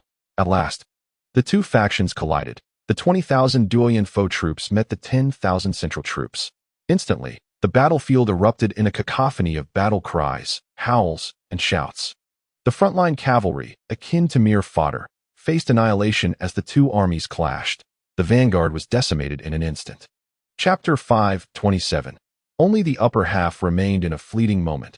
The vast prairie was drenched in blood, the air thick with resentment, and the ground littered with corpses. As blood carved trenches through the snow-covered fields, Bindu swung his blade fiercely, sending an enemy soldier crashing to the ground. Moj was engaged in combat with a commander. After just 3 exchanges, he was unseated from his horse by the commander's assault. "Kill! Protect the commander." With 2,000 against 1,000, The foe army held a decisive advantage. Soon, the commander was overwhelmed by the sheer numbers of the foe troops.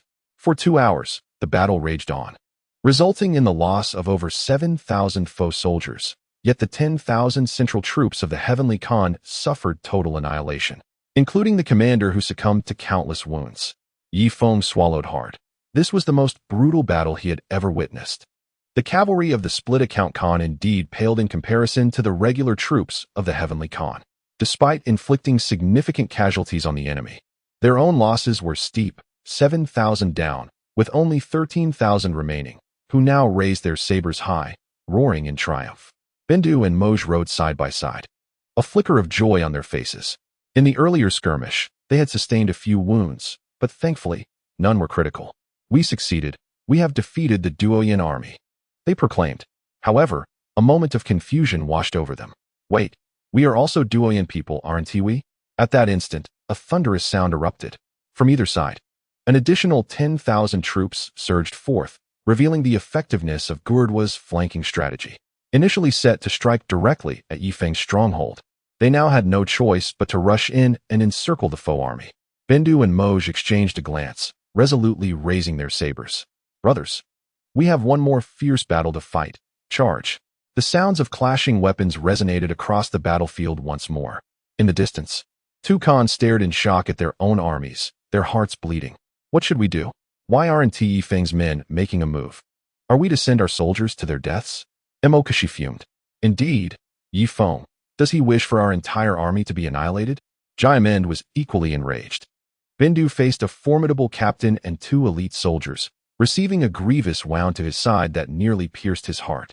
Moj's situation was scarcely better, as he grappled with 5 elite soldiers, their prowess befitting their status as leaders of a 1,000-man unit. Clang! Moj's saber was knocked from his grasp. He swiftly sidestepped to evade a downward strike, drawing his bow in a fluid motion. With a taut bowstring, he released an arrow. Thud! A saber severed his left hand, causing his massive bow to clatter to the ground. Thud! Another saber struck his neck, blood gushing forth in a fountain. "Ah!" Moj howled, hurling an arrow with his right hand. Thud! One elite soldier fell from his mount. Thud! Another saber swept through the air, severing Moj's head, which soared over 2 meters high. Despite being a powerful warrior, nearing the strength of a great beast master, his vitality remained undiminished even without his head. The headless corpse spun for a minute before crashing to the ground. "Moj!" Bindu roared, momentarily stunned. Thud! The captain's saber swung, cleaving Bindu in 2. Thud! Thud! Thud! Thud! The remaining regular troops surged forward, sabers raining down mercilessly. Within a minute, Bindu's body was reduced to a mass of flesh. At the rear of the battlefield, an army of 10,000 stood immobile, like statues. The chilling southern wind rustled their garments. Clop, clop, clop. A black horse ambled forward, carrying the upright figure of Ye Feng. "Brother Feng." Harder bowed deeply from his mount, admiring Ye Feng's strategic brilliance. This tactic of turning the enemy against themselves was simply extraordinary. The power of currency, enhanced by trust, had proved to be as effective as a 1,000-man army. Ye Feng nodded, casting his gaze once more toward the blood-soaked melee 2 kilometers away. The sounds of battle gradually diminished. Emokashi and Jayamend's forces had been utterly decimated, including their 2 valiant captains. As for Geljuo's 30,000 troops, they had been reduced to a mere 12,000, most of whom were injured. Gelduo pulled an arrow from his chest, urging his horse forward to the front of the ranks. The 2 captains exchanged a glance and quickly followed in his wake. Ye Feng advanced on horseback, coldly regarding Gelduo, who met his gaze with equal intensity. The clash of 2 masters' eyes seemed to echo the sounds of battle. Ye Feng lowered his binoculars and gestured behind him. "Archers, advance!" Harder shouted. 1,000 archers stepped out from behind their shields, simultaneously drawing their bows. Gerdo clenched his jaw tightly, his eyes bloodshot. He slowly raised his right hand and pointed forcefully ahead, the sound of boots echoing. A thunderous boom followed as 12,000 remnants of his army surged from a jog to a full charge. Harder, witnessing the approaching cavalry, also raised his right hand. "Fire!" A volley of 1,000 arrows ascended into the sky, launching themselves at the enemy's front lines under the cover of swirling snow. The result was catastrophic, with bodies and horses tumbling, cries of anguish resonating as the foremost cavalry of Duoyin was utterly decimated. Yet, The 10,000 behind them pressed on relentlessly toward Ye Feng's forces. The archers retreated, and the shield bearers parted to reveal 10 ominous black gun barrels behind them. Open fire. The sound of gunfire erupted. This was no mere disarray. The front ranks of cavalry were obliterated, blood and flesh scattered. Gerdo led the charge, lowering his body as much as possible, urging his steed to its utmost speed. Having previously lost 20,000 men, he could not afford further disgrace before the heavenly Khan. This time, he faced a loss of 30,000. There was no recourse. Only Ye Feng's blood could wash away his shame. Ye Feng observed a rider barreling towards him. Clearly Gerdo aimed to capture the king by targeting him first. However, even if Ye Feng wished to grant him this opportunity, the machine gunners would not relent. The gunfire erupted. One machine gunner especially tasked with protecting Ye Feng unleashed a torrent of bullets upon Gerdo. The majestic warhorse was shattered into pieces. Yet Gerdo's body soared into the air, zigzagging across the grass. With his speed, he would reach Ye Feng in mere seconds. Not good. All machine guns target that man. Harder gasped, grabbing a shield to shield Ye Feng. The shield was shattered upon impact, and Harder was sent flying over 30 meters like a rag doll, crashing into the cavalry camp. Ye Feng perish. Gerdo struck, and Ye Feng's steed collapsed. Yet, Ye Feng nimbly leaped, landing behind the heavy gunners. Gunfire erupted again. 3 bullets fired. Gerdo continued his advance, but suddenly lost his balance and fell to the ground. In alarm, he looked back to see 2 familiar severed legs standing motionless, leaving him with only his upper body. Ye Feng. Ye Feng. Chapter 528. All is lost. Everything is lost. Gerdo slammed both palms to the ground, propelling half his body 10 meters high as he lunged at Ye Feng. Curse it, are you immortal? Ye Feng gritted his teeth and plunged his hand into Gerdo's wound. However, Gerdo's hands clamped around Ye Feng's neck like iron vices. Release me. A throng of cavalry charged, desperately hacking at Gerdo. Moments later, Ye Feng's vampiric power fully activated, and he felt his spirit and strength rapidly revitalizing. 5 minutes later, Gerjuo released Ye Feng's neck, collapsing onto the grass with a pallid complexion. His back had been reduced to a mere pulp, exuding a pungent scent of blood. Ye Feng drew his curved blade and severed his head in one swift stroke. The heavy machine gun's relentless roar gradually subsided, its 10 barrels glowing red from the heat. Over 2,000 remnants of Gerjuo remained. Faced with such weaponry, even the bravest cavalrymen were stricken with terror, abandoning their comrades and dispersing in frantic flight. The prospect of returning to the city was non-existent. To do so would mean execution, a fate they preferred to escape by becoming wandering knights upon the vast grassland. Archers hastily gathered around the smoking barrels, extending their numbed hands for warmth. Ye Feng kicked Gerjuo's head aside and impaled it on a lance, dispatching it to the city of longevity. At your command, a cavalryman proclaimed, hastening towards the city with the trophy. The corpses on the ground soon became encased in a layer of ice, blanketed in white snow. Yet, the stench of blood lingered. Perhaps the souls of the fallen continued to exist, allowing their essence to pervade the grassland. Ye Feng gazed upward. In previous large-scale battles, the sky had been filled with hundreds of circling birds, but now only a sparse few remained aloft. This indicated that the avian population had either fled the plains or succumbed to the bitter cold. Inform the troops. We shall hold a grand feast tonight to reward our soldiers, Ye Feng declared loudly. However, silence prevailed among them, as the brutality of the day's battle left them in a state of shock, unable to celebrate. Withdraw to the camp. Ye Feng mounted a new steed and galloped towards the military encampment. Once his army had retreated, members of small tribes, men, women, and children, rushed onto the battlefield, their faces alight with joy as they began to harvest the horse meat. Though it was not particularly palatable, it would at least sate their hunger and could even be exchanged for some currency. That evening, a celebratory banquet commenced in Ye Feng's camp, where soldiers feasted heartily on meat and drank copious amounts of fruit wine. Meanwhile, Ye Feng and the high-ranking officers celebrated within a grand wooden lodge. Brother Feng, the Great Khan is no match for us. They suffered 30,000 losses, while we only lost 2 men. The 2,000 cavalrymen of those Khans were not our own. Wang Zhihai raised his cup in jubilation. Once we capture the city of longevity, we shall crown ourselves as local emperors. I have heard that beneath the pyramid lies a heating furnace capable of warming the entire structure, a defector from the Duoyan tribe remarked. Ye Feng remained silent, his expression heavy with concern. While he relished the swift victory, the duo Yanhina and his child remained hostages, and he feared that Meng Yanlai might lash out in anger and execute them. Report.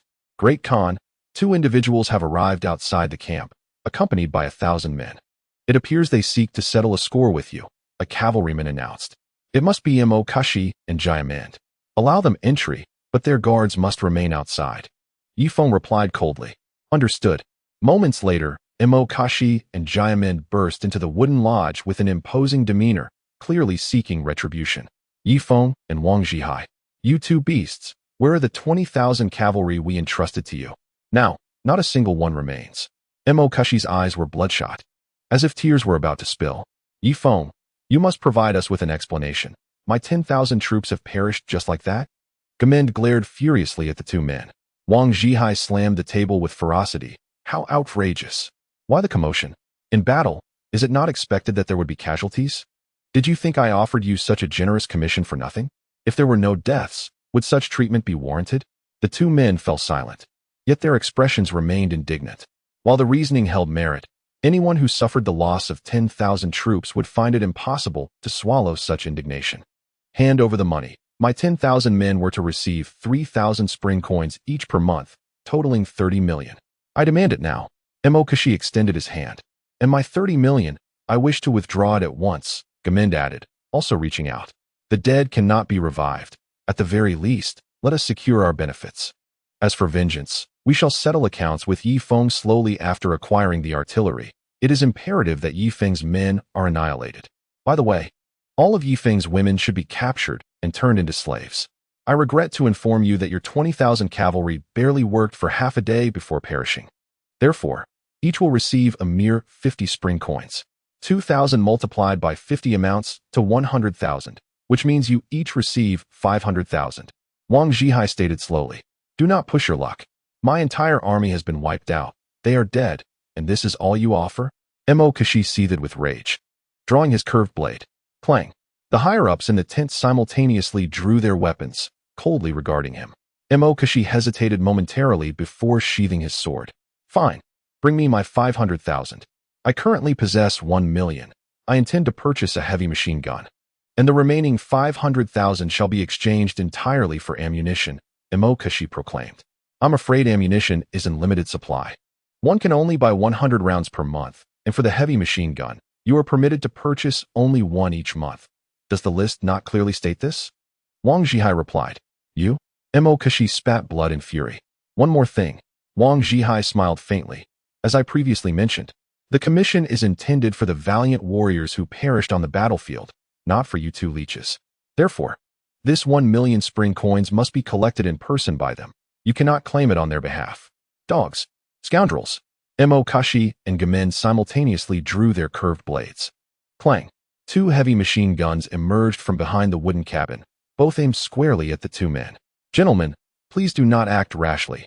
I, Wang Zhihai, do not wish to be the first bank president to kill a client, Wang Zhihai said politely. Humph. Mo Kashi's gaze swept over the faces of all the high-ranking officials. Ye Feng, Wang Zhihai, I shall remember this humiliation. One day, you shall pay with your lives for this. With that, Mo Kashi strode out of the wooden cabin. Trembling all over, he even knocked over a tray. Gamend sank to the ground, overwhelmed. How could 10,000 cavalry simply vanish, without even securing the money? Now, it is all gone, everything is lost. Chapter 529. I can no longer contain myself, Ye Feng. If you do not provide me with money today, then you might as well end my life. I cannot return to my 500 loyal guards without an explanation, nor can I face the heavenly Khan. You have already slain my spirit. You might as well take my body as well. After uttering these words, Jayamand carelessly cast aside his curved blade and began to act pitifully. Brother Yi, he is so wretched. Perhaps you should just give it to him. Ding Tuanchuan wiped away her tears. The little girl was too easily moved. Of course, I shall give him something, but only out of humanitarian concern. Ye Feng retrieved 100 yuan from his private stash and tossed it towards him. He had expected Jayamand to persist in his antics, but to his surprise, the fellow swiftly seized the bill and strode away from the wooden cabin. Ye Feng, I shall return tomorrow, came Jayamand's voice from outside. Exiting Ye Feng's military camp, he immediately spotted Mo Kashi. The 2 kindred spirits exchanged glances and embraced in tears. They had boasted about using Ye Feng's weapons against him, yet here they were, having lost an army of 10,000 and received nothing in return. Just now, when I was sitting on the ground and playing the fool, Ye Feng handed me 100 yuan. See, this tactic proved effective. I have resolved to employ it again tomorrow, Jiamin declared, brandishing the bill triumphantly. How infuriating. You at least managed to acquire a little money, yet I received nothing. Woe is me. In the Eternal Life City, within the pyramid, Meng Yanlai sat in the conference room with bloodshot eyes, surrounded by several captains and numerous armored warriors. 12 golden guards flanked him, their icy gazes betraying no emotion. How could it be that half of his 100,000 troops had perished in just a few days? Speak. How can we defeat Ye Feng? Meng Yanlai suppressed the raging fury within him. Yet, those present hung their heads in silence, having witnessed the brutal battle from the city walls. 30,000 cavalry had been annihilated, while Ye Feng had employed nothing but heavy machine guns and arrows, seemingly suffering no losses at all. Only the bravest warriors sat in this conference room, yet before the certainty of defeat, even the most valiant could not summon the courage to respond. Bring forth Duoyan Hina and the bastard from the Elder Hall. Tomorrow, I will hang his bastard before Ye Feng on the city walls and gouge out Duoyan Hina's eyes. Meng Yanlai commanded coldly. Yes. 2 golden guards exited the conference room. Heavenly Khan, I have a scheme. Although Ye Feng's weapons are formidable, they cannot breach our Eternal Life City. Our only concern is that monstrous bird. If it were to airdrop supplies every now and then, it would incite panic among the populace and possibly lead to a mutiny among the soldiers. Therefore, I propose we dispatch spies to infiltrate Ye Feng's camp, locate the creature's south resting place, and eliminate it. Once it is dead, Ye Feng will lose the initiative, and we can confront them once more, one captain suggested.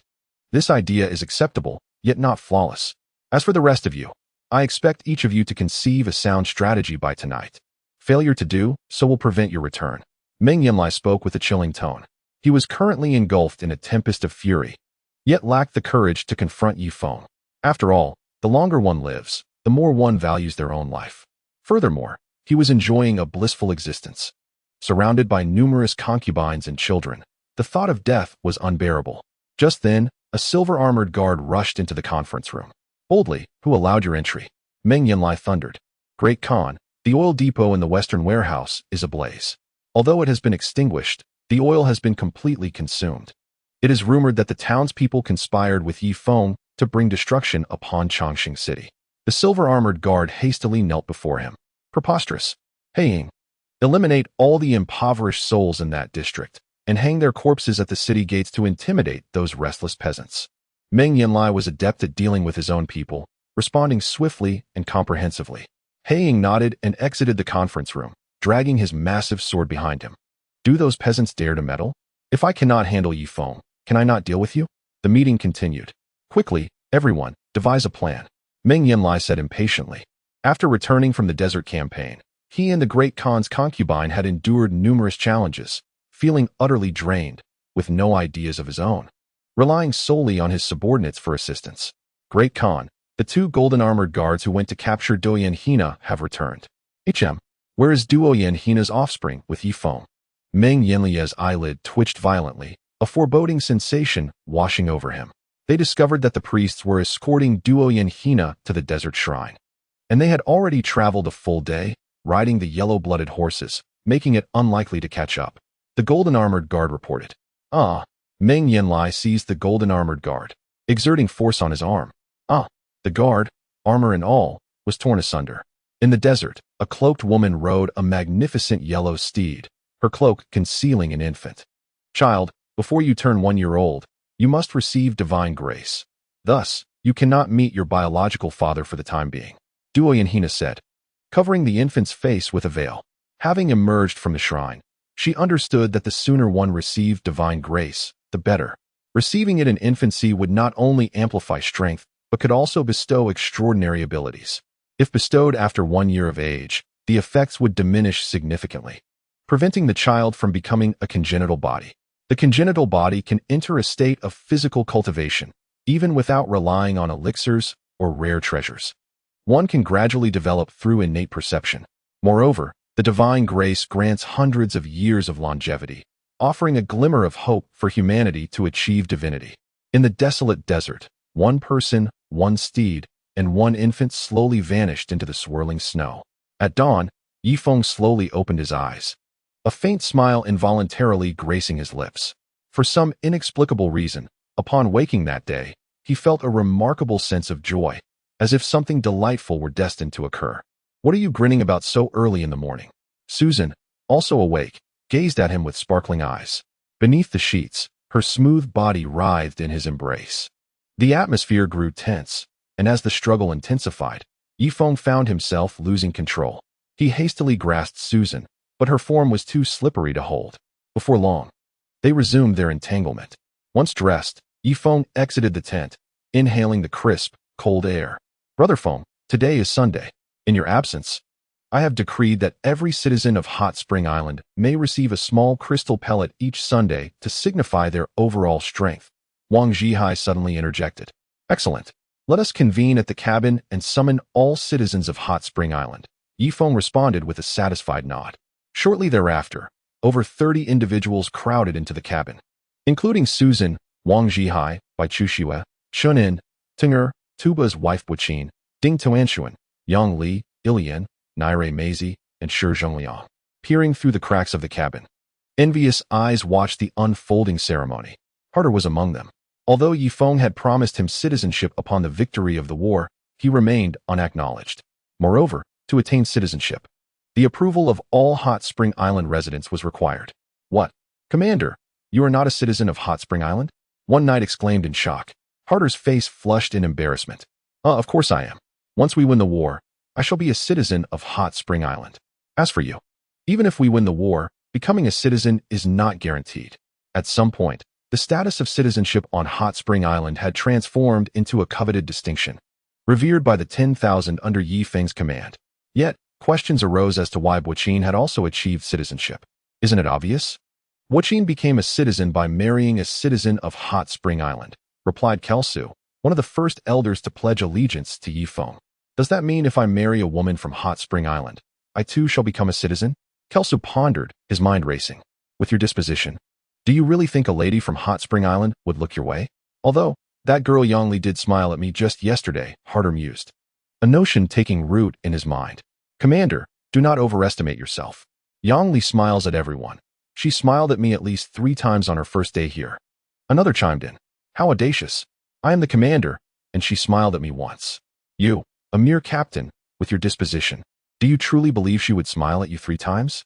Regardless, she smiled at me, and while I may be a bit older, age has its own charm.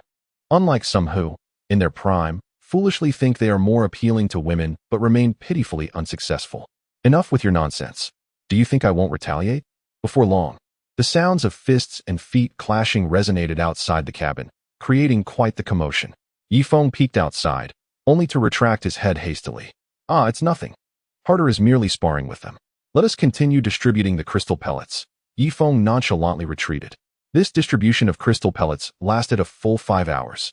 Upon stepping out of the wooden cabin, Chunin suddenly felt the gaze of numerous women upon him shift significantly. Particularly, a few strikingly beautiful indigenous women flirtatiously blinked at him multiple times. Could it be that after consuming the crystal elixir, Chunin, have become more handsome? Chun An's excitement surged, recalling that last night, Qiu Shui had denied him entry to her bed, claiming he required rest after the arduous journey. "Oh, lovely lady. Are your flirtatious winks a sign that you are captivated by my robust physique?" Chunin approached, playfully waving his arms. "Robust?" The indigenous woman paused momentarily, then, with a sultry smile, replied, "Indeed you are robust and remarkably handsome. May I inquire if I could become your wife?" The woman's intentions were simple: marry Chun An and thereafter become a citizen of Hot Spring Island, ensuring a weekly supply of the crystal elixir. Meanwhile, Shi Zhongliang found himself surrounded by several indigenous women. "Come here, my lion."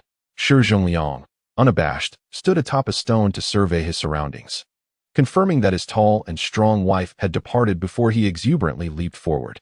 Yang Li wore a smile as she engaged in conversation with Kazina when suddenly, a towering figure approached. "Greetings, Miss Yang. I am Harder, the Grand Commander of Feng Gu's army, leading over 10,000 troops daily into battle." Harder began with his introduction. "Impressive. Grand Commander Harder, I thank you for alleviating Feng Gu's burdens during these days. Yang Li responded politely with a smile. By the way, Miss Yang, would you be interested in taking a stroll outside the military camp? I could demonstrate archery for you, Harder suggested. Yang Li hesitated momentarily but eventually nodded, walking alongside Harder. Ye Feng stood at the entrance, observing the pairings with a knowing smile. Regardless, these individuals were his brothers. Having shared life and death together, it was high time they settled down. Let us proceed and see how the cannonballs are being crafted, Ye Feng said, stretching lazily before striding towards the forge. The sound of clanging echoed from within, where dozens of blacksmiths were laboring through the night, their faces occasionally lighting up with radiant smiles. Recently, they had experienced an unexpected surge in orders, their wages doubling from 15 hot spring coins a day to 30. They needed to capitalize on this peak season to earn more, ensuring they could indulge in fruit wine and fresh meats throughout the off-season. Feng Gu has arrived, a chorus of blacksmiths exclaimed, quickly standing at attention with expressions of respect. It was unclear when it had occurred, but even the indigenous people no longer referred to Ye Feng as the Great Khan, instead affectionately calling him Feng Gu. This change was influenced by the citizens who addressed Ye Feng in such a manner, believing it would signify a close relationship, thereby deterring anyone from bullying or undercutting their wages. All right, everyone, let us exert ourselves a little more and produce additional cannonballs. Tomorrow, I must make an airdrop in Chongqing City, Ye Feng cheerfully encouraged, shaking hands, patting shoulders, or embracing each individual as if he were a campaigning politician. Once Ye Feng departed, the blacksmiths were overcome with astonishment. Did you see that? Feng Gu shook my hand. What does that even mean? Feng Gu embraced me, a gesture from the esteemed leader of Hot Spring Island. Indeed, such a prominent figure displayed no airs of superiority, unlike the Doyan people, whose centurions would demand we kneel in submission and even pay homage to their steeds. I felt as though Feng Ge's presence transformed this place into paradise, contrasting starkly with the days we had previously endured. Enough idle chatter. Let us swiftly forge the cumbersome projectiles, for we must not bring disgrace to Feng Gu. Unleash your exquisite craftsmanship. Ye Feng approached the aviary. The magnificent bird had now become a national treasure, tended to by several natives who were diligently preening its feathers, surrounded by a variety of live creatures, including goats, waterfowl, and a calf just 6 months old. The creature's appetite was prodigious. This modest assortment would scarcely suffice for a single meal. Feng Gu, the Great Khan. Feng Gu, the Great Khan. Several natives quickly rose to pay their respects. Thank you for your diligent care of the chick. You may take your leave now, Ye Feng said with a smile. Yes. The group exited the aviary, leaving only the magnificent bird and Ye Feng, one beast and one man, within. I know you can understand my words.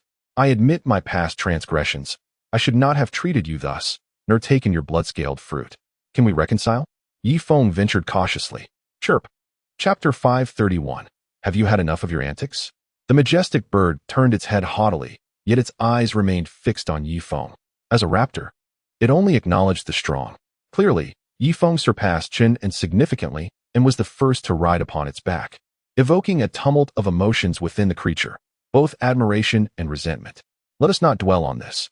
Here, take this crystal elixir I pilfered from the bank vault. Indulge yourself. Ye Feng coaxed, gesturing for the bird to open its beak. Before long, Ye Feng began to bond with the majestic creature. Indeed, he could have already mounted it and soared through the skies, relishing the chill of the wind. However, one must proceed with caution and patience, rather than rushing into closeness. On the warship, Wang Zhihai summoned a group that included Susan, Bai Chuxue, and Ramiko, along with 2 guards from Hot Spring Island tasked with safeguarding the vault. Speak up. Why is one crystal elixir missing? Who stole it? Wang Zhihai's expression was cold, a glimmer of menace flickering in his eyes. I did not dare to steal the crystal elixir, yet it seems you were quicker than I. Once we ascertain the truth today, at the very least, we shall revoke the citizenship of the Hot Spring Island denizens. Vice Captain Wang, I believe Feng Gu was here just moments ago. He entered and left after a brief inspection, stammered one guard under immense pressure, betraying Ye Feng. Nonsense. Does Feng Gu even need to resort to theft? Enough. Let today's affair end here. No further inquiries shall be entertained. Moreover, I just witnessed Feng Gu descend from the warship, Wang Zhihai declared, exchanging knowing glances with several high-ranking officials. If anyone else were implicated in the theft of the crystal elixir, even Susan, Wang Zhihai would pursue the matter relentlessly. However, due to Ye Feng's involvement, he found himself in a precarious position. Ye Feng exited the military camp, yearning for fresh air and to observe the happenings in Chongqing City. After rounding a small hill, he stood upon a rock, gazing into the distance. The city appeared chaotic, with the clashing of weapons and the anguished cries of humanity echoing through the air. What on earth is transpiring within? Ye Feng pondered, his expression one of confusion. At that moment, his expression suddenly changed dramatically as he rolled and leaped down from the colossal stone. The next instant, the stone was cleaved in two by a fierce blade aura. A figure emerged from behind the rock. It was Kashi.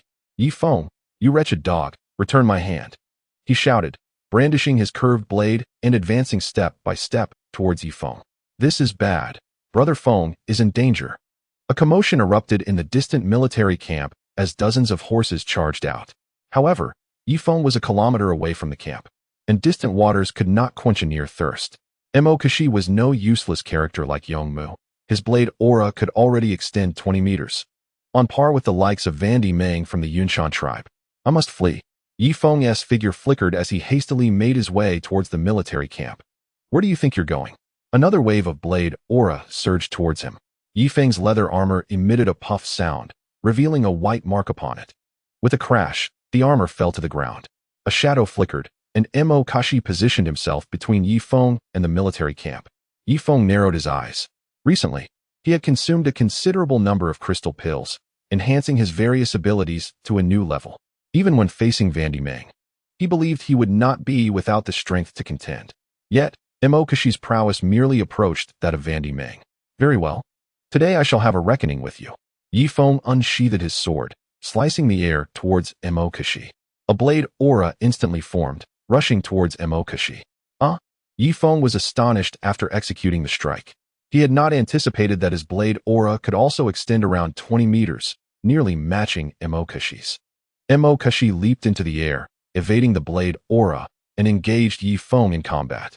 Their blades clashed with increasing speed, the air filled with blade energy, as grass, stones, and remnants were sent flying in all directions. After exchanging dozens of blows, Ye Feng discerned that Kashi's strength was not as formidable as he had imagined. He grew bolder with each strike, while Kashi's blade aura now only reached about 15 to 16 meters. I see. A flicker of surprise crossed Ye Feng's face. His blade aura carried a trace of icy true energy. Indeed, frost had begun to accumulate upon Kashi's curved blade, even spreading to the back of his hand. It was the icy true energy that gradually sapped Kashi's strength, while Ye Feng remained unaffected, growing stronger with each encounter. Kashi, taste my blade.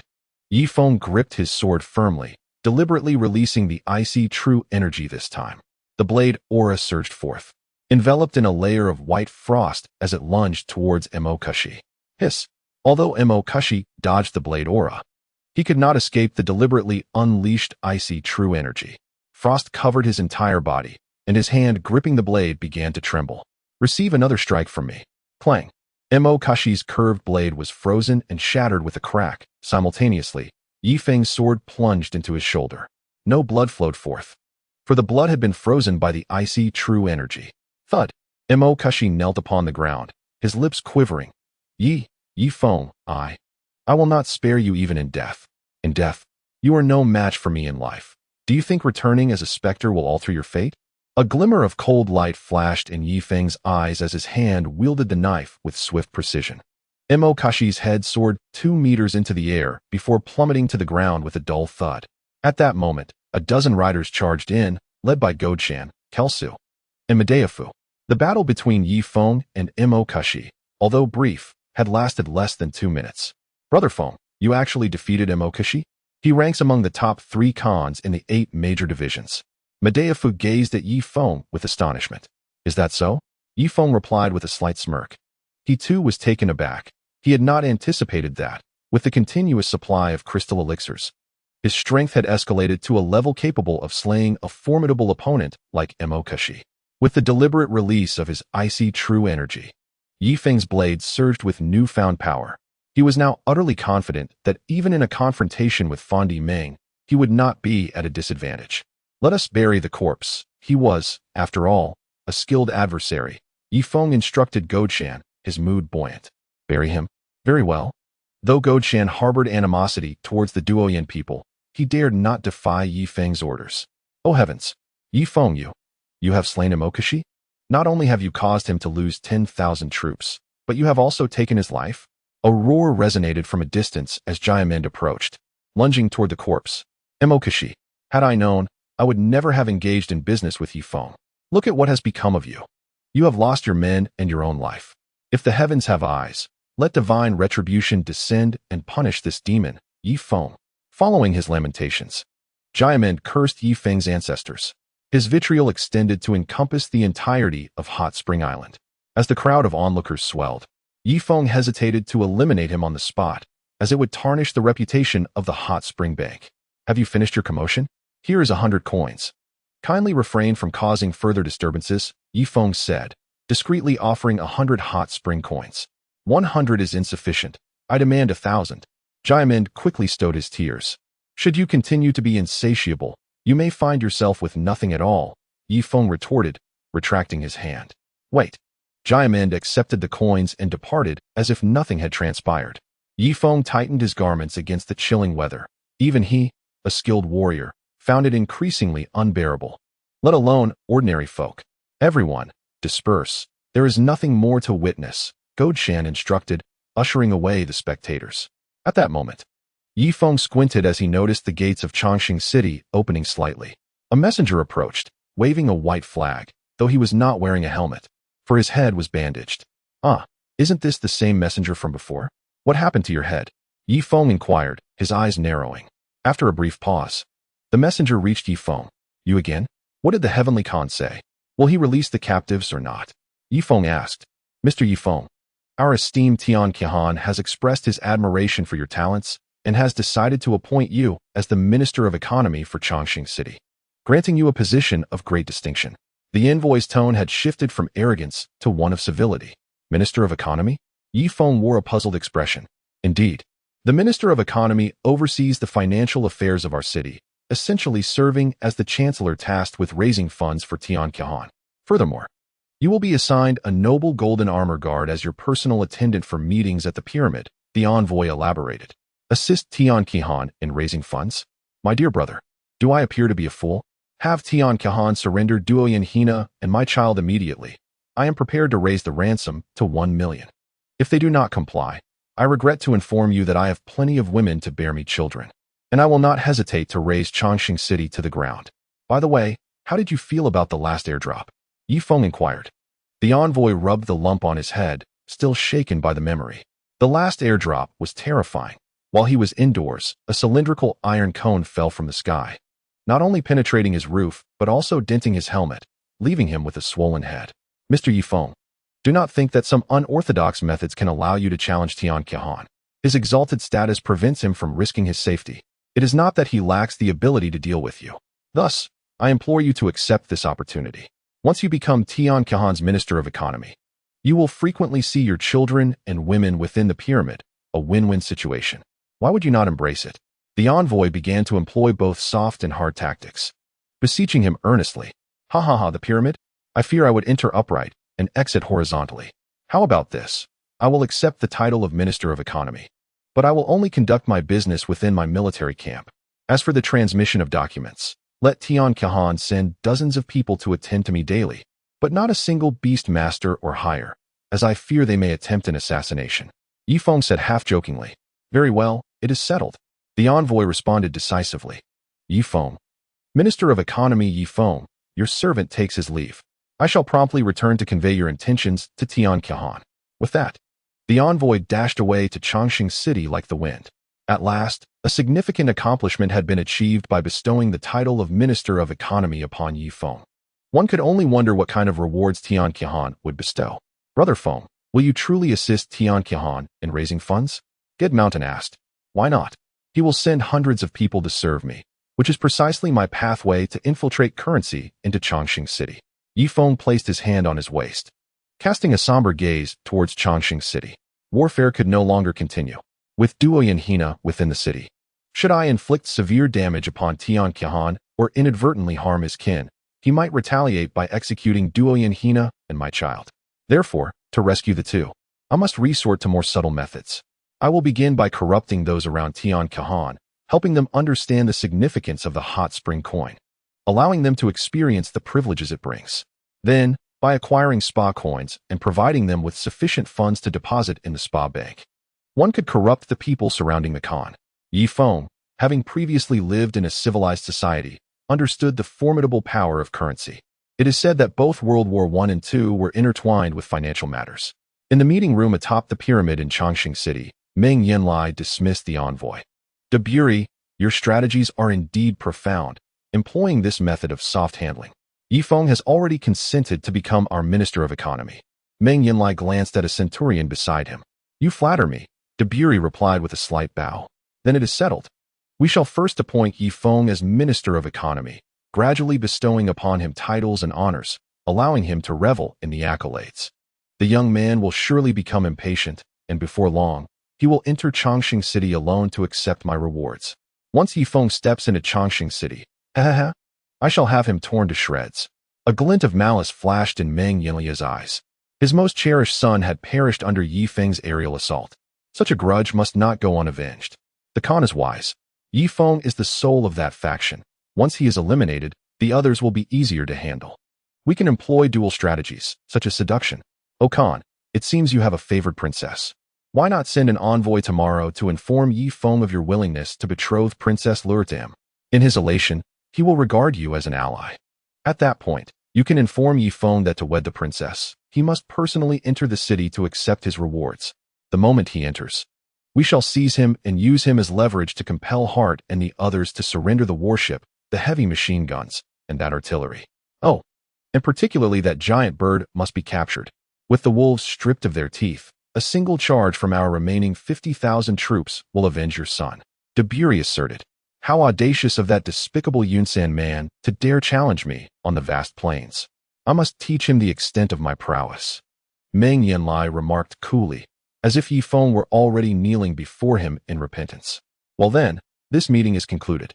Tomorrow, send 30 of our servants to Ye Feng's camp to assist this Minister of Economy in conveying messages. I must personally pay a visit to Jinyu. Understood. Everyone rose to respectfully see Meng Yanlai off. After a while, Meng Yanlai arrived at Jinyu's villa. I have come to see you, Khan, Black Uncle. Accompanied by a Da and a heir, knelt on the ground. Khan, you have arrived. Jinyu hurried over and performed a graceful kneeling salute. Jinyu, I should have visited you immediately upon my return. It is all Ye Feng's fault for causing such a delay, Meng Yanlai said as he settled into a chair. Chapter 533. Why the tension? Jinyu promptly presented a platter of fruits before him, then stood obediently to the side. The Khan is burdened with countless affairs. As long as you hold me in your heart, that is enough, Jinyu said, her expression complex. As the Khan's consort, although she could not leave the castle, she remained well informed. She has come to realize that the leader of the formidable army outside is none other than the mute slave with whom she once shared tender moments. It is astonishing indeed that he is named Ye Feng. During these days, whenever she reflects upon the memories with Ye Feng, a subtle smile graces her lips. Those were truly nostalgic times. After marrying into the castle for over a decade, her moments with Ye Feng were the most joyous of her life. As for the heavenly Khan, he may have been her sole companion in the past, but now her options have multiplied. Ha, look at you, why so anxious? I have arrived, haven't I? Meng Yanlai assumed that his presence had taken Jinyu by surprise.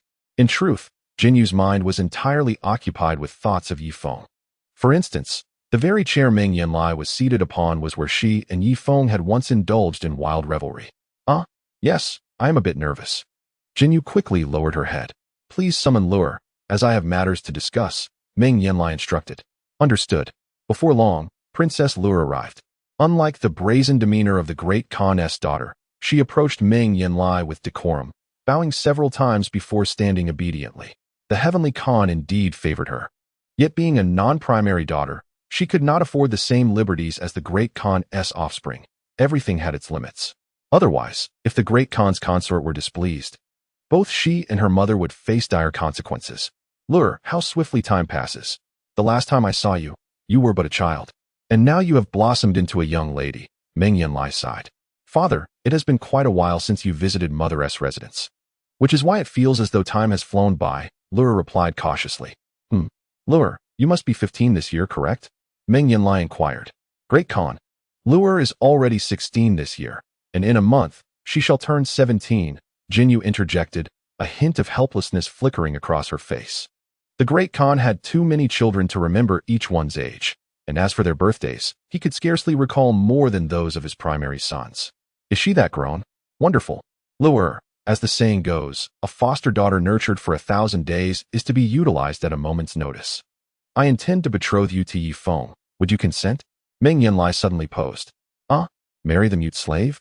Lure was taken aback, but her cheeks flushed crimson almost instantly. Fear not. I do not intend for you to truly wed him.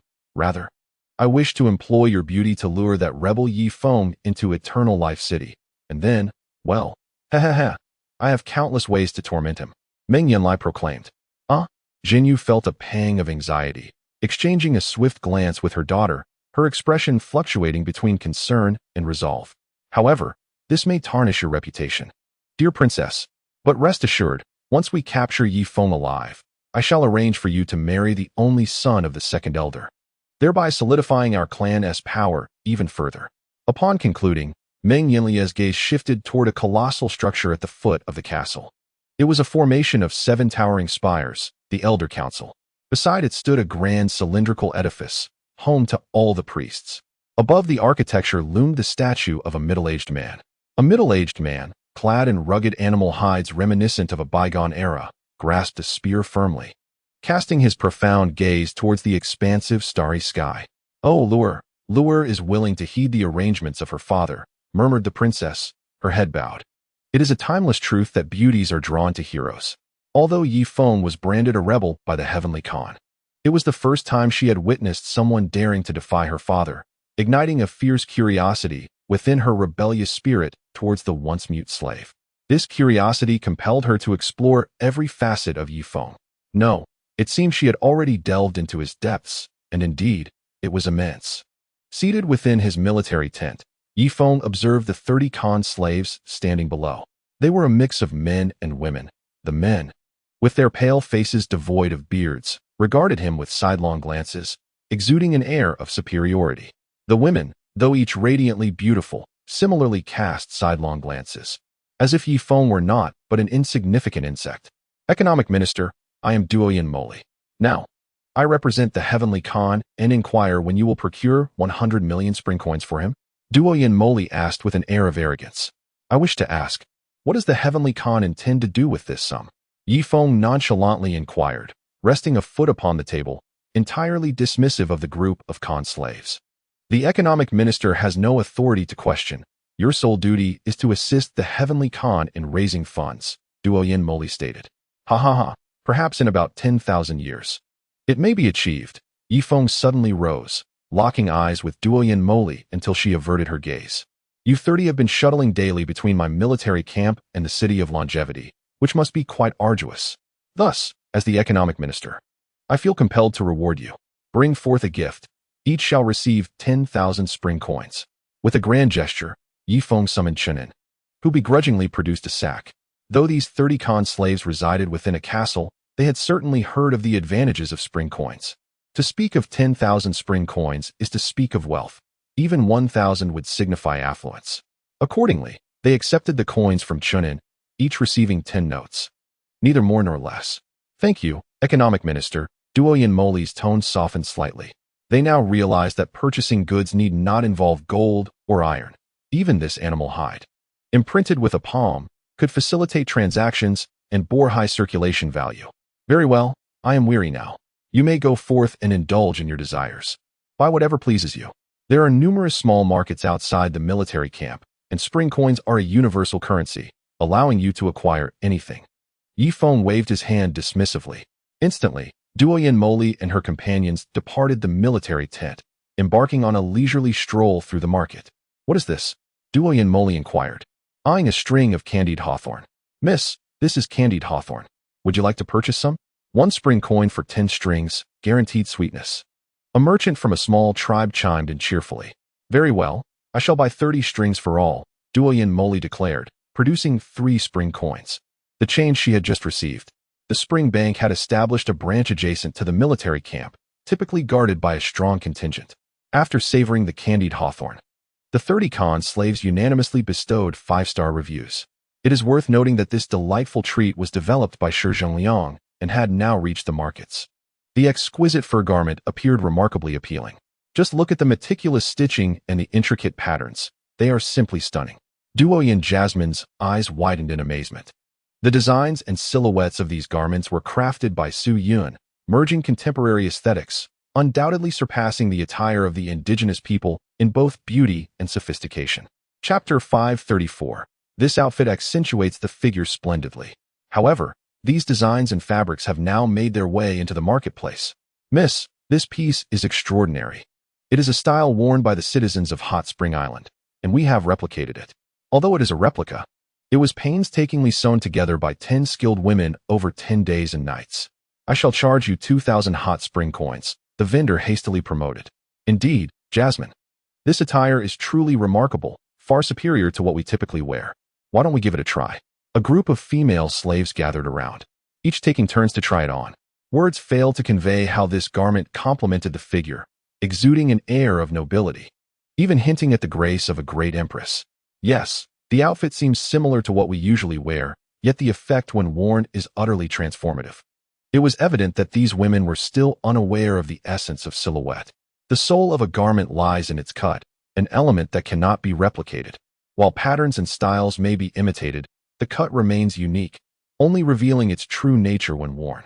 For instance, an individual with a larger abdomen can conceal it with a well-fitted garment, thereby accentuating their physical virtues.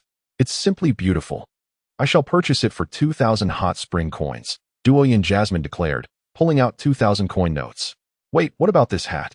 It appears to be made of solid-colored fox fur, she remarked, her attention shifting to a fox fur hat adorned with a delicate veil that added an air of mystery to the face. Please, try it on first, and I will inform you of the price afterward, the vendor replied, ecstatic. Originally, he had planned to tend to his garden with his wife at home, but fate had driven him to set up his stall early. Today proved fortuitous, as he secured a substantial sale right away. The fur garment, priced at 2,000 hot spring coins, yielded him a profit of at least 800 coins, enough to sustain his family's indulgences for a month. With a modest diet, 800 coins could last them well over a year. Wow, Jasmine, once you don this hat, I cannot find the words. You resemble the great empress standing before me. The hat, in conjunction with your outfit, exudes such grace, nearly akin to that of the empress, one female slave gasped, covering her mouth in astonishment. Is that so? I too feel a surge of confidence upon wearing this hat, Duoyin Jasmine replied, glancing around, and indeed, many men cast admiring glances her way. Women adorned themselves to attract the opposite sex. After all, this outfit and hat complemented one another splendidly. What is the price of this hat? Duoyin Jasmine inquired. 5,000 hot spring coins, the vendor declared, his eyes gleaming with ambition. 5,000. She gasped in disbelief. Duoyin Moli was initially taken aback, but for the sake of her beauty, she gritted her teeth and produced 5,000 yuan bills once more. Now, she found herself with less than 3 bills remaining. Miss, an outfit requires complimentary trousers. Just look at your dress and hat. Do you truly believe your trousers can match these 2 items? The vendor seized the moment. Indeed, even indigenous women are often governed by their desires for consumption. In truth, what she purchased was not merely clothing and accessories, but also the allure of vanity. Observe the vendor's respectful demeanor towards her. Now glance at the envious and admiring gazes of those around her. Very well, how much for these trousers? These trousers are rather exceptional, as they are of the same style worn by Lady Ye Feng, valued at 12,000 hot spring coins, the vendor proclaimed again. 12,000. Duoyin Moli pondered. In a nearby corner, Ye Feng was observing Duoyin Moli. He believed that a woman's purchasing desires were universally the same, whether indigenous or modern. They relished the sensation of extravagance and the envious glances of passers-by. Miss, 12,000 is not excessive, is it? Have you run out of money? The vendor inquired, his initial respect gradually fading into skepticism. Having just basked in the vendor's respectful gaze, Duoyin Moli found this shift intolerable. In that moment, she yearned to possess 1,000,000 hot spring coins to hurl at the vendor's face, restoring his previous attitude. Yet, reality was harsh. She currently held a mere 3,000 hot spring coins. These trousers are quite appealing, but I wish to explore other options first. Please hold them for me. I shall return shortly, Duoyen Moli stated coolly. Really? You must come back. The vendor's expression bore a mix of 3 parts skepticism and 7 parts respect, which left Duoyen Moli feeling cornered. Other women began to peruse the market, primarily selecting clothing, hats, boots, and skirts. As for the 15 male slaves, their funds proved more challenging to extract, as they spent less than 100 hot spring coins after a leisurely stroll. In every market, there exists a cadre of overseers. They would not permit this group of upstarts to leave without spending their money. Consequently, a relatively attractive indigenous woman approached. Hey there. Would you like to experience some exotic charm? One night for just 1,000 hot spring coins. I am sure you haven't encountered the allure of my Misty Mountain in Eternal Life City. Indeed, this woman had migrated from the Misty Mountain range and had now ventured into the flesh trade without any capital. Get lost, you filthy woman. One of the male slaves retorted sharply. Understood, she replied, promptly departing, only for a handsome young man to step forward next. Brother, how about it? 1,000 hot spring coins for a night. Sounds good. The male slave's eyes sparkled as he eagerly followed the man into the tent. Meanwhile, Ye Feng sat in a tavern, sipping fruit wine, while charcoal burned within, maintaining an indoor temperature of around -5 to 6 degrees Celsius, while outside, it plummeted to -20 degrees. Only 2 hours had passed, and 15 female servants had spent every last coin. They indulged in a plethora of garments, boots, hats, and gloves, even purchasing lingerie, an invention of the citizens of Hot Spring Island. Indeed, the undergarments had supplanted the riding cloths, and the bras had replaced the binding wraps. One female servant strode through the marketplace with her head held high.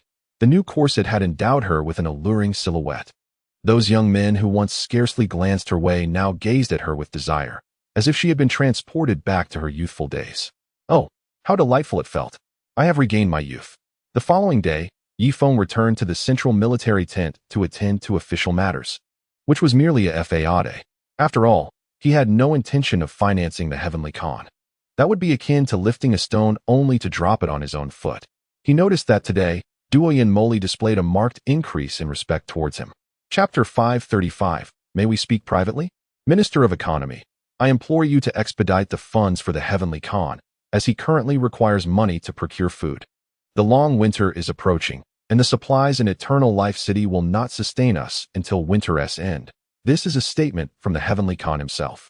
Thus, I hope you will make every effort, Duoyen Moli asserted, then turned to Chunin, who was holding a sack. I understand, you have all worked hard. Chunin, please reward each of them with 10,000 hot spring coins, Ye Feng stated nonchalantly. Immediately, the 30 individuals each received 10,000 coins. Upon receiving the 10 crisp bills, Duoyen Moli's expression shifted, becoming more reverent. She carefully placed the coins into her newly acquired attire, pressing her palm down to ensure none fell to the ground. Yet, 10,000 hot spring coins were still insufficient to purchase that coveted pair of trousers. Moreover, how could she present herself with merely one outfit? Yesterday, she had set her sights on several exquisite leather garments that would perfectly accentuate her figure. Indeed, appropriate attire demanded corresponding lingerie. How else could one make a proper impression? She was convinced that should she present herself before the Heavenly Khan in such an ensemble, he might even spare her a second glance. Perhaps, she would ascend to the status of a consort. Ah, if only someone could divulge the internal affairs of Eternal Life City to me. I would reward them handsomely, at least 100,000 hot spring coins. Ye Feng remarked, feigning casualness. As expected, the 30 servants' expressions shifted, particularly those of the male servants, who instinctively placed their hands upon their blades. Ha ha ha. Of course, I am aware of your unwavering loyalty to the Heavenly Khan, and I trust none of you would engage in such treachery. Now, go forth and spend your coins, Ye Feng concluded, striding out of the office. That evening, as Ye Feng was leisurely wandering outside with Chunin, a familiar figure approached. She was clad in black hide, her face carefully obscured, revealing only her expressive eyes. Who are you? Ye Feng inquired, stroking his chin. Minister of Economy, I am Duoyen Moli. May we speak privately? She asked. Certainly, let us find a secluded corner. He replied, and the 3 of them made their way to a discreet spot. The situation unfolded as follows. The meaning of Tian Kohan is to continually bestow upon you titles and honors, ensnaring you in such pleasures. In any case, one should never enter Changxing City alone. Once inside, exit becomes impossible. Duoyin Moli ultimately betrayed her master. There was no choice. The myriad of goods at the market dazzled her senses. Moreover, these items required hot spring coins for purchase. Besides, the information she revealed was hardly a secret. At least over 100 high-ranking individuals in Chongqing City were aware, including the 30 sweat slaves under her command. Damn it, Meng Yanlai, that old wretch, truly harbors intentions of my demise. Ye Feng exclaimed. Truth be told, had you not reminded me, I would have nearly succumbed to temptation. Chenin, take her to collect the funds, 100,000 hot spring coins, Ye Feng instructed. Understood. Chenin nodded and led Duoyin Moli to the Hot Spring Bank's Chongqing City branch. Heavily guarded and operating around the clock, the bank was crucial given that hot spring coins were still in the developmental stage. Ye Feng had to arrange for personnel to work in shifts. This is a promissory note from Brother Feng. Please withdraw 200,000 hot spring coins for social engagements. Chenin stated. Very well, brethren. Your credit exceeds 200,000 hot spring coins. There is no need to invoke Brother Feng's name, the bank employee. A citizen of Hot Spring Island, readily trusted Chenin. In no time, Chenin emerged with 200,000 hot spring coins, handing 100,000 to Duoyin Moli while pocketing the other 100,000. A glimmer of mischief danced in Duoyin Moli's eyes as she expressed, Your name is Chenin, correct? Would you like to experience the pleasures of a female sweat slave? My status, being close to Tian Kuhan, differs from that of ordinary sweat slaves. It only requires 2,000 hot spring coins for a single encounter. Chenin's gaze abruptly froze. How about this? I'll give you 5,000 for the full experience. Before long, the two entered a tent together. As time leisurely passed, half a month slipped by. During this period, various individuals came forth to offer intelligence regarding Chongqing City to Ye Feng. Although the information was largely inconsequential, Ye Feng still rewarded them. However, on this particular day, an unusual envoy arrived. The gates of Chongqing City swung wide open, and a carriage emerged, flanked by a cavalry unit and a golden armored guard. Within the carriage sat none other than Zheng Yu. She had received orders from Tian Kuhan to approach Ye Feng, proposing a marriage on behalf of Lure's mother, aiming to secure the wedding arrangements. The Empress Zheng Yu has arrived, announced a voice.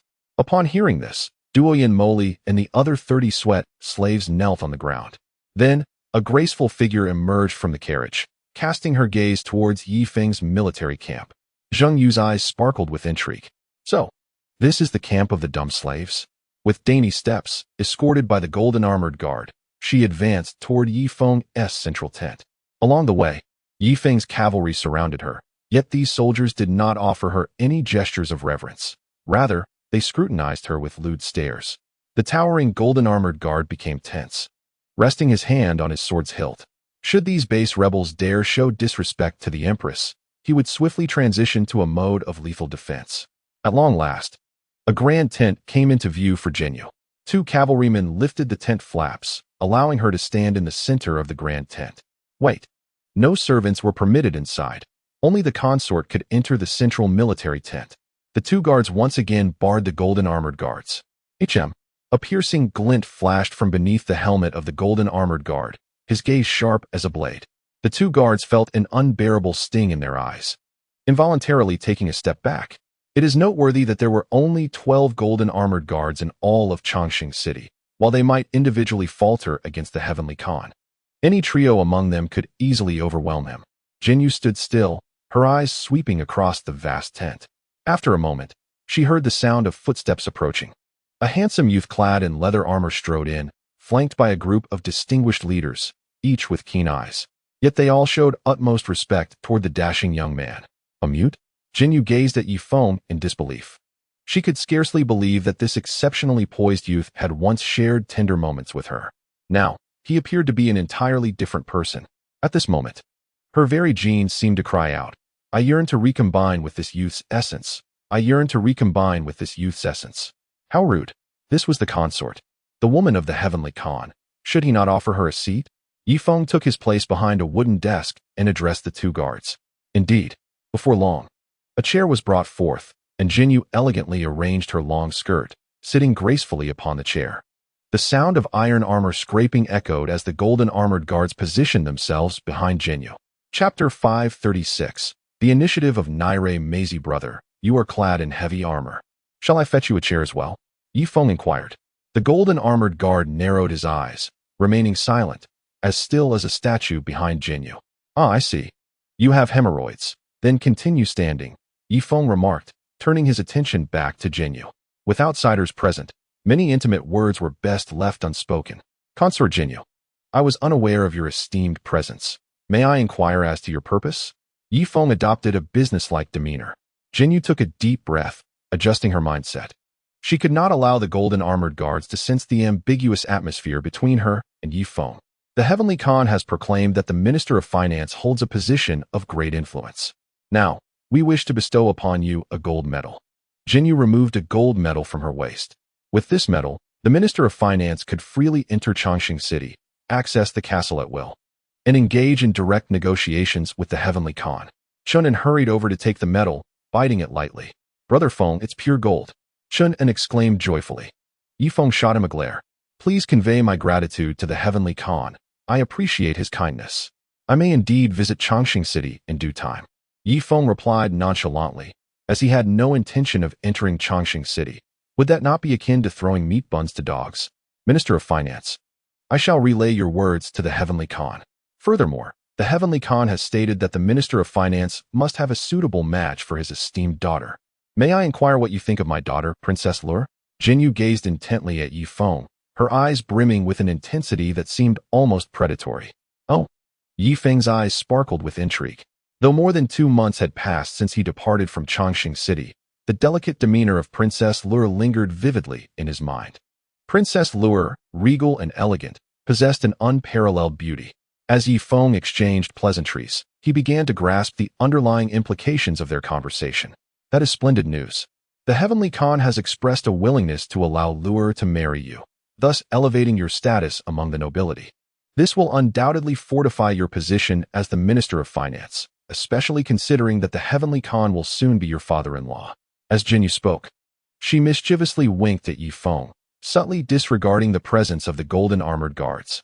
Ye Feng, along with Chunin, Hart, and Gaetian, observed Jinyu's flirtatious gesture. Could it be that our Feng Gu possesses such irresistible charm?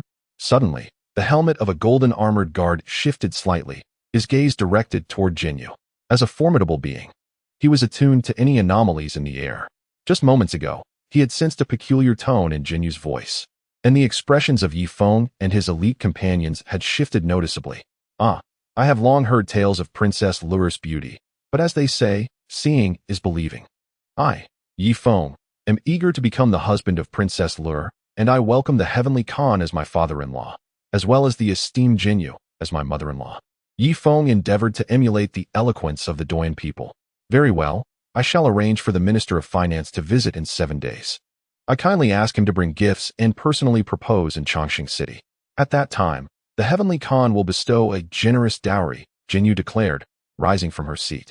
She was acutely aware of the Heavenly Khan's ulterior motives, intending to lure Ye Feng into the city for torment. However, she had faith in Ye Feng's intellect, confident that he would not venture into Chongqing City alone. All right, should I find the time in 7 days, I shall indeed enter Chongqing City myself, Ye Feng replied.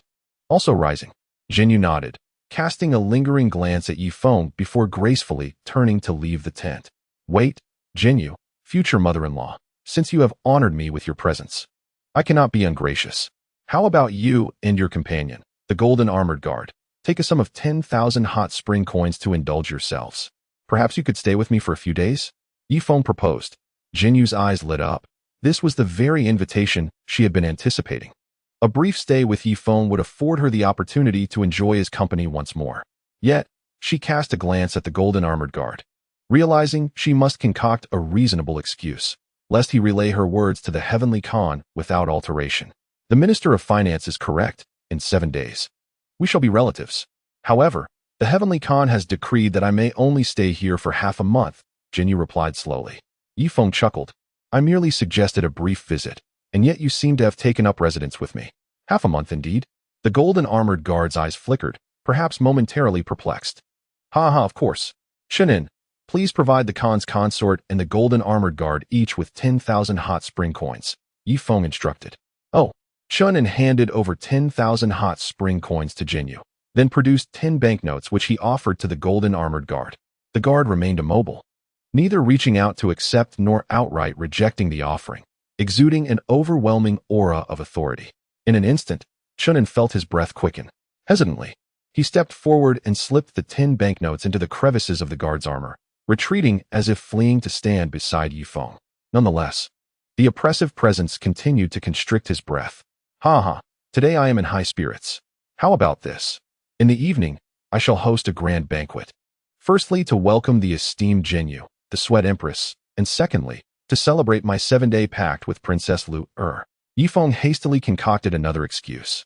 Brother Feng, be cautious that Sister Susan doesn't knock your head ask you. Chunin whispered. Silence. Ye Feng retorted, furious. Did he not realize the farce he was performing?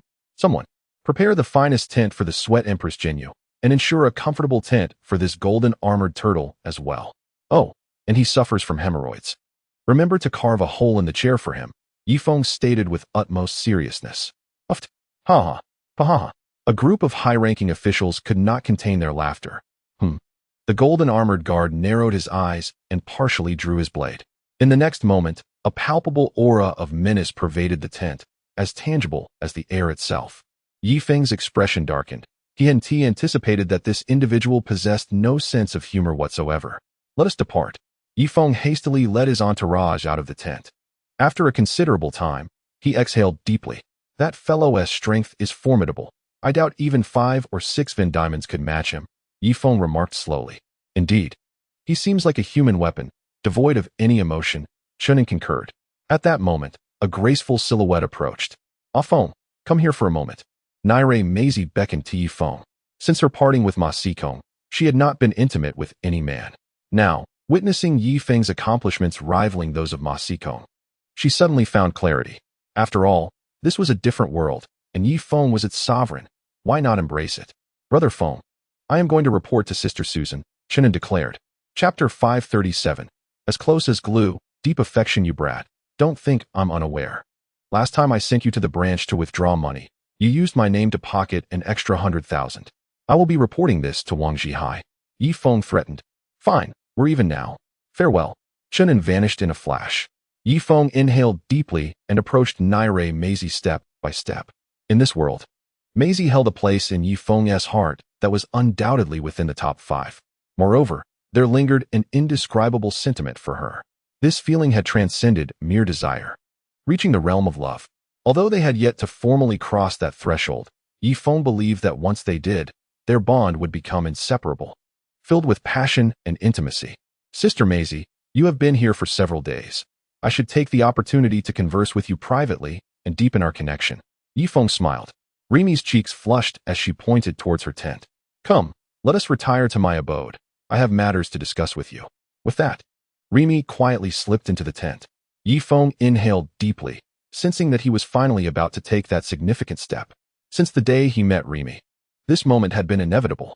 Now, it felt as if everything was falling into place, as if the heavens had conspired to bring them together. Moreover, on this deserted island, no laws dictated monogamy, and Ye Feng felt liberated to pursue his desires. With this realization, he bent low and entered the tent. Rimi had her back to him, staring vacantly at the interior of the tent. Unable to restrain himself any longer, Ye Feng wrapped his arms around her slender waist from behind. Rimi quickly tilted her head back, resting the back of her head against his chin, her hair brushing against his face. This moment was one she had long awaited. Ye Feng took a deep breath and leaned in to kiss her. Just then, a sudden blast of a horn echoed from outside the military camp. Damn it! Ye Feng swiftly released Rimi and hurriedly glanced towards the camp's entrance. What is happening? He inquired. It is not from Chongqing City. It originates from behind the camp. Hart pointed towards the rear. Ye Feng mounted his war steed and galloped towards the south of the camp. As he exited the camp, he spotted a troop approaching him, approximately 400 strong, all mounted on goats, their frames gaunt and emaciated. At the forefront was Van Dimong, followed by a woman on a white horse, her face veiled. Behind them trailed a dozen beastmasters from the Yunshan tribe. Among them was a familiar figure, Ma Xikong, who nervously adjusted his hide to avoid recognition. Madam? Ye Feng squinted, perplexed by Van Dimong's sudden arrival with all his possessions. Ye Feng, we have come. The madam dismounted her goat and hurried towards him. Ye Feng quickly descended from his horse to meet her. Their figures raced across the grassland towards one another. Wait. Van Diemen's eyes widened in shock as he beheld his wife approaching Ye Feng.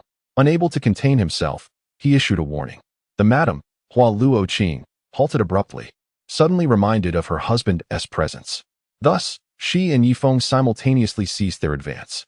Greetings, madam, Ye Feng said, extending his hand with a hint of shyness. Hello. Ye Feng, the madam replied, bashfully offering her hand for a brief shake. At that moment, Remy emerged, witnessing this exchange. Just as she was about to turn away, she paused, her instincts alerting her to a gaze fixated upon her. Women possess an uncanny intuition, and she was certain that the owner of that gaze shared a profound connection with her.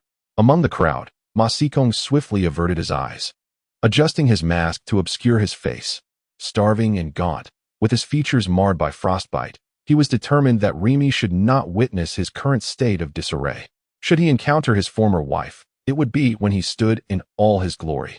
For a fleeting moment, Ma Xikong envisioned himself treading upon a vibrant cloud, extending his hand toward the humble Remiko from a position of superiority, inviting her to ascend the celestial realm, where they would traverse vast distances together. After scanning the crowd of 400 for a familiar face and finding none, Remiko sighed and returned to the military camp, her gown trailing behind her. At this juncture, Van Diemen approached Ye Feng, accompanied by a cadre of beastmasters. Ye Feng, I initially had no intention of attending, but my wife insisted that if you achieve victory, it would grant us the status of citizens of Hot Spring Island. Is this true? Van Diemen maintained the imposing demeanor befitting a grand beastmaster. I can only offer a recommendation. Whether you both become citizens depends on whether others are willing to vote for you. However, rest assured that as long as the votes exceed 51%, even I, the Lord of Hot Spring Island, cannot prevent your citizenship, Ye Feng replied earnestly. Van Diemen, despite our long-standing enmity, you are aware of the credibility of Hot Spring Island. I do not intend to complicate matters, Ye Feng continued. All I seek is a recommendation. As for the voting, you need not worry. I shall influence the remaining voters. Van Diemen retorted coolly. Influence? Very well, Ye Feng shrugged nonchalantly. Keep in mind, every citizen of Hot Spring Island is affluent. How do you plan to sway them? Ye Feng, I currently command 400 troops. Should you require assistance, do not hesitate to ask. My soldiers can help you secure victory in this war, Van Diemen asserted once more. 400? Troops? Ye Feng raised an eyebrow, not wishing to undermine Van Diemen, as the number, though small, represented a significant gesture from Lady Hua Luoqing. Very well. With these 400 troops, I hereby declare Van Diemen 1,000 commander within my ranks. Ye Feng accorded him due respect. What? As a grand beastmaster, I am relegated to a mere 1,000 commander? Shouldn't I be awarded a chief position? Van Diemen's ire flared. Enough, umming. Our purpose here is to assist Ye Feng in winning the war, not to squabble over titles. The citizenship of Hot Spring Island is our ultimate goal, Hua Luoqing counseled. Indeed, Van Diemen exhaled deeply, casting a fierce glare at Ye Feng before acquiescing with a nod. Subsequently, Ye Feng did not personally accommodate Van Diemen's 400 remnants, but instructed Harder to arrange their lodging. Van Diemen, come over. You shall reside next to the stables. Set up your tents. There are plenty of logs nearby. As for food, there are numerous horse carcasses on the battlefield. Procure what you need. Harder finally relished the chance to retaliate. In the past, Van Diemen had nearly annihilated the Harder clan, and now was the moment for vengeance. Van Diemen's eyes twitched violently. His jaw clenched. Chapter 538. Eyes glimmering with autumn waters at that moment, his brother, Van Diemen Yi, leaped forth. You wretched being. Is this how you treat our clan's grand beastmaster, the grand beastmaster of the Yunsan tribe? Van Diemen Yi seethed with fury, wishing to exact retribution on Harder. Grand beastmaster? I, Harder, am now the supreme commander of the army. Henceforth, you, too, must heed my commands, lest you face military law, Harder replied coldly. Are you courting death? Fandy's fury erupted as he drew his curved blade with a sharp hiss. The two heavy machine guns aimed menacingly at him. Enough. We shall fend for ourselves. Without relying on this traitor, he seethed, swallowing his indignation. With another hiss, the machine guns returned to their original positions. Hart expelled a long breath, raising an eyebrow as he rode away proudly on his steed. That night, a grand feast was held in Ye Feng's military camp to welcome the Honorable Zhen Yuhan Fei. The high-ranking officials, including Ye Feng and Susan, celebrated within the wooden cabin, while others reveled outside in the open air. Inside the cabin, nearly 100 chairs were arranged in a hierarchy. The closer ones sat to Ye Feng, the higher their status. As a distinguished guest, Jin Yuhan Fei occupied the seat nearest to him, while Ye Feng and Susan sat at the head of the long table, accompanied by Wang Zhihai, the second-in-command from Hot Spring Island. "My lady, please indulge in this cup," Ye Feng said, downing his drink in one go. Jin Yu nodded, her eyes sparkling with a glimmer of autumnal waters. She shielded her cup with her sleeve and mirrored his action. However, the imposing figure of the golden armored guard beside her dampened the atmosphere, standing silently like a wooden post, inhibiting the convivial spirit. "Brother, come, have a drink." Shunan approached the golden armored guard, 2 cups in hand. The guard swayed slightly but did not accept the proffered cup. "Come on, we're all in the same service. No need to be so reserved. It must be exhausting wearing that heavy shell every day. Why not take it off and let me polish it for you after we drink?" There are many women at the market outside. Some are quite affordable, just 3 hot spring coins for a fleeting encounter. "Shall I take you to experience a taste of exotic pleasures?" Shunan began to chip away at the guard's stoic demeanor. The guard wavered again, and in the next instant, he suddenly reached out, startling Chun into retreat several paces. Yet, he grasped the cup offered by Chunin. After accepting the drink, the guard finally removed his golden helmet, revealing a face as grim as a coffin, seemingly untouched by laughter for eons, resembling a zombie. He downed the drink in one gulp before donning his helmet once more, returning to his obedient stance beside Jinyu. "Success! Come, let us have another drink," Chunin exclaimed joyfully, pouring another cup. Just then, footsteps echoed from afar. 3 figures entered the wooden cabin: Hua Luo Qing, Fandaman, and Fandai, who had received the invitation last. Hart had deliberately waited until the banquet was halfway through to notify them. "Lady, you have finally arrived. Please, take a seat," Hart gestured, and a servant from his family escorted Hua Luo Qing to a position near Ye Feng. The 2 brothers exchanged glances, ready to follow, but were abruptly halted by Hart. "Wait, you 2 sit at the entrance. We are short on chairs. Someone, fetch 2 tree stumps for them to sit on." Hart's demeanor cooled as he regarded the brothers. "You?" The mighty Van Dai, seething with rage, once again rested his hand upon the hilt of his sword. Ye Feng had long witnessed this scene but chose to remain indifferent. After all, Harter and Van Dimo shared a deep-seated enmity, and with Harter now on his side, it was only fitting to let him indulge in some satisfaction. "Commander, we have stumps aplenty, but alas, no tables." One of Harter's attendants remarked deliberately, "There's no other option. Let us arrange the food and wine upon the floor." "Great Beastmaster, and you too, Van Dai, I implore you to partake," whilst lying down, Harter shrugged. "Damn it," Van Dai retorted, launching a fist towards Harter. "Seeking death?" Harter countered with a blow of his own. "Let us rid ourselves of this scoundrel from the Van D family." In an instant, over 20 individuals within the wooden cabin engaged in combat, all possessing the prowess of beastmasters. Within moments, Van Dai was left battered and unrecognizable. Van Dimo, although tempted to intervene, understood the gravity of his position as the commander of 400 troops. Should he act, Ye Feng's forces would undoubtedly retaliate. And as he had yet to obtain citizenship, he could only watch as his brother was mercilessly pummeled. "Cease this madness. Do you wish to provide amusement for Queen Jinyu?" Chunin feigned an attempt to mediate, seizing the opportunity to kick Van Dai himself. 5 minutes later, Van Dai staggered to his feet, unable to suppress a spurt of blood. "Brother, why do you not assist me?" he demanded furiously. When under someone's roof, one must lower their head." "Endure for a moment," Van Dimo replied, settling himself upon a stump. Harter clapped his hands, a smug expression on his face. "That's enough. Let us join Brother Feng in celebration. You all should come inside as well. It's quite chilly at the entrance, suitable only for watchful dogs." At that moment, a knight burst through the door. "Great Khan, a messenger has arrived from Meng Yinlai," the knight shouted. Upon hearing this, the golden armored guards were taken aback, instinctively drawing their swords. It was intolerable to insult the Great Khan in their presence. "He is the Great Khan. Let us not be so discourteous. Allow the messenger to enter," Ye Feng instructed.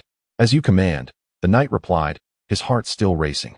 The murderous aura emanating from the golden armored guards had been overwhelmingly palpable, leaving him feeling as though he might meet his end at any moment. After a while, 3 emissaries entered, the same trio as before. "Your servant pays respects to the Minister of Economy." To Ye Feng's surprise, these three actually bowed to him today. At ease. What business do you bring? Ye Feng inquired nonchalantly. Bring forth the first-class merit medal for the Minister of Economy, one of the emissaries proclaimed. As another produced a golden circular medallion inscribed with the number 1. Naturally, Ye Feng would not personally accept the medallion, instead signaling to Chunin. Chunin hastily retrieved the medal, biting into it. Oh dear, Brother Feng, this isn't pure gold. It seems merely gilded. Almost damaged my teeth. Ye Feng sighed, feeling embarrassed. What a disgrace, putting everything in your mouth. Next time, if they offer you a pile of dung, will you put that in your mouth as well? Are you not afraid of poisoning yourself? He was aware that the cunning plot of the Heavenly Khan was currently in motion. Chapter 539, Goosebumps Everywhere. I shall accept the Heavenly Khan's medal. Please extend my gratitude to him, Ye Feng remarked with a lack of enthusiasm. Very well. We shall convey your message to the Heavenly Khan. However, there is a rule. To receive such a medal, one must personally express gratitude to the Heavenly Khan in Changxing City, the envoy interjected. As for the medal, I shall take it, but I shall not enter the city, Ye Feng declared, placing a foot upon the table. You? The envoy's anger flared. Under normal circumstances, he would have vociferously protested, yet after being bested by Ye Feng previously, he had tempered his arrogance. In that case, we shall take our leave. Oh, come now, you have at least brought a gold medal. Haltet, bring them a few stools at the entrance. They must eat their fill before departing this evening, Ye Feng instructed. Thus, the three envoys were forcibly seated at the end of the table, alongside the Van Diemen brothers. After being compelled to drink several cups of wine, the trio claimed they were full and hastily retreated back to Changxing City. At this moment, Ye Feng turned to Hua Luoqing. My lady, I am grateful for your bringing 400 troops to aid me. Please partake in this cup. 400 men are but a drop in the bucket. I hope Mr. Yi keeps his word. Should we triumph in battle, let my husband and I become citizens of Hot Spring Island. Hua Luoqing raised her cup. I can only promise you a recommendation, but having resided on Hot Spring Island for so long, I am certain many men would vote for you. As for your husband. Ye Feng hesitated. The implication was clear. You, Hua Luoqing, wish to become a citizen, which is no problem, but your husband's situation is precarious. Mr. Yi, what if I were to offer certain concessions?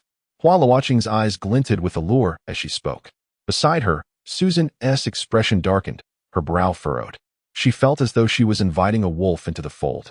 Yet, a wry smile crossed her face as she shook her head. What difference would one more wolf make? Outside Ye Feng's military camp, a smaller encampment had been erected, albeit with rudimentary facilities. Each tent contained merely a pound of charcoal for warmth. Ma Xikong stepped out of the tent and gazed toward Ye Feng's grand camp. The camp was surrounded by wooden fences, with pits dug outside for trapping horses and sharp stakes laid atop. And what of their own camp? It was utterly lacking, no match for a cavalry charge. Maisie, for some reason, I find myself yearning for you, finding great affection for you, Ma Xikong muttered to himself, his gaze fixed intently on the entrance of the camp. Previously, he had felt that marrying Rimai Zi was a climb beyond his reach, considering he was once a small boat king, a billionaire tycoon. Meanwhile, Rimai Zi was merely an ordinary girl from Japan. However, upon seeing her yesterday, adorned in an exquisitely crafted fur gown and a pristine fur hat, she exuded an air of regal elegance. In stark contrast, he himself bore frostbite on his face and hands, with certain areas festering. Maisie, one day, I, Ma Xikong, shall undoubtedly rise above all, even if it means transcending this earthly realm. With the intellect of a minor sovereign, I will surely stand upon Ye Feng's head, compelling you to regard me with newfound admiration, and then I shall arrange for you to wed again. After uttering these words, Ma Xikong cast his gaze towards the distant Changxing City. Clearly, following Van Diemen no longer held promise. That individual once harbored intentions to eliminate Ye Feng. But now, Van Diemen was wholly intent on becoming a citizen of Ye Feng. There was no alternative. To surpass Ye Feng, the only worthy ally was the Heavenly Khan. Yet, would the Heavenly Khan even consider me if I sought his allegiance? No, I must ensure that he recognizes the worth of Ma Xikong. With this thought, Ma Xikong proceeded towards his encampment. At that moment, a goat suddenly collapsed upon the ground, its forelegs convulsing uncontrollably. Could it be? With such thick fur, could goats succumb to the cold? Alarmed, Ma Xikong hurried closer for a better look. In the next instant, his expression shifted dramatically. He beheld several slender worms emerging from the goat's eyes. Once a dozen or so worms had crawled out, the goat lay still, lifeless. Was it a case of parasitic infection? Masakong stepped back a few paces and tossed a torch onto the goat's carcass. In an instant, flames erupted skyward. Fortunately, I have stifled the contagion in its cradle. Regrettably, it was too late.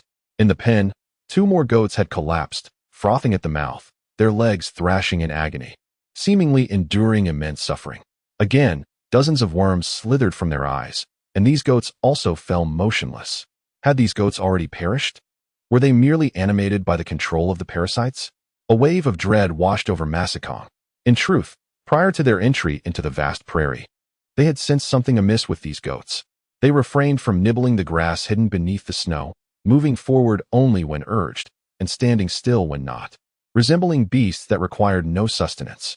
I must report this to the Grand Beastmaster. Masakong took a few steps forward, but then halted. Why should I report it? Within Ye Feng's military camp, a magnificent steed suddenly collapsed, its legs flailing against the air. Moments later, the horse lay silent. A logistics personnel approached and kicked the horse's corpse. Could it be? With so many horses in the stable, they could huddle together for warmth. How could they freeze to death? After making this observation, the individual glanced towards the other war horses. This is dire, a case of parasitic infection.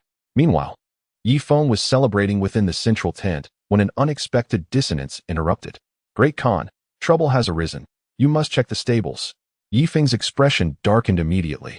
He had been engaged in a subtle exchange of glances with Zheng Yu, and this news was quite the dampener. What has happened in the stables? Ye Feng inquired. It is not just the stables. The cattle pen and sheep pen are also affected. The parasitic disease has already spread among the livestock. Just moments ago, at least a dozen horses collapsed, their eyes revealing wriggling worms. With a sudden retch, Ye Feng expelled the lamb skewers he had just consumed. The others turned pale, hastily abandoning their meat. Let us venture outside for a closer inspection, he declared, sweeping his cloak aside as he led the group to the stable. Half an hour later, the expressions on everyone's faces were a vivid tapestry of horror. Ding Tuanshuan thrust her hand into her throat, desperately attempting to induce vomiting. It was utterly revolting.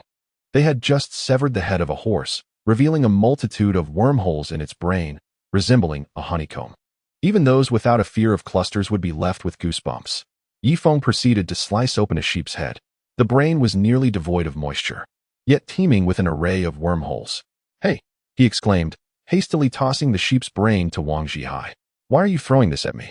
Wang Zhihai grimaced, discarding the brain onto the ground. If we have consumed the flesh of these infected sheep, could we also contract the parasitic disease? Ye Feng turned to Bai Chushua. Chapter 540. What if you try firing a couple of shots? I am not certain, Bai Chushua replied, her complexion pale. In theory, after undergoing high-temperature treatment, anything should be safe to consume. However, one can never be too careful. This is not the world we once knew. Ye Feng nodded, then led the group to the warehouse, which was filled with various frozen animal carcasses and a plethora of frozen fish. Hand me the knife, he instructed, slicing open the head of a frozen sheep. Fortunately, there were no signs of worm infestation. He then cut into a frozen fish, which similarly exhibited no signs of decay. Clearly, deceased organisms are not susceptible to worm infestation, indicating that the parasitic disease only preys upon the living. From this moment onward, any animals displaying abnormalities must be immediately isolated and kept apart from the others. Ye Feng had to revert to traditional methods. Brother Feng, it seems that the recent cold weather has diminished both animal and human immunity, allowing these parasites to infiltrate. Therefore, I suggest we secure the stable more tightly to protect them from the cold, and build a fire within the enclosure while ensuring proper ventilation, Bai Chushua proposed. Indeed, harder. I entrust this matter to you. Have the soldiers work diligently tonight, Ye Feng instructed. Understood, Brother Feng. I will attend to it immediately, Harder replied, nodding before setting off to carry out the orders. In the vast prairie, horses were their lifeblood. Otherwise, they would be left to traverse the snowy landscape on foot. Not only was this occurring at Ye Feng's location, in Chongqing City, Meng Yanlai personally visited the horse farm. Before him lay over 100 horse carcasses. Your Majesty, it appears to be the parasitic disease, a pharmacist remarked. Is there a remedy for this infectious disease? Meng Yanlai inquired. Infectious diseases are never truly cured. They are merely managed. The only recourse is isolation. Perhaps their recent diet of hay, lacking in nutrition, has weakened the horses' health, rendering them more susceptible to infection. The pharmacist explained. However, the temperature is currently so low that the heavy snow has entirely concealed the grass beneath it, and we have no fresh pasture for them to consume. Meng Yanlai lamented. It is not strictly necessary to rely solely on grass. We might consider the sea's algae or the green seagrass from the ocean floor, both of which are highly nutritious, the pharmacist suggested. Yet, the sea is nearly frozen, and we are left with only 3 colossal ships to fish in the turbulent waters. Can these 3 vessels sustain the needs of the over 100,000 warhorses in the city? Meng Yanlai inquired. They cannot fully supply, but we could select 1,000 horses as priority subjects for protection. As for the others, let them fend for themselves. With the long winter approaching, those horses are destined to perish. Khan, you must make a decisive choice soon, the pharmacist stated gravely. Alas, Meng Yanlai sighed deeply, casting his gaze outside the city. In that moment, he found equilibrium within himself. The horses under Ye Feng's care also lack fresh grass and will similarly fall victim to infection. Moreover, there are no shelters from the wind and snow beyond the city, and as the temperature is set to drop further in the coming days, it is likely that not just the livestock, but even the people will succumb to the pestilence. Indeed, sometimes it is not necessary to rely on force to vanquish foes. Nature itself can eliminate them. What remains now is a contest of endurance. In the dead of night, Ye Feng convened an urgent meeting. Everyone listened intently as he declared, "From this moment forth, we shall procure large quantities of healthy beef and mutton. When acquiring them, we must inspect their heads to ensure they are free of infestation. Those afflicted shall be sold to the Duoyan people in Chongqing City, while the healthy meat will be reserved for our own consumption." Ye Feng spoke with gravity. "Brother Feng, I fear it is not merely the livestock at risk. Even humans may fall prey to this strange illness. My suggestion is to focus on deep-sea fish, which seem unaffected. Perhaps we should rely solely on fish from now on." Wang Zhihai proposed. "That is reasonable. We shall primarily consume fish. If we desire some variety, we can incorporate marine grasses. Algae, for instance, is quite beneficial. Thankfully, the sea has not been entirely frozen. So let the Navy and all warships venture forth to fish and gather some algae for storage." In an instant, Ye Feng's camp sprang into action. The naval forces navigated through Longxi to the ocean, though they did not enter the stormy sea. Their mission was to capture various sea fish and algae. Ye Feng entrusted this fishing task to Cheng Li Bin and Tunger, who piloted a warship accompanied by over 20 vessels, swiftly heading into the sea. A gust of cold wind swept through, causing the sailors aboard the warships to shiver uncontrollably. Cheng Li Bin tightened his fur coat. "Old Cheng, you seem weakened," Tunger remarked from beside him. "I feel better now. The hot spring island provides crystal pills weekly, but it remains cold. The temperature on the steppe is -20 degrees. Yet with the sea breeze, it must have plummeted to at least -30 degrees on the surface," Cheng Li Bin replied, retracting his head into his coat. "Look, it appears that Meng Yanlai's colossal ship is ahead. They too are fishing." At that moment, Tunger suddenly pointed forward. Cheng Li Bin, trembling, lifted his binoculars to peer into the distance. Indeed, it is the colossal vessel of the Duoyan people. "It seems they no longer dare to consume the offerings of the land," stuttered Cheng Li Bin. "Why not sink them? That way, if the Duoyan wish to feast upon the bounty of the sea, they must come to us for trade," Tenhu suddenly proposed. "Should we indeed submerge the Duoyan's great ship, they would have no choice but to seek out Feng Ge for their fish, presenting a splendid opportunity to surreptitiously introduce currency into the heart of Chongqing City." With this thought, Tunger, donning sealskin gloves, grasped the cannon with determination. Is this truly wise? Feng Ge has been appointed as the Minister of Economy and is currently enjoying a honeymoon period with Chongqing City. Should we fire upon them? It may provoke the Heavenly Khan to retaliate against Feng Ji's family. Cheng Li Bin, ever the pragmatist, was wholly focused on the well-being of Ye Feng. Until now, the news of Duoyan Hina's escape from Chongqing City was known only to a select few high-ranking officials. Even the Khan's consort remained unaware. Meng Yanlai feared that if Ye Feng were to learn of this, he would indiscriminately airdrop forces upon Chongqing City. Thus, he publicly declared that Duoyan Hina was still confined within its walls, thereby instilling a measure of caution in Ye Feng. The great ships had caught sight of Ye Feng's fleet and hesitated in their advance. After much deliberation, Tunger ultimately released the trigger. "Let us consult with Feng Ge upon our return. For now, we shall focus on fishing." Ye Feng and Chun and were accompanying the Khan's consort, Jinyu, on a tour of their military camp. The golden armored guard remained steadfastly by their side, unyielding to Chun and S attempts to shoo him away. Consort, this is our light machine gun. Would you care to fire a few rounds? Ye Feng suggested with a smile. Oh, is this the weapon that leads to more fatalities? Jinyu's eyes sparkled as she gracefully settled behind the light machine gun. How does one operate this? She inquired. Chapter 541. Such conduct is inappropriate. Ye Feng chuckled and instinctively approached Jinyu from behind, poised to guide her in its operation. Yet, just as he was about to place his hand over hers, the golden armored guard slowly turned his head, a palpable pressure enveloping the air. Ye Feng. He positioned himself beside Jinyu and gestured towards the machine gun's trigger. To fire, simply press this mechanism, he explained gently, his breath carrying a hint of allure towards Jinyu's porcelain visage. Jinyu's cheeks flushed, her finger hovering over the trigger. Beneath the menacing helmet of the golden guard, a pair of icy eyes scrutinized the duo, as if warning them. Should I press it?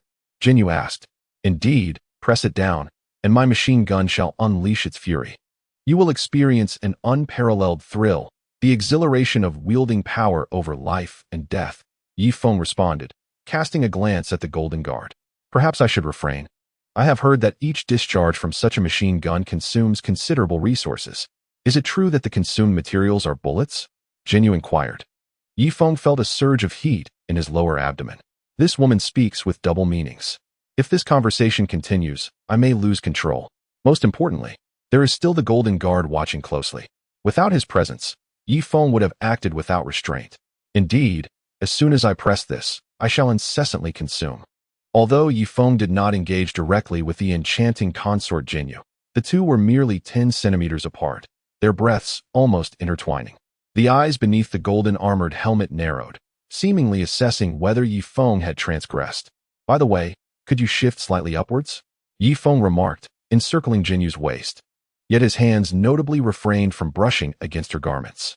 Creak. The golden armored guard's body stirred, as if on the verge of an outburst. Jinyu nodded, lifting her elegantly long leg to take a step upward. Suddenly, she stepped on her own flowing gown.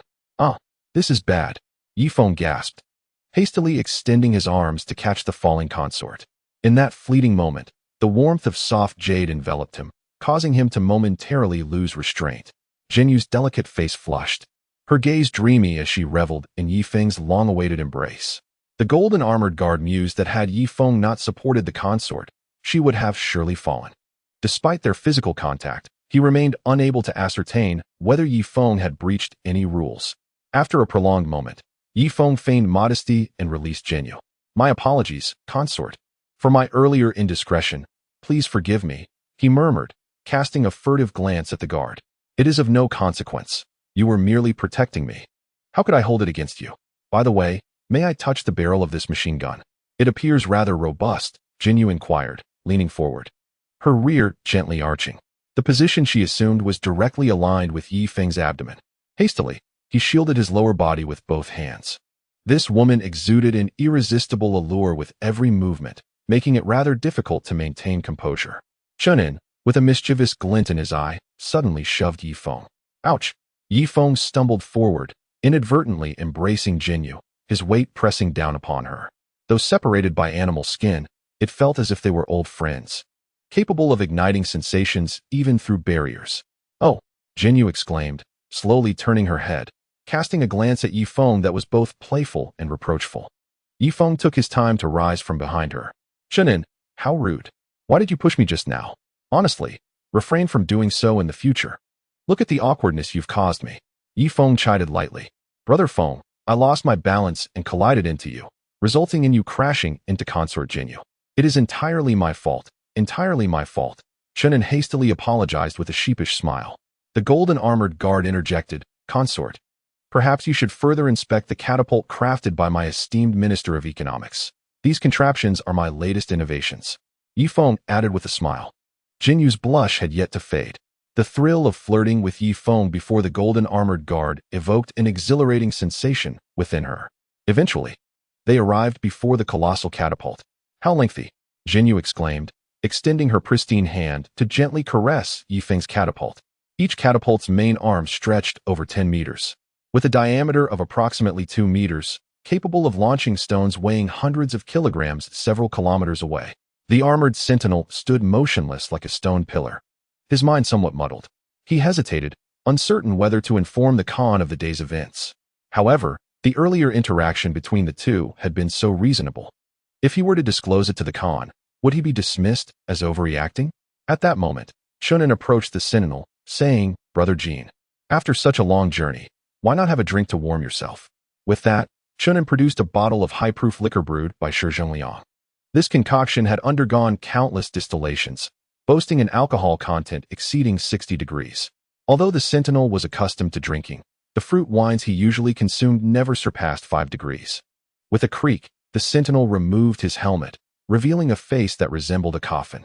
He truly desired to warm himself, as the weather was unbearably cold. Gulp. He drained the entire bottle in one go, before donning his helmet once more. "Minister of Economy, is that catapult for sale? Our Khan wishes to purchase one," Jinyu inquired. "I'm afraid not. It is a non-sale item, belonging to top-tier technology," Ye Feng replied, shaking his head. The sentinel, listening to their exchange, felt a delightful haze enveloping his mind, akin to floating in the sky. Simultaneously, his vision began to blur, and he could only see two Jinyu conversing with three Ye Fengs, their words clearly resonating in his ears. This heightened sensory perception transported him to a euphoric state. "No, I am the armored sentinel. I must ensure the safety of the Khan's consort and cannot allow her to frolic with wild men outside." The sentinel steeled himself and looked again at Jinyu and Ye Feng. The Khan had instructed that the consorts were women of long abstinence, and upon leaving the castle, they were likely to indulge themselves. Thus, he was tasked with accompanying the consorts at all times, ensuring that no man could lay a finger on a single hair of theirs. However, now his vision was severely impaired, and he saw only three Ye Fengs and two consorts overlapping. "Are you tired? Perhaps you should rest in the tent." Chun An's voice reached the sentinel's ears. "I am not tired," he replied, forcing himself to take a few steps forward. Boom! His massive frame crashed to the ground, sending up a flurry of snowflakes. "Chunin, did you tamper with the liquor?" Ye Feng asked. "Indeed, I added a sedative just developed by Sister Chu Xue into the high-proof liquor, and to my surprise, this combination could even incapacitate the armored sentinel," Chunin said, beaming with pride. "Such actions are inappropriate. The sentinel will wake soon and certainly question it," Ye Feng sighed. Chapter 542. Without restraint at that moment, Jinyu could no longer contain herself and suddenly leaped into Ye Feng's embrace. "Consort, no? This is an open area, and there are many eyes around." Ye Feng's heart sank. "Yanu, I missed you so much. You have no idea. I was on the verge of losing control just now," Jinyu exclaimed anxiously, reaching towards Ye Feng's trousers. "Brother Feng, I have matters to attend to. I shall take my leave now," Chunin remarked before swiftly vanishing from sight. After a while, Chunin drove away all those near the catapult, leaving ample space for Ye Feng and Zhenyu. "Yanu, come here, right here, or he will awaken soon," Zhenyu said, her cheeks flushed. "All right." Ye Feng placed one foot on the body of the golden armored guard while his other hand slipped into Zhenyu's embrace. An hour later, Ye Feng helped Zhenyu don her cloak. "We need to think of a reason, or we won't be able to deceive this golden armored guard," Ye Feng said, kicking the fallen guard. "Rest assured, I have cleaned up. Even if the heavenly Khan himself inspects, nothing will be found," Zhenyu replied, arranging Ye Feng's attire as well. At that moment, Tung Gear returned, holding a frozen bluefin tuna, its entrails already removed. "Oh, you actually caught the Rolls-Royce of fish?" Ye Feng exclaimed with delight. In his previous life in a civilized society, he often watched food broadcasts featuring such delicacies, drooling at the sight. "Ha ha ha, Brother Feng. Captain Chung asked me to deliver this to you. He said you were once a pauper and surely had never tasted this, so you would be overjoyed to see it." "He was right," Tung Gear said gleefully. "This creature swims so swiftly, usually dwelling in the deep sea. How did you catch it?" Ye Feng's expression darkened. "I shot it with a heavy machine gun," Tung Gear replied proudly. "What? You fool. Don't you know bullets are a non-renewable resource? You actually used a heavy machine gun to shoot fish? I must fine you $1,000, Ye Feng stated coolly. "No, Brother Feng, I understand now. It was Chung Li Bin who set me up. If you must impose a fine, Captain Chung should share half of it," Tung Gear pleaded anxiously. All right. I was just joking. From now on, do not call me a pauper. In my hometown, that is a very insulting term. Do you understand?" Ye Feng sighed. Okay. Rich brother, Teng Gear replied, making a clever inference. Ye Feng couldn't help but smile. Indeed, soon you'll be 50, rich brother. By the way, brother Feng, while we were fishing, we also spotted the massive ships of the Duoyan people. They only have 3, and upon seeing our warship, they turned and fled. I propose we destroy them. That way, we can completely control the seas and sell the frozen fish at a high price, while also infiltrating the enemy's currency. Teng Gear suggested. Ye Feng cleared his throat. This fellow seemed oblivious to the presence of Zhen Yu nearby. Brother Feng, stop pretending. I've seen how Zhen Yu looks at you. She already considers you one of her own. And this golden armored guard has fainted too, Teng Gear remarked. Nonsense. Out of respect for Zhen Yu, I could never destroy the Duoyan ships, Ye Feng declared with righteous indignation. All right, Teng Gear said as he left with the fish. Ye Feng then turned to Zhen Yu. Zhen Yu, you're tired. Let me send someone to escort you home to rest. Okay, you are indeed strong, making me quite exhausted. She replied. Soon, 2 maids arrived to take Zhen Yu back. Ye Feng quickly hurried after Teng Gear. Teng Gear, wait a moment. Ye Feng unsheathed his dagger and savored a piece of bluefin tuna, relishing its rich, aromatic, and tender texture. As he feasted, he extolled the delicacy, declaring it worthy of the title the Rolls-Royce of the sea, and deemed this morsel worth 80. After finishing the fish, Ye Feng instructed, Teng, when we encounter the colossal ships of the Duoyan people tomorrow, instigate a conflict, and seize the opportunity to sink all their great vessels. Brother Feng, I didn't expect you to become increasingly hypocritical. If we intend to fight, why seek excuses? Teng retorted. You do not understand. I, Ye Feng, have become a renowned figure.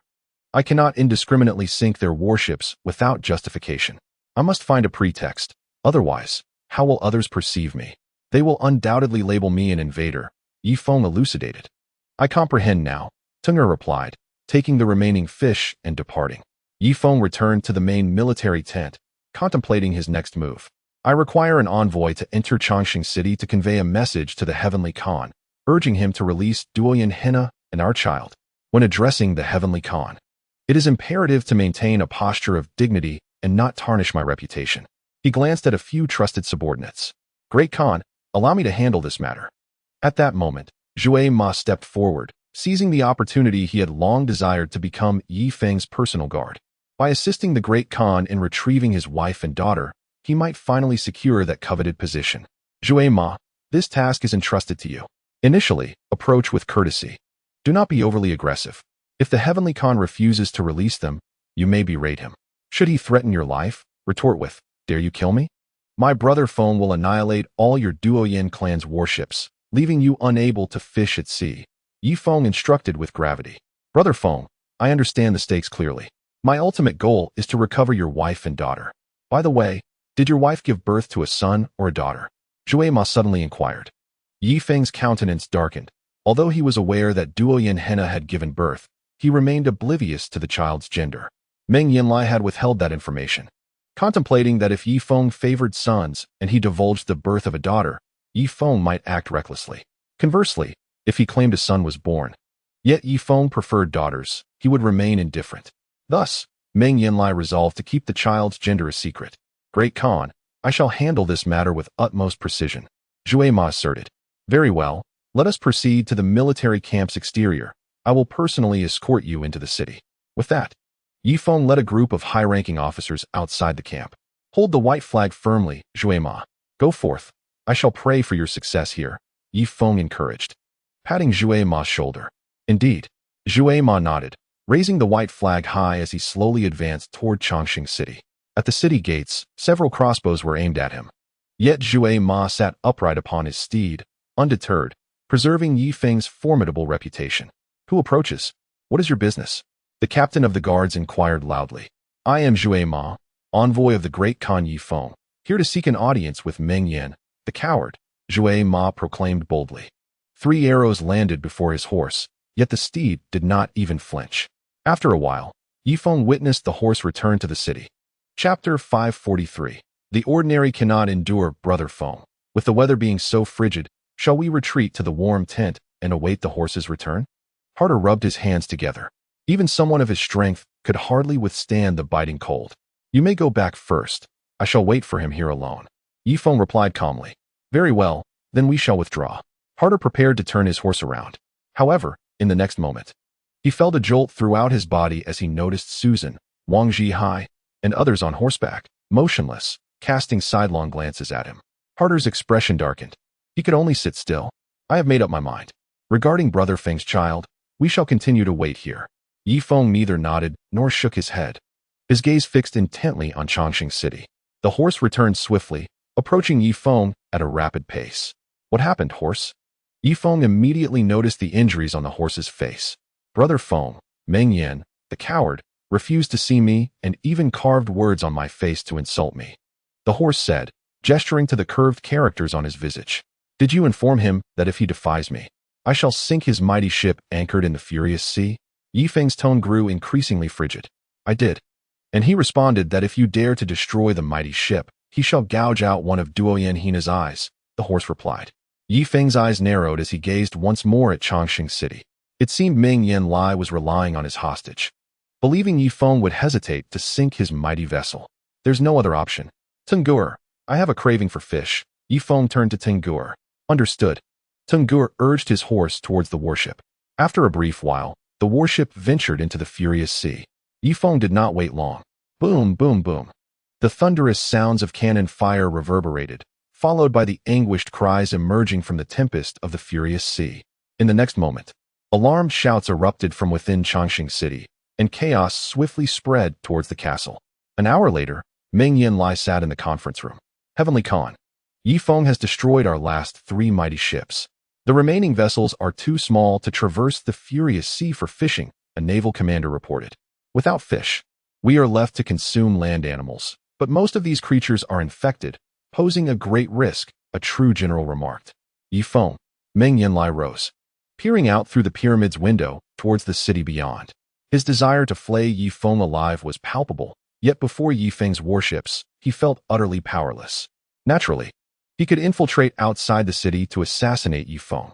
However, such an act would diminish his standing as the Heavenly Khan.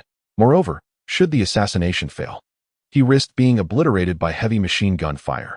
Leave me for now, Meng Yan Lai said, standing at the window without glancing back. The leaders exchanged glances with one another, letting out a long sigh. They likely realized that the Heavenly Khan was at a loss against Ye Feng. The head coach's demeanor has led to a palpable decline in their spirits. A few commanders emerged from the pyramid, engaging in hushed whispers. Have you heard? Ye Feng possesses a hot spring island in the Black Tree River area. It is said that one can become a citizen of the island by exchanging a certain amount of hot spring currency. I have heard of it before. Citizens of the hot spring island do not engage in any work and receive crystal pills weekly. I believe one must always leave a path for retreat. One should not hang oneself on a single tree. Oh, what do you mean by that? The group moved to a corner of the pyramid. I have some valuable treasures at home. I will instruct my family members to bring them out and see how much hot spring currency we can obtain. As long as we have some currency, even if Chongqing City falls, we shall not perish from cold or hunger. I have heard from scouts that there are numerous markets outside Chongqing City. As long as one has money, food can be purchased, and one can stay in tents warmed by charcoal. In that case, I shall sell some items as well. A month ago, I captured a girl from the Kiki tribe. She is 15 and still a maiden, originally intended as a tribute for the Great Khan during the grand birthday festival. Now, I suppose I shall sell her for some money. I have heard Ye Feng is quite lascivious. This maiden is exquisite in both figure and grace, and I believe she could fetch at least 20,000 hot spring coins. Your strategy is lacking. I happen to have a younger sister who has just turned 13. Now of age, I am considering a marriage alliance with Ye Feng. Should the alliance succeed, even if the Great Khan is defeated, Ye Feng would likely hesitate to slaughter the city, considering his connection to my sister. Enough of this idle chatter. Since we have reached an agreement, let us proceed with our plans. A group of leaders hurriedly departed the pyramid, heading to their residences in the affluent district. Within the pyramid's conference room, Meng Yan Lai paced back and forth, hands clasped behind his back.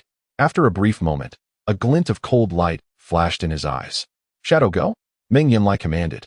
The shadow, wordless, turned and exited the pyramid. Ye Feng sat at the head of the table, with Zhun Yu beside him and the golden armored guard standing behind her. Do along. I will not disclose the truth of your drinking to the Great Khan. Rest assured, Ye Feng assured the golden armored guard. Indeed, his name was Du Along. Du Along paused momentarily, And after a long silence, he finally nodded slightly in gratitude toward Ye Feng. Jinyu, this is the freshly caught bluefin tuna, best enjoyed raw. However, our chef has also prepared a dipping sauce. Do try it, and see if it suits your palate. Ye Feng rose, personally serving a piece of tuna to Jinyu's lips. Jinyu felt a wave of nervousness, stealing a glance at Duolong, who was indeed watching her intently. His gaze sharp as a blade. Ye Feng instantly understood. Duolong, do not worry. When Jinyu returns, I will inform the Great Khan that you have protected her well, even rescuing her from the refugees. I am certain the Great Khan will reward you handsomely. Doran remained silent, his eyes hidden beneath the mask, gazing deeply at Ye Feng before he boldly exited the tent, standing at the entrance like a spear. Ye Feng and Jinyu exchanged glances, their faces aglow with surprise. They had thought the golden armored guards to be utterly loyal, only to discover they harbored their own ulterior motives. Ye Feng let out a cold laugh. The golden armored guards represented the most devoted individuals surrounding the heavenly Khan. If even they had their secret schemes, it indicated that the seemingly formidable Duoyan tribe was, in truth, already rotting from within. Come, mute slave, I have long awaited you. Instantly, the tent was filled with a vibrant spring-like atmosphere. Along the upper reaches of the Wolf Creek, a solitary figure was sprinting in a certain direction across the pristine white meadow. Along the way, numerous small tribal wooden houses and tents lay abandoned, as their inhabitants had migrated to the vicinity of Ye Feng's military camp. Some had established a marketplace, while others had erected a new tribe, drawn here by the relatively warmer climate. For the farther south one ventured, the harsher the cold became, too extreme for ordinary folk to endure. Chapter 544. A blush of red. After a while, the shadow reached the banks of Wolf Creek. Yet his steps did not falter as he strode directly into the water. The creek washed away the mask from his face, revealing a pallid countenance. Were Yongli present, she would immediately recognize this creature by the features that hinted at familiarity. After entering the creek, the water soon engulfed him to the mouth and nose. Yet he appeared unaffected, continuing to wade through the depths. The frigid temperatures held no sway over him. He seemed to require no breath at all. Yongli, this shell I present to you is one I acquired at a high price from Tunger. It is said to have been salvaged from the depths of the furious sea. Harder was outside the military camp with Yongli, playfully pressing down the snow, a sweet smile occasionally gracing his face. What a beautiful shell, Yongli exclaimed, glancing at the shell before tenderly tucking it into her embrace. After a moment's hesitation, she produced a small, fragrant pouch from her bosom. This is a sachet I stitched. It contains a strand of my hair. I hope it will protect you from harm on the battlefield, she said. Huh. Harder was taken aback, never expecting that his goddess would return a gift. Thank you. He quickly tucked the sachet away, bringing it to his nose for a sniff. It smells wonderful. Yang Li's actions were born of necessity. Her heart belonged to Ye Feng, yet he was surrounded by numerous women, most of whom matched her beauty. She realized that she could not secure a place in Ye Feng's heart. Harder? He was acceptable enough, though she did not particularly favor this native. A woman must have choices. If she could not marry the man she loved most, then she would opt for one whose eyes were filled with her image, ensuring that her future would not be devoid of joy. As they walked, they soon arrived at the riverbank of Wolf Creek. The creek was nearly entirely frozen, with only a narrow stretch of flowing water in the center. Be careful not to break the ice. Harder mustered his courage, grasping Yang Li's garments. Yang Li feigned a blush, yet anyone with keen eyes could discern the pretense. Helplessly, Hart found himself in the throes of romance, unable to discern truth from illusion. Oh, it seems there is something in the water. Yang Li suddenly pointed towards the Wolf Creek. Something? Hart directed his gaze inward. In the next moment, an unexpected turn of events unfolded. With a loud splash, a shadow leapt from the water, grasping Hart's neck with a vice-like grip. Ah! Hart exclaimed in shock, quickly seizing the hilt of his blade. This is bad. My dagger is frozen in its sheath. Yang Li, you must flee. Hart twisted around, clutching the shadow's arm in a desperate attempt to break free. However, the figure felt as solid as iron, refusing to budge. What is happening? Hart struck at the shadow's chest and neck, yet his efforts proved futile. Hao Tian, is that you? Yang Li suddenly spoke, her gaze fixed on the shadow in disbelief. Upon hearing her voice, the shadow's crimson eyes flickered, as if regaining a fragment of clarity. Hao Tian, is it truly you? Release him. Let Hart go. Yang Li cried out. In that instant, the shadow indeed loosened its grip on Hart, casting a half-blood-red gaze toward Yang Li, Zhang Haotian. You were supposed to have been cast into the Black Tree River. How can you still be alive? Yang Li pulled Hart behind her protectively. Yet, Hart instinctively shielded Yang Li, gripping his dagger tightly and yanking it free. With a sharp sound, the curved blade was finally drawn, though frost clung to its edge. Zhang Haotian, you must leave. Our fates have run their course. Yang Li's expression was a tapestry of complexity.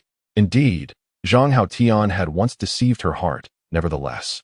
They shared 8 years of marital history, a tapestry of intertwined grievances and affections that was impossible to unravel. Wife Zhang Haotian's blood-red eyes bore into Yang Li's. Indeed, he had been transformed into a Wraith King by Duoyan Hina. Since being cast into the Black Tree River, he had wandered aimlessly, regaining fragments of memory. However, as a Wraith King, he lacked autonomous consciousness, leaving him yearning for someone to command and control him. Thus, he followed the scent, tracking it to Wolf Creek, where he found what he deemed the most alluring aroma. Zhang Haotian, you must go. Yang Li gestured toward the creek. Zhang Haotian nodded slowly, turning to leap into the Wolf Creek. Yet, he remained submerged, unwilling to distance himself from Yang Li. Hart squinted, as if grasping an insight. Yang Li, this creature seems to respond to your commands. I noticed it can hold its breath in the icy waters, and it appears to be devoid of sensation and even body heat. Perhaps we could keep it close. It might prove useful for Feng Gu in the future, Hart suggested. You want me to command it? Yang Li expressed her distaste. After all, the current Zhang Haotian was neither fully human nor ghostly, sporting 2 elongated fangs, bulging eyes, and a flat nose reminiscent of a gorilla, truly a grotesque sight. Indeed, I believe this creature holds great potential. It requires no air, exudes no presence, feels no pain, and possesses endless stamina. It is the perfect material for an assassin, Hart asserted. Do you wish for me to command it? Yang Li suddenly lifted her head, gazing affectionately at Harter. Of course. Very well, I shall heed your words. Yang Li nodded, casting a cold glare at the vengeful figure of Zhang Haotian. Zhang Haotian, lie in the water, she instructed. In the next moment, astonishingly, Zhang Haotian complied, positioning himself in the water. Zhang Haotian, come ashore and kneel before my boyfriend, Harter. Yang Li directed, pointing once more at Harter. Zhang Haotian hesitated for a brief 2 seconds before kneeling before Harter. This is truly remarkable. Let us return to meet Feng Gu and hear what he has to say, Harter exclaimed joyfully. If Feng Gu learns that I have brought back a super assassin, he might be so delighted that he will appoint me as a citizen of Hot Spring Island on the spot. From then on, I too shall be able to collect crystal elixirs like Tunger. The two led Zhang Haotian swiftly to Ye Feng's tent, only to find the golden armored guards standing dutifully outside. Is Feng Gu inside? Harter inquired, slightly intimidated by the guards. Yes, Duolong replied with a complex expression, having already heard voices from within. Yet, given the prevailing circumstances, with the Celestial Khan's army unable to contend with Ye Feng, they could only turn a blind eye, perhaps leaving a path for retreat in the future. Most importantly, Ye Feng was quite astute and knew how to speak well of him in front of the Celestial Khan. Feng Gu. Harter boldly lifted the tent flap, only to see Ye Feng in the nude, hurriedly using his clothing to cover his legs. Beside him lay the blushing Jin Yuhan. Feng Gu, you? Impressive, Harter remarked, giving a thumbs up. Chapter 545. Please perform now. Ye Feng quickly donned his attire and then clothed Jin Yu with a piece of animal hide. What business do you have barging in here? Ye Feng admonished. Yang Li, standing nearby, felt her cheeks flush. She had seen everything, and it was indeed quite grand. Yang Li, please perform now, Harter urged. Yang Li nodded and pointed at Ye Feng's feet. Zhang Haotian, kneel before Feng Gu. As Yang Li's command echoed, a tall shadow entered the tent. Ye Feng furrowed his brow. Although the shadow's face was swollen and nearly unrecognizable, he instantly recognized him from the brow. Is it him? Was he not dead? Ye Feng exclaimed in astonishment. In the next moment, Zhang Haotian knelt obediently before Ye Feng, more compliant than a primary school student. Feng Gu, did you see that? Whatever I command him to do, he will do it immediately, executing the order 100%, Yang Li explained. So that is how it is. That is splendid. Ye Feng sighed in relief. Outside the military camp, a cavalryman slowly approached, clad in the leather armor of Ye Feng's faction. The visor of his helmet obscured his face almost entirely. Return to the camp, open the gate. The camp's entrance creaked open, allowing the cavalryman to enter. Molo, you weren't this robust when you left. How is it that upon entering and exiting, your physique has transformed so? Godshan observed curiously at the cavalryman still perched upon his steed. The cavalryman remained silent, neither nodding nor shaking his head. Moro, speak. I sense something amiss about you. Godshan's countenance shifted dramatically. Others hurriedly approached, encircling Moro. In the next moment, a sudden transformation occurred. Moro abruptly unsheathed his curved dagger, sweeping it around him. With a whoosh, a tangible blade of energy emanated outward. The 30 cavalrymen surrounding him were instantly reduced to mere dismembered remains. Alas, trouble brews, there are assassins. Godshan's legs were severed by the blade's energy, and he crawled towards Ye Feng's central tent. A cavalryman dismounted and followed closely behind him. Who are you? Meet your demise.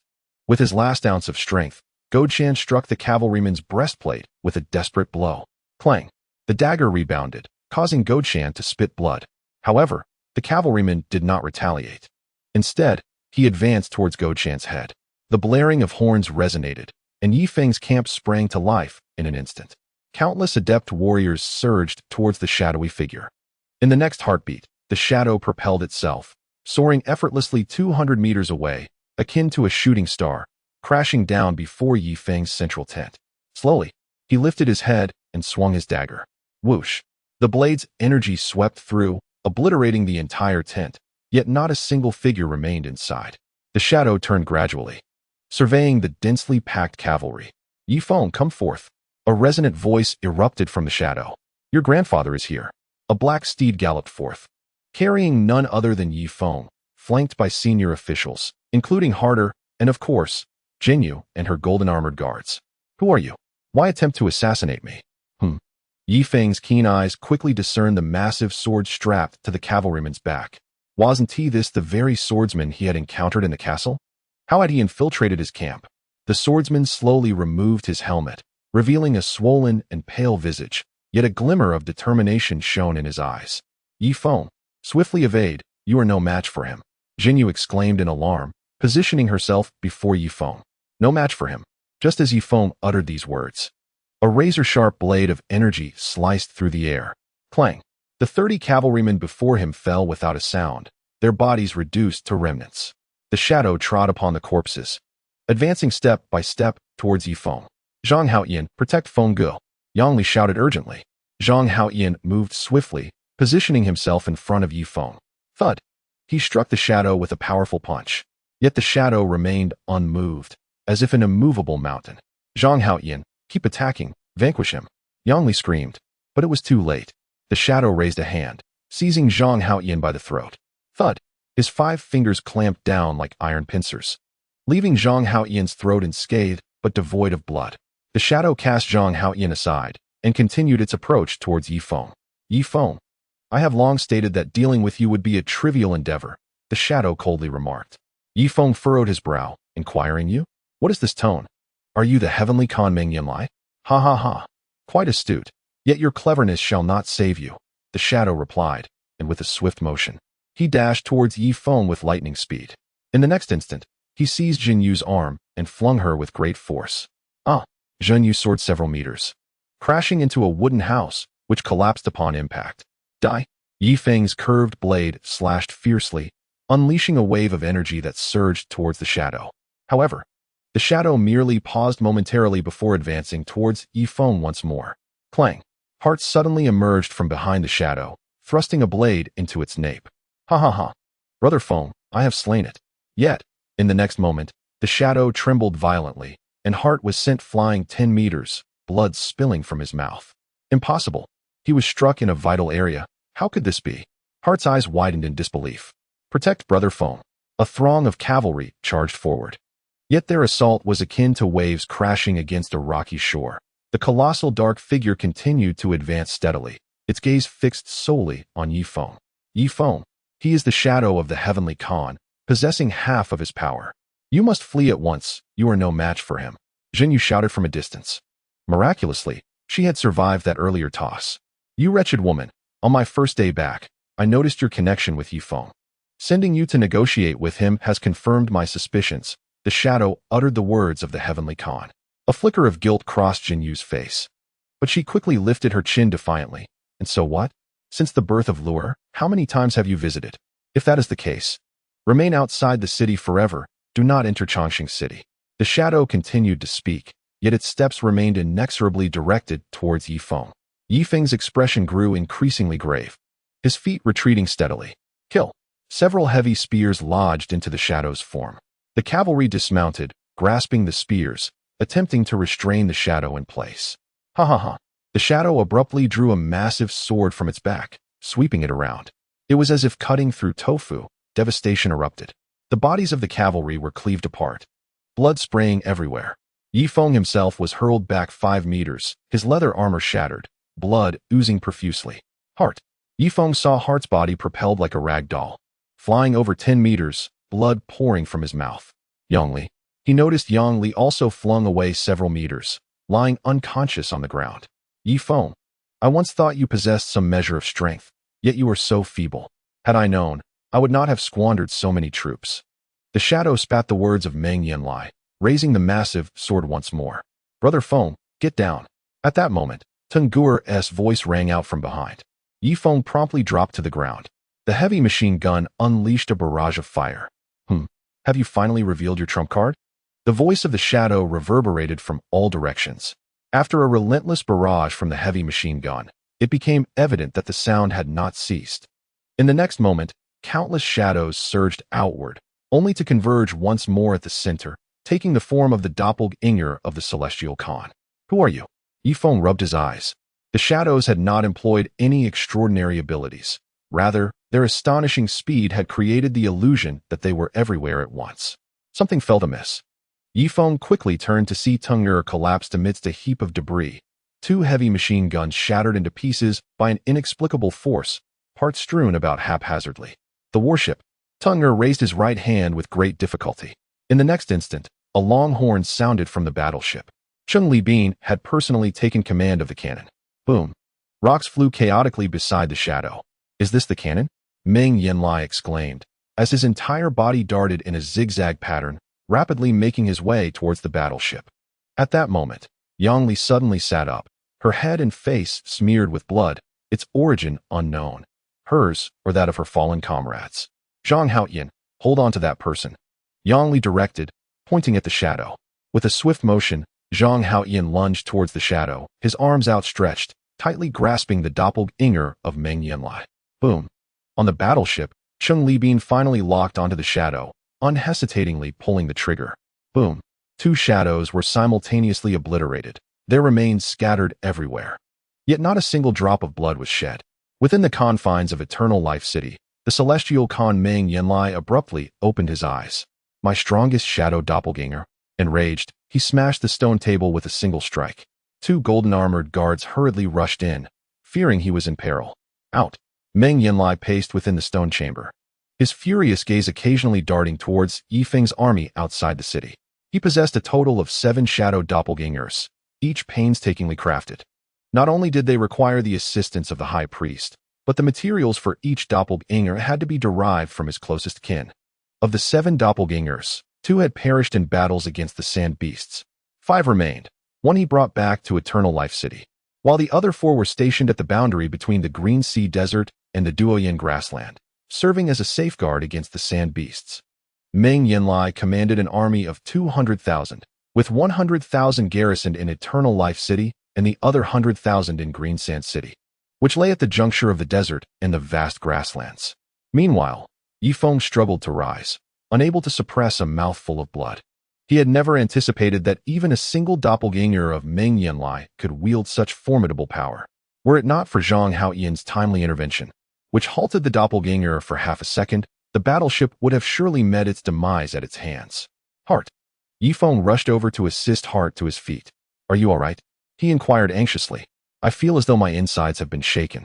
It may take several months of recuperation to recover, Heart replied, blood trickling from the corner of his mouth as he spoke. It's quite all right. Please ensure that Harder is taken back to his tent, and relay my orders to retrieve a crystal pill from the bank vault, to be administered to Harder in small doses daily, Ye Feng commanded firmly. The cavalry approached, preparing to lift Harder when, unexpectedly, he struggled against several men and staggered towards Yongli. Just moments prior, Yang Li had collapsed after issuing a command to Zhang Haoyan. Ye Feng's heart tightened as he quickly positioned harder before Yang Li. At that moment, Yang Li's eyes were slightly open, staring vacantly at the sky, the light within them gradually fading. Yang Li, came the anguished cries. A tear escaped the corner of Ye Feng's eye. With Tuba gone and Yang Li in such a state, he felt utterly powerless. Brother Feng, Godshan, a cavalryman, Godshan's attendant, approached slowly. Ye Feng nodded, stepping closer to Godshan's lifeless body. His legs had been severed, yet this was not the fatal wound. The true fatality lay in the imprint on his chest. Brother Feng, Teng'er limped towards him, blood streaming from his thigh. Just then, the clanking of armor echoed from behind. Ye Feng turned to see the golden armored guard carrying Jinyu in his arms. Jinyu. Ye Feng's heart sank. Could it be true? Did Meng Yanlai's clone lead to such significant losses? If only he had acted sooner, perhaps he would not have faced such dire consequences. Mute slave, I am injured. At that moment, Jinyu spoke softly from the golden armored guard's embrace. You're alive? Ye Feng exhaled a long sigh of relief, quickly taking Jinyu into his arms and wiping the blood from her face. The golden armored guard hesitated before turning away, feigning ignorance. Doran was in a precarious position. Having witnessed the connection between Ye Feng and Jinyu, he, as a golden armored guard, could not escape blame and would undoubtedly face execution upon returning to Tian Khan. Previously, Tian Khan might have spared skilled individuals like him, but with the demise of his clone, his own exposure was inevitable, sealing his fate. Doran, please escort Jinyu back to her tent. Ye Feng directed the golden armored guard. Understood, Doran nodded slightly, taking Jinyu back. At that moment, a group of high-ranking individuals gathered around Ye Feng, including Susan, Su Yun, Bai Chuxue, Wang Zhihai, Teng'er, Kelsu, and Madoff.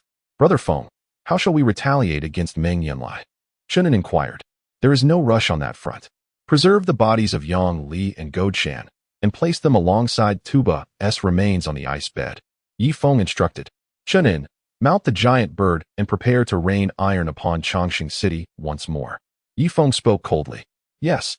Shunan hurried towards the birdhouse. Susan, head to the warship and bombard the pyramid with 50 cannon shots, Ye Feng added. Understood.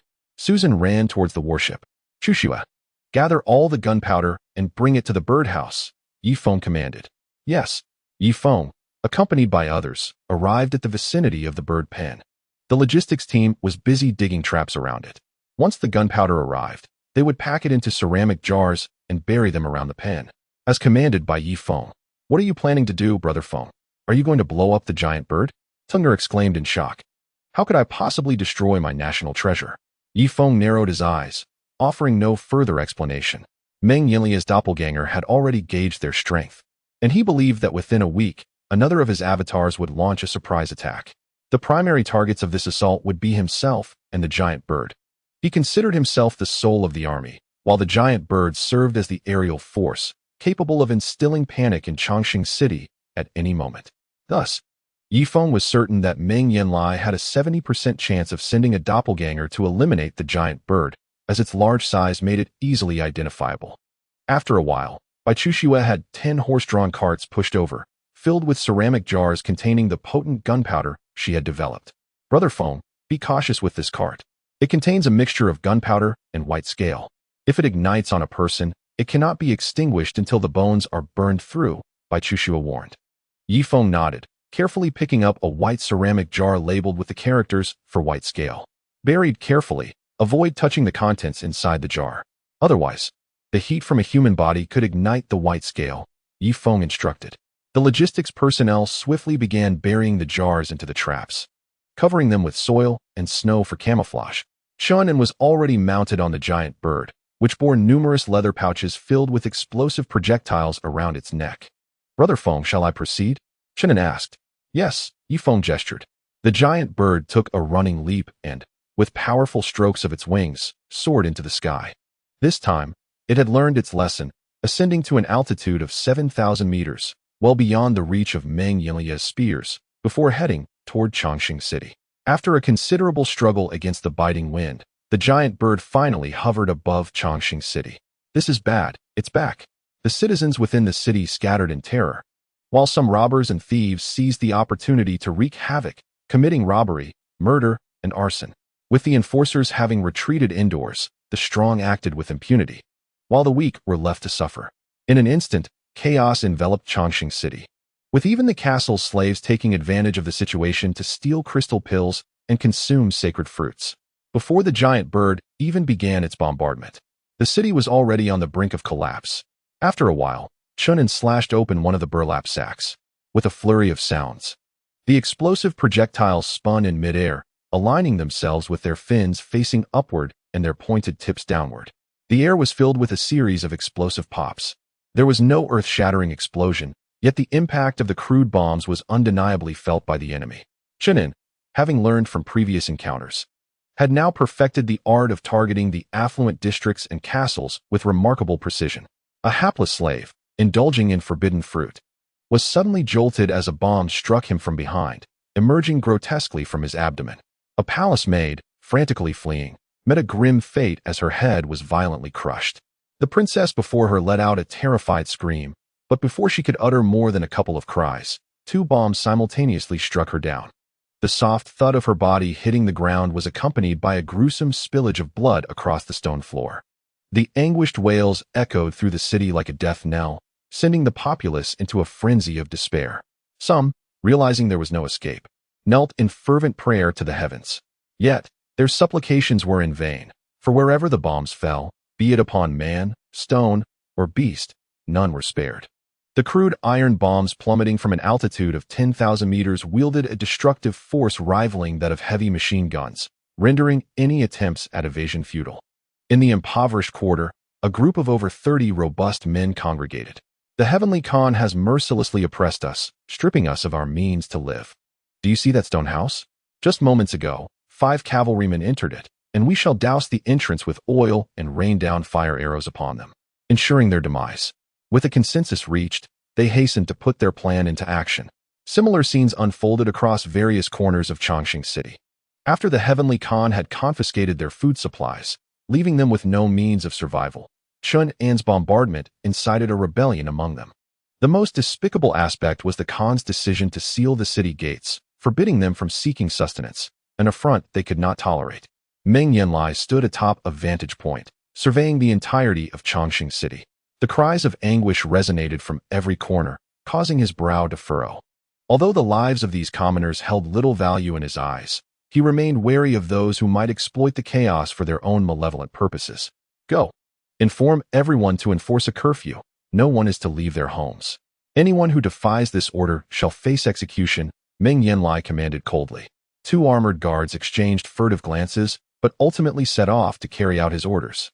Despite the turmoil wrought by Ye Feng in Chongqing City, the Heavenly Khan appeared at a loss for a response.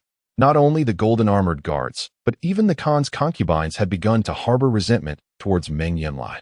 At the main gate of Chongqing City, hundreds of guards had retreated to the Arrow Tower.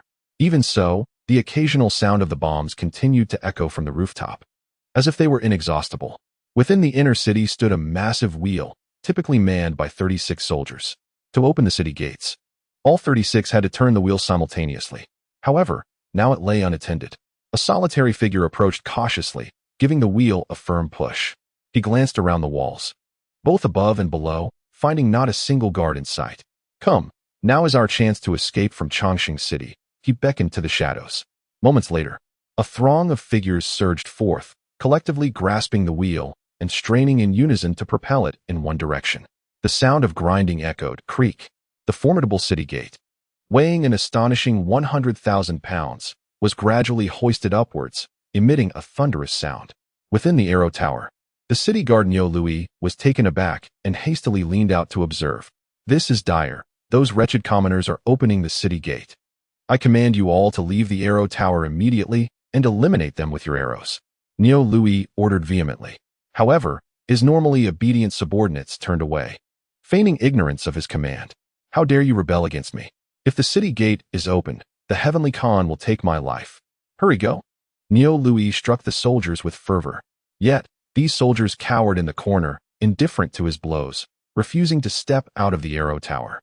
They were not fools. With the incessant bombardment from above, they would rather face the whip than be crushed by the falling projectiles. In truth, the damage inflicted by the projectiles was not severe. It was the sheer intimidation that instilled their fear. Typically, even when faced with crossbows, they at least knew the source of the threat. But against the projectiles raining down from the sky, they had little time to react before being struck down. Chapter 548. Hasten the launch. Ye Feng rode atop his war steed, followed closely by 500 supply troops. With a sharp sound, he unsheathed his saber. Forward. The 500 men pushed 20 massive ballistae, gradually advancing toward Chongqing City. Soon, the ballistae were a mere 2,000 meters from the city, an optimal launching angle. From the rear, several horse-drawn carts approached, laden with boulders, corpses, and barrels of incendiary oil. Ye Feng sensed this was a once-in-a-lifetime opportunity. The garrison of Chongqing City had retreated into the Arrow Tower, leaving the ballistae unmanned. At this moment, the catapults were unlikely to be destroyed by the ballistae. Launch with haste. Kelsu directed from behind the catapults. Release. 20 warriors swung their heavy hammers, sending the top beam of the catapults soaring. Without the support of the beam, the massive arm of the machine catapulted forward, the ropes creating a powerful thrust that hurled the payload toward Chongqing City. Boom. With just one shot, one of the Arrow Towers collapsed. Piercing screams of the Duoyin people echoed from within. The second shot soared into the affluent district, followed by another chorus of terrified cries. Boom, boom, boom. Out of 20 shots, 15 struck within the city, while the remaining 5 catapults seemed to malfunction, prompting Ye Feng to send for repairs without delay. A tremendous crash resonated as the colossal statue of a giant atop the stone hall was shattered. Meng Yanlai descended step by step towards the lower castle.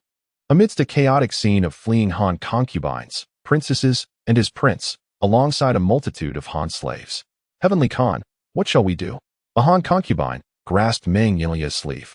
With an impassive expression, Meng Yanlai forcefully flung her aside, sending her plummeting from the castle. Father Khan, is the city about to fall? Princess Lure clutched Meng Yanlai's sleeve. His gaze flickered momentarily, and finally, he placed his hand gently upon Lure's head. Even the fiercest tiger spares its cub. He could act against his own woman, but would never harm his child. Go to the Grand Khan's consort. Her palace is the most fortified, impervious to the projectiles of Ye Feng's catapults, sighed Meng Yanlai heavily. But scarcely had he uttered these words when a thunderous crash echoed behind him. The ground trembled as he turned his gaze towards the structure that housed the Grand Khan's consort, constructed from massive blocks of blue stone. Yet now, that most formidable palace was in the throes of collapse. Ye Feng, Ye Feng, Ye Feng. Oh, even the strong Meng Yanlai could scarcely contain his mounting frustration. On board the warship, Susan once again raised the artillery, continuing to aim at the castle. As a citizen of a civilized society, she refrained from indiscriminately bombarding the impoverished quarters, focusing instead on the opulent stone houses. The more lavish the abode, the more susceptible it was to artillery fire. Boom. Another cannonball soared, blasting a gaping hole in the center of the pyramid, with debris cascading down from above. Being from a civilized society, Susan understood that every structure had load-bearing walls, and she specifically targeted the most crucial ones. With a single cannon shot, even the sturdiest of houses would succumb. Meanwhile, Ye Feng's 15 catapults relentlessly hurled projectiles. After numerous rounds, the main gate of Eternal Life City had been reduced to a misshapen wreck, with all the Arrow Towers obliterated. The only unfortunate aspect was the thickness of the city walls, measuring over 10 meters, unless he could launch stones weighing 5 to 6 tons. Breaching the walls was an impossibility. Brother Feng, we are out. Kursu galloped in. Out of what? Ye Feng inquired. We have no more oil barrels or boulders left. And we've even thrown the corpses surrounding us into Eternal Life City. If we wish to continue, we must gather boulders from dozens of miles around, Kursu explained. Forget it. There is no time. Did you not see that Shonen has exhausted his crude bombs? Quickly, withdraw the catapults before they are destroyed by their crossbows. Ye Feng ordered. No sooner had he spoken than a distant thud resonated. An arrow shot forth from the city wall, demolishing one of the catapults. Thud. Another shot followed. Although it did not destroy a catapult, it startled Ye Feng considerably. Hurry, pull back the catapults, swiftly, he commanded. Just then, the supply troops scattered in a panic. They were not soldiers, and when faced with death, they prioritized their survival over following orders. What shall we do, Brother Feng? Kursu asked. What can we do? Run, Ye Feng shouted, leading the charge to retreat, fearful of being struck by the massive crossbows. There were too many of them at the main gate of Eternal Life City. They had destroyed a significant portion, but 6 or 7 crossbows still posed a threat. Without the deterrent of Chun An's crude bombs, Ye Feng dared not linger near the walls. Moments later, the warship advanced upstream, wary of the city's defensive crossbows. Chapter 549. I desire what is unattainable, and I have promised you. A colossal shadow returned to the military camp, successfully landing within the aviary. Chun An leapt from the neck of the gigantic bird. Come quickly. Feed the little bird with the freshest food. I shall fetch a crystal elixir from the bank vault to nourish it. With that, Chun An hastened towards the branch in Chongqing City. Brother Feng, we can hold a celebratory banquet tonight, exclaimed Kelsu with delight. Madoff approached as well, adding, indeed. Today's achievements are nothing short of spectacular. We have thrown Chongqing City into disarray. I seem to have heard the cavalry attacking the common folk within the city. Ha ha. Brother Feng, give the order. Let us host the banquet tonight. A chorus of excitement erupted from the group. Yet, Ye Feng's brow remained furrowed. A celebratory banquet is inconceivable while Duo Yanhina is still in the city. He feared that Meng Yanlai, devoid of chivalry, might resort to blinding Duo Yanhina. Not to mention the potential repercussions for his own child, who is yet to see their first birthday. Thus far, Ye Feng remained unaware that Duo Yanhina had already taken their child to the temple. Very well, sure, arrange the banquet. Let everyone eat and drink to their heart's content. Ye Feng managed a strained smile. Personal matters aside, victory must be acknowledged. Otherwise, what motivation do people have to fight for you? At that moment, the armored guard Duolong approached. He slowly removed his helmet, casting a complex gaze towards Chongqing City. Duolong, what troubles you? Ye Feng asked, his expression wary. Ye Feng, I find myself homeless now. Returning to Chongqing City is impossible for me. Therefore, I must follow you. Will you take me in? Duolong inquired. Ye Feng exhaled in relief, having feared that Duolong's view of the devastation in Chongqing City might incite him to turn against him. Excellent, Duolong. If you are willing to join my ranks, from this day forth, you shall be our strongest warrior. What position do you desire? Even if it is as a deputy commander, I shall grant it to you. Ye Feng encouraged, patting Duolong on the shoulder. I am only suited to serve as a protector for others, so I wish to be your personal guard, Duolong replied. Ye Feng's heart sank. He was indeed inclined to have Duolong as his personal guard. However, Duolong's prowess far surpassed his own, at least 4 or 5 times stronger, if not 10. What if one day he became displeased and struck him down? Furthermore, the ease with which the armored guard could betray made Ye Feng anxious. Regardless, he is a formidable warrior. I shall secure his allegiance and gradually cultivate camaraderie within the team to fully integrate him, Ye Feng thought. Duolong, if you wish to be my personal guard, I cannot ask for more. I accept your request, Ye Feng stated solemnly. Duolong's heart leaped with joy, and with a swift motion, he drew his curved blade. Ah! Ye Feng gasped, feeling the overwhelming aura of killing intent, nearly fleeing in panic. Yet, to maintain his authority, he stood firm. In the next moment, Duolong placed his blade at Ye Feng's feet and knelt on one knee. I, Duolong, swear upon my mightiest weapon to eternally follow Great Khan Ye Feng. As long as the Great Khan lives, I shall live. Should the Great Khan perish, I shall meet the same fate. Upon finishing his oath, Duolong's face seemed to glow with a sacred light. Ye Feng understood that the indigenous people placed great importance on oaths, unlike in civilized societies where promises are made lightly. Ye Feng felt that he should express something of substance. Dolan, I vow before the warship that once I conquer the city of eternal life, you shall stand by my side as an equal. Strolling through the castle gardens and partaking of the same sustenance as I, Ye Feng declared solemnly. Indeed, Great Khan, Dolan replied, rising to his full stature and sheathing his curved blade. With such a formidable warrior now under his command, Ye Feng dared assert that the combined might of all his captains could not match Dolan's strength, provided heavy machine guns and cannons were not employed. Thus, he found himself torn between joy and concern. To tame a fierce tiger, one must not rely solely on authority. Tangible rewards must also be offered. Dolan, have you taken a wife? Ye Feng inquired. No, the golden armored guards cannot marry. We must wholly dedicate ourselves to protecting the Celestial Khan, Dolan responded. I am not the Celestial Khan and shall not strip you of your right to wed and bear children. Therefore, I have decided to find you a lovely maiden to marry, who will bear your offspring. And of course, your honor shall remain untarnished, Ye Feng said, patting Dolan on the shoulder. Dolan trembled slightly, slowly turning to gaze at the beautiful lady Hualuo Qing in the distance. Ye Feng keenly noticed this.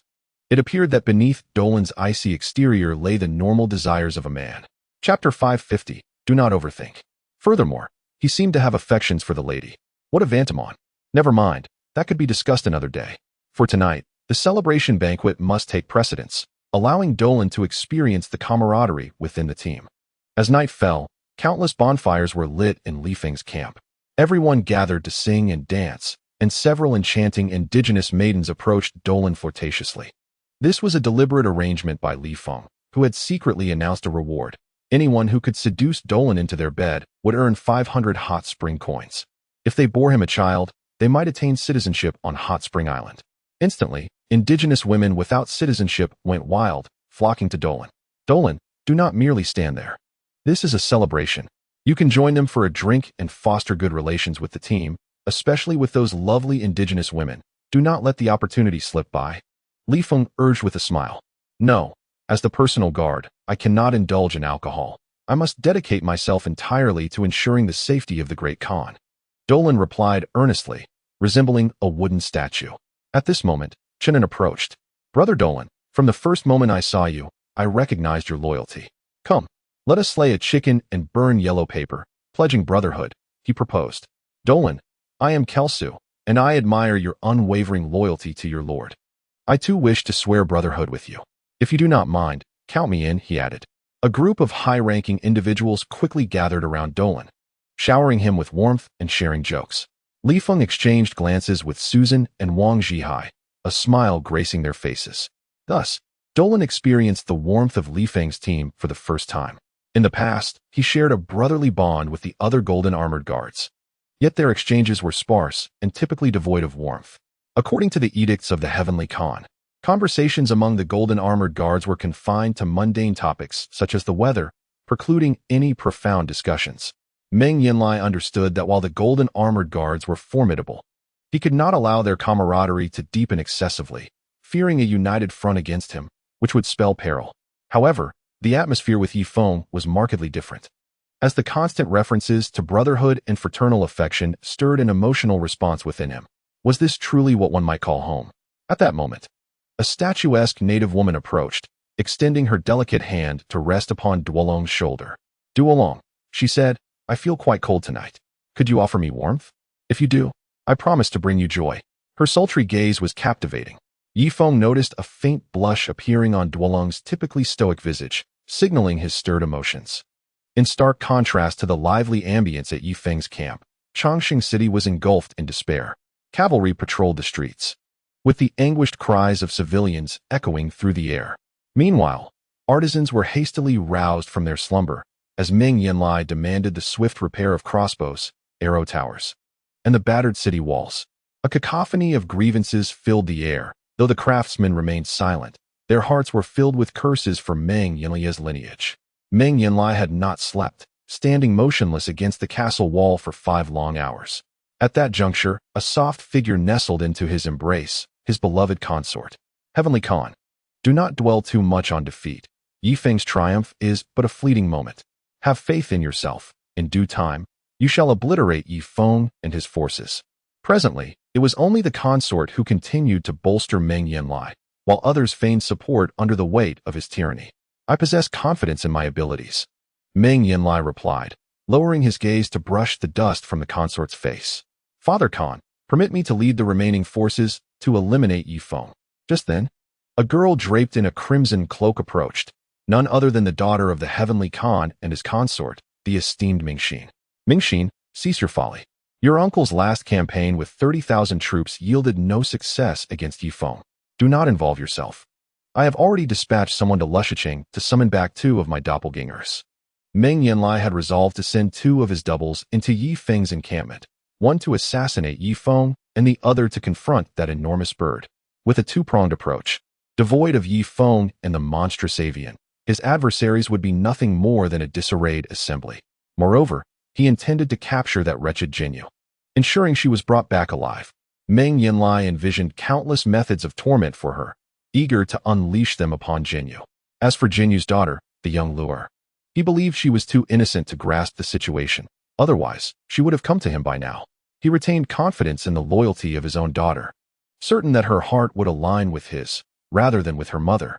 The banquet at Ye Feng's location continued, with Duolong having shed his golden armor, engaging in a game of rock-paper-scissors with Chun-en and a few others. Chun-en had brought the customs of civilized society to this setting. Although the sounds of their game were somewhat raucous, it served as a vital means to foster camaraderie among men. "Cheers to brotherhood," Chun-en exclaimed, handing his cup to Duolong. The vast, dark prairie was now devoid of any greenery, as heavy snow blanketed the grass below. Some cattle and sheep, desperate for sustenance, could only use their heads to push the snow aside to access the withered ryegrass beneath. The cold, round moon hung high in the sky, while in the distance, countless nomads migrated toward Ye Feng's position. Over 200 tribes gathered, their numbers as abundant as the stars in the heavens. With the livestock moving northward, these people had no choice but to follow their herds. Upon reaching the market outside the military camp, they sought news from those who had arrived earlier. Naturally, the barbaric tribes were accompanied by plunder and bloodshed. In the more remote areas, minor tribes often clashed violently over scant resources, leading to battles that could annihilate entire clans. The weaker individuals were compelled to hasten their pace. Once they reached the vicinity of Ye Feng's camp, the cavalry under the Great Khan would maintain order, granting the vulnerable a chance at survival. They had also heard rumors of Ye Feng's daily recruitment efforts. Some individuals, leveraging their skills as blacksmiths, became respectable soldiers on the military payroll. Others, endowed with robust physiques, found their place among the ranks, while some, blessed with beauty, even ascended to the status of citizens of Hot Spring Island. The tale of Boken spread across the vast prairie, attracting many beautiful women. The prospect of marrying a citizen of Hot Spring Island and bearing children for those men promised a central role within the military camp. At dawn the following day, Ye Feng ventured outside the camp, where he observed long lines at several recruitment stations. "You, return and await further news." Ding Tuanshuan dismissed a beautiful woman. "Why? I am the fairest in our tribe. Please allow the men to recruit me," she argued with Ding Tuanshuan. The Great Khan approaches. Several cavalrymen quickly lowered their heads. Ye Feng strode forward, the characters for Hot Spring emblazoned across his chest. Only citizens bore these symbols. Even Harder was not afforded such distinction. Many women gazed at Ye Feng with sparkling eyes. One woman, undeterred by the biting cold, subtly loosened her bodice to catch his attention. "Great Khan, I am a Doyan woman who escaped from the city. Can you take me in?" At that moment, another woman approached. "Isn't Longxing City forbidding people from leaving? How did you manage to escape?" Ye Feng inquired. "Have you forgotten? Yesterday, your forces wreaked havoc in Longxing City, and my brother and I seized the opportunity to flee. However, my brother and father, they were shot down by those cavalrymen," the young woman recounted, tears of ice cascading from her eyes. "What a tragedy. I sympathize with you. Please join the line over there. If you qualify, you may enter the supply camp," Ye Feng sighed. "However, I just attempted it and failed. Yet, it matters not, for I can divulge the internal secrets of Eternal Life City to you." The young girl hurriedly stepped forward, fearful that Ye Feng might flee. "I do not lack for intelligence personnel, and I have already gleaned the secrets of Eternal Life City from the golden armored guards," Ye Feng replied nonchalantly. "But my secret is different. It is a message from the High Priestess," the girl stated. "The High Priestess?"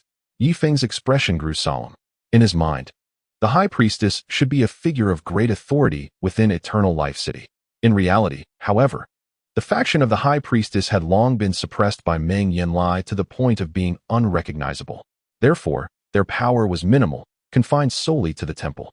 It seemed that every larger tribe possessed a temple, yet the true temple resided within the Green Sea Desert. "What secret?" Ye Feng inquired. "I shan't tell you." The girl suddenly smiled mysteriously. As one of the Doyan people who had escaped the city, she certainly intended to tantalize Ye Feng. "Very well, you may go, Q. I wish you luck in being selected," Ye Feng replied with a faint smile. With his formidable intelligence network, what secret could he not uncover? "Wait, I shall tell you. But after I reveal this secret, you must grant me citizenship in Hot Spring Island, along with the same privileges you enjoy," the girl quickly added, her tone somewhat urgent. "I'm afraid that becoming a citizen is not solely my decision. I can only offer you a recommendation. To gain citizenship, a collective vote from the 127 citizens of Hot Spring Island is required, and a majority of over 51% must support your application," Ye Feng stated without looking back. "This. Very well, If citizenship is unattainable, then allow me to become a member of your military camp. But make it clear that I will not work. I desire only a salary." The girl lowered her expectations once more. Ye Feng sighed, continuing to walk away without a backward glance. Though he might not be managing a myriad of affairs, he certainly had no time to entangle himself with a young girl. "Hey, please agree to my request." The girl's voice dwindled as she was unceremoniously thrown out by two cavalrymen. "Brother Feng, the situation appears dire." Just then, Wang Zhihai approached. Pointing outside the military camp, Ye Feng had already sensed that something was amiss. Upon Wang Zhihai's reminder, he glanced again at the individuals from the small tribes. Indeed, several of the natives appeared dazed, sitting motionless in the biting wind and snow. Normally, they would have been rubbing their hands together or blowing warm breath onto them. Yet now, these individuals seemed unperturbed by the cold. At that moment, one of them stood up and directly cut into the line. "No cutting." A cavalryman quickly approached to maintain order. However, the individual remained unmoved. "Have your ears frozen numb?" The soldier fumed, seizing the person's arm. Ye Feng narrowed his eyes, a sense of foreboding creeping over him. "Do you hear me speaking?" The cavalryman pulled the person out of the queue. Yet, in the next instant, an unforeseen event occurred. The dazed individual suddenly opened their mouth and bit down on the cavalryman's arm. "Ah, have you lost your mind from hunger?" The cavalry, in a fit of rage, kicked him to the ground. Had it not been for Ye Feng's strict orders against harming these indigenous people, the cavalry would have undoubtedly struck him down with a single blow. "Watch out, Brother Feng," Wang Zhihai shouted as he swung his blade. Ye Feng turned just in time to witness a gaunt indigenous man cleaved in two. Strangely, there was not a drop of blood within him. Gasping in shock, Ye Feng seized Wang Zhihai's curved knife and split the man's skull open. To his surprise, the brain had turned black, riddled with countless tiny wormholes. Simultaneously, several worms crawled out from the cavities, swiftly disappearing into the snow. A chill ran down Ye Feng's spine as he hastily discarded the curved knife, noticing that it too was infested with slender, hair-like worms. The indigenous man, who had just been pushed aside, rose again, mouth agape, lunging once more at the cavalry. "Get away!" The cavalryman could no longer contain himself, and with a swift motion, he bisected the man again. Like before, his body was devoid of blood. The flesh was white, with only a trace of a dark green liquid oozing forth, emitting a foul odor reminiscent of the scent Ye Feng encountered when he first killed a vengeful child. The cavalryman quickly cast aside his knife, horrified to find it crawling with the same repulsive worms. Ye Feng inhaled deeply, using a stick to pin one of the worms down. Adjusting his vision to its utmost capacity, these worms appeared to lack mouths or facial features, instinctively crawling towards the scent of blood. With this thought, Ye Feng drew a dagger and made a small cut on Wang Zhihai's hand. "Ouch! Brother Feng, I saved you. Why did you hurt me?" Wang Zhihai exclaimed, leaping 2 meters in pain, clutching his hand. "I wanted to test the worm's sensitivity to blood," Ye Feng replied sheepishly. "Why not cut yourself?" Wang Zhihai retorted angrily. "I have blood scales for protection. A cut would make them emerge, so I apologize," Ye Feng explained, placing a drop of blood from the blade onto the worm's tail. Indeed, the worm wriggled fervently toward the blood. Remarkably, its featureless head opened a tiny orifice, revealing a layer of fine teeth. "Brother Feng, if you ever decide to cut me again, at least give me a heads up," Wang Zhihai chimed in, leaning closer to observe the worm. "Would you have moved far away if I had?" Surprise is key. Now, let us not dwell on unpleasant matters. These worms are clearly sensitive to blood, and it seems they also feed on brains, Ye Feng concluded, smashing the worm with his stick. "Brother Feng, if they consume human brains, might they become as intelligent as us?" Wang voiced, startled. "Perhaps. Didn't the historian say that form complements form? Thus, your frequent requests for deer antlers must be approached with caution," Ye Feng remarked. "Very well. In the future, should we encounter individuals with vacant stares, we shall promptly isolate them to ascertain if they have been infected," Wang Zhihai responded. "Indeed. Shortly, we shall convene a meeting to solidify this matter," Ye Feng stated. Glancing at several individuals exhibiting vacant expressions, he could not shake the feeling that every person appeared somewhat dazed, with few displaying any lively spark. "Brother Feng, it is likely that they have recently heard that the meat from the mainland is inedible, which has left them utterly famished.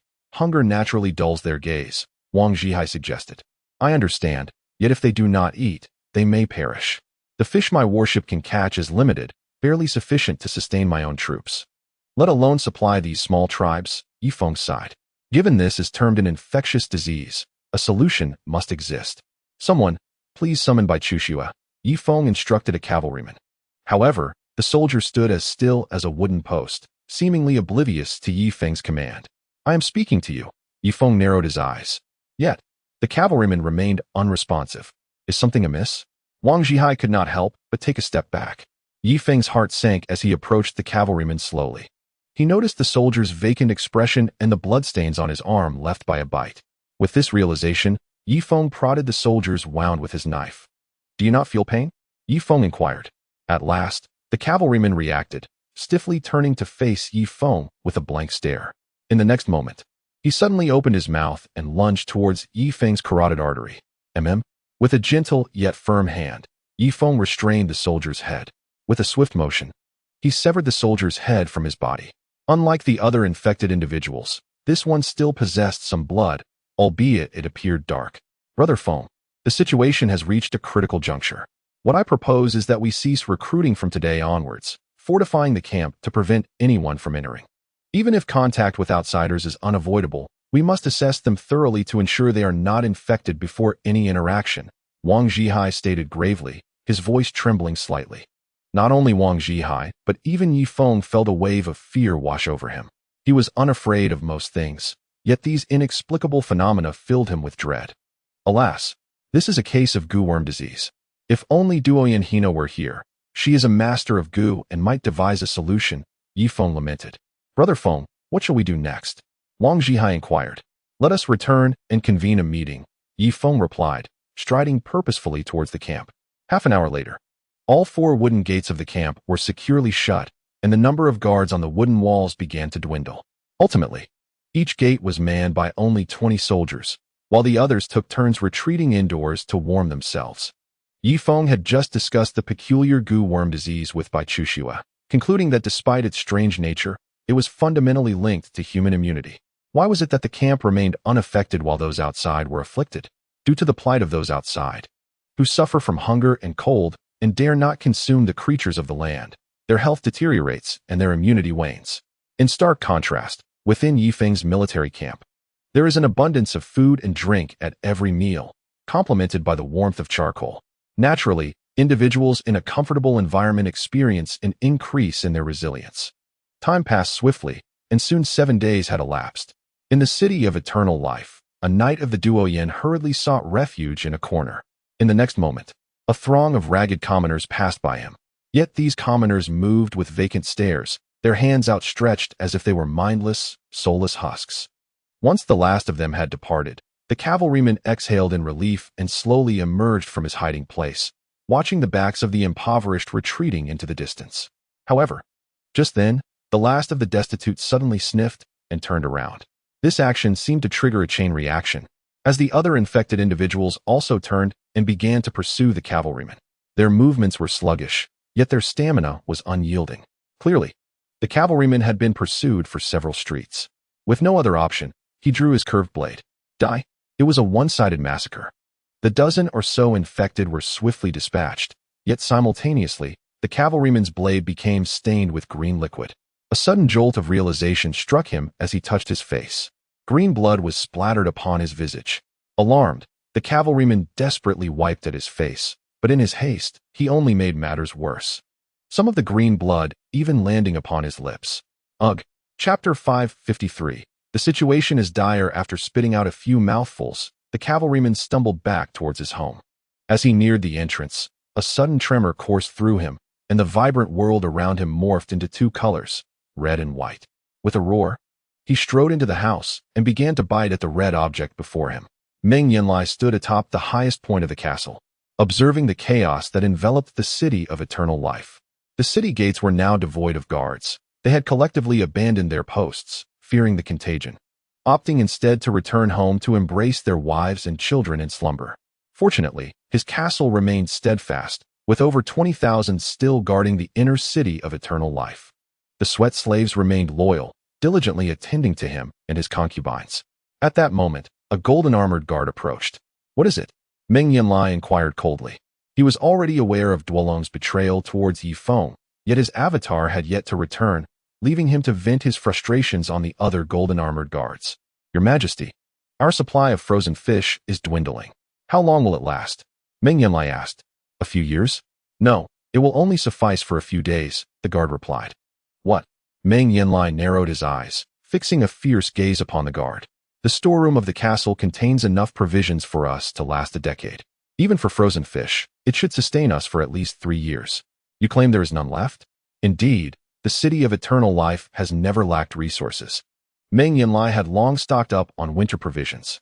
Yet now, they dared not consume the creatures of the land, leaving them with no choice but to rely solely on fish. "Do you recall the chaos from a few days ago?" the golden-armored guard inquired. Some of the slaves seized the opportunity to smuggle frozen fish out of the city to sell to Ye Feng, claiming that as long as they possess spring coins, they have nothing to fear anywhere in the world. Meng Yanlai's breathing quickened. Suppressing his fury, he pressed further. "Where are those slaves confined?" "They have fled." The golden-armored guard's revelation ignited Meng Yanlai's rage to its peak. However, as the Celestial Khan, he knew he could not lash out at the golden-armored guard indiscriminately. Such an act could provoke defection. "Capture 10 slaves and execute them publicly," Meng Yanlai decreed. "But the other slaves did not commit theft. Follow my orders. Those who have not stolen must also be executed, to deter the others who might be tempted to act out. They must understand the might of this Khan," Meng Yanlai asserted. "Understood. I shall carry out your command," the golden-armored guard replied, feeling the growing volatility of the Celestial Khan.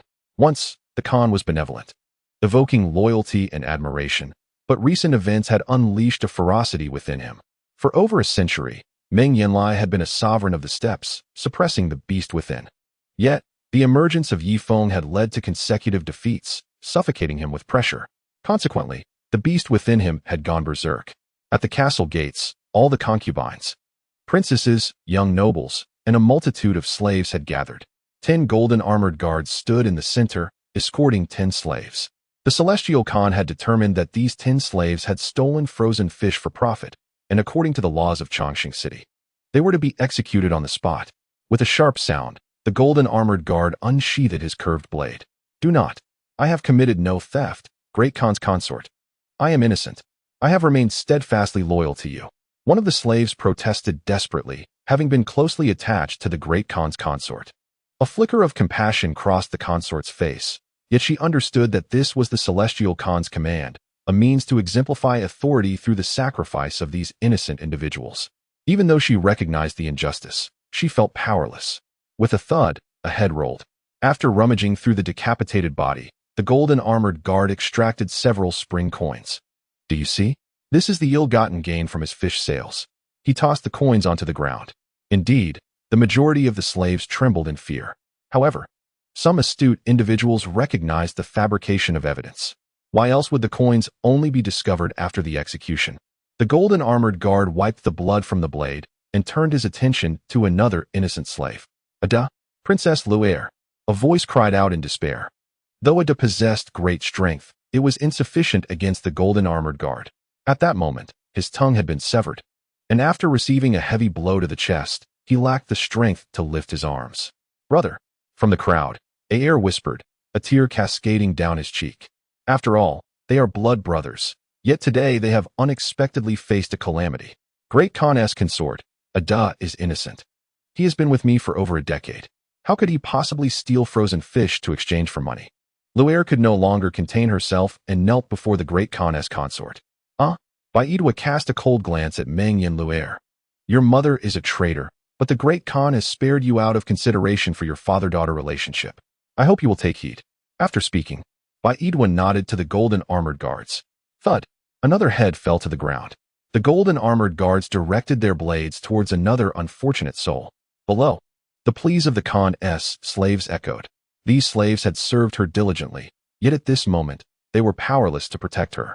Although the other slaves dared not speak, seeds of hatred had already been sown in their hearts. In the military camp where Ye Feng was stationed, a general assembly was underway. This included not only the army, but also the navy. "Old Chung, the situation is grim. The surrounding tribes have run out of fish to eat, and they dare not consume land animals. I predict a famine will occur within a month. When people are driven by hunger, they may very well assault our camp," Ye Feng stated with a furrowed brow. "Fear not, We possess heavy machine guns and artillery. Should they dare to assault the camp, we shall annihilate them, Harder replied. He was still in the recovery phase, yet the significance of today's assembly, concerning the survival of over 10,000 people, warranted his presence. You are overthinking it. Bullets are a non-renewable resource. Each shot diminishes our supply. Furthermore, even if we deplete our ammunition, we may not be able to eradicate the surrounding tribes. There are 200 tribes across the vast prairie, and their numbers far exceed ours. For the first few months, they may refrain from attacking the camp, but driven by hunger, if they unite, they could unleash devastation. Not even Chongqing City would be spared from their wrath, Ye Feng cautioned. The gravity of the situation dawned upon the others. What shall we do? Wang Zhihai inquired. He excelled in managing details, yet it was Ye Feng who determined the overarching strategy. Chapter 554. Early preparations. Old Cheng. After the meeting concludes, I will dispatch 8,000 men to you. I need you to commence the construction of massive ships without delay, ideally, vessels as grand as warships. However, do not employ slave labor. Instead, utilize more advanced propulsion systems, Ye Feng instructed. The indigenous warships were utterly unusable and could not be modified, thus necessitating a complete rebuild. The others were taken aback. Brother Feng, do you intend to place all of us, over 10,000 people, aboard these ships to distance ourselves from the indigenous people on land? Wang Zhihai was the first to grasp the implication. What other option do we have? We cannot defend against these indigenous people on land, nor can we withstand the Great Khan. The only way to ensure our survival is to embark all of us onto ships and navigate across the tempestuous sea. Once we stabilize on the other side, we will be secure. If these refugees attempt to swim over, we can simply sail away. Should Meng Yanlai dare to pursue us with warships, our machine guns will be at the ready. On such a frigid day, falling into the sea would undoubtedly lead to one's demise. Perhaps within the city of eternal life, only a handful of adept individuals could tread upon the water, yet we could utilize heavy machine guns to bring them down. Ye Feng stated matter-of-factly. Brother Feng, are we to reside aboard this vessel indefinitely? Mo Dalfu, who was prone to seasickness, appeared bewildered. In truth, he was not alone. The majority of those from the grasslands also suffered from seasickness. Let us do this. Once we construct the ship, we shall navigate through the furious seas and explore nearby islands. Then endeavor to establish a base on a hot spring island anew. I have received word that the tributary of the Heishu River has completely frozen over, allowing those on the banks to traverse the ice to the hot spring island at will. Thus that location must be abandoned, Ye Feng remarked. He had received a message from Fei Ying earlier that morning, dispatched by Defu. Fortunately, the power of currency had already taken root. The skilled individuals on the banks possessed wealth stored in the hot spring bank, and they would spontaneously safeguard the citizens of the hot spring island. Had Ye Feng failed to introduce currency, it is likely that the hot spring island would have faced annihilation multiple times. However, currency had yet to fully infiltrate the vast grasslands, nor had it permeated the city of eternal life, which compelled Ye Feng to refrain from establishing a camp on the shore, instead seeking a foothold in the ocean. Ideally, he hoped to discover an island spanning several hundred hectares, featuring mountains and forests, so that he could accommodate over 10,000 individuals. Brother Feng, during our last passage from the Heishu River to the Furious Sea, we encountered several small islands along the way, albeit too diminutive. However, there were 2 islands that were interconnected. Cheng Li Bin suddenly interjected. He, being unaffected by seasickness, had the leisure to observe the surrounding environment while steering the vessel. Oh, splendid. How far are those 2 connected islands from the city of eternal life? Ye Feng exclaimed with delight. I am not entirely certain, but by my estimation, they should be approximately 20 nautical miles away, which is equivalent to over 30 kilometers on land, Cheng Li Bin replied. Excellent. Truly excellent. Ye Feng stood up, brimming with excitement.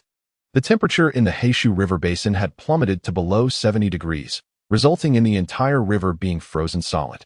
Here, however, was the Furious Sea, where the winds and waves raged, and it would never freeze over.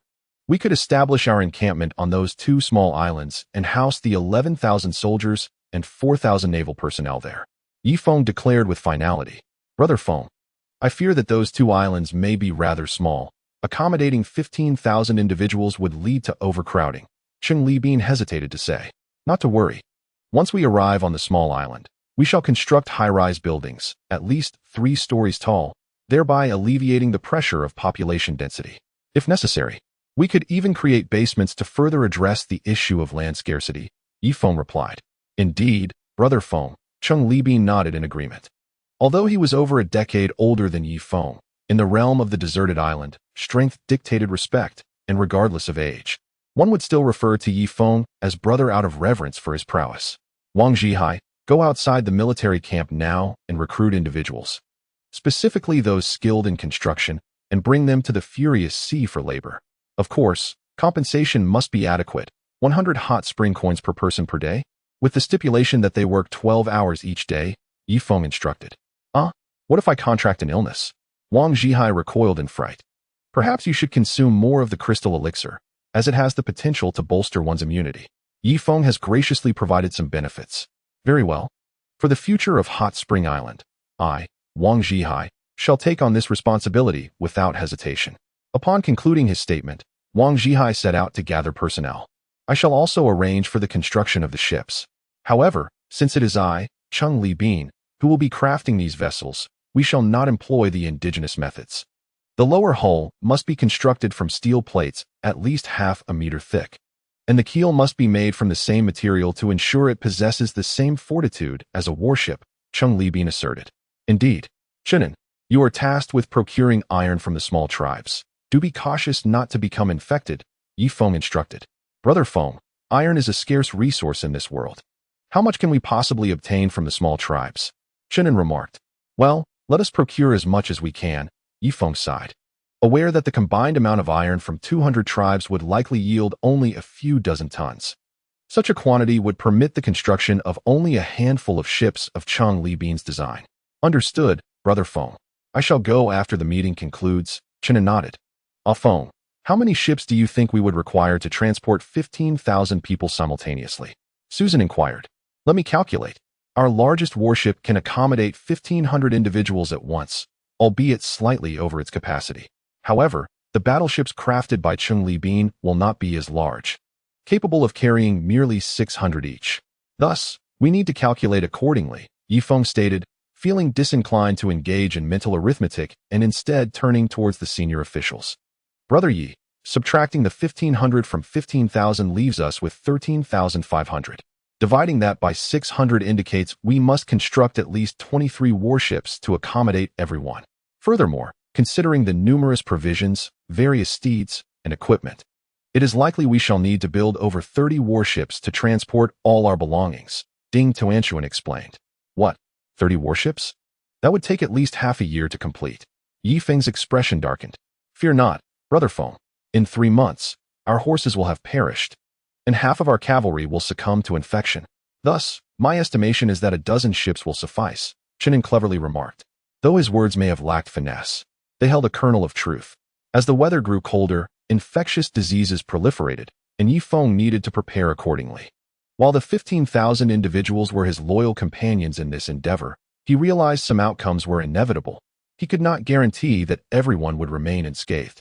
Tinger, please take 2,000 naval soldiers to Hot Spring Island to bring De Fu and Xiang Shui back here. The river surrounding Hot Spring Island has frozen over, rendering it unsuitable for their encampment. Also, ensure that all weapons and ammunition are transported as well. Chapter 555, Truly Loyal. Ye Feng spoke slowly, recognizing that with plans for a new beginning, Hot Spring Island must be relinquished. Without the river as a natural barrier, the refugees on the shore could easily storm the island to pilfer resources. Should a chain reaction occur, it could lead to dire consequences for De Fu and Xiang Shui, with the stockpile of arms likely being looted as well. Understood. Tungner limped out of the conference room just as a cavalryman entered. Brother Feng, the envoy from the Heavenly Khan has arrived. Why has he sent messengers again? Hasn't the relationship already soured? Ye Feng squinted. Brother Feng, why not simply eliminate the messengers? I'm weary of their empty chatter, Chenin suggested. Your wife and children are not in his grasp. Thus, you can act recklessly. I, however, must continue to feign civility. Ye Feng replied, striding towards the camp's exit. He noticed that these 3 messengers were not the same as the previous ones. Where are the former 3? Ye Feng inquired. They were executed by the Heavenly Khan for stealing frozen fish to sell, the lead messenger stated before dismounting. Though his tone was haughty, it lacked true conviction. Speak, is Meng Yanlai prepared to release my wife and children? Ye Feng asked from atop his steed. The economic minister. Our heavenly Khan has requested that you fulfill your duties and provide 5,000 carts of frozen fish for Chongqing City. The messenger replied. That is acceptable. Let Ming Yanlai exchange them for spring coins. Furthermore, I am not the economic minister. I am Ye Feng, he retorted coldly. This, economic minister. We merely came to convey a message. There is no need for such chilliness towards us. Indeed, we are merely humble servants in Chongqing City, pitiable souls. To put it plainly, we hold you in high regard. By the way, I brought these ginkgo nuts from the castle, a total of 30. I wonder how many spring coins they can fetch? One of the messengers said as he extended a burlap sack with both hands. Ye Feng did not take it. Instead, it was received by Moradov beside him. Brother Feng, precisely 30 pieces, Moradov remarked. Very well, pay them accordingly. Ye Feng waved his hand. The golden-armored guard Duolong stepped forward, producing a thick stack of spring coins. The three messengers rejoiced, their eyes gleaming as they gathered to count the money. Once finished, they tucked the coins away. Thank you. Great Khan Ye Feng. By the way, do you accept gold? One messenger inquired. Gold. Certainly. But it may not hold as much value as sacred fruits and crystal pills. Ye Feng raised an eyebrow. Excellent. We have gold. In the castle, there is a golden statue of the heavenly Khan. If time permits, my brothers and I can transport it with a cart, the messenger replied joyfully. Ye Feng smirked. You truly are loyal to the heavenly Khan. Hee. We must consider our own escape as well. Moreover, it is not just us. Many in the city feel the same, particularly the nobles, who are eager to establish connections with you. The messenger chuckled. Oh, very well. If they wish to connect with me, let them come forth. As long as they possess valuable items, especially crystal pills, sacred fruits, and ironware, I am eager to acquire them in large quantities. Ye Feng's expression shifted as he recalled the shipbuilding industry's need for vast amounts of iron. Good. I shall introduce several prominent figures to the Great Khan, including some captains, and by the way, the fourth elder of the Elder Council has entrusted me with a message for you. Hoping to exchange for some spring coins to take back, the messenger continued. That is acceptable, provided he brings the items I require to the side of the military camp. I shall pay him, Ye Feng stated. He understood that following this acquisition, the value of spring coins would likely plummet. Due to the impossibility of truly selling items such as machine guns and heavy artillery to the people of Eternal Life City. Even at the risk of a collapse of the hot spring currency, he could not proceed with such transactions. However, it mattered little, as the temperature continued to plummet. The inhabitants of the vast prairie would soon meet their demise, and the currency's significance would likewise cease to exist. Well, Great Khan, we shall take our leave for now. Until we meet again, the envoy remarked, preparing to mount his steed. Wait, you carry those hot spring coins with you. Are you not afraid that the Great Khan will discover them? Ye Feng suddenly inquired. There is no other choice, at worst. I shall conceal this money in a hidden corner, the slave replied. No need for that. You can deposit these coins in my hot spring bank. Whenever you require them, you may come and retrieve them. Is that not safer than keeping them on your person? Ye Feng suggested with a smile. Even if he was aware of the impending currency collapse, it was essential to maintain its value for as long as possible. All right, let us deposit them in the hot spring bank. Subsequently, Ye Feng instructed Moradov to arrange for their deposit slips, which they signed with their palm prints. After bidding farewell to the three companions, Ye Feng returned to the military camp. Before long, he arrived at the location of Cheng Bin, who was directing several of his apprentices in laying out the lines for the construction of a colossal ship. They began by outlining the ship's contours near Wolf Creek, subsequently commencing the crafting of the keel and the lower hull, while also excavating molds in the sandy ground to pour the molten iron into once it was ready. This meticulous process would ultimately yield a complete hull and keel. Of course, the lower hull could also be assembled using a joint method, with the connections being bonded through cast iron. Yet, the welded components would inevitably lack the stability of those formed through a single casting. Old Cheng, are your apprentices capable of handling all of this independently? Ye Feng approached Cheng Bin. Absolutely, they are my meticulously trained disciples. Allow me to introduce my eldest apprentice, Mark. Come here, Cheng Bin called. A young native man hurried over, excitement evident on his face as he bowed to Ye Feng. Brother Feng, I am Mark, he said, visibly thrilled to speak with Ye Feng for the first time. Thank you for your hard work, Mark. I must accompany your master on a voyage, so I leave everything here in your capable hands. If you require additional manpower, feel free to seek assistance from Harder or the naval forces. Our primary objective is to construct the ship. As for the iron materials, Madoff will assist you. Ye Feng reassured him with a pat on the shoulder. Yes, Brother Feng, Mark replied, filled with a mix of excitement and trepidation at his newfound responsibility. Are you a citizen of Hot Spring Island? Ye Feng inquired. Not yet, Mark answered, a hint of self-doubt in his voice. Once the ship is completed, you shall be, Ye Feng promised. Although becoming a citizen of Hot Spring Island required a vote from all, should Ye Feng insist on his citizenship, it was likely that no one would oppose him. After all, Ye Feng had single-handedly forged the foundations of Hot Spring Island, reminiscent of Zhu Yuanzhang's historical significance. Let us go, old chum. We must board the warship and prepare to set sail, scouting our new base, Ye Feng declared with a smile. Yes, Brother Feng.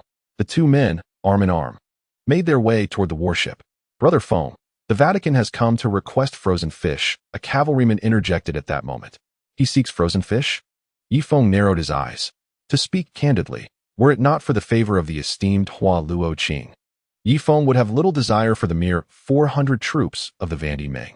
However, given that they have come to assist him in battle, a gesture of goodwill is in order. I shall not meet him.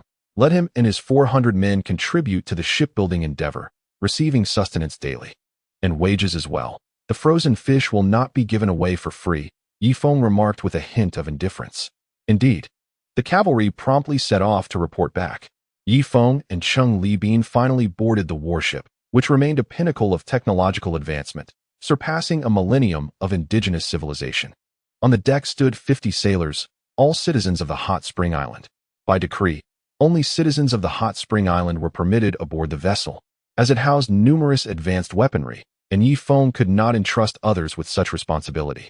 Set sail, Cheng Libin commanded, and the warship roared forth, heading towards the tumultuous sea. Now, even the trivial task of navigating the ship was delegated to his apprentice, as Cheng Libin had more pressing matters at hand.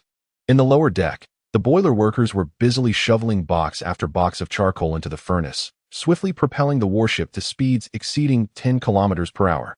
Anchored nearby were the ordinary warships of the Duoyan people. As for their 20 mighty vessels, they had been wholly decimated in a series of naval skirmishes, resulting in no harm befalling Ye Feng's ships. This is bad. Ye Feng's warship has arrived. Quick, flee. In an instant, a flurry of sails unfurled as they hastily retreated into the distance, unaware that Ye Feng had no intention of pursuing them.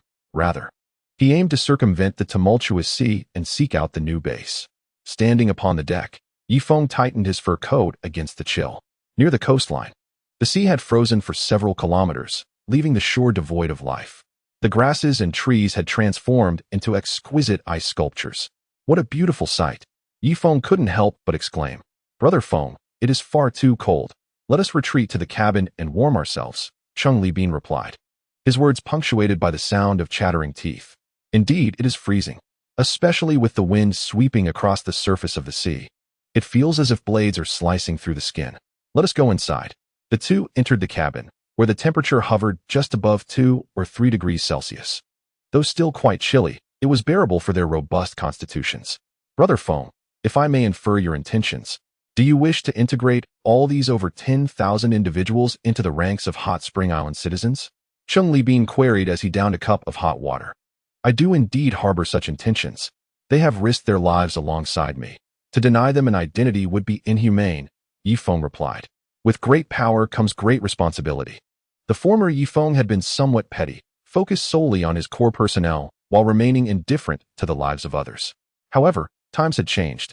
These 15,000 individuals were his soldiers, aiding him in battle and holding him in high regard. It would be utterly remiss to neglect their well-being. Yet, this consideration was confined solely to these 15,000.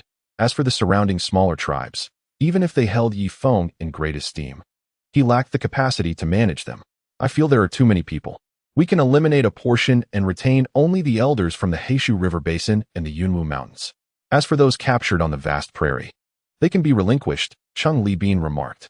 Are you suggesting we abandon Kelsu, Modeo, and the tribesmen? Ye Feng retorted. Certainly.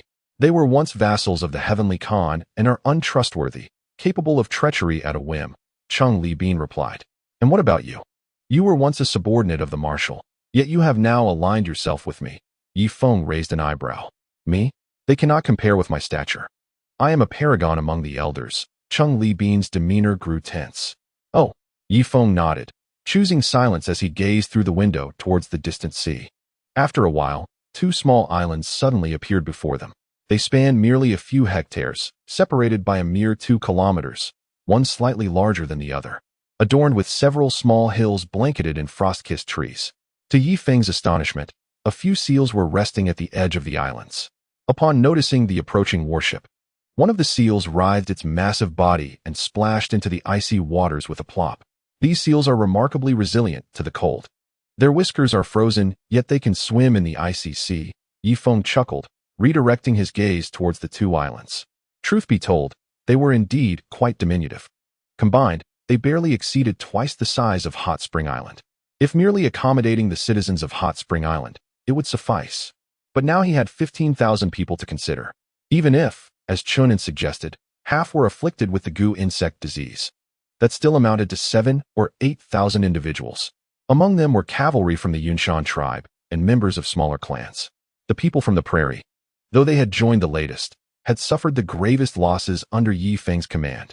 Brother Feng, let us disembark onto the island and survey the terrain. If it is a volcanic island, we cannot afford to linger, Cheng Li Bin proposed. Why should we not linger? Ye Feng inquired. Because in my understanding, the very center of the earth must be magma, correct? When the geothermal springs reach their limit, they will surely erupt. Now, with the entire land encased in ice, if other volcanoes cannot erupt, they will undoubtedly seek an outlet. Thus, the colder the weather, the greater the likelihood of a volcanic eruption, Cheng Li Bin elucidated. Is this from your readings, or your own reasoning? Ye Feng felt a heaviness in his heart. It is my own reasoning, Cheng Li Bin replied. Very well. Then let us refrain from landing on the island and continue sailing northward to see if we can discover a larger island. Accommodating over 10,000 people is indeed no small feat, Ye Feng declared. Understood. The warship sailed past the twin islands, plunging into the depths of the sea. Hot Spring Island, Dove, and Xiangxue had become the de facto leaders here. The number of citizens stranded on Hot Spring Island was approximately 30. However, the surrounding river had become entirely frozen, and refugees along the banks could surge into Hot Spring Island at any moment. Although a significant portion of the refugees along the shore had succumbed to the cold, their numbers still soared into the tens of thousands. For the 30 individuals on Hot Spring Island, this figure was astronomical. Sister Dove, what shall we do? The refugees are forming a long line at the entrance, seeking us to distribute fish porridge, inquired Xiangxue anxiously. I sense that we can no longer remain here. We must instruct Brother Feng to return the warship and transport all the weapons and ammunition away. Otherwise, the consequences would be dire, replied Dove. Around Hot Spring Island, a wooden wall 3 meters high had been erected. However, such fortifications were utterly insufficient to withstand the onslaught of tens of thousands of refugees. Fortunately, there were still some cavalry and beastmasters stationed along the shore who had deposited their funds in the hot spring bank and could, to some extent, restrain the refugees' behavior. Yet, should these beastmasters and knights ever entertain treacherous thoughts, the island would be beyond salvation. Chapter 557. The consequences would be dire at that moment. Tiger Claw approached. Sister Dove, Sister Xiangxue, over 100 individuals have arrived outside. They claim to be from the Highland tribe, led by Chief Feng Yingzi, he reported. The Highland tribe? How wonderful. It is Chief Feng Yingzi, exclaimed Xiangxue, jumping with excitement, for she belonged to the Highland tribe and could finally reconnect with her kin. Quickly, open the door and let them all take refuge on Hot Spring Island. Before long, Feng Yingzi, accompanied by more than 100 Highland tribespeople, entered the island, immediately indulging in the food laid out before them. The provisions left by Li Feng near the beach had been devoured, and notably, 7 or 8 newborns had emerged within the Highland tribe. As the weather grew colder, their appetites expanded correspondingly. Chief Feng Yingzi, come here, we need to discuss something. Xiangxue beckoned him to the conference room on Hot Spring Island. The Heishu River has frozen over, and your arrival is fortuitous. I require your 100-strong contingent to transport all our weapons and ammunition to Chongqing City on the Great Prairie. I will send someone to guide you. Otherwise, Brother Feng's warship will find it impossible to reach the island, Xiangxue explained. It is our duty, Feng Yingzi nodded, promptly departing to arrange for the covert transportation. Transporting the weapons and ammunition to Chongqing City must remain concealed from the beastmasters and knights along the shore. Should they discover this plan, Their intellect would inevitably lead them to surmise that Hot Spring Island was to be abandoned. Such a revelation could incite these formidable individuals to lead the shore's refugees in an assault on the island, with catastrophic consequences. Sister Xiangxue, they are here. They have arrived. At that moment, a citizen burst in. Who has come? Xiangxue's heart sank. Fear not, it is someone sent by Brother Feng, who intends to escort us all to Chongqing City. This is significant. The leader is Teng'er, who has brought 2,000 men to retrieve us. Splendid. Quick. Let us go out to greet them, and ensure to summon the Highland tribespeople as well. This place is no longer safe. Once arrangements were completed, a group of high-ranking individuals approached the edge of Hot Spring Island. There, they beheld 2,000 cavalry lined up at the shore, led by none other than Teng, followed closely by a dozen beastmasters of notable prowess. These individuals had formerly belonged to the Yunshan tribe, but had now all pledged their allegiance to Ye Feng. Sister Xiangxue, Sister Dove, and Brother Feng have sent me to fetch you. Quickly, load all the essential supplies onto the cart. We shall traverse the ice towards the upper reaches. Teng'er dismounted from his horse. All right, at once. Brother Feng, we have struck gold. This island is simply ideal for our survival, spanning at least 200 hectares, no less. At that moment, the warship was already hundreds of nautical miles away from Chongqing City. Here lay an island of moderate size, perfectly suited for Ye Feng and his over 10,000 followers. A larger island would be difficult to defend, while a smaller one would feel cramped. Yet this island was just right, with its southern elevation towering over the northern descent. The northern side could serve as a dock for Ye Feng's fleet, while the south boasted a cliff rising 300 meters high. Beneath the cliff, the waves roared fiercely, even in temperatures plummeting to over 20 degrees below zero. The sea remained unfrozen. Waves relentlessly battered the rocks at the cliff's base. Anyone attempting to approach the island from this side would be courting disaster. Moreover, the island was adorned with towering primordial forests, now transformed into a snowy woodland, yet still yielding timber for crafting furniture and constructing homes. Of course, the primary structure would need to be fortified with massive stones to ensure adequate defense. The wood could be utilized for flooring, furniture, and various daily necessities. Brother Feng, we can construct a castle atop the southern highlands with stone, reminiscent of the castle in Chongqing City, soaring several hundred meters high, providing a panoramic view of the surrounding kilometers. The southern area could be fashioned into a dock and military camp. We shall undoubtedly engage in fishing in the future, returning to shore with our catch. However, we must first assess the water levels at that beach to determine if it can accommodate the tonnage of our grand vessels. Cheng Li Bin exclaimed with excitement. Enough chatter. Let the warship approach the shore. Send 10 men with us, armed with a heavy machine gun and a light machine gun. Ye Feng commanded. The inhabitants of Hot Spring Island, having been nourished by the essence of crystal elixirs, had become formidable, capable of charging with heavy machine guns. However, ammunition was a concern. They would need a second hand to assist in carrying it. Understood, Brother Feng. The warship began probing the lower-lying northern terrain. As anticipated, the water levels in these areas proved too shallow, allowing the vessel to approach within only 100 meters of the shore, where the depths could not support its massive bulk. Very well, deploy the dugout canoes, and be vigilant for any indigenous inhabitants. Such a large island could support an ecological cycle and potentially host formidable species, including humans, Ye Feng ordered. Shortly thereafter, 2 dugout canoes were lowered into the water, with Ye Feng seated in the rear canoe while Cheng Li Bin led the way in the front. Finally, the 2 canoes collided with the ice layer. A throng of individuals hastily leaped onto the ice, though one unfortunate soul accidentally plunged his boot into the frigid water, letting out a cry of dismay. Why not have someone repair your boot? Ah, were mine, Ye Feng offered, swapping his intact boot with the sailor's. His strength had surpassed that of Van Diemen, rendering him impervious to the cold, but the sailor was not so fortunate. In this frigid weather, the soles of one's feet, when frozen, elicit a sharp intake of breath. The air is saturated with crystalline frost. Should one breathe too hastily, these ice crystals may infiltrate the lungs, resulting in a condition far graver than pneumoconiosis. Within moments, one could cough up blood and succumb to respiratory failure. Gratitude to Feng Gu is in order. The sailor's tears streamed down, only to swiftly freeze upon his face. Let us proceed. Don your masks, Ye Feng declared, striding purposefully into the snowy forest. Approximately half an hour later, Ye Feng ascended the first hill, casting his gaze over a small portion of the island. The absence of human footprints attested to the island's pristine wilderness. Haha, Lao Chung, we struck gold. Let us thoroughly explore the entire island. Conduct a preliminary geological survey to ascertain the stability of the terrain, and then set sail for home. We can transport those unable to assist in the barracks. Bringing them here to commence construction, Ye Feng chuckled. Need not investigate further. Beneath this island lies solid rock, topped with a layer of dark, pliable soil. If we can create a greenhouse, we might cultivate some crops, perhaps wheat, corn, or potatoes, Chung Libin remarked with enthusiasm.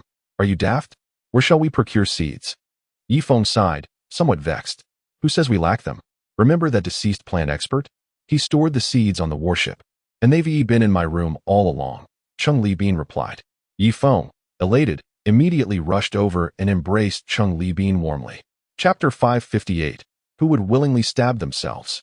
With a diet of fish and meat, as members of a civilized society, there always seems to be something amiss.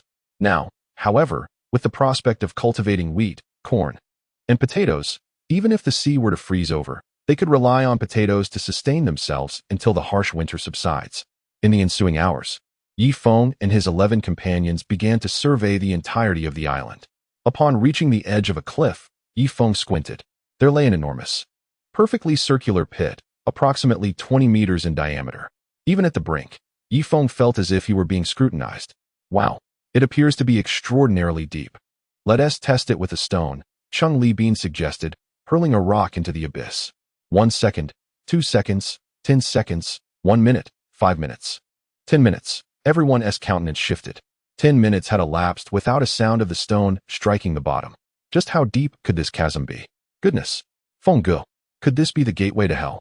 If we are to construct a castle here, we must first encircle this pit to prevent anyone from falling in, Chung Libin stated, keeping a safe distance from the gaping void. After a moment of hesitation, Ye Feng lifted a stone weighing over 200 pounds and cast it into the pit once more. 10 minutes later, silence persisted within. Ye Feng shivered slightly. Let us depart. If we are to inhabit this island for decades, or even a lifetime, this chasm shall serve as the ideal landfill. All refuse may be discarded within, thereby sparing the surrounding waters from pollution. Indeed, Feng, it is you who holds the key. While we are engaged in the restoration of the castle, why not also devise a drainage system? We could connect the outlet of the sewer to this deep pit, thereby preventing any pollution of the ocean. Chung Libin's mind sparked with inspiration. You? When the temperature plummets to -70 or 80 degrees. Do you truly believe the sewer won't freeze? Let us discuss this later. At worst, we can use hot water for the toilets. This matter will be gradually refined by others. The 12 individuals boarded the canoe and returned to the warship. Honorable Mr. Mingtua, are you certain that the injury on your arm was inflicted by a stabbing? Wang Zhihai inquired with a cultured demeanor as he sat in the branch office. Opposite him sat Mingtua, the Khan of the division. However, Mingtua looked quite disheveled, with abrasions on his face and a stab wound on his thigh. The Heavenly Khan had issued a bounty for Mingtua's head after learning that he had deposited money in the hot spring bank. Fortunately, Mingtua was not without strength, and with nearly 2,000 people at his side, he had managed to evade the assassin's grasp. Isn't it absurd? Who would stab themselves for no reason? You mentioned that with accident insurance, should I sustain an accidental injury, the hot spring bank would compensate me 5-fold. I previously invested 30,000 hot spring coins in insurance, which amounts to 150,000 upon compensation. Now, I wish to withdraw my policy, Mingtua declared. Ha ha ha, the process of withdrawing a policy is quite cumbersome. I must send the documents to the main branch on Hot Spring Island for signatures, and additionally, someone must verify your injuries to confirm you did not inflict them upon yourself. Furthermore, the withdrawal procedure is indeed quite tedious. The preliminary review alone will take 6 months. And even then, there is no guarantee of approval, Wang Zhihai responded, only to be abruptly interrupted. Enough with the rambling. Just tell me, when will I receive my 150,000? Mingtua demanded. That is difficult to ascertain. It could take as little as 3 to 5 years, or as long as 8 to 10 years. However, rest assured, I will bang. Wang Zhihai was struck, resulting in dark circles around his eyes. You wretched creature. Return my money. I no longer desire the 5-fold compensation. Simply refund my principal of 30,000. Mingtua roared in fury. Wang Zhihai was taken aback.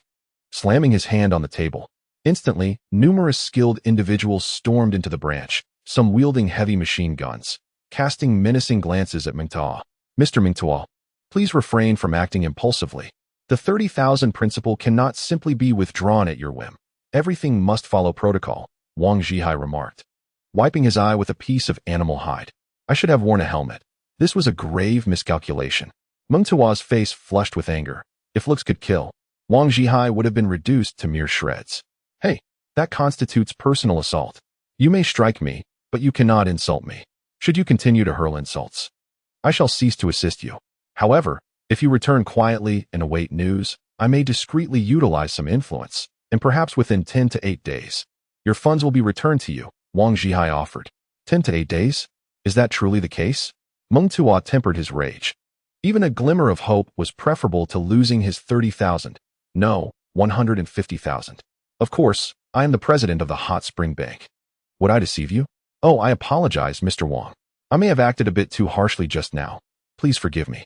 Now, I shall return and await further news. Meng Tuo's demeanor instantly transformed into one of respect. With a heart full of trepidation, he departed from the branch office and strode towards Ye Feng's military camp. Outside the camp, his 2,000 cavalry stood in formation, seemingly rendered unnecessary at this moment.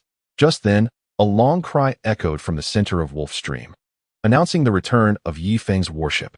A distance of over 100 nautical miles was but a mere half-day's journey for Ye Feng's vessel, causing little delay. Ye Feng leaped directly from the deck to the shore, spanning over 30 meters in the process. Ye Feng, it is splendid to see you back.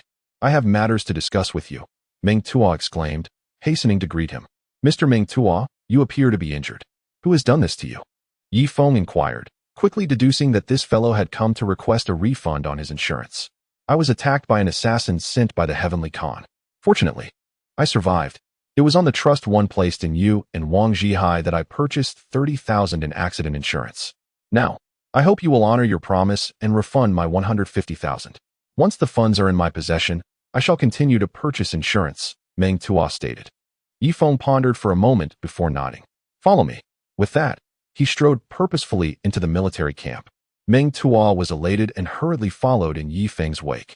There was an inexplicable sense of confidence that accompanied him as he trailed behind Ye Feng. Upon returning to the familiar branch office, a native woman was attending to Wang Zhihai's eye injury. Brother Feng, you have returned. That Meng Tuo was just here to request a refund. It was utterly hilarious.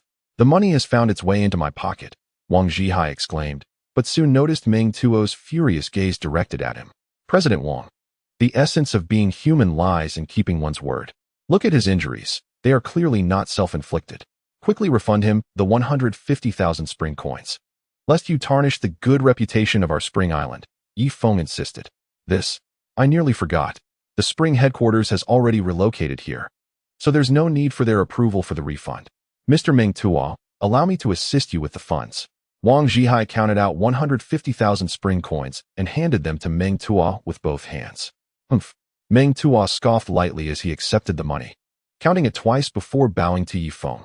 Ye Feng, it is you who upholds your promises, unlike certain individuals who, perhaps due to their unscrupulous deeds, have left them bald on top and lacking below, Meng Tuo remarked coldly. Ha ha ha. President Wang has likely been quite busy of late, leading to some oversight. Do not hold it against him, Con Meng Tuo. In truth, I have another proposition for you. You have 2,000 men under your command, correct?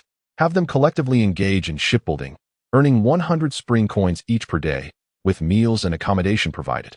Just consider the math. That could yield 200,000 a day. Ye Feng finally revealed his intentions. 200,000 a day.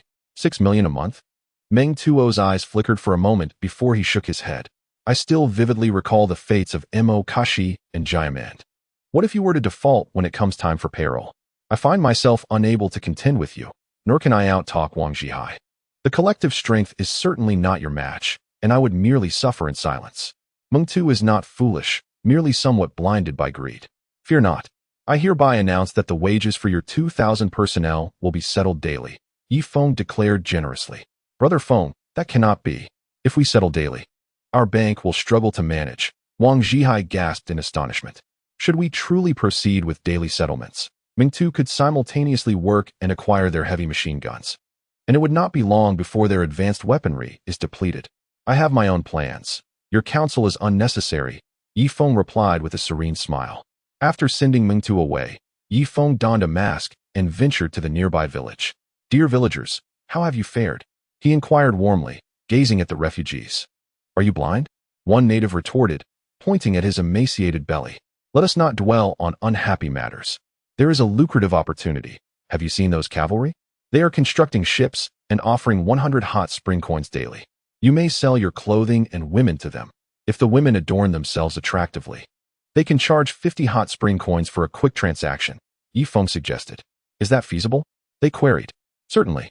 You are acting under mandate. Any woman who can earn 10,000 hot spring coins in advance will be granted a recommendation, giving her the chance to become a citizen of Hot Spring Island.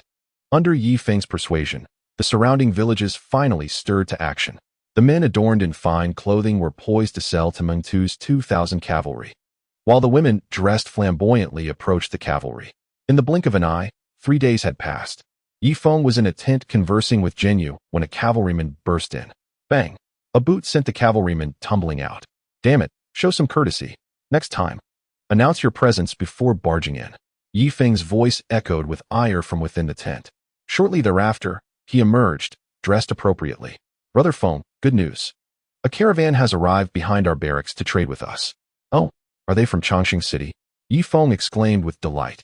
Indeed, you'll see for yourself. 5 minutes later, Ye Feng, accompanied by his senior officials, arrived at the rear of the barracks, with the golden armored guard Duolong protecting him. Before them appeared a multitude of carriages, 5 teams, numbering over 200 carts, heavily laden with goods. Strangely, all the individuals, whether drivers or riders, were masked in black cloth, revealing only their eyes. The leader of the group glanced towards Chongqing City, dismounted, and removed his mask. It is you, the envoy? Ye Feng's heart soared with joy. Indeed, Great Khan. Allow me to introduce these goods. The carts are filled with iron, gold, silver, and copper, just as you requested, and you will accept them all, the envoy stated cautiously. Certainly. Wang Zhihai, assess their value, Ye Feng responded, elated, as he was in dire need of metal for constructing ship keels. At that moment, Duolong suddenly focused on 2 towering figures, a flicker of doubt crossing his eyes. Do you recognize them? Ye Feng inquired. Uncertain, I will inquire first. Duolong advanced on horseback, gazing at the 2 towering masked figures. Is it you, Kimo and Daedo? Duolong's voice carried across the distance. The 2 masked men shuddered, and, out of necessity, could only remove their masks, revealing 2 faces akin to coffins. Duolong, we are all golden armored guards. You have ventured over to Ye Feng's side to prosper without including us. That is truly ungracious. Kimo sighed heavily after speaking. Recently, the Heavenly Khan had grown increasingly hysterical, and they believed he would falter. Thus, they sought to accumulate some hot spring coins in advance, preparing for an eventual retreat when the city fell. Why not throw your lot in with the great Khan Ye Feng? He is quite amiable, and in his camp, we need not kneel. We can enjoy the same exquisite cuisine as the great Khan. Duolong advised coldly. That would not be appropriate, even if we were to switch allegiances. It must be after the Heavenly Khan's complete defeat. Moreover, our families are being held in Chongqing City, while you, Duolong, have no such burdens. It was Daedo who spoke this time. Ye Feng felt somewhat disappointed. He had hoped to recruit 2 formidable experts. But it seemed the cunning Heavenly Khan had taken control of the families of the Golden Armored Guards. Ha ha ha, esteemed Golden Armored Guards, Duolong often speaks of you. I have become quite familiar with you by now. For our first meeting, I have no gifts to offer, but Wang Zhihai, Kimo, and Daedo. Each shall receive 200,000 hot spring coins. With a grand gesture, Ye Feng proclaimed. Wang Zhihai's expression darkened, and he could only bear the sack over to them. Shortly thereafter, the 2 golden armored guards received a thick stack of currency. Is this the substantial hot spring coin? The 2 stroked the coins, and a hint of a smile finally graced their coffin-like faces. Gentlemen, carrying such a large sum of hot spring coins could attract the Heavenly Khan's scrutiny. It would be unwise. Why not deposit them in our hot spring bank? I will keep a record for you, and it will facilitate your withdrawals in the future. Wang Zhihai proposed suddenly, unwilling to part with such a fortune. Is that acceptable? What if, in the end, you refuse to allow us to withdraw? The 2 golden armored guards were cautious. Ha ha, I jest.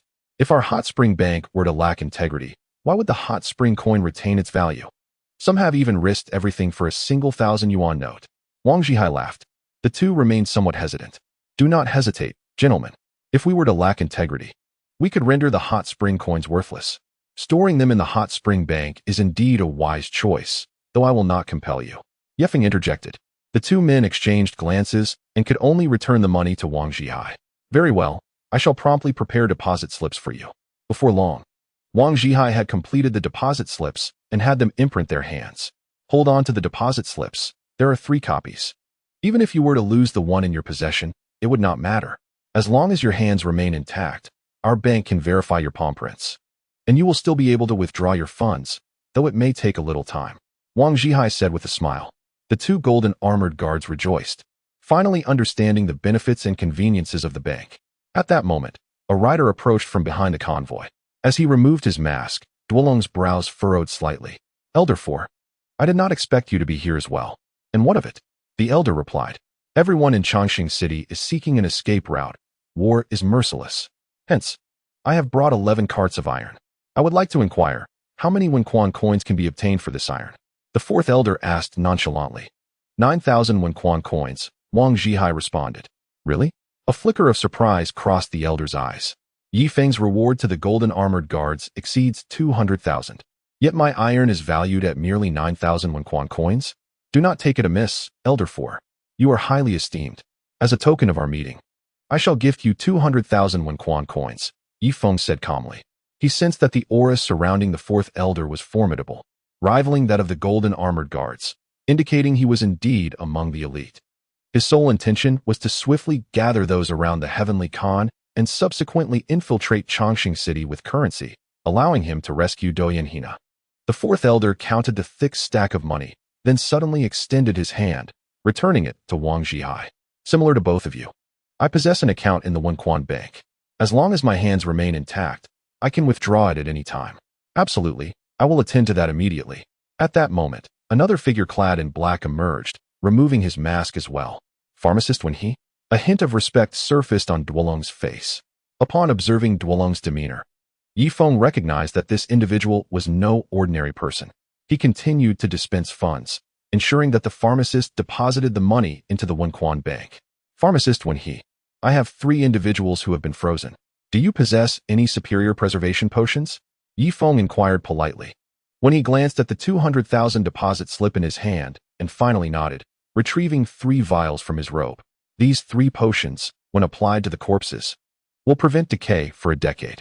Remember, this potion is potent. It must be soaked in warm water before application, and the body should be stored in a 0-degree environment. When he instructed, 0 degrees? Would -20 degrees suffice? Ye Feng asked. Certainly not. It is best maintained at 0 degrees.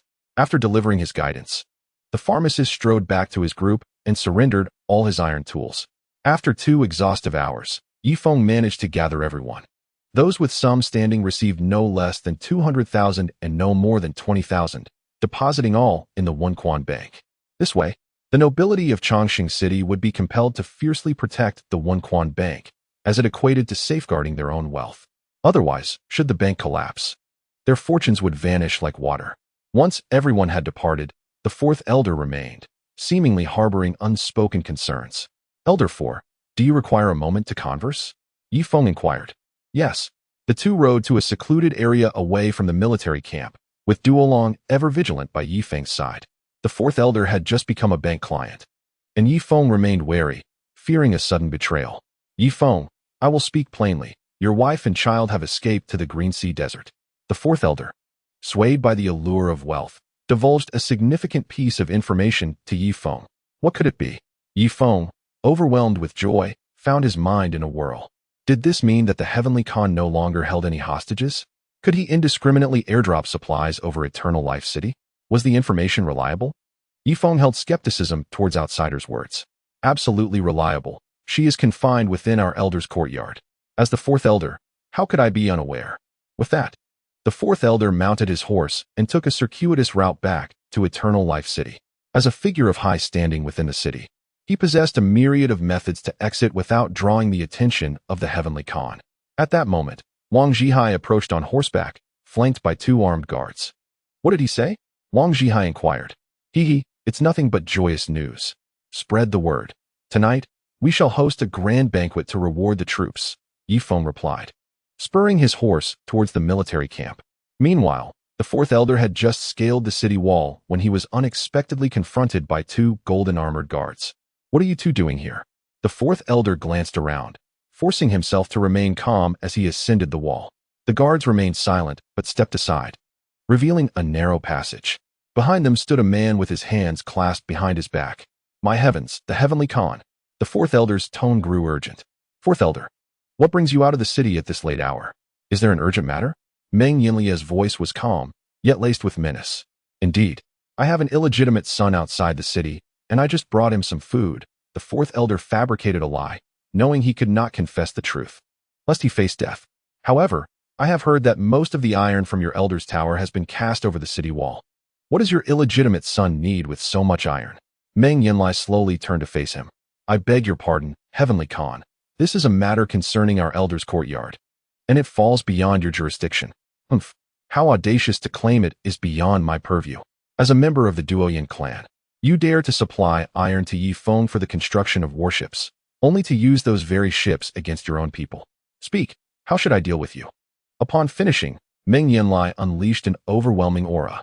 The fourth elder's eyes narrowed. Then I shall take my leave, he declared, and a shadow surged into the sky, aiming towards the elder's tower. Yet, in the next moment, Meng Yanli struck out midair. Boom! The fourth elder plummeted to the ground, struggling to his feet. He clutched his chest and coughed up blood. Meng Yanli, you have embroiled us in an unwinnable war. This is all your fault. What is wrong with me securing a way out? The fourth elder retreated as he spoke, his words resonating with the two golden armored guards beside Meng Yanli. In truth, they were relatives of Meng Yanli, but in such dire circumstances, familial ties meant little. They needed to secure their own escape rather than accompany him to destruction. Die! Meng Yanli roared, unleashing a flurry of 3 punches. The fourth elder barely evaded the first 2, but the third landed squarely on his head. Boom! Thus, a formidable warrior met his demise. Hang his body on the city wall as a warning to the council. They have been rather unruly of late, Meng Yanli declared. The following morning, Ye Feng awoke from Jinyu's bed. Sensing his rise, Jinyu hastily grasped his arm. What is it? Chapter 561. Not satisfied. Help me once more. One to you? Let us share a few more moments in slumber. Last night was such a delight. Though her eyes remained closed, a light-hearted smile adorned her face. You truly are insatiable. I fear tonight may not be possible. Otherwise, Susan will throw a fit, and I have more pressing matters to attend to this morning. Ye Feng replied, dressing before stepping outside the tent. Chasema. Chasema quickly stood before Ye Feng. After nurturing soldiers for 1,000 days, it is time to put them to use. I need you to venture to the Green Sea Desert and help me retrieve Duoyin Hina and my child. If you succeed, you shall become my personal guard, and I will personally bestow upon you the status of a citizen of Hot Spring Island. Ye Feng stated gravely. Yes, Brother Feng. How many men shall I take? Chasema inquired, elated. I will send 5 beast masters to accompany you. Too many will attract the attention of the great army of Tiankahan, Ye Feng replied. That will suffice. Our shadow clan excels at assassination and tracking. Leave this matter to me. Chasema hurried off to select his team. Ye Feng gazed skyward, resolute in his understanding that only Duoyin Hina could conceive his child in this world. Whether it was Susan, Jinyu, or any other women, it seemed none could bear his offspring. Could it be that his genes had encountered some restriction upon entering this unfamiliar realm? Yes, that would indeed explain the situation. He tightened his fur coat, feeling the temperature drop several degrees. It would not be long before the climate near Chongqing City mirrored that of the Black Tree River region. The Wolf Stream would freeze entirely, and his vessels would be trapped within its icy grasp. Even with 30 colossal ships constructed, considerable effort would be required to launch them into the sea. Approaching the banks of the Wolf Stream, he observed thousands laboring diligently. The keel and bottom hulls of the 30 great ships had been cast in molten iron, and Chung Li Bean's apprentices were testing the steel's hardness and pressure resistance. Mark, how long until the 30 ships are completed? Ye Feng asked as he approached Mark, who was so engrossed in his work that he had not noticed Ye Feng's arrival. Ah, Brother Feng, it won't be long. I hadn't anticipated that you would enlist so many skilled craftsmen for shipbuilding. Their strength and speed are remarkable, and their teamwork is impeccable, as is characteristic of those who have served in the military. I estimate that in about 2 months, the 30 ships will be ready. However, the furniture and fittings may take a year to finalize, Mark replied. That's quite all right, as long as the hulls are seaworthy. The details can be attended to overseas at a leisurely pace. Ye Feng chuckled, glancing at the hold of one of the colossal ships. Over 100 meters long and more than 20 meters wide, it fell short of a military vessel but approached the grandeur of Tiankahan's great ships. Such a colossal vessel, accommodating 600 individuals, should pose no difficulty, albeit with a slight overload, as Ye Feng primarily intended it for troop transport. After bidding farewell to Mark, Ye Feng made his way to the aviary. He discreetly produced a crystal pill, effortlessly enchanting the giant bird. Little bird, would you take me to the heavens? He inquired, and in the absence of a response, he assumed consent. Without further ado, he secured 4 leather bags upon the bird's neck and, unabashedly, mounted it himself. Little bird, take flight, ascend to 10,000 meters, and then unleash a rain of iron upon Eternal Life City. With a resounding call, the giant bird rose to its feet. It spread its wings and, after a brief run of over 100 meters, it finally wobbled into the sky. The winds at this altitude were fierce. Yet the bird flapped its wings vigorously before gradually soaring higher. Ye Feng squinted against the biting cold. The exhilaration was overwhelming, granting him a sense of supremacy over the mountains. The once massive Eternal Life City dwindled into a mere black dot as distance grew. Simultaneously, the surrounding oxygen thinned. Choking, Ye Feng drew his curved blade and sliced at the leather bags. In the next instant, an array of crude bombs plummeted toward Eternal Life City. 2 hours later, Ye Feng returned to the aviary atop the giant bird and procured another crystal pill from the treasury as a reward for the creature. Once the giant bird consumed the crystal pill, Ye Feng's eyes gleamed with mischief as he once again loaded 4 bags of crude bombs onto its neck. Little bird, I didn't quite satiate my desire for destruction earlier. Will you assist me once more? In Eternal Life City, despair reigned. Meng Yanlai stood disheveled atop the castle, his eyes reddened and swollen with fury. Heavens above, the Empress Luo Yuhan, she was struck by that iron mass. I wish to see you one last time. A weeping servant rushed forth. Unable to contain himself any longer, Meng Yanlai howled to the heavens, his voice reverberating through the clouds. Ye Feng, you scoundrel! Just as he uttered these words, his expression shifted as he abruptly gazed skyward. The very giant bird had returned to soar above Eternal Life City. Cursed be it! He seized a nearby spear and hurled it at the sky with all his might. The spear, engulfed in flames, ascended 4,000 meters before losing momentum and plummeting helplessly below. Die! Driven mad with rage, Meng Yanlai incessantly hurled spears at the sky, fiery projectiles soaring upward only to descend slowly in return. With a series of explosive sounds, Ye Feng's crude bombs wreaked havoc once more, instilling panic within the hearts of the citizens of Eternal Life City. Some began to rush toward the city gates, desperate to escape. The guards hastily unleashed arrows, yet gradually. Some guards hesitated to act, for they too were human and reluctant to await death within the confines of Eternal Life City. Heavens above, the Empress approached. Grasping Meng Yanlai's arm firmly, he ceased his assault, the spear clattering to the ground with a resounding thud. Heavens above, you must regain your composure.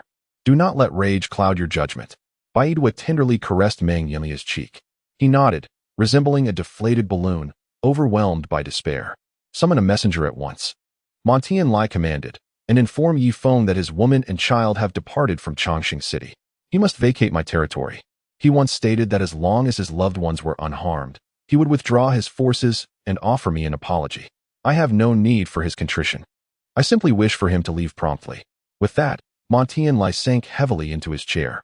2 hours later, within Ye Feng's encampment, the messenger addressed him earnestly. Ye Feng, our heavenly Khan has conveyed that Duoyan Hina has taken your child to the Green Sea Desert. Why do you refuse to believe this? I do not believe it. Have him return my child immediately, or I shall continue my bombardment tomorrow, Ye Feng retorted, nonchalantly picking his teeth with a bamboo skewer. You have deceived me gravely, Montian Lai. Do you think I will be sent away so easily? Ye Feng declared defiantly. Great Khan, Duoyan Hina has truly departed with your child from Chongqing City. What must I do for you to accept this? The messenger implored, nearly on the verge of kneeling. Hand over my woman's child, and I shall believe they are no longer in Chongqing City, Ye Feng deliberately responded. Let me speak plainly. On the day you clashed with the heavenly Khan, The priests aided Duoyan Hina in her escape to the Green Sea Desert. If you doubt my words, you may inquire in Changxing City yourself. Should I be lying? May calamity befall me, the messenger swore. Knowing the indigenous people placed great importance on oaths, it seemed Ye Feng had driven him to desperation. I still do not believe you.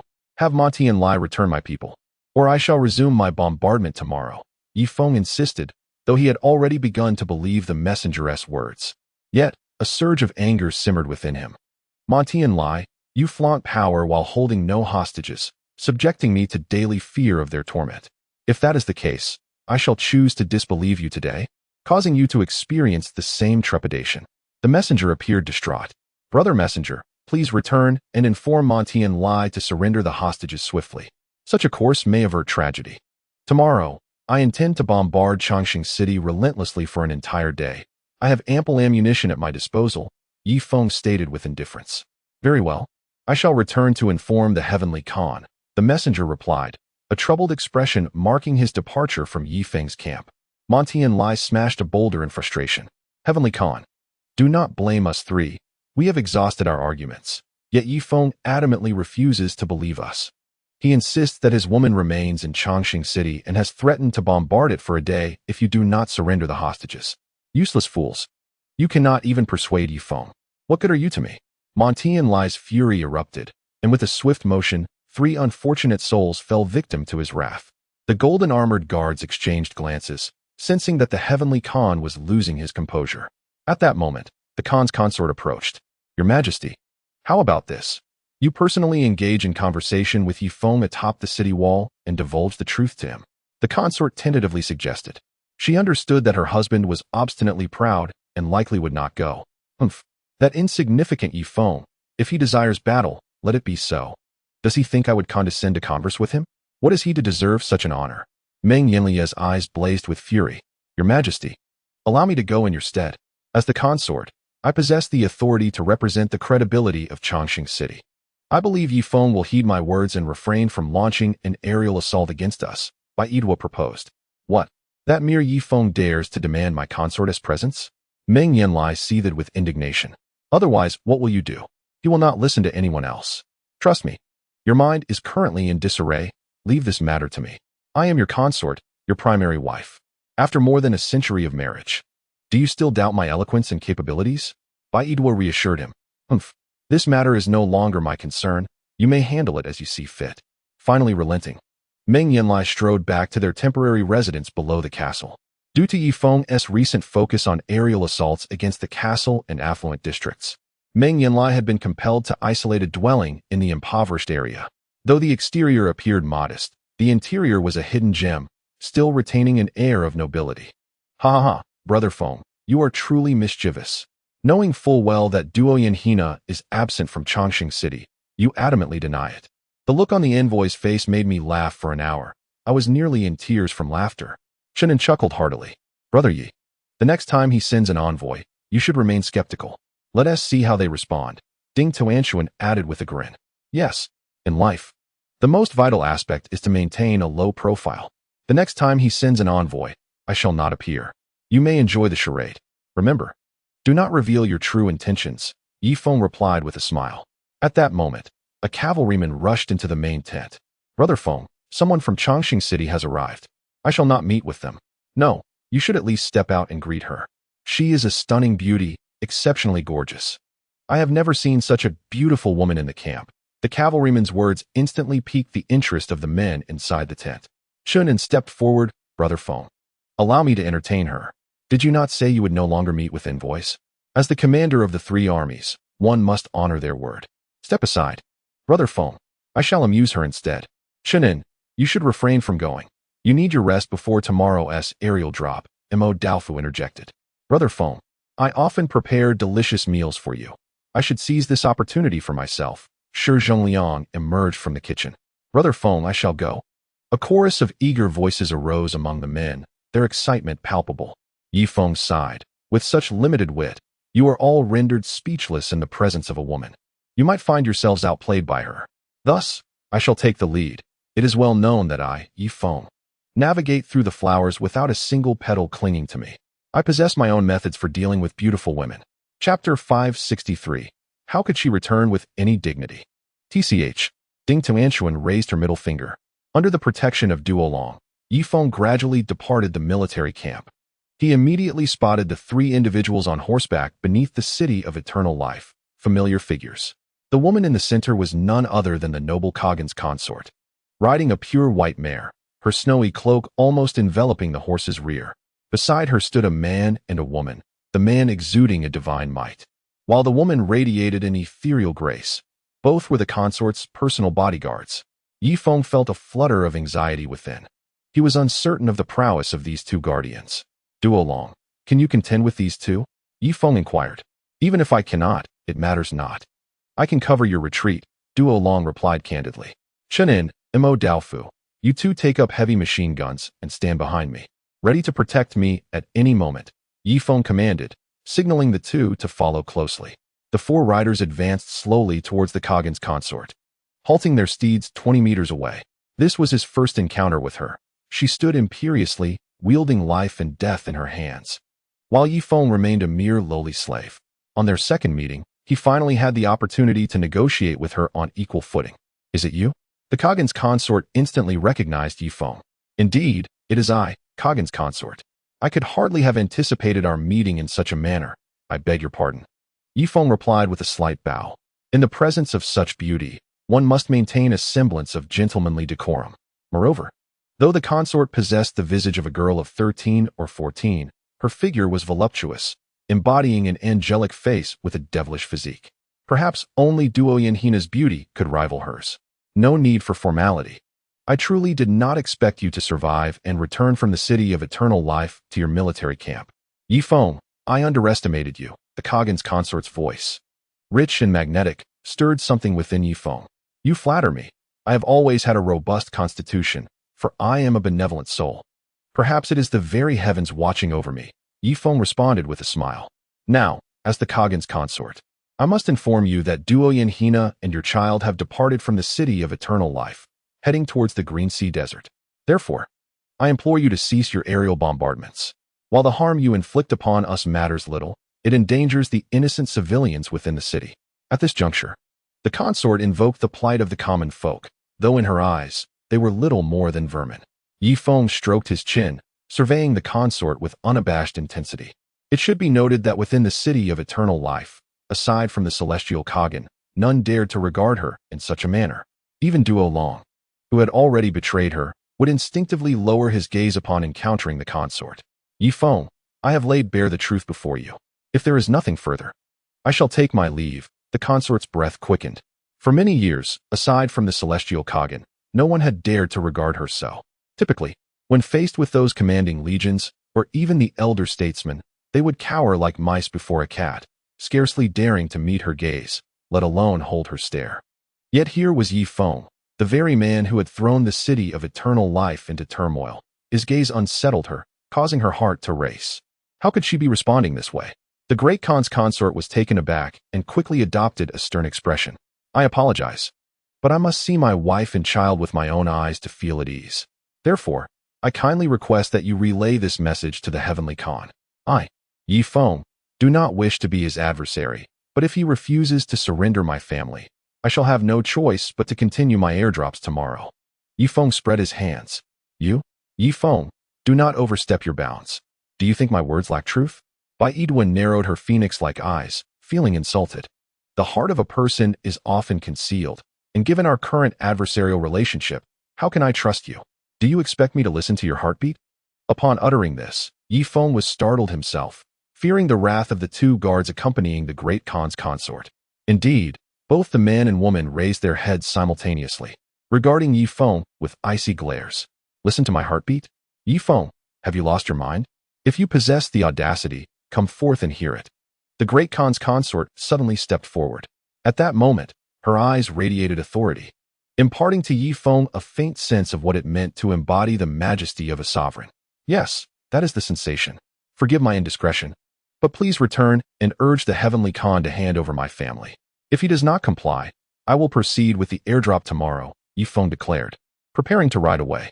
Wait, Ye Feng, I know you harbor belief in your heart, yet your words betray you. Do you hold any resentment? The great Khan's consort who commanded the imperial harem and had subdued the other consorts, discerned the root of his feelings at a glance. "No, I bear no resentment," Ye Feng replied, shaking his head. "I am aware you do hold some. Thus, I am willing to offer compensation for the irrationality of this period. Speak your desires, and if it is within my means, I shall grant it." The Great Khan's consort finally made a concession. Otherwise, how could she, the Great Khan's consort, face the Heavenly Khan or the other consorts if she failed to subdue Ye Feng? "My brother wishes for your chest wrap," Chen interjected at that moment. Chapter 564. Do not speak recklessly upon your return. A flurry of sharp glances shot towards Chun, and Ye Feng glared at him. "I apologize, this is my brother. He often speaks without thinking and has inadvertently offended the Great Khan's consort. Please forgive him." Ye Feng bowed once more from his horse. "Humph." The Great Khan's consort snorted coldly, her gaze seemingly lethal. Chun En's face turned ashen, bewildered by his sudden urge to speak those words. "In truth, I desire your riding scarf," Ye Feng stated solemnly. Clang. The guards of the Great Khan's consort drew their short swords. "Brother Feng, it appears the beastly nature still resides in you," Chunin exclaimed, giving a thumbs up.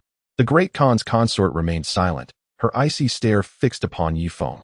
Her two personal guards displayed fierce intent, prepared to strike should she issue the command. Ye Feng retreated behind the machine gunner, while Du Long stepped forward, resting his hand on the hilt of his sword. "Great Khan's consort, will you comply or not? If not, I regret to inform you that I shall continue my airdrops over Eternal Life City tomorrow. I have more than enough dumb bombs to create chaos beyond imagination." Ye Feng gazed at the two machine guns, his courage rekindled. His intent was not to humiliate the Grand Khan's consort, but rather to undermine Meng Yanlia's authority through her humiliation.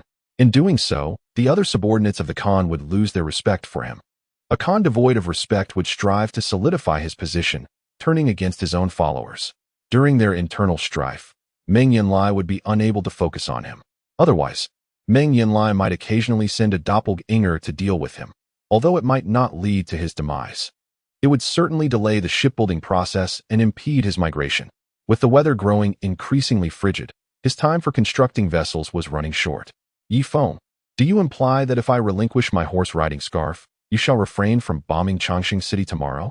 The Grand Khan's consort pondered for a moment before slowly articulating her thoughts. Yet her tone was laced with a chilling intent. If circumstances allowed, she would have preferred to command her bodyguards to act immediately. Regrettably, she was confronted with a master like Duo Long and two of the most advanced heavy machine guns in the world. "Indeed, I, Ye Feng, am a man of my word. Hand it over, and I shall refrain from bombarding Changxing City tomorrow," Ye Feng stated earnestly. "There is no need to waste words on this lowly individual, my lady. Just give the order, and I shall eliminate them all," a man said with deep resentment. He had grown up alongside the Grand Khan's consort, who was akin to a mother to him. "Yes, annihilate them," the female bodyguard echoed. Ye Feng raised an eyebrow, suddenly pointing at the female bodyguard. "The Grand Khan's horse-riding scarf is insufficient. I require hers as well." "You?" The female bodyguard seethed with anger, a flush of embarrassment coloring her cheeks. "Enough. We in Changxing City desire only peace," the Grand Khan's consort declared, gracefully dismounting her pony. Turning her back to Ye Feng, she bent slightly, utilizing her cloak for modesty. The sound of fabric rustling filled the air. Moments later, she turned back, holding a bundle, her face devoid of color. After over a century as the Grand Khan's consort, today marked her day of humiliation. You too, remove yours," the Grand Khan's consort directed towards the female bodyguard. "My lady." "Me?" The bodyguard was taken aback. "Follow my command. Have you ceased to heed my words?" The consort's tone turned frigid. She merely wished to expedite the transaction and depart this sorrowful place. Ha, Brother Feng. Hurry and fetch the horse-riding scarf. Remember to let me use it first tonight, and I shall return it to you afterward," Chunin exclaimed jubilantly. "Chunin, you go and retrieve it. You initiated this," Ye Feng nudged Chunin. "Huh? What if she beheads me?" Chunin recoiled in fear. "I shall go," Madhav asserted, feeling it was his moment to shine. Without waiting for Ye Feng's response, he spurred his horse forward cautiously towards the Grand Khan's consort. "May the Grand Khan's consort bestow her gift upon me." Madhav's heart raced, nearly leaping from his chest. This was indeed the consort's scarf. Remarkable, Brother Feng was truly impressive, compelling such a noble woman to yield. The Great Khan's consort cast a deep glance at Ye Feng, and with a sudden motion, She suspended a snow-white item upon the tip of Madhav's blade. The female guard hesitated momentarily before following suit, attaching her own sweat cloth. "Farewell," Madhav declared, performing a mock salute from atop his steed before turning the horse around. Upon his return, Chunin swiftly seized the two items. "Great Khan's consort. With your token as assurance, I shall refrain from bombarding Changxing City. Farewell." After speaking, Ye Feng spurred his horse, leading the three back. Chunin, brandishing the two sweat cloths with his saber, emitted peculiar sounds of jubilation. "Ha ha ha, we have reclaimed the consort's sweat cloth. This belongs to the woman of the Great Khan." Their raucous laughter echoed for miles, audible even several kilometers away. In the distance, the Great Khan's consort lowered her veil to conceal her flushed face, stained by humiliation. "Upon our return, remember not to speak of this indiscreetly." The three riders made their way back to Changxing City. Chapter 565. You shall not harm me. I trust your character. From a distant fortress, Meng Yanlai observed the entire scene unfold. Though separated by 10 kilometers, his keen eyesight allowed him to witness the humiliation inflicted upon his legitimate wife with utmost clarity. Ye Feng, do not fall into my grasp, otherwise I shall." Meng Yanlai felt a sweetness in his throat and hastily touched the corner of his mouth, realizing he had coughed up blood. "Ha ha ha, witness this. The very sweat cloth of the Great Khan's woman adorns my blade, which I saw her remove from me. It still bears her scent." Chunin galloped through the military camp, showcasing his spoils. Suddenly, a fist flew in from afar, striking him off his horse. A throng of cavalry surged forth, beginning to seize the items. Ye Feng, at a distance, was left dumbfounded. How utterly disgraceful.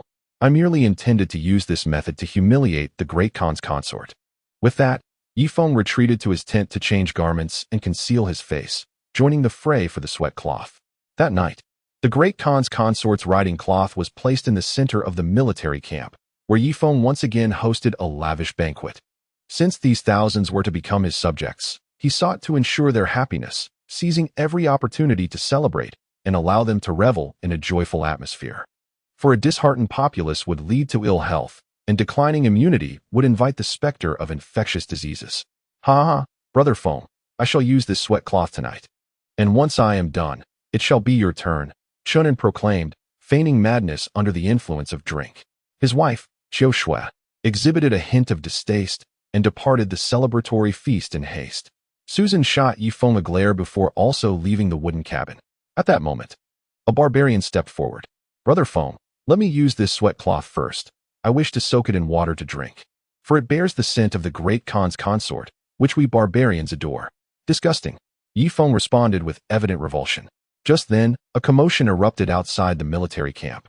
"How outrageous. You do not even recognize me? Let me into the camp. I must see Brother Feng."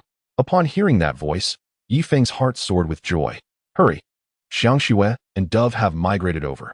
Chunin, let us go welcome our old friends." Ye Feng cast aside his wine cup and strode towards the military camp's entrance.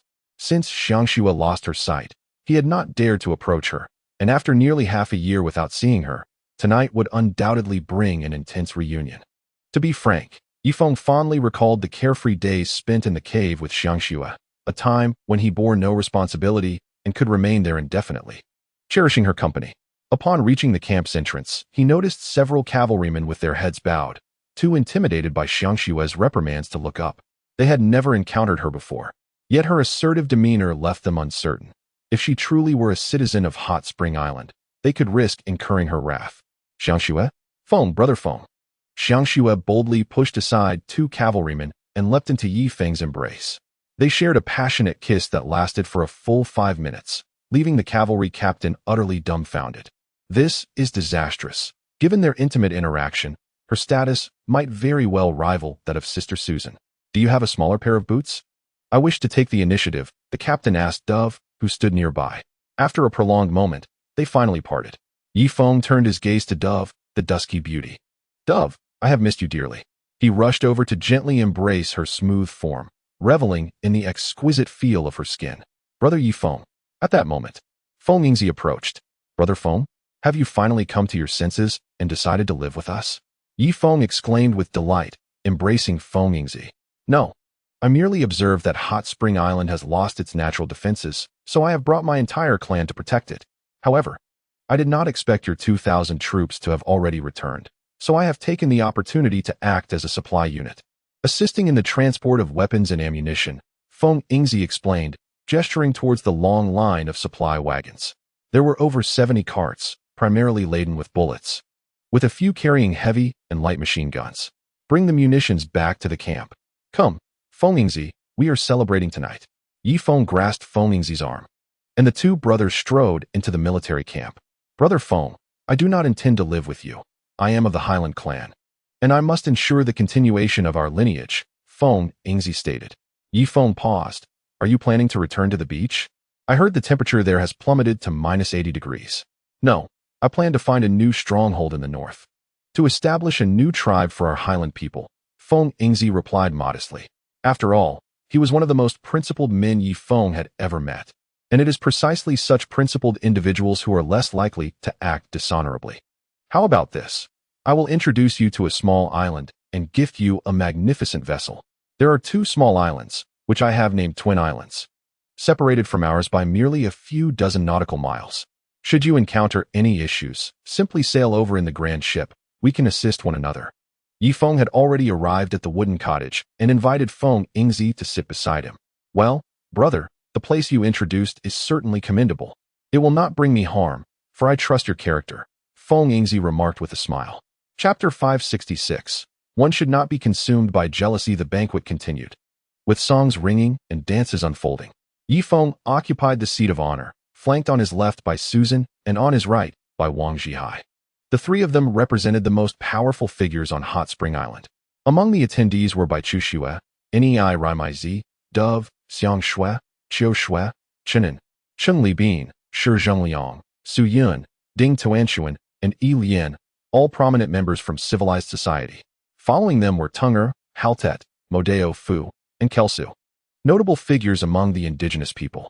Finally, there were a few inconsequential characters. After sipping a glass of fruit wine, Xiang Shui cast a seductive glance at Ye Feng, her eyes sparkling with allure. Ye Feng understood that tonight would inevitably be a fierce competition, so he refrained from drinking too much. He hoped that, aside from Duo Yin Hina, other women might also bear children for him. Perhaps Xiang Shui could as well. Susan sighed deeply, aware that she could not hold Ye Feng back and could only choose to ignore it. However, she soon reconciled with her thoughts. After all, powerful men often had multiple wives and concubines. This was not a civilized society, and Ye Feng would undoubtedly seek many women in the future. As the eldest, she needed to cultivate a spirit of tolerance and should not be overly jealous. The key was to ensure these women recognized who the true matriarch was. Ah Feng, you haven't seen Xiang Shui for over half a year. Why not accompany her tonight? Susan suddenly whispered in Ye Feng's ear. This, Shaner, when did you become so magnanimous? Are you testing me? I am a man of integrity. Ye Feng's heart tightened. Stop pretending. I can't stand you. If you wish to go, then go, Susan replied, resuming her drinking. At that moment, a cavalryman strode in. Brother Feng, the envoy from last time has arrived. He claims to have important intelligence to sell you, worth at least 1 million hot spring coins. 1 million hot spring coins? Ye Feng quickly rose to his feet. The envoy, knowing the value of hot spring coins, would not dare to quote such a price without possessing significant news.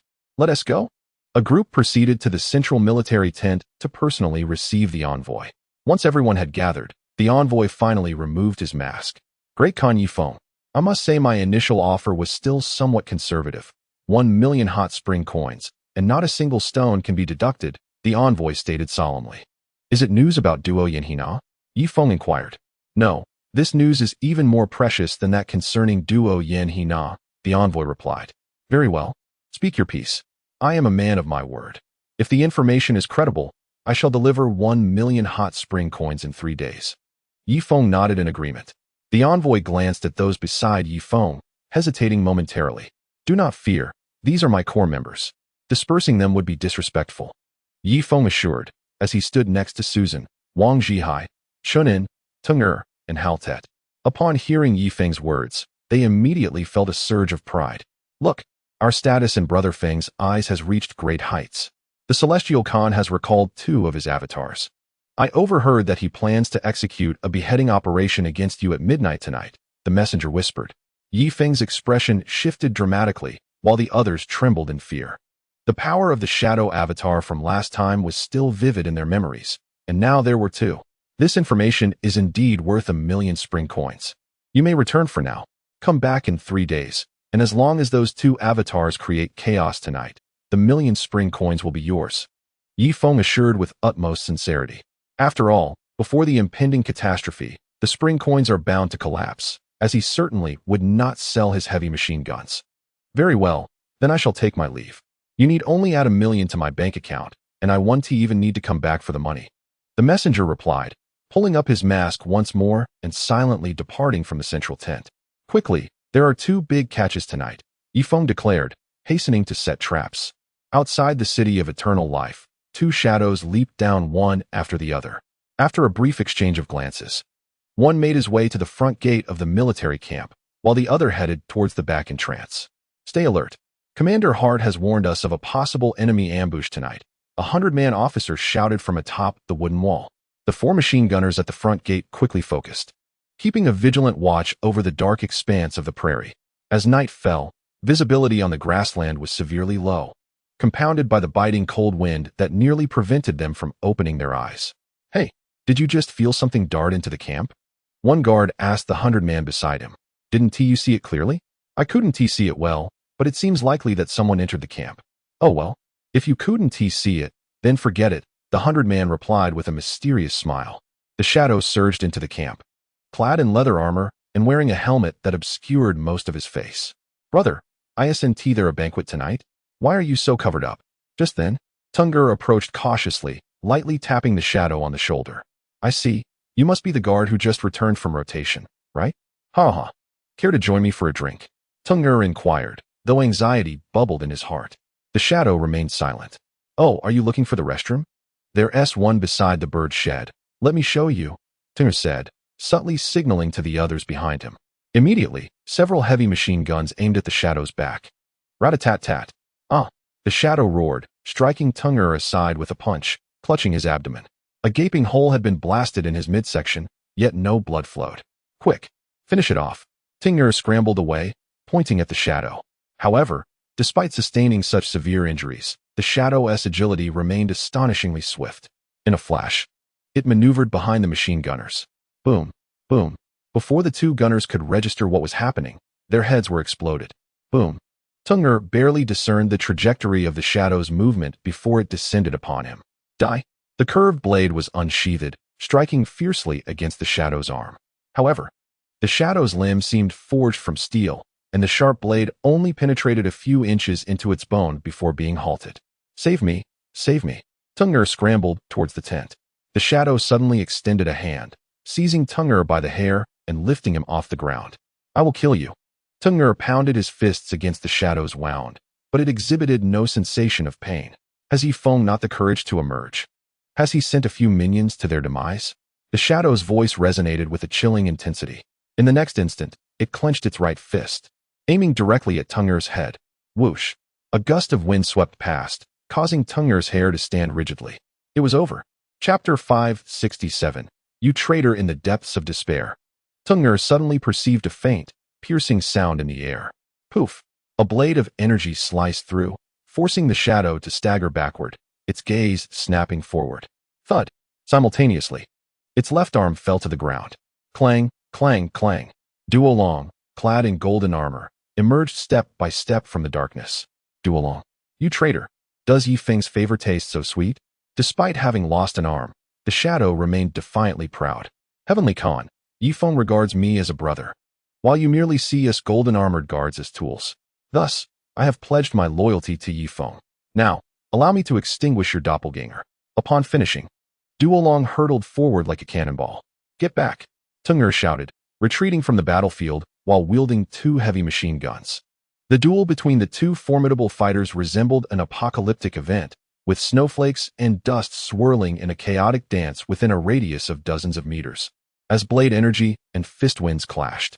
5 minutes later, as the storm subsided and the winds died down, the shadow stood resolutely in place, while Duolong knelt upon the ground, blood oozing from his mouth. Tungur gasped in astonishment, hurriedly reloading his machine guns. Yet, in the next moment, the shadow's head rolled to the ground, while its headless body remained upright. Did we win? A group of individuals cautiously approached Duolong. Tungner mustered his courage and pushed against the shadow's headless corpse. Boom. The massive body collapsed with a resounding thud. Looking at the battlefield where the two masters had clashed, the ground was churned up to a depth of 3 feet, as though it had been plowed over within a 20-meter radius. Duolong, are you all right? Tungner approached to support Duolong. Duolong patted his chest plate, revealing 2 imprints of fists upon the golden armor. I've sustained some internal injuries. It is nothing serious. Quickly, to the bird shed. With that, Duolong led the others towards the bird shed. Inside, a colossal bird rested in the corner, draped with a massive hide that nearly obscured its head. Surrounding the bird shed, a throng of skilled warriors lay in ambush. Ye Feng, clad in ordinary cavalry leather armor, rhythmically tapped his fingers upon the hilt of his sword. Uncertain of how much time had passed, Ye Feng tightened his grasp around the hilt of his blade. A faint whoosh pierced the air as a spear shot forth from the distance, piercing the shadow within the birdcage. In the next moment, a colossal silhouette approached the birdcage. He swiftly unsheathed his curved dagger, tearing away the beast's skin from the giant bird. To his surprise, it revealed a wooden decoy. A smirk played at the corners of Ye Feng's mouth as he cast the torch to the ground. Run! In an instant, the birdcage erupted with a deafening explosion. A shadow was hurled 20 meters away, crashing violently against the wooden wall. Kill! The battle cry resounded, and countless cavalrymen surged forth. The shadow slowly rose, brushing off the dust from its body. In the next moment, it swung its curved dagger. Whoosh! The blade's energy expanded in an arc, instantly dismembering the 30 foremost cavalrymen. Blood splattered, and screams echoed through the air. Ye Feng leaped, landing behind the heavy machine gun, pivoting the barrel. Rat-a-tat-tat! A barrage of bullets erupted forth. The buildings surrounding the shadow were instantly reduced to splinters. Something felt amiss. Ye Feng quickly released the trigger, directing his piercing gaze ahead. To his astonishment, the area was utterly vacant. The shadow had long vanished. Brother Feng, get down! Shannon bellowed. Ye Feng executed a roll, propelling himself several meters away. Boom! The massive shadow descended from above, landing squarely atop the heavy machine gun. Ye Feng hastily sprang to his feet, drawing his curved dagger. Before him stood the shadow, towering at approximately 6 feet 3, its eyes glinting with a chilling light. Simultaneously, its chest and abdomen bore gaping wounds, revealing glimpses of ribs and intestines. Yet, Ye Feng understood that these were mere constructs. Unless the head was compromised, their combat prowess would remain undiminished. Ye Feng, after obliterating a clone, I have finally laid eyes on you. Today marks your demise. Even the heavens cannot save you. As the shadow's words faded, its entire form vanished into thin air, not due to any supernatural ability, but owing to its incredible speed. Boom!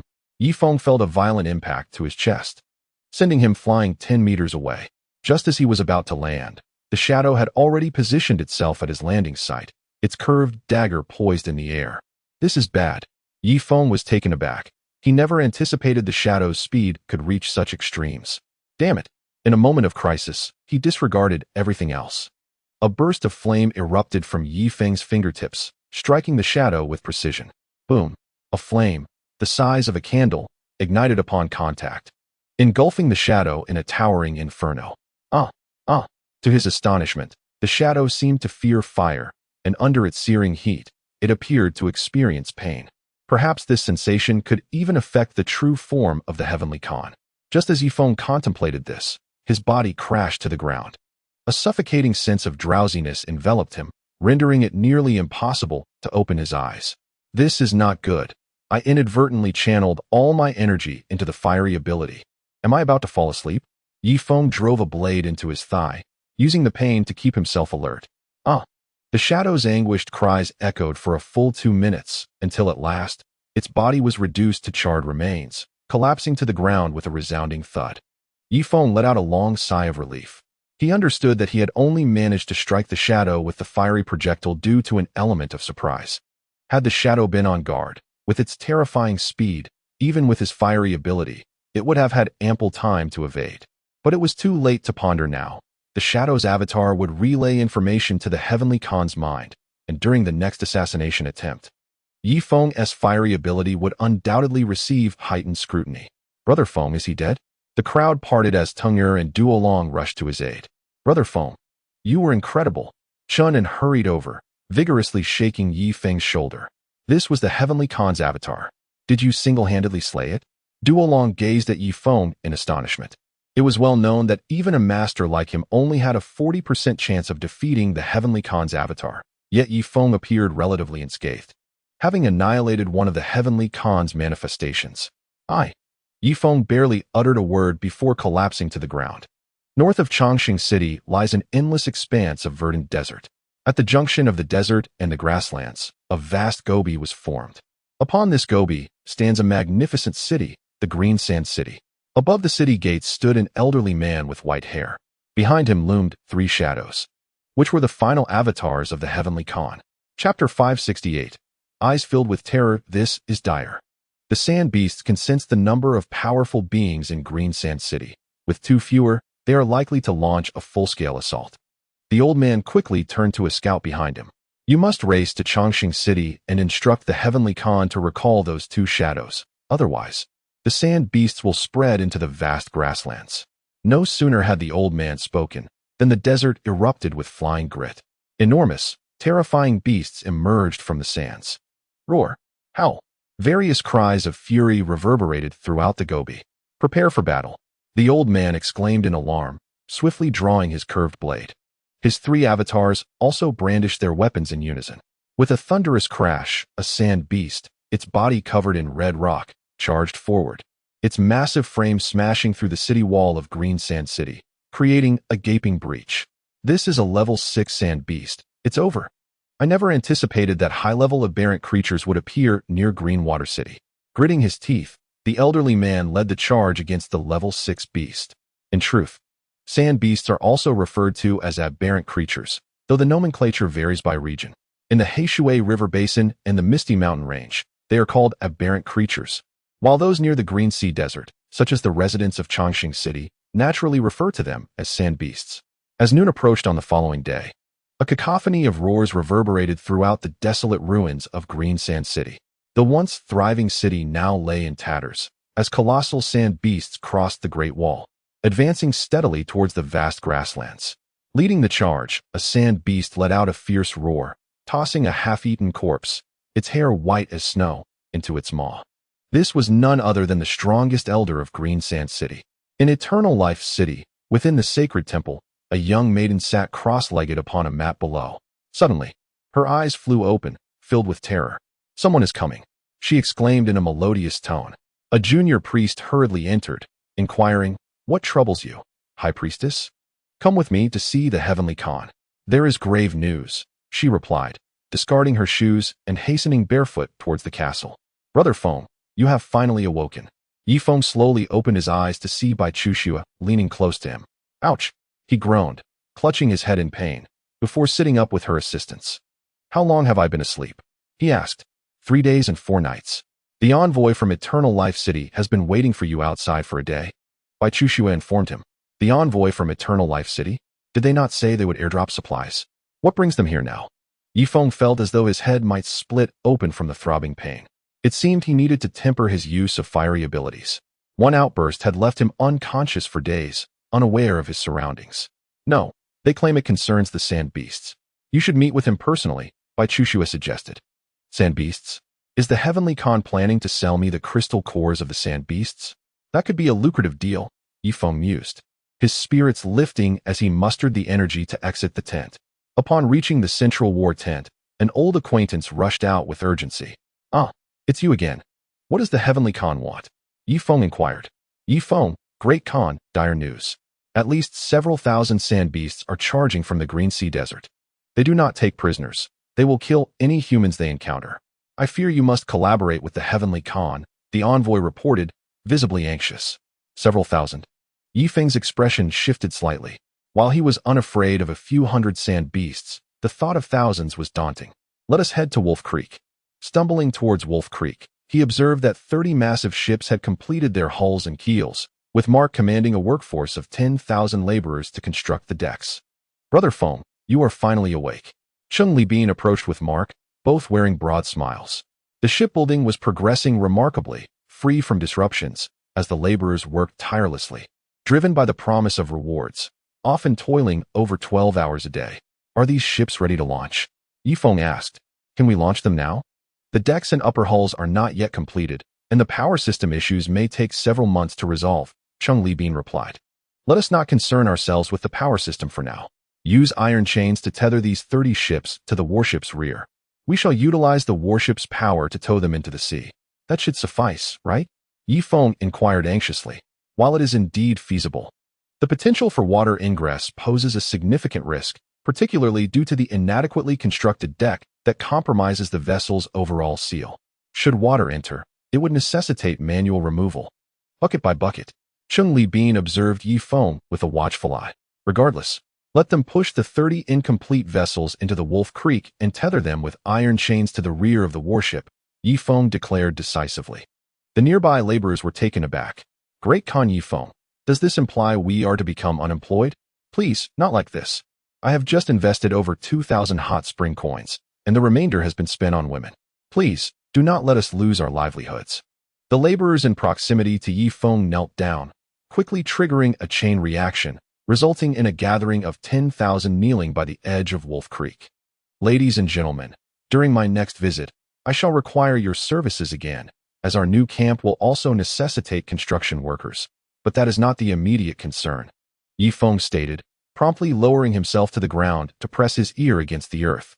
Indeed, through his keen senses, he could detect a faint tremor in the ground. Chunin, go and inform everyone in the barracks to transport supplies, frozen fish, and place them all in the holds of these colossal vessels. Ensuring that each hold accommodates 600 individuals, Ye Feng commanded. Brother Feng, if we seat 600 in each hold, won't they be stacked upon one another? Why concern yourself with such details? Just execute the orders. The situation is exceedingly precarious, and I must secure my foundational support. Very well. Chunin complied and departed to relay the orders. Wang Zhihai, proceed to transfer all the crystal pills, sacred fruits, and hot spring coins from the bank vault onto the 30 incomplete vessels, and do so swiftly. Understood, Brother Feng. Wang Zhihai recognized the urgency and hurried to fulfill the command. Heart, gather all those with ranks above 100 and station them beside the warships, inspecting each cavalryman boarding for any signs of contagious disease. Anyone found to be infected, regardless of their standing within our ranks, shall be barred from boarding, Ye Feng commanded. Understood. Hart nodded affirmatively. Ye Feng then cast a glance at the laborers surrounding him. They too sensed that something was amiss. It appeared as though Ye Feng intended to flee. This could not be allowed. If Ye Feng escaped, who would uphold the credibility of the hot spring coins? Would their earnings during this period become worthless? They could not permit Ye Feng to depart. Chapter 569. We must be taken along contemplating this. Some of the more perceptive laborers began to slowly approach Ye Feng. What are you trying to do? Ye Feng's expression shifted as he sternly admonished them. Creaking sounds emanated from the western side of the barracks, where several heavy machine guns were aimed at the icy expanse. Great Khan, you cannot leave. If you do, who will we turn to for food with our hard-earned hot spring coins? Indeed, even if you intend to leave, you must leave some provisions behind. Otherwise, we shall have nothing to eat but frozen fish. Great Khan, allow me to accompany you. I am strong and free of contagion. Great Khan, I am Niu Luojian, a subordinate of Dream Tuo, but now I wish to serve as your cavalryman. Please grant me this opportunity. As they spoke, this group of individuals inched closer to Ye Feng. I implore you to maintain a distance of 20 meters. Moreover, I assure you that the hot spring currency will perpetually hold its value. Even in my absence, I shall establish a small shop to guarantee that you can procure goods with your hot spring coins. Ye Feng retreated step by step. No, you must take us with you. Otherwise, you shall not escape either, a bold laborer asserted. With a resounding thud, the laborer's head was obliterated. The act of retribution served its purpose, instilling a sense of fear among the others, who stood obediently in place, silenced by their apprehension. I assure you, the hot spring currency will always be of use. Additionally, once I have dispatched my cavalry, it will be your turn. For I have discovered a small island overseas that also requires development. You laborers will always possess value. Ye Feng hastened to provide them with a semblance of hope. Under the dual pressures of allure and intimidation, this group of laborers could do little but remain docile by the riverbank. Before long, chaos erupted in Ye Feng's camp as news spread that the sand beasts were approaching Eternal Life City. In a frenzy, they scrambled toward the riverbank. However, as they attempted to board the ship, they were obstructed by their own captains. Open your mouth and stick out your tongue. Let me examine your eyes. Very well. You appear free of contagion. You may board. Shortly thereafter, 11,000 cavalry lined up by the shore, each one anxious, fearing that a pallor might mark them as infected. Nearby, over 200 suspected carriers were confined within wooden enclosures, resembling sheep awaiting slaughter. Step aside. Do you know who I am? I am a citizen of Hot Spring Island. At that moment, a woman's furious voice erupted from one of the groups. Pardon me, but your skin is rather dark. It's evident you are abnormal. Hurry to the isolation pen, or I shall not be so courteous, a captain coldly remarked. Defoe's anger flared, and she was about to reveal Ye Feng's esteemed name when he approached. Defoe, what transpired? Brother Feng, Great Khan. The captain quickly bowed. This person denied me entry onto the great ship, claiming my dark skin is abnormal, Defoe explained. Brother, such pigmentation is natural. Her eyes are clear, her teeth white. And she speaks normally. She is obviously not infected. Allow her to board, Ye Feng stated. Indeed. The captain dutifully welcomed Defoe onto the ship, persistently apologizing. Humph. Defoe raised her head high, strutting proudly into the lower deck. 30 long lines formed beside Wolf Creek, occasionally disrupted by some cavalrymen causing a ruckus, having been deemed suspected carriers and relegated to the isolation pen. However, these unruly cavalrymen were promptly corrected. Ye Feng nodded in satisfaction, riding toward the camp. Yet, as he approached, his expression changed drastically. People. All these people.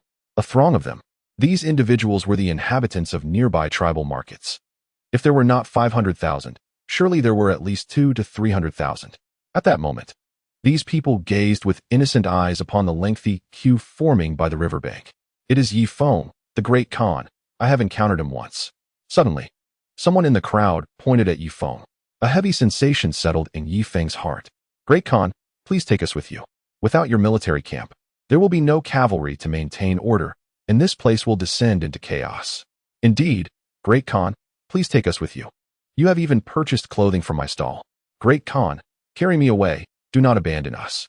Those in the front row quickly knelt down, and soon, nearly 300,000 people, like a domino effect, fell to their knees. Their choice to settle here was entirely predicated upon Ye Feng's military presence. Whenever they encountered bandits or wrongdoers, they could beseech Ye Feng to restore order. Now, once Ye Feng's forces departed, the weak would be left vulnerable to ruthless oppression, even to the point of extermination. Naturally, the strong would not fare much better, as they would be easily besieged. Brother Feng, you board the warship first. I will handle matters here, Wang Zhihai said, arriving on horseback accompanied by over 70 bank employees, each bearing a sack. The sacks contained either hot spring coins, precious crystals, or sacred fruits, all valuable items. What a calamity! I would dearly like to take them away, but time is of the essence. Ye Feng felt he could not simply abandon the situation. Friends of the vast prairie, fellow villagers, rise quickly. Although I cannot take you with me, I can guide you toward a path of hope. Head to Chongqing City and beseech the Heavenly Khan to open the gates for you. When the sand beasts arrive, you can defend yourselves from a fortified position. On the open plains, you will be devoured by the sand beasts. Ye Feng's voice echoed out, but with so many people, only a few tens of thousands nearby could hear him. Great Khan Ye Feng, we do not trust the Heavenly Khan. We trust only you. May the heavenly deity bless you. Please show your compassion. Here are the hot spring coins I have earned, 612 in total, all for you. An elderly man approached, unwrapping a layer of beast skin to reveal a heap of cash notes and a few stones. Elder, keep the hot spring coins for yourself. I am well-intentioned but powerless. Rest assured, my grand vessel will return after transporting the cavalry, making additional trips to carry as many as possible overseas, Ye Feng assured him. In truth, he only planned to return once more to transport the craftsmen. He would not come back after that. However, to secure his escape, he had to weave a falsehood. Otherwise, he would not leave today. A surge of hundreds of thousands charging forward would easily overwhelm his mere 10,000 troops, perhaps even flattening Chongqing City. The crowd erupted into a buzz of discussion. They certainly did not believe Ye Feng's words, but what could they do? Could they forcibly board the ship? Without a leader to guide them, they could only remain standing in place, obediently. Farewell, you should head to Chongqing City now. With that, Ye Feng mounted his horse and entered the empty military camp. Upon entering, he saw Susan leading Su Yun and Ding Tuan toward the riverbank. Chapter 570. The Shame of Today. Ye Feng. There is no one left in the military camp. Why do you still come in? Susan inquired. I went to see the consort Jinyu. After Ye Feng spoke, he bypassed Susan and made his way towards Jinyu's tent. Indeed, Jinyu was not by the riverside. She held a pendant close to her heart, seemingly lost in thought about someone. Jinyu, you must gather your belongings swiftly. If you linger here, these refugees will tear you apart, Ye Feng urged as he rode into the tent. I will not leave. My daughter is still in Chongqing City. If I depart, what will happen to her? Jinyu replied firmly. What are you waiting for? We must flee. Thousands of sand beasts are approaching. Even if all my heavy machine guns fire, they will only take down the first row. The beasts behind will devour us, Ye Feng insisted, grabbing Jinyu's arm. Let go of me. Do not touch me, Jinyu protested, forcefully shaking off Ye Feng. With a swift motion, Ye Feng rendered her unconscious. Someone, take the consort to the giant ship. A cavalryman hoisted Jinyu onto his shoulder and hurried towards the riverside. Ye Feng returned to the bird pen, where Chun-En was throwing the last of the live creatures before the giant bird. What are you doing? Hurry and ride the giant bird out of here, Ye Feng urged. All right. Chun-En swiftly mounted the giant bird's neck, but soon jumped down to load 4 sacks of ammunition onto it. Exiting the bird pen, under Duolong's escort, Ye Feng wandered through the chaotic military camp, ensuring that all key figures had departed before he could feel at ease. Brother Ye Feng. At that moment, Feng Yingzi approached with over 100 members of the Gaoshan tribe. Feng Yingzi, hurry and line up at the riverside. As Ye Feng spoke, he suddenly paused to listen. Feng Yingzi sensed something amiss and turned his gaze towards the rear of Chongqing City. This is bad, move quickly, Ye Feng urged, pushing Feng Yingzi forward. Inside the central tent, a pot of hot water sat on the stove. In the next moment, the water began to ripple. The ripples expanding until they created a flurry of splashes. The decorations hanging from the tent swayed back and forth as the ground trembled, causing snowflakes to bounce and dance. Roar, roar, roar.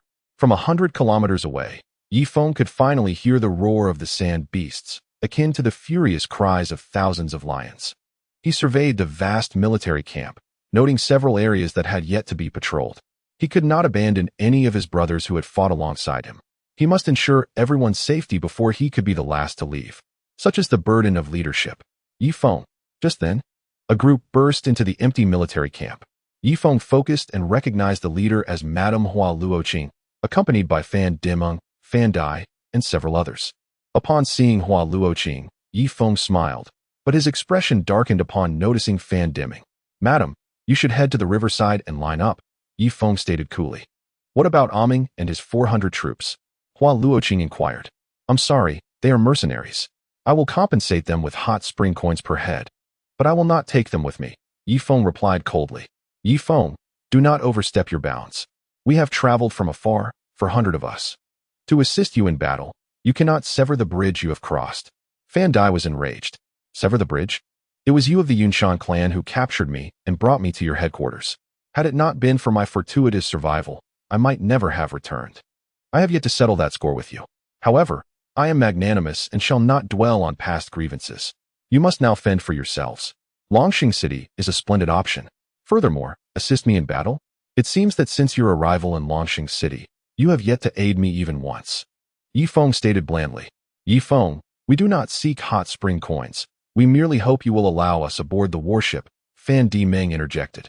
That is not feasible, Ye Feng replied, shaking his head. Behind him, Duolong stepped forward, an aura of authority radiating in all directions. Yet, my wife is also aboard the grand vessel.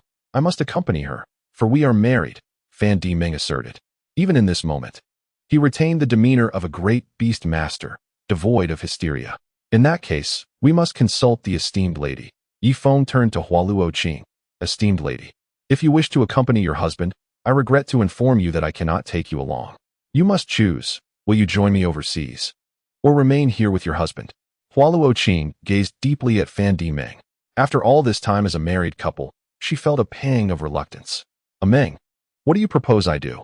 Hua Luoqing cleverly passed the decision back to Fan Dimeng. Her intention was unmistakable. He best heed the situation, or else. Fan Dimeng declared selfishly, My lady, we are one. Since Ye Feng is unwilling to take me along, Let us seek refuge in Longxing City. The heavenly Khan is in dire need of manpower, and with my 400 strong, we shall fare well. In such circumstances, a man should let go. Yet he still wished to bind Hualuo Qing to his side. However, there are no frozen fish left in Longxing City. Do you wish for me to consume infected creatures? Hualuo Qing's tone grew progressively frigid. Others can dine. Why should we not? Rest assured, we have all consumed crystal elixirs and shall not be infected. I promise you. From this moment forth, you shall be my sole devotion. I will cherish you beyond measure. Fan Dimeng uttered an uncharacteristically sentimental remark. Hualuo Qing's eyes turned entirely frigid. She resolutely turned to Ye Feng. Ye Feng, when shall we depart? Ye Feng smirked slightly and glanced once more at Fan Dimeng. He stood silent. A statue amidst the snow. Let us leave at once, Ye Feng declared, gesturing towards the riverbank. Suddenly, Fan Di stepped forward, blocking Hualuo Qing's path. Sister-in-law, you cannot leave. You must remain with my elder brother. Otherwise, I shall be left with no choice but to leave your corpse behind, Fan Di insisted stubbornly. Ye Feng's expression darkened, signaling to do along. A blade of energy surged forth. In an instant, Fan Di felt the world spinning violently. The next moment, his headless body collapsed into the snow. Brother, Rantaman was finally enraged, swiftly drawing his curved blade. In a flash, Duolong positioned himself in front of Ye Feng. Great beast master of the Yunshan clan, do not act impulsively, otherwise I shall cleave you in twain. His frigid tone exuded a formidable pressure, emanating a palpable aura of menace. Rantaman's eyes widened in fury, seemingly on the verge of overflowing with tears. After a brief 5 seconds, his blade slowly retracted. Ye Feng, the humiliation of today shall not be forgotten. With that, he strode purposefully towards the military camp's exit. Hualuo Qing, unable to restrain herself, took a few steps forward, watching Rantaman's retreating figure. Chapter 571, A Misfire. After years of marriage, this could potentially be a final farewell. Claiming not to feel sorrow would be disingenuous. Madam Mount. Ye Feng extended his hand to her. Hualuo Qing grasped Ye Feng's hand and promptly seated herself before him. The 2 riders and 1 passenger made their way towards the riverbank. Hualuo Qing could no longer contain her emotions, her shoulders shaking as she wept softly. Approaching the riverbank, Ye Feng noticed that the multitude of refugees was also converging upon the colossal vessel.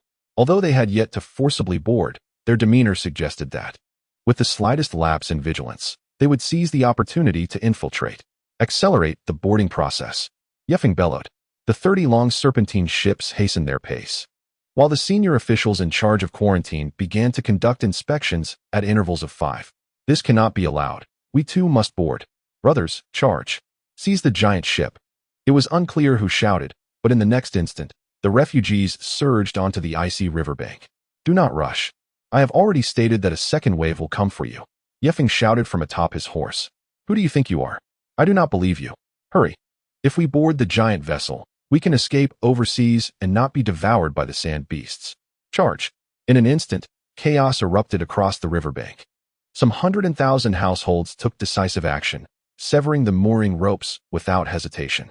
The cavalrymen who had yet to board stood dumbfounded, lost in thought. Quick, swim across. A few cavalrymen regained their senses and leaped into the frigid waters. However, after just 2 splashes, their bodies froze, carried downstream by the Wolf Creek into the angry sea. Some 100 households aboard the giant ships failed to react in time, overwhelmed by the relentless tide of refugees. They exhibited no restraint. One led to another, then 100, 1,000, and eventually 5,000. Ye Feng witnessed 2 colossal ships succumb, submerged beneath the weight of the refugees in Wolf Creek. Forget it, go with the current. Follow the warships, and once we reach the sea, secure the iron chains to the rear of the vessel. Ye Feng shouted to those aboard the giant ship.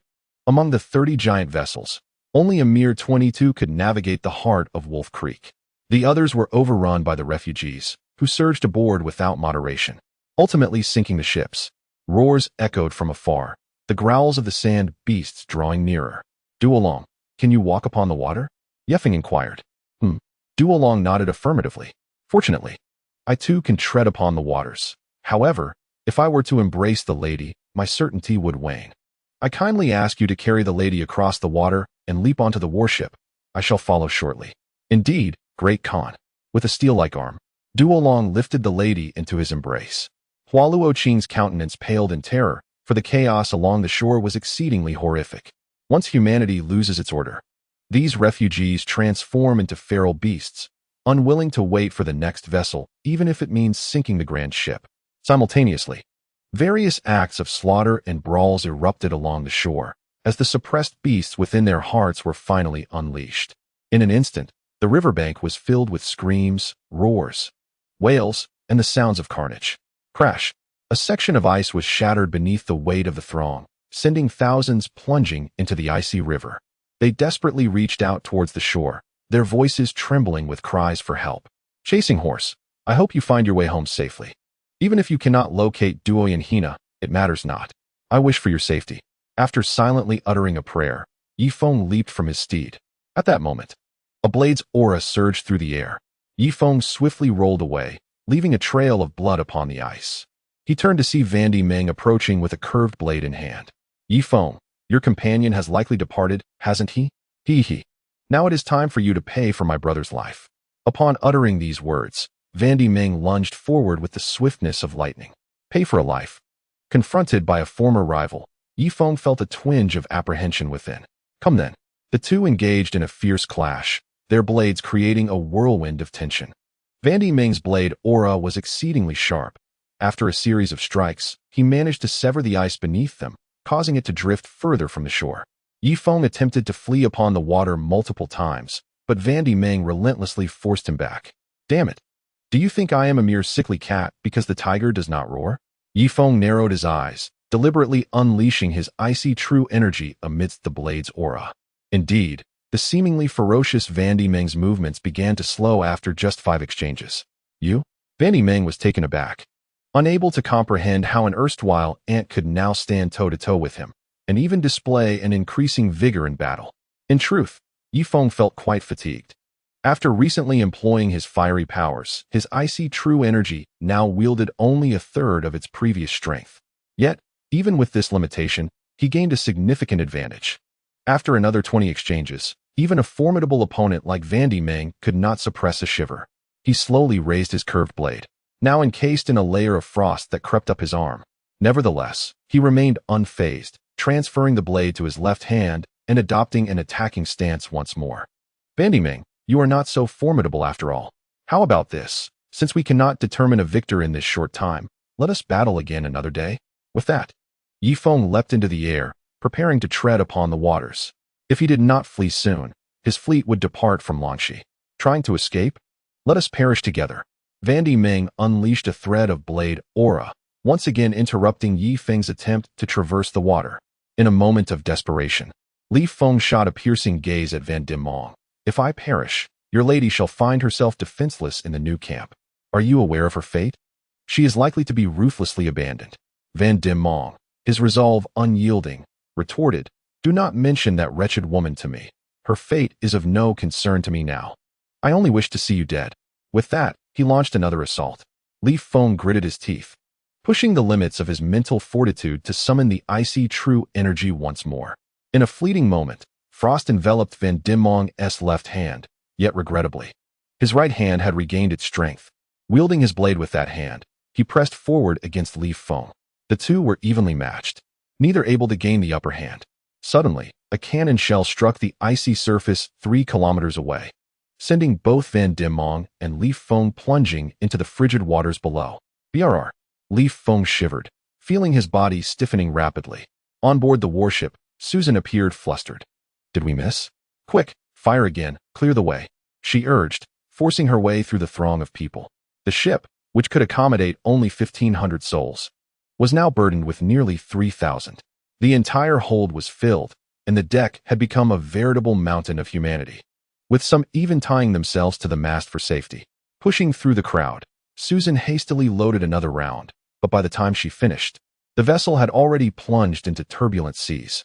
The ship rocked violently, massive waves crashing over the deck, drenching everyone in a torrent.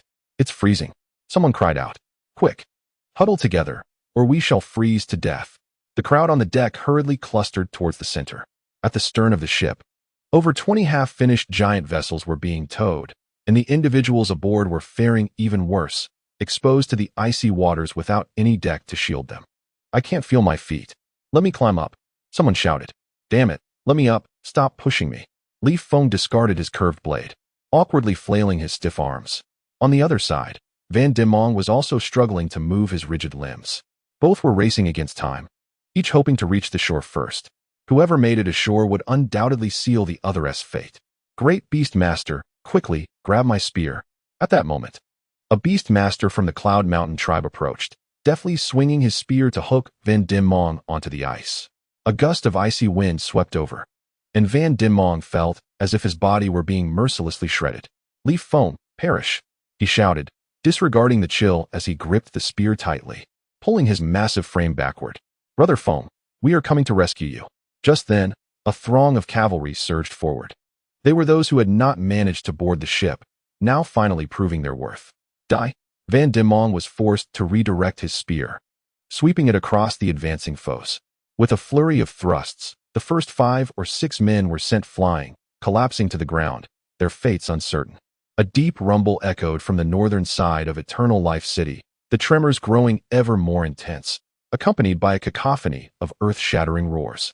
Ye Feng gritted his teeth and unleashed his potential to the fullest. Brother Feng, quickly, grab my foot. A cavalryman extended his leg towards him. Unfortunately, Ye Feng's 5 fingers had succumbed to the cold, and although he strained to reach out, he could not grasp the cavalryman's ankle. Suddenly, a spear pierced through the chest of the cavalryman. Ha ha! Ye Feng, this time, even the King of Heaven cannot save you. Van Diemen withdrew his bloodied spear. Looking down upon Ye Feng, who was on the verge of becoming a popsicle in the icy river. At that moment, Van Diemen's expression shifted dramatically as he glanced skyward. A sharp cry pierced the air, and a massive shadow enveloped the entire ice layer. Then came the sound of explosions. The ice beneath Van Diemen shattered into countless pieces, transforming his position into a colossal floating ice block. Ye Feng's expression changed as he felt a projectile graze his back. Beast, perish! Van Diemen directed his fury towards the sky. A piercing sound rang out as he hurled his spear upwards. The enormous bird emitted a mournful cry, spiraling midair. No, little bird, hold on. Fly towards the warship, quickly. Chunin exclaimed, urgently patting the giant bird's head to prevent it from losing consciousness. Just as the bird was about to plunge into the Wolf Creek, it finally regained its senses, dragging its injured body and carrying Chunin towards the warship. Simultaneously, a spear thrown by Van Diemen was lodged in its abdomen. The bird had only been flying at a height of a few hundred meters, allowing Van Diemen to strike with ease. Ah Feng, Susan shed a tear, helplessly watching Ye Feng vanish from sight. Subsequently, monstrous waves surged from the furious sea, causing the massive warship to sway, not to mention the half-finished giant vessel trailing behind. Brother Feng, you must crawl out on your own. We will hold off Van Diemen. A swarm of cavalry surged forward, and Ye Feng's remaining troops, numbering over 2,000, charged towards Van Diemen in unison. Gritting his teeth, Ye Feng seized a piece of floating ice, using the strength of his arms to gradually pull himself onto the ice layer. After 5 arduous minutes, Ye Feng finally lay on the ice, gasping for breath. A chilling wind swept over him, making him feel as if he were without clothing. I cannot continue like this. I will perish. With that thought, Ye Feng extended his stiff hand and retrieved a fire starter from his waterproof sealskin pouch. Blowing several times on the fire starter, the charcoal ignited the oil, creating a flame the size of a candle. Ye Feng enveloped the flame with both hands, allowing them to warm over the fire.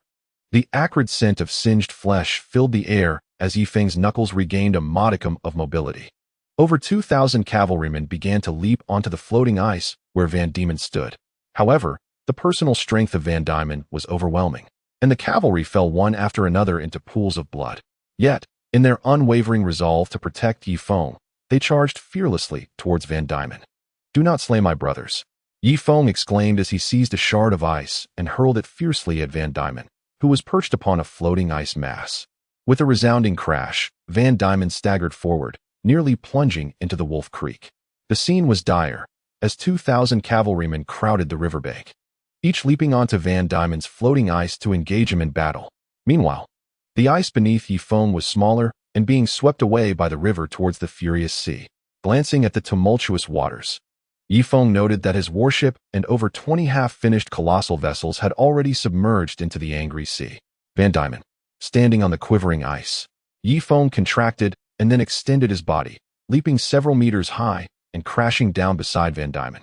With a swift strike, Van Diemen dispatched 2 more beastmasters. Brothers, step aside. He is my foe now. You must return to the shore. Ye Feng proclaimed, picking up a spear from the ice and engaging in combat with Van Diemen. This skirmish lacked the previous excitement, as both combatants were nearly exhausted. Ye Feng relied solely on his blood scales to block Van Diemen's curved blade, while Van Diemen had already sustained 5 or 6 wounds from Ye Feng's strikes. Blood-sucking technique. Ye Feng surged forward, attempting to grasp Van Diemen's injuries. Unfortunately, Van Diemen had anticipated this maneuver, denying him the opportunity to close the distance. They grappled and rolled for half an hour before collapsing onto the ice. Brother Feng, grab the whip. A cavalryman from the shore swung a whip, ensnaring Ye Feng's arm. With a mighty pull, he dragged Ye Feng back to the bank. Van Diemen, however, was not as fortunate. The beastmaster who had assisted him was slain by a flurry of blades. Struggling to rise, he watched helplessly as the banks receded rapidly. He feared that soon, his ice would drift into the raging sea. No, I cannot perish. Van Diemen gritted his teeth, summoning his strength to stand, and leaped toward the shore. Mid-air, he realized 2 spears were hurtling towards him. Although he possessed the agility to deflect them, doing so caused his body to crash back onto the ice. Ye Feng, Ye Feng, Van Diemen cried out helplessly, his resentment soaring to the heavens. Brother Feng, what shall we do? Shall we return to the camp? A beastmaster approached, supporting Ye Feng. Yes, in the camp there are torches. I must first regain sensation in my body. Ye Feng was not merely suffering from the cold. The recent battle had drained the spirit he had only just begun to restore. Quickly, carry Brother Feng to the camp. A 100-man commander ordered, immediately hoisting Ye Feng onto his back. Nearly 2,000 cavalrymen escorted Ye Feng back to the camp, where they stripped him of his wet clothing and replaced it with dry garments, then ignited a tent to provide warmth. Ye Feng slowly closed his eyes, his mind a tumultuous whirlpool of confusion.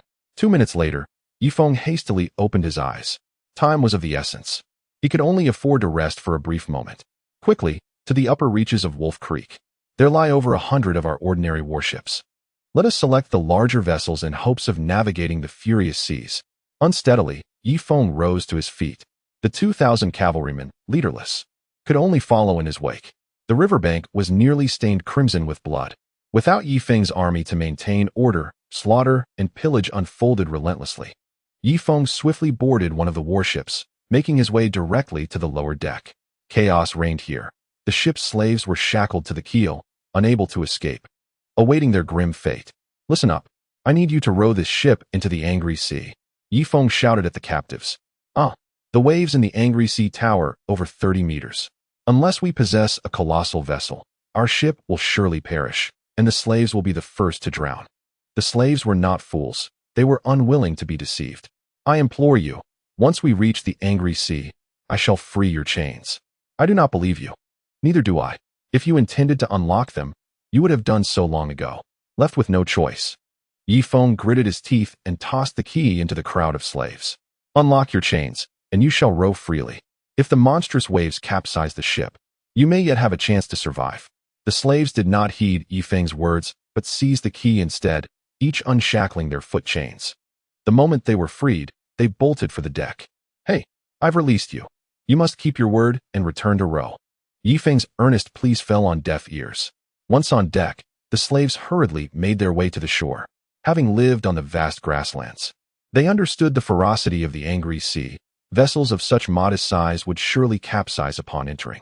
Brother Feng, I am a duoyen. This small warship cannot withstand the angry sea. One cavalryman, a duoyen who had joined Ye Feng's ranks, interjected.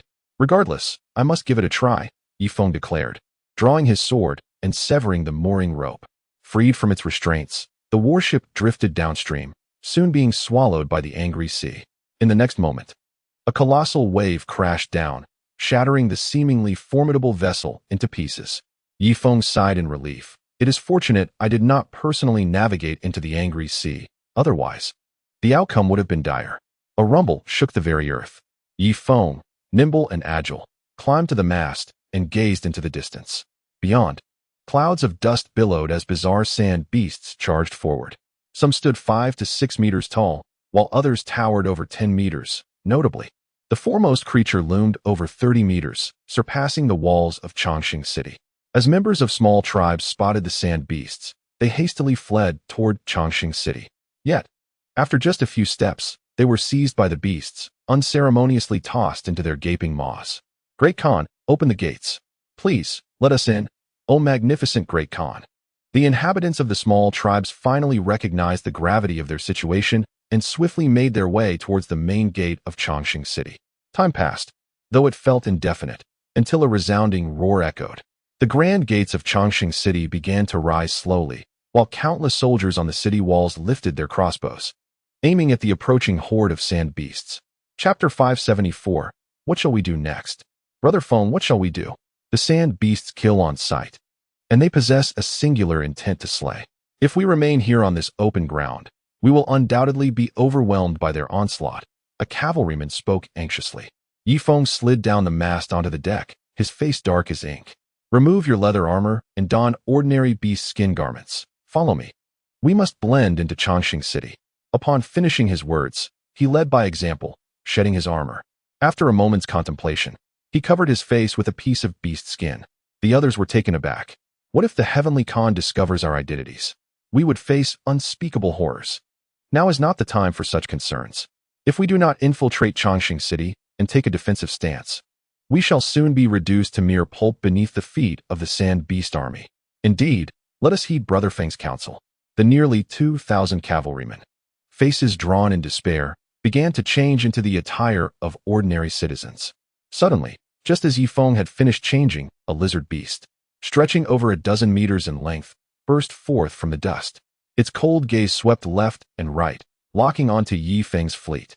"Quick, take cover," Ye Feng bellowed. Alas, it was too late. The lizard sand beast swung its massive tail, spanning 6 to 7 meters, striking Ye Feng's warship. Boom!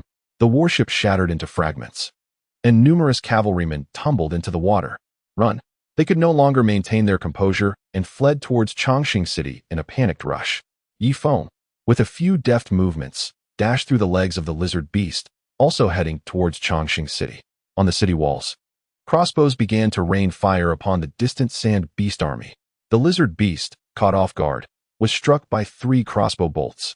With a thunderous howl of agony, it did not retreat. Instead, it charged toward the city walls. Boom! With a single impact, several guards atop the walls were flung 2 meters high, crashing down into the inner city. The plight of the civilians was even more dire. These colossal beasts needed not lift a paw. Merely stepping forward resulted in the demise of dozens. Boom! A massive hoof landed beside Ye Feng, sending dust soaring 5 to 6 meters high. "Brothers?" He watched in horror as 3 cavalrymen were mercilessly trampled into the ground. "Brother Feng, abandon everything. Your life is paramount. As long as you survive, Commander Hart will send ships to rescue us once more. Otherwise, we cavalrymen shall be forsaken." A 100-man officer rushed over, seizing Ye Feng's arm. At this juncture, there was little room for hesitation. "Run!" Just as he spoke, a crossbow bolt soared from the city walls, striking a sand beast squarely in the eye. The beast roared in a deafening rage and fell, crushing 6 or 7 civilians, along with one of Ye Feng's cavalrymen beneath its weight. The walls resounded with the incessant launch of crossbows, yet these colossal beasts were far too immense. Unless struck at a vital point, they would continue their rampage. The towering main gate finally came into view for Ye Feng, where a throng of commoners surged beneath, their cries for help and shouts of anger blending into a cacophony. At that moment, amidst the swirling dust, a serpent's head emerged, its upright form measuring 15 to 16 meters. This was unmistakably a gigantic python sand beast, its flattened head adorned with 2 curved horns. In the next instant, it retracted its upper body and lunged viciously toward Ye Feng. With a swift motion, Ye Feng shoved aside a nearby cavalryman and hurled his spear with precision. Thud! The long spear struck the beast's mouth dead on. In agony, it began to writhe on the ground. Its tail, weighing several tons, lashed violently, turning dozens of people into mere pulp with every whip. A jarring impact sent Ye Feng flying 20 meters, landing squarely at the city gate. Glancing back, he saw 2 crossbow bolts had been shot from the walls, piercing the beast's abdomen and chest. Ye Feng coughed up a mouthful of blood, collapsing to the ground. He realized that the sand beast was even more formidable than the creatures from the Black Tree River Basin. A mere swipe of its tail had inflicted internal injuries upon him. Coupled with his severe mental exhaustion, he feared that upon entering Eternal Life City, he would be rendered unconscious for several days. "Are you all right?" A native woman helped Ye Feng to his feet. "I'm fine," he insisted, struggling to maintain his composure. "Fine. Your mask is covered in blood," the native woman exclaimed, swiftly removing his mask. In that instant, her brow furrowed as a sense of familiarity washed over her. Ye Feng's expression shifted, and he hastily donned the bloodied mask once more. A multitude of Duoyin soldiers congregated at the city gate, relentlessly advancing toward the walls, while chaos reigned within the city, with no one to restore order. Boom! Debris flew as a crossbow was obliterated by the sand beast's onslaught. The earth-shaking roars reverberated, forcing ordinary citizens to cover their ears in distress. Some, weakened in spirit, collapsed, overwhelmed by the noise. Above the castle, Meng Yanlai stood with his hands clasped behind his back, surveying the dense throng of sand beasts outside. Beside him stood 4 loyal golden armored guards. Indeed, only these remained loyal, while the others had fled at the news of the sand beast horde. Meng Yanlai stretched his limbs and extended his hand. One of the golden armored guards understood and handed him a spear. In the next moment, Meng Yanlai hurled the iron spear ferociously into the expanse beyond the walls. The spear soared 500 meters, generating sparks as it cut through the air, resembling a divine spear as it plunged into the swirling dust. Boom! A thunderous wail erupted from within the dust, marking the demise of a massive bear sand beast that fell lifeless to the ground. A gaping wound, over 2 meters in diameter, appeared on his chest, with blood flowing forth like a stream, instantly melting the surrounding snow. Several golden armored guards felt a tightening in their hearts. They had ultimately underestimated the prowess of the Heavenly Khan. The slender spear, when hurled, managed to create a hole of such magnitude, nearly generating a sonic boom effect. Meng Yanlai extended his hand once more, receiving another spear. Boom! The fiery spear plunged again into the swirling dust. A mournful howl echoed, followed by the sound of a massive object crashing to the ground. Meng Yanlai narrowed his eyes and reached back again. Boom! Another wail resounded. Ye Feng sat upon a stone, observing the nearby civilians scurrying about like headless flies. "Brother Feng! Hurry, Brother Feng is here." A cavalryman spotted Ye Feng and waved his hand to the rear. Soon, 6 or 7 comrades gathered around, shielding Ye Feng at their center. "What shall we do next?" one cavalryman inquired. "I don't know. Let us wait and see if Chongqing City can withstand the onslaught of the alien beasts. If it cannot, we can only resign ourselves to burial alongside it." Ye Feng cast his gaze towards the distant verdant expanse of the desert.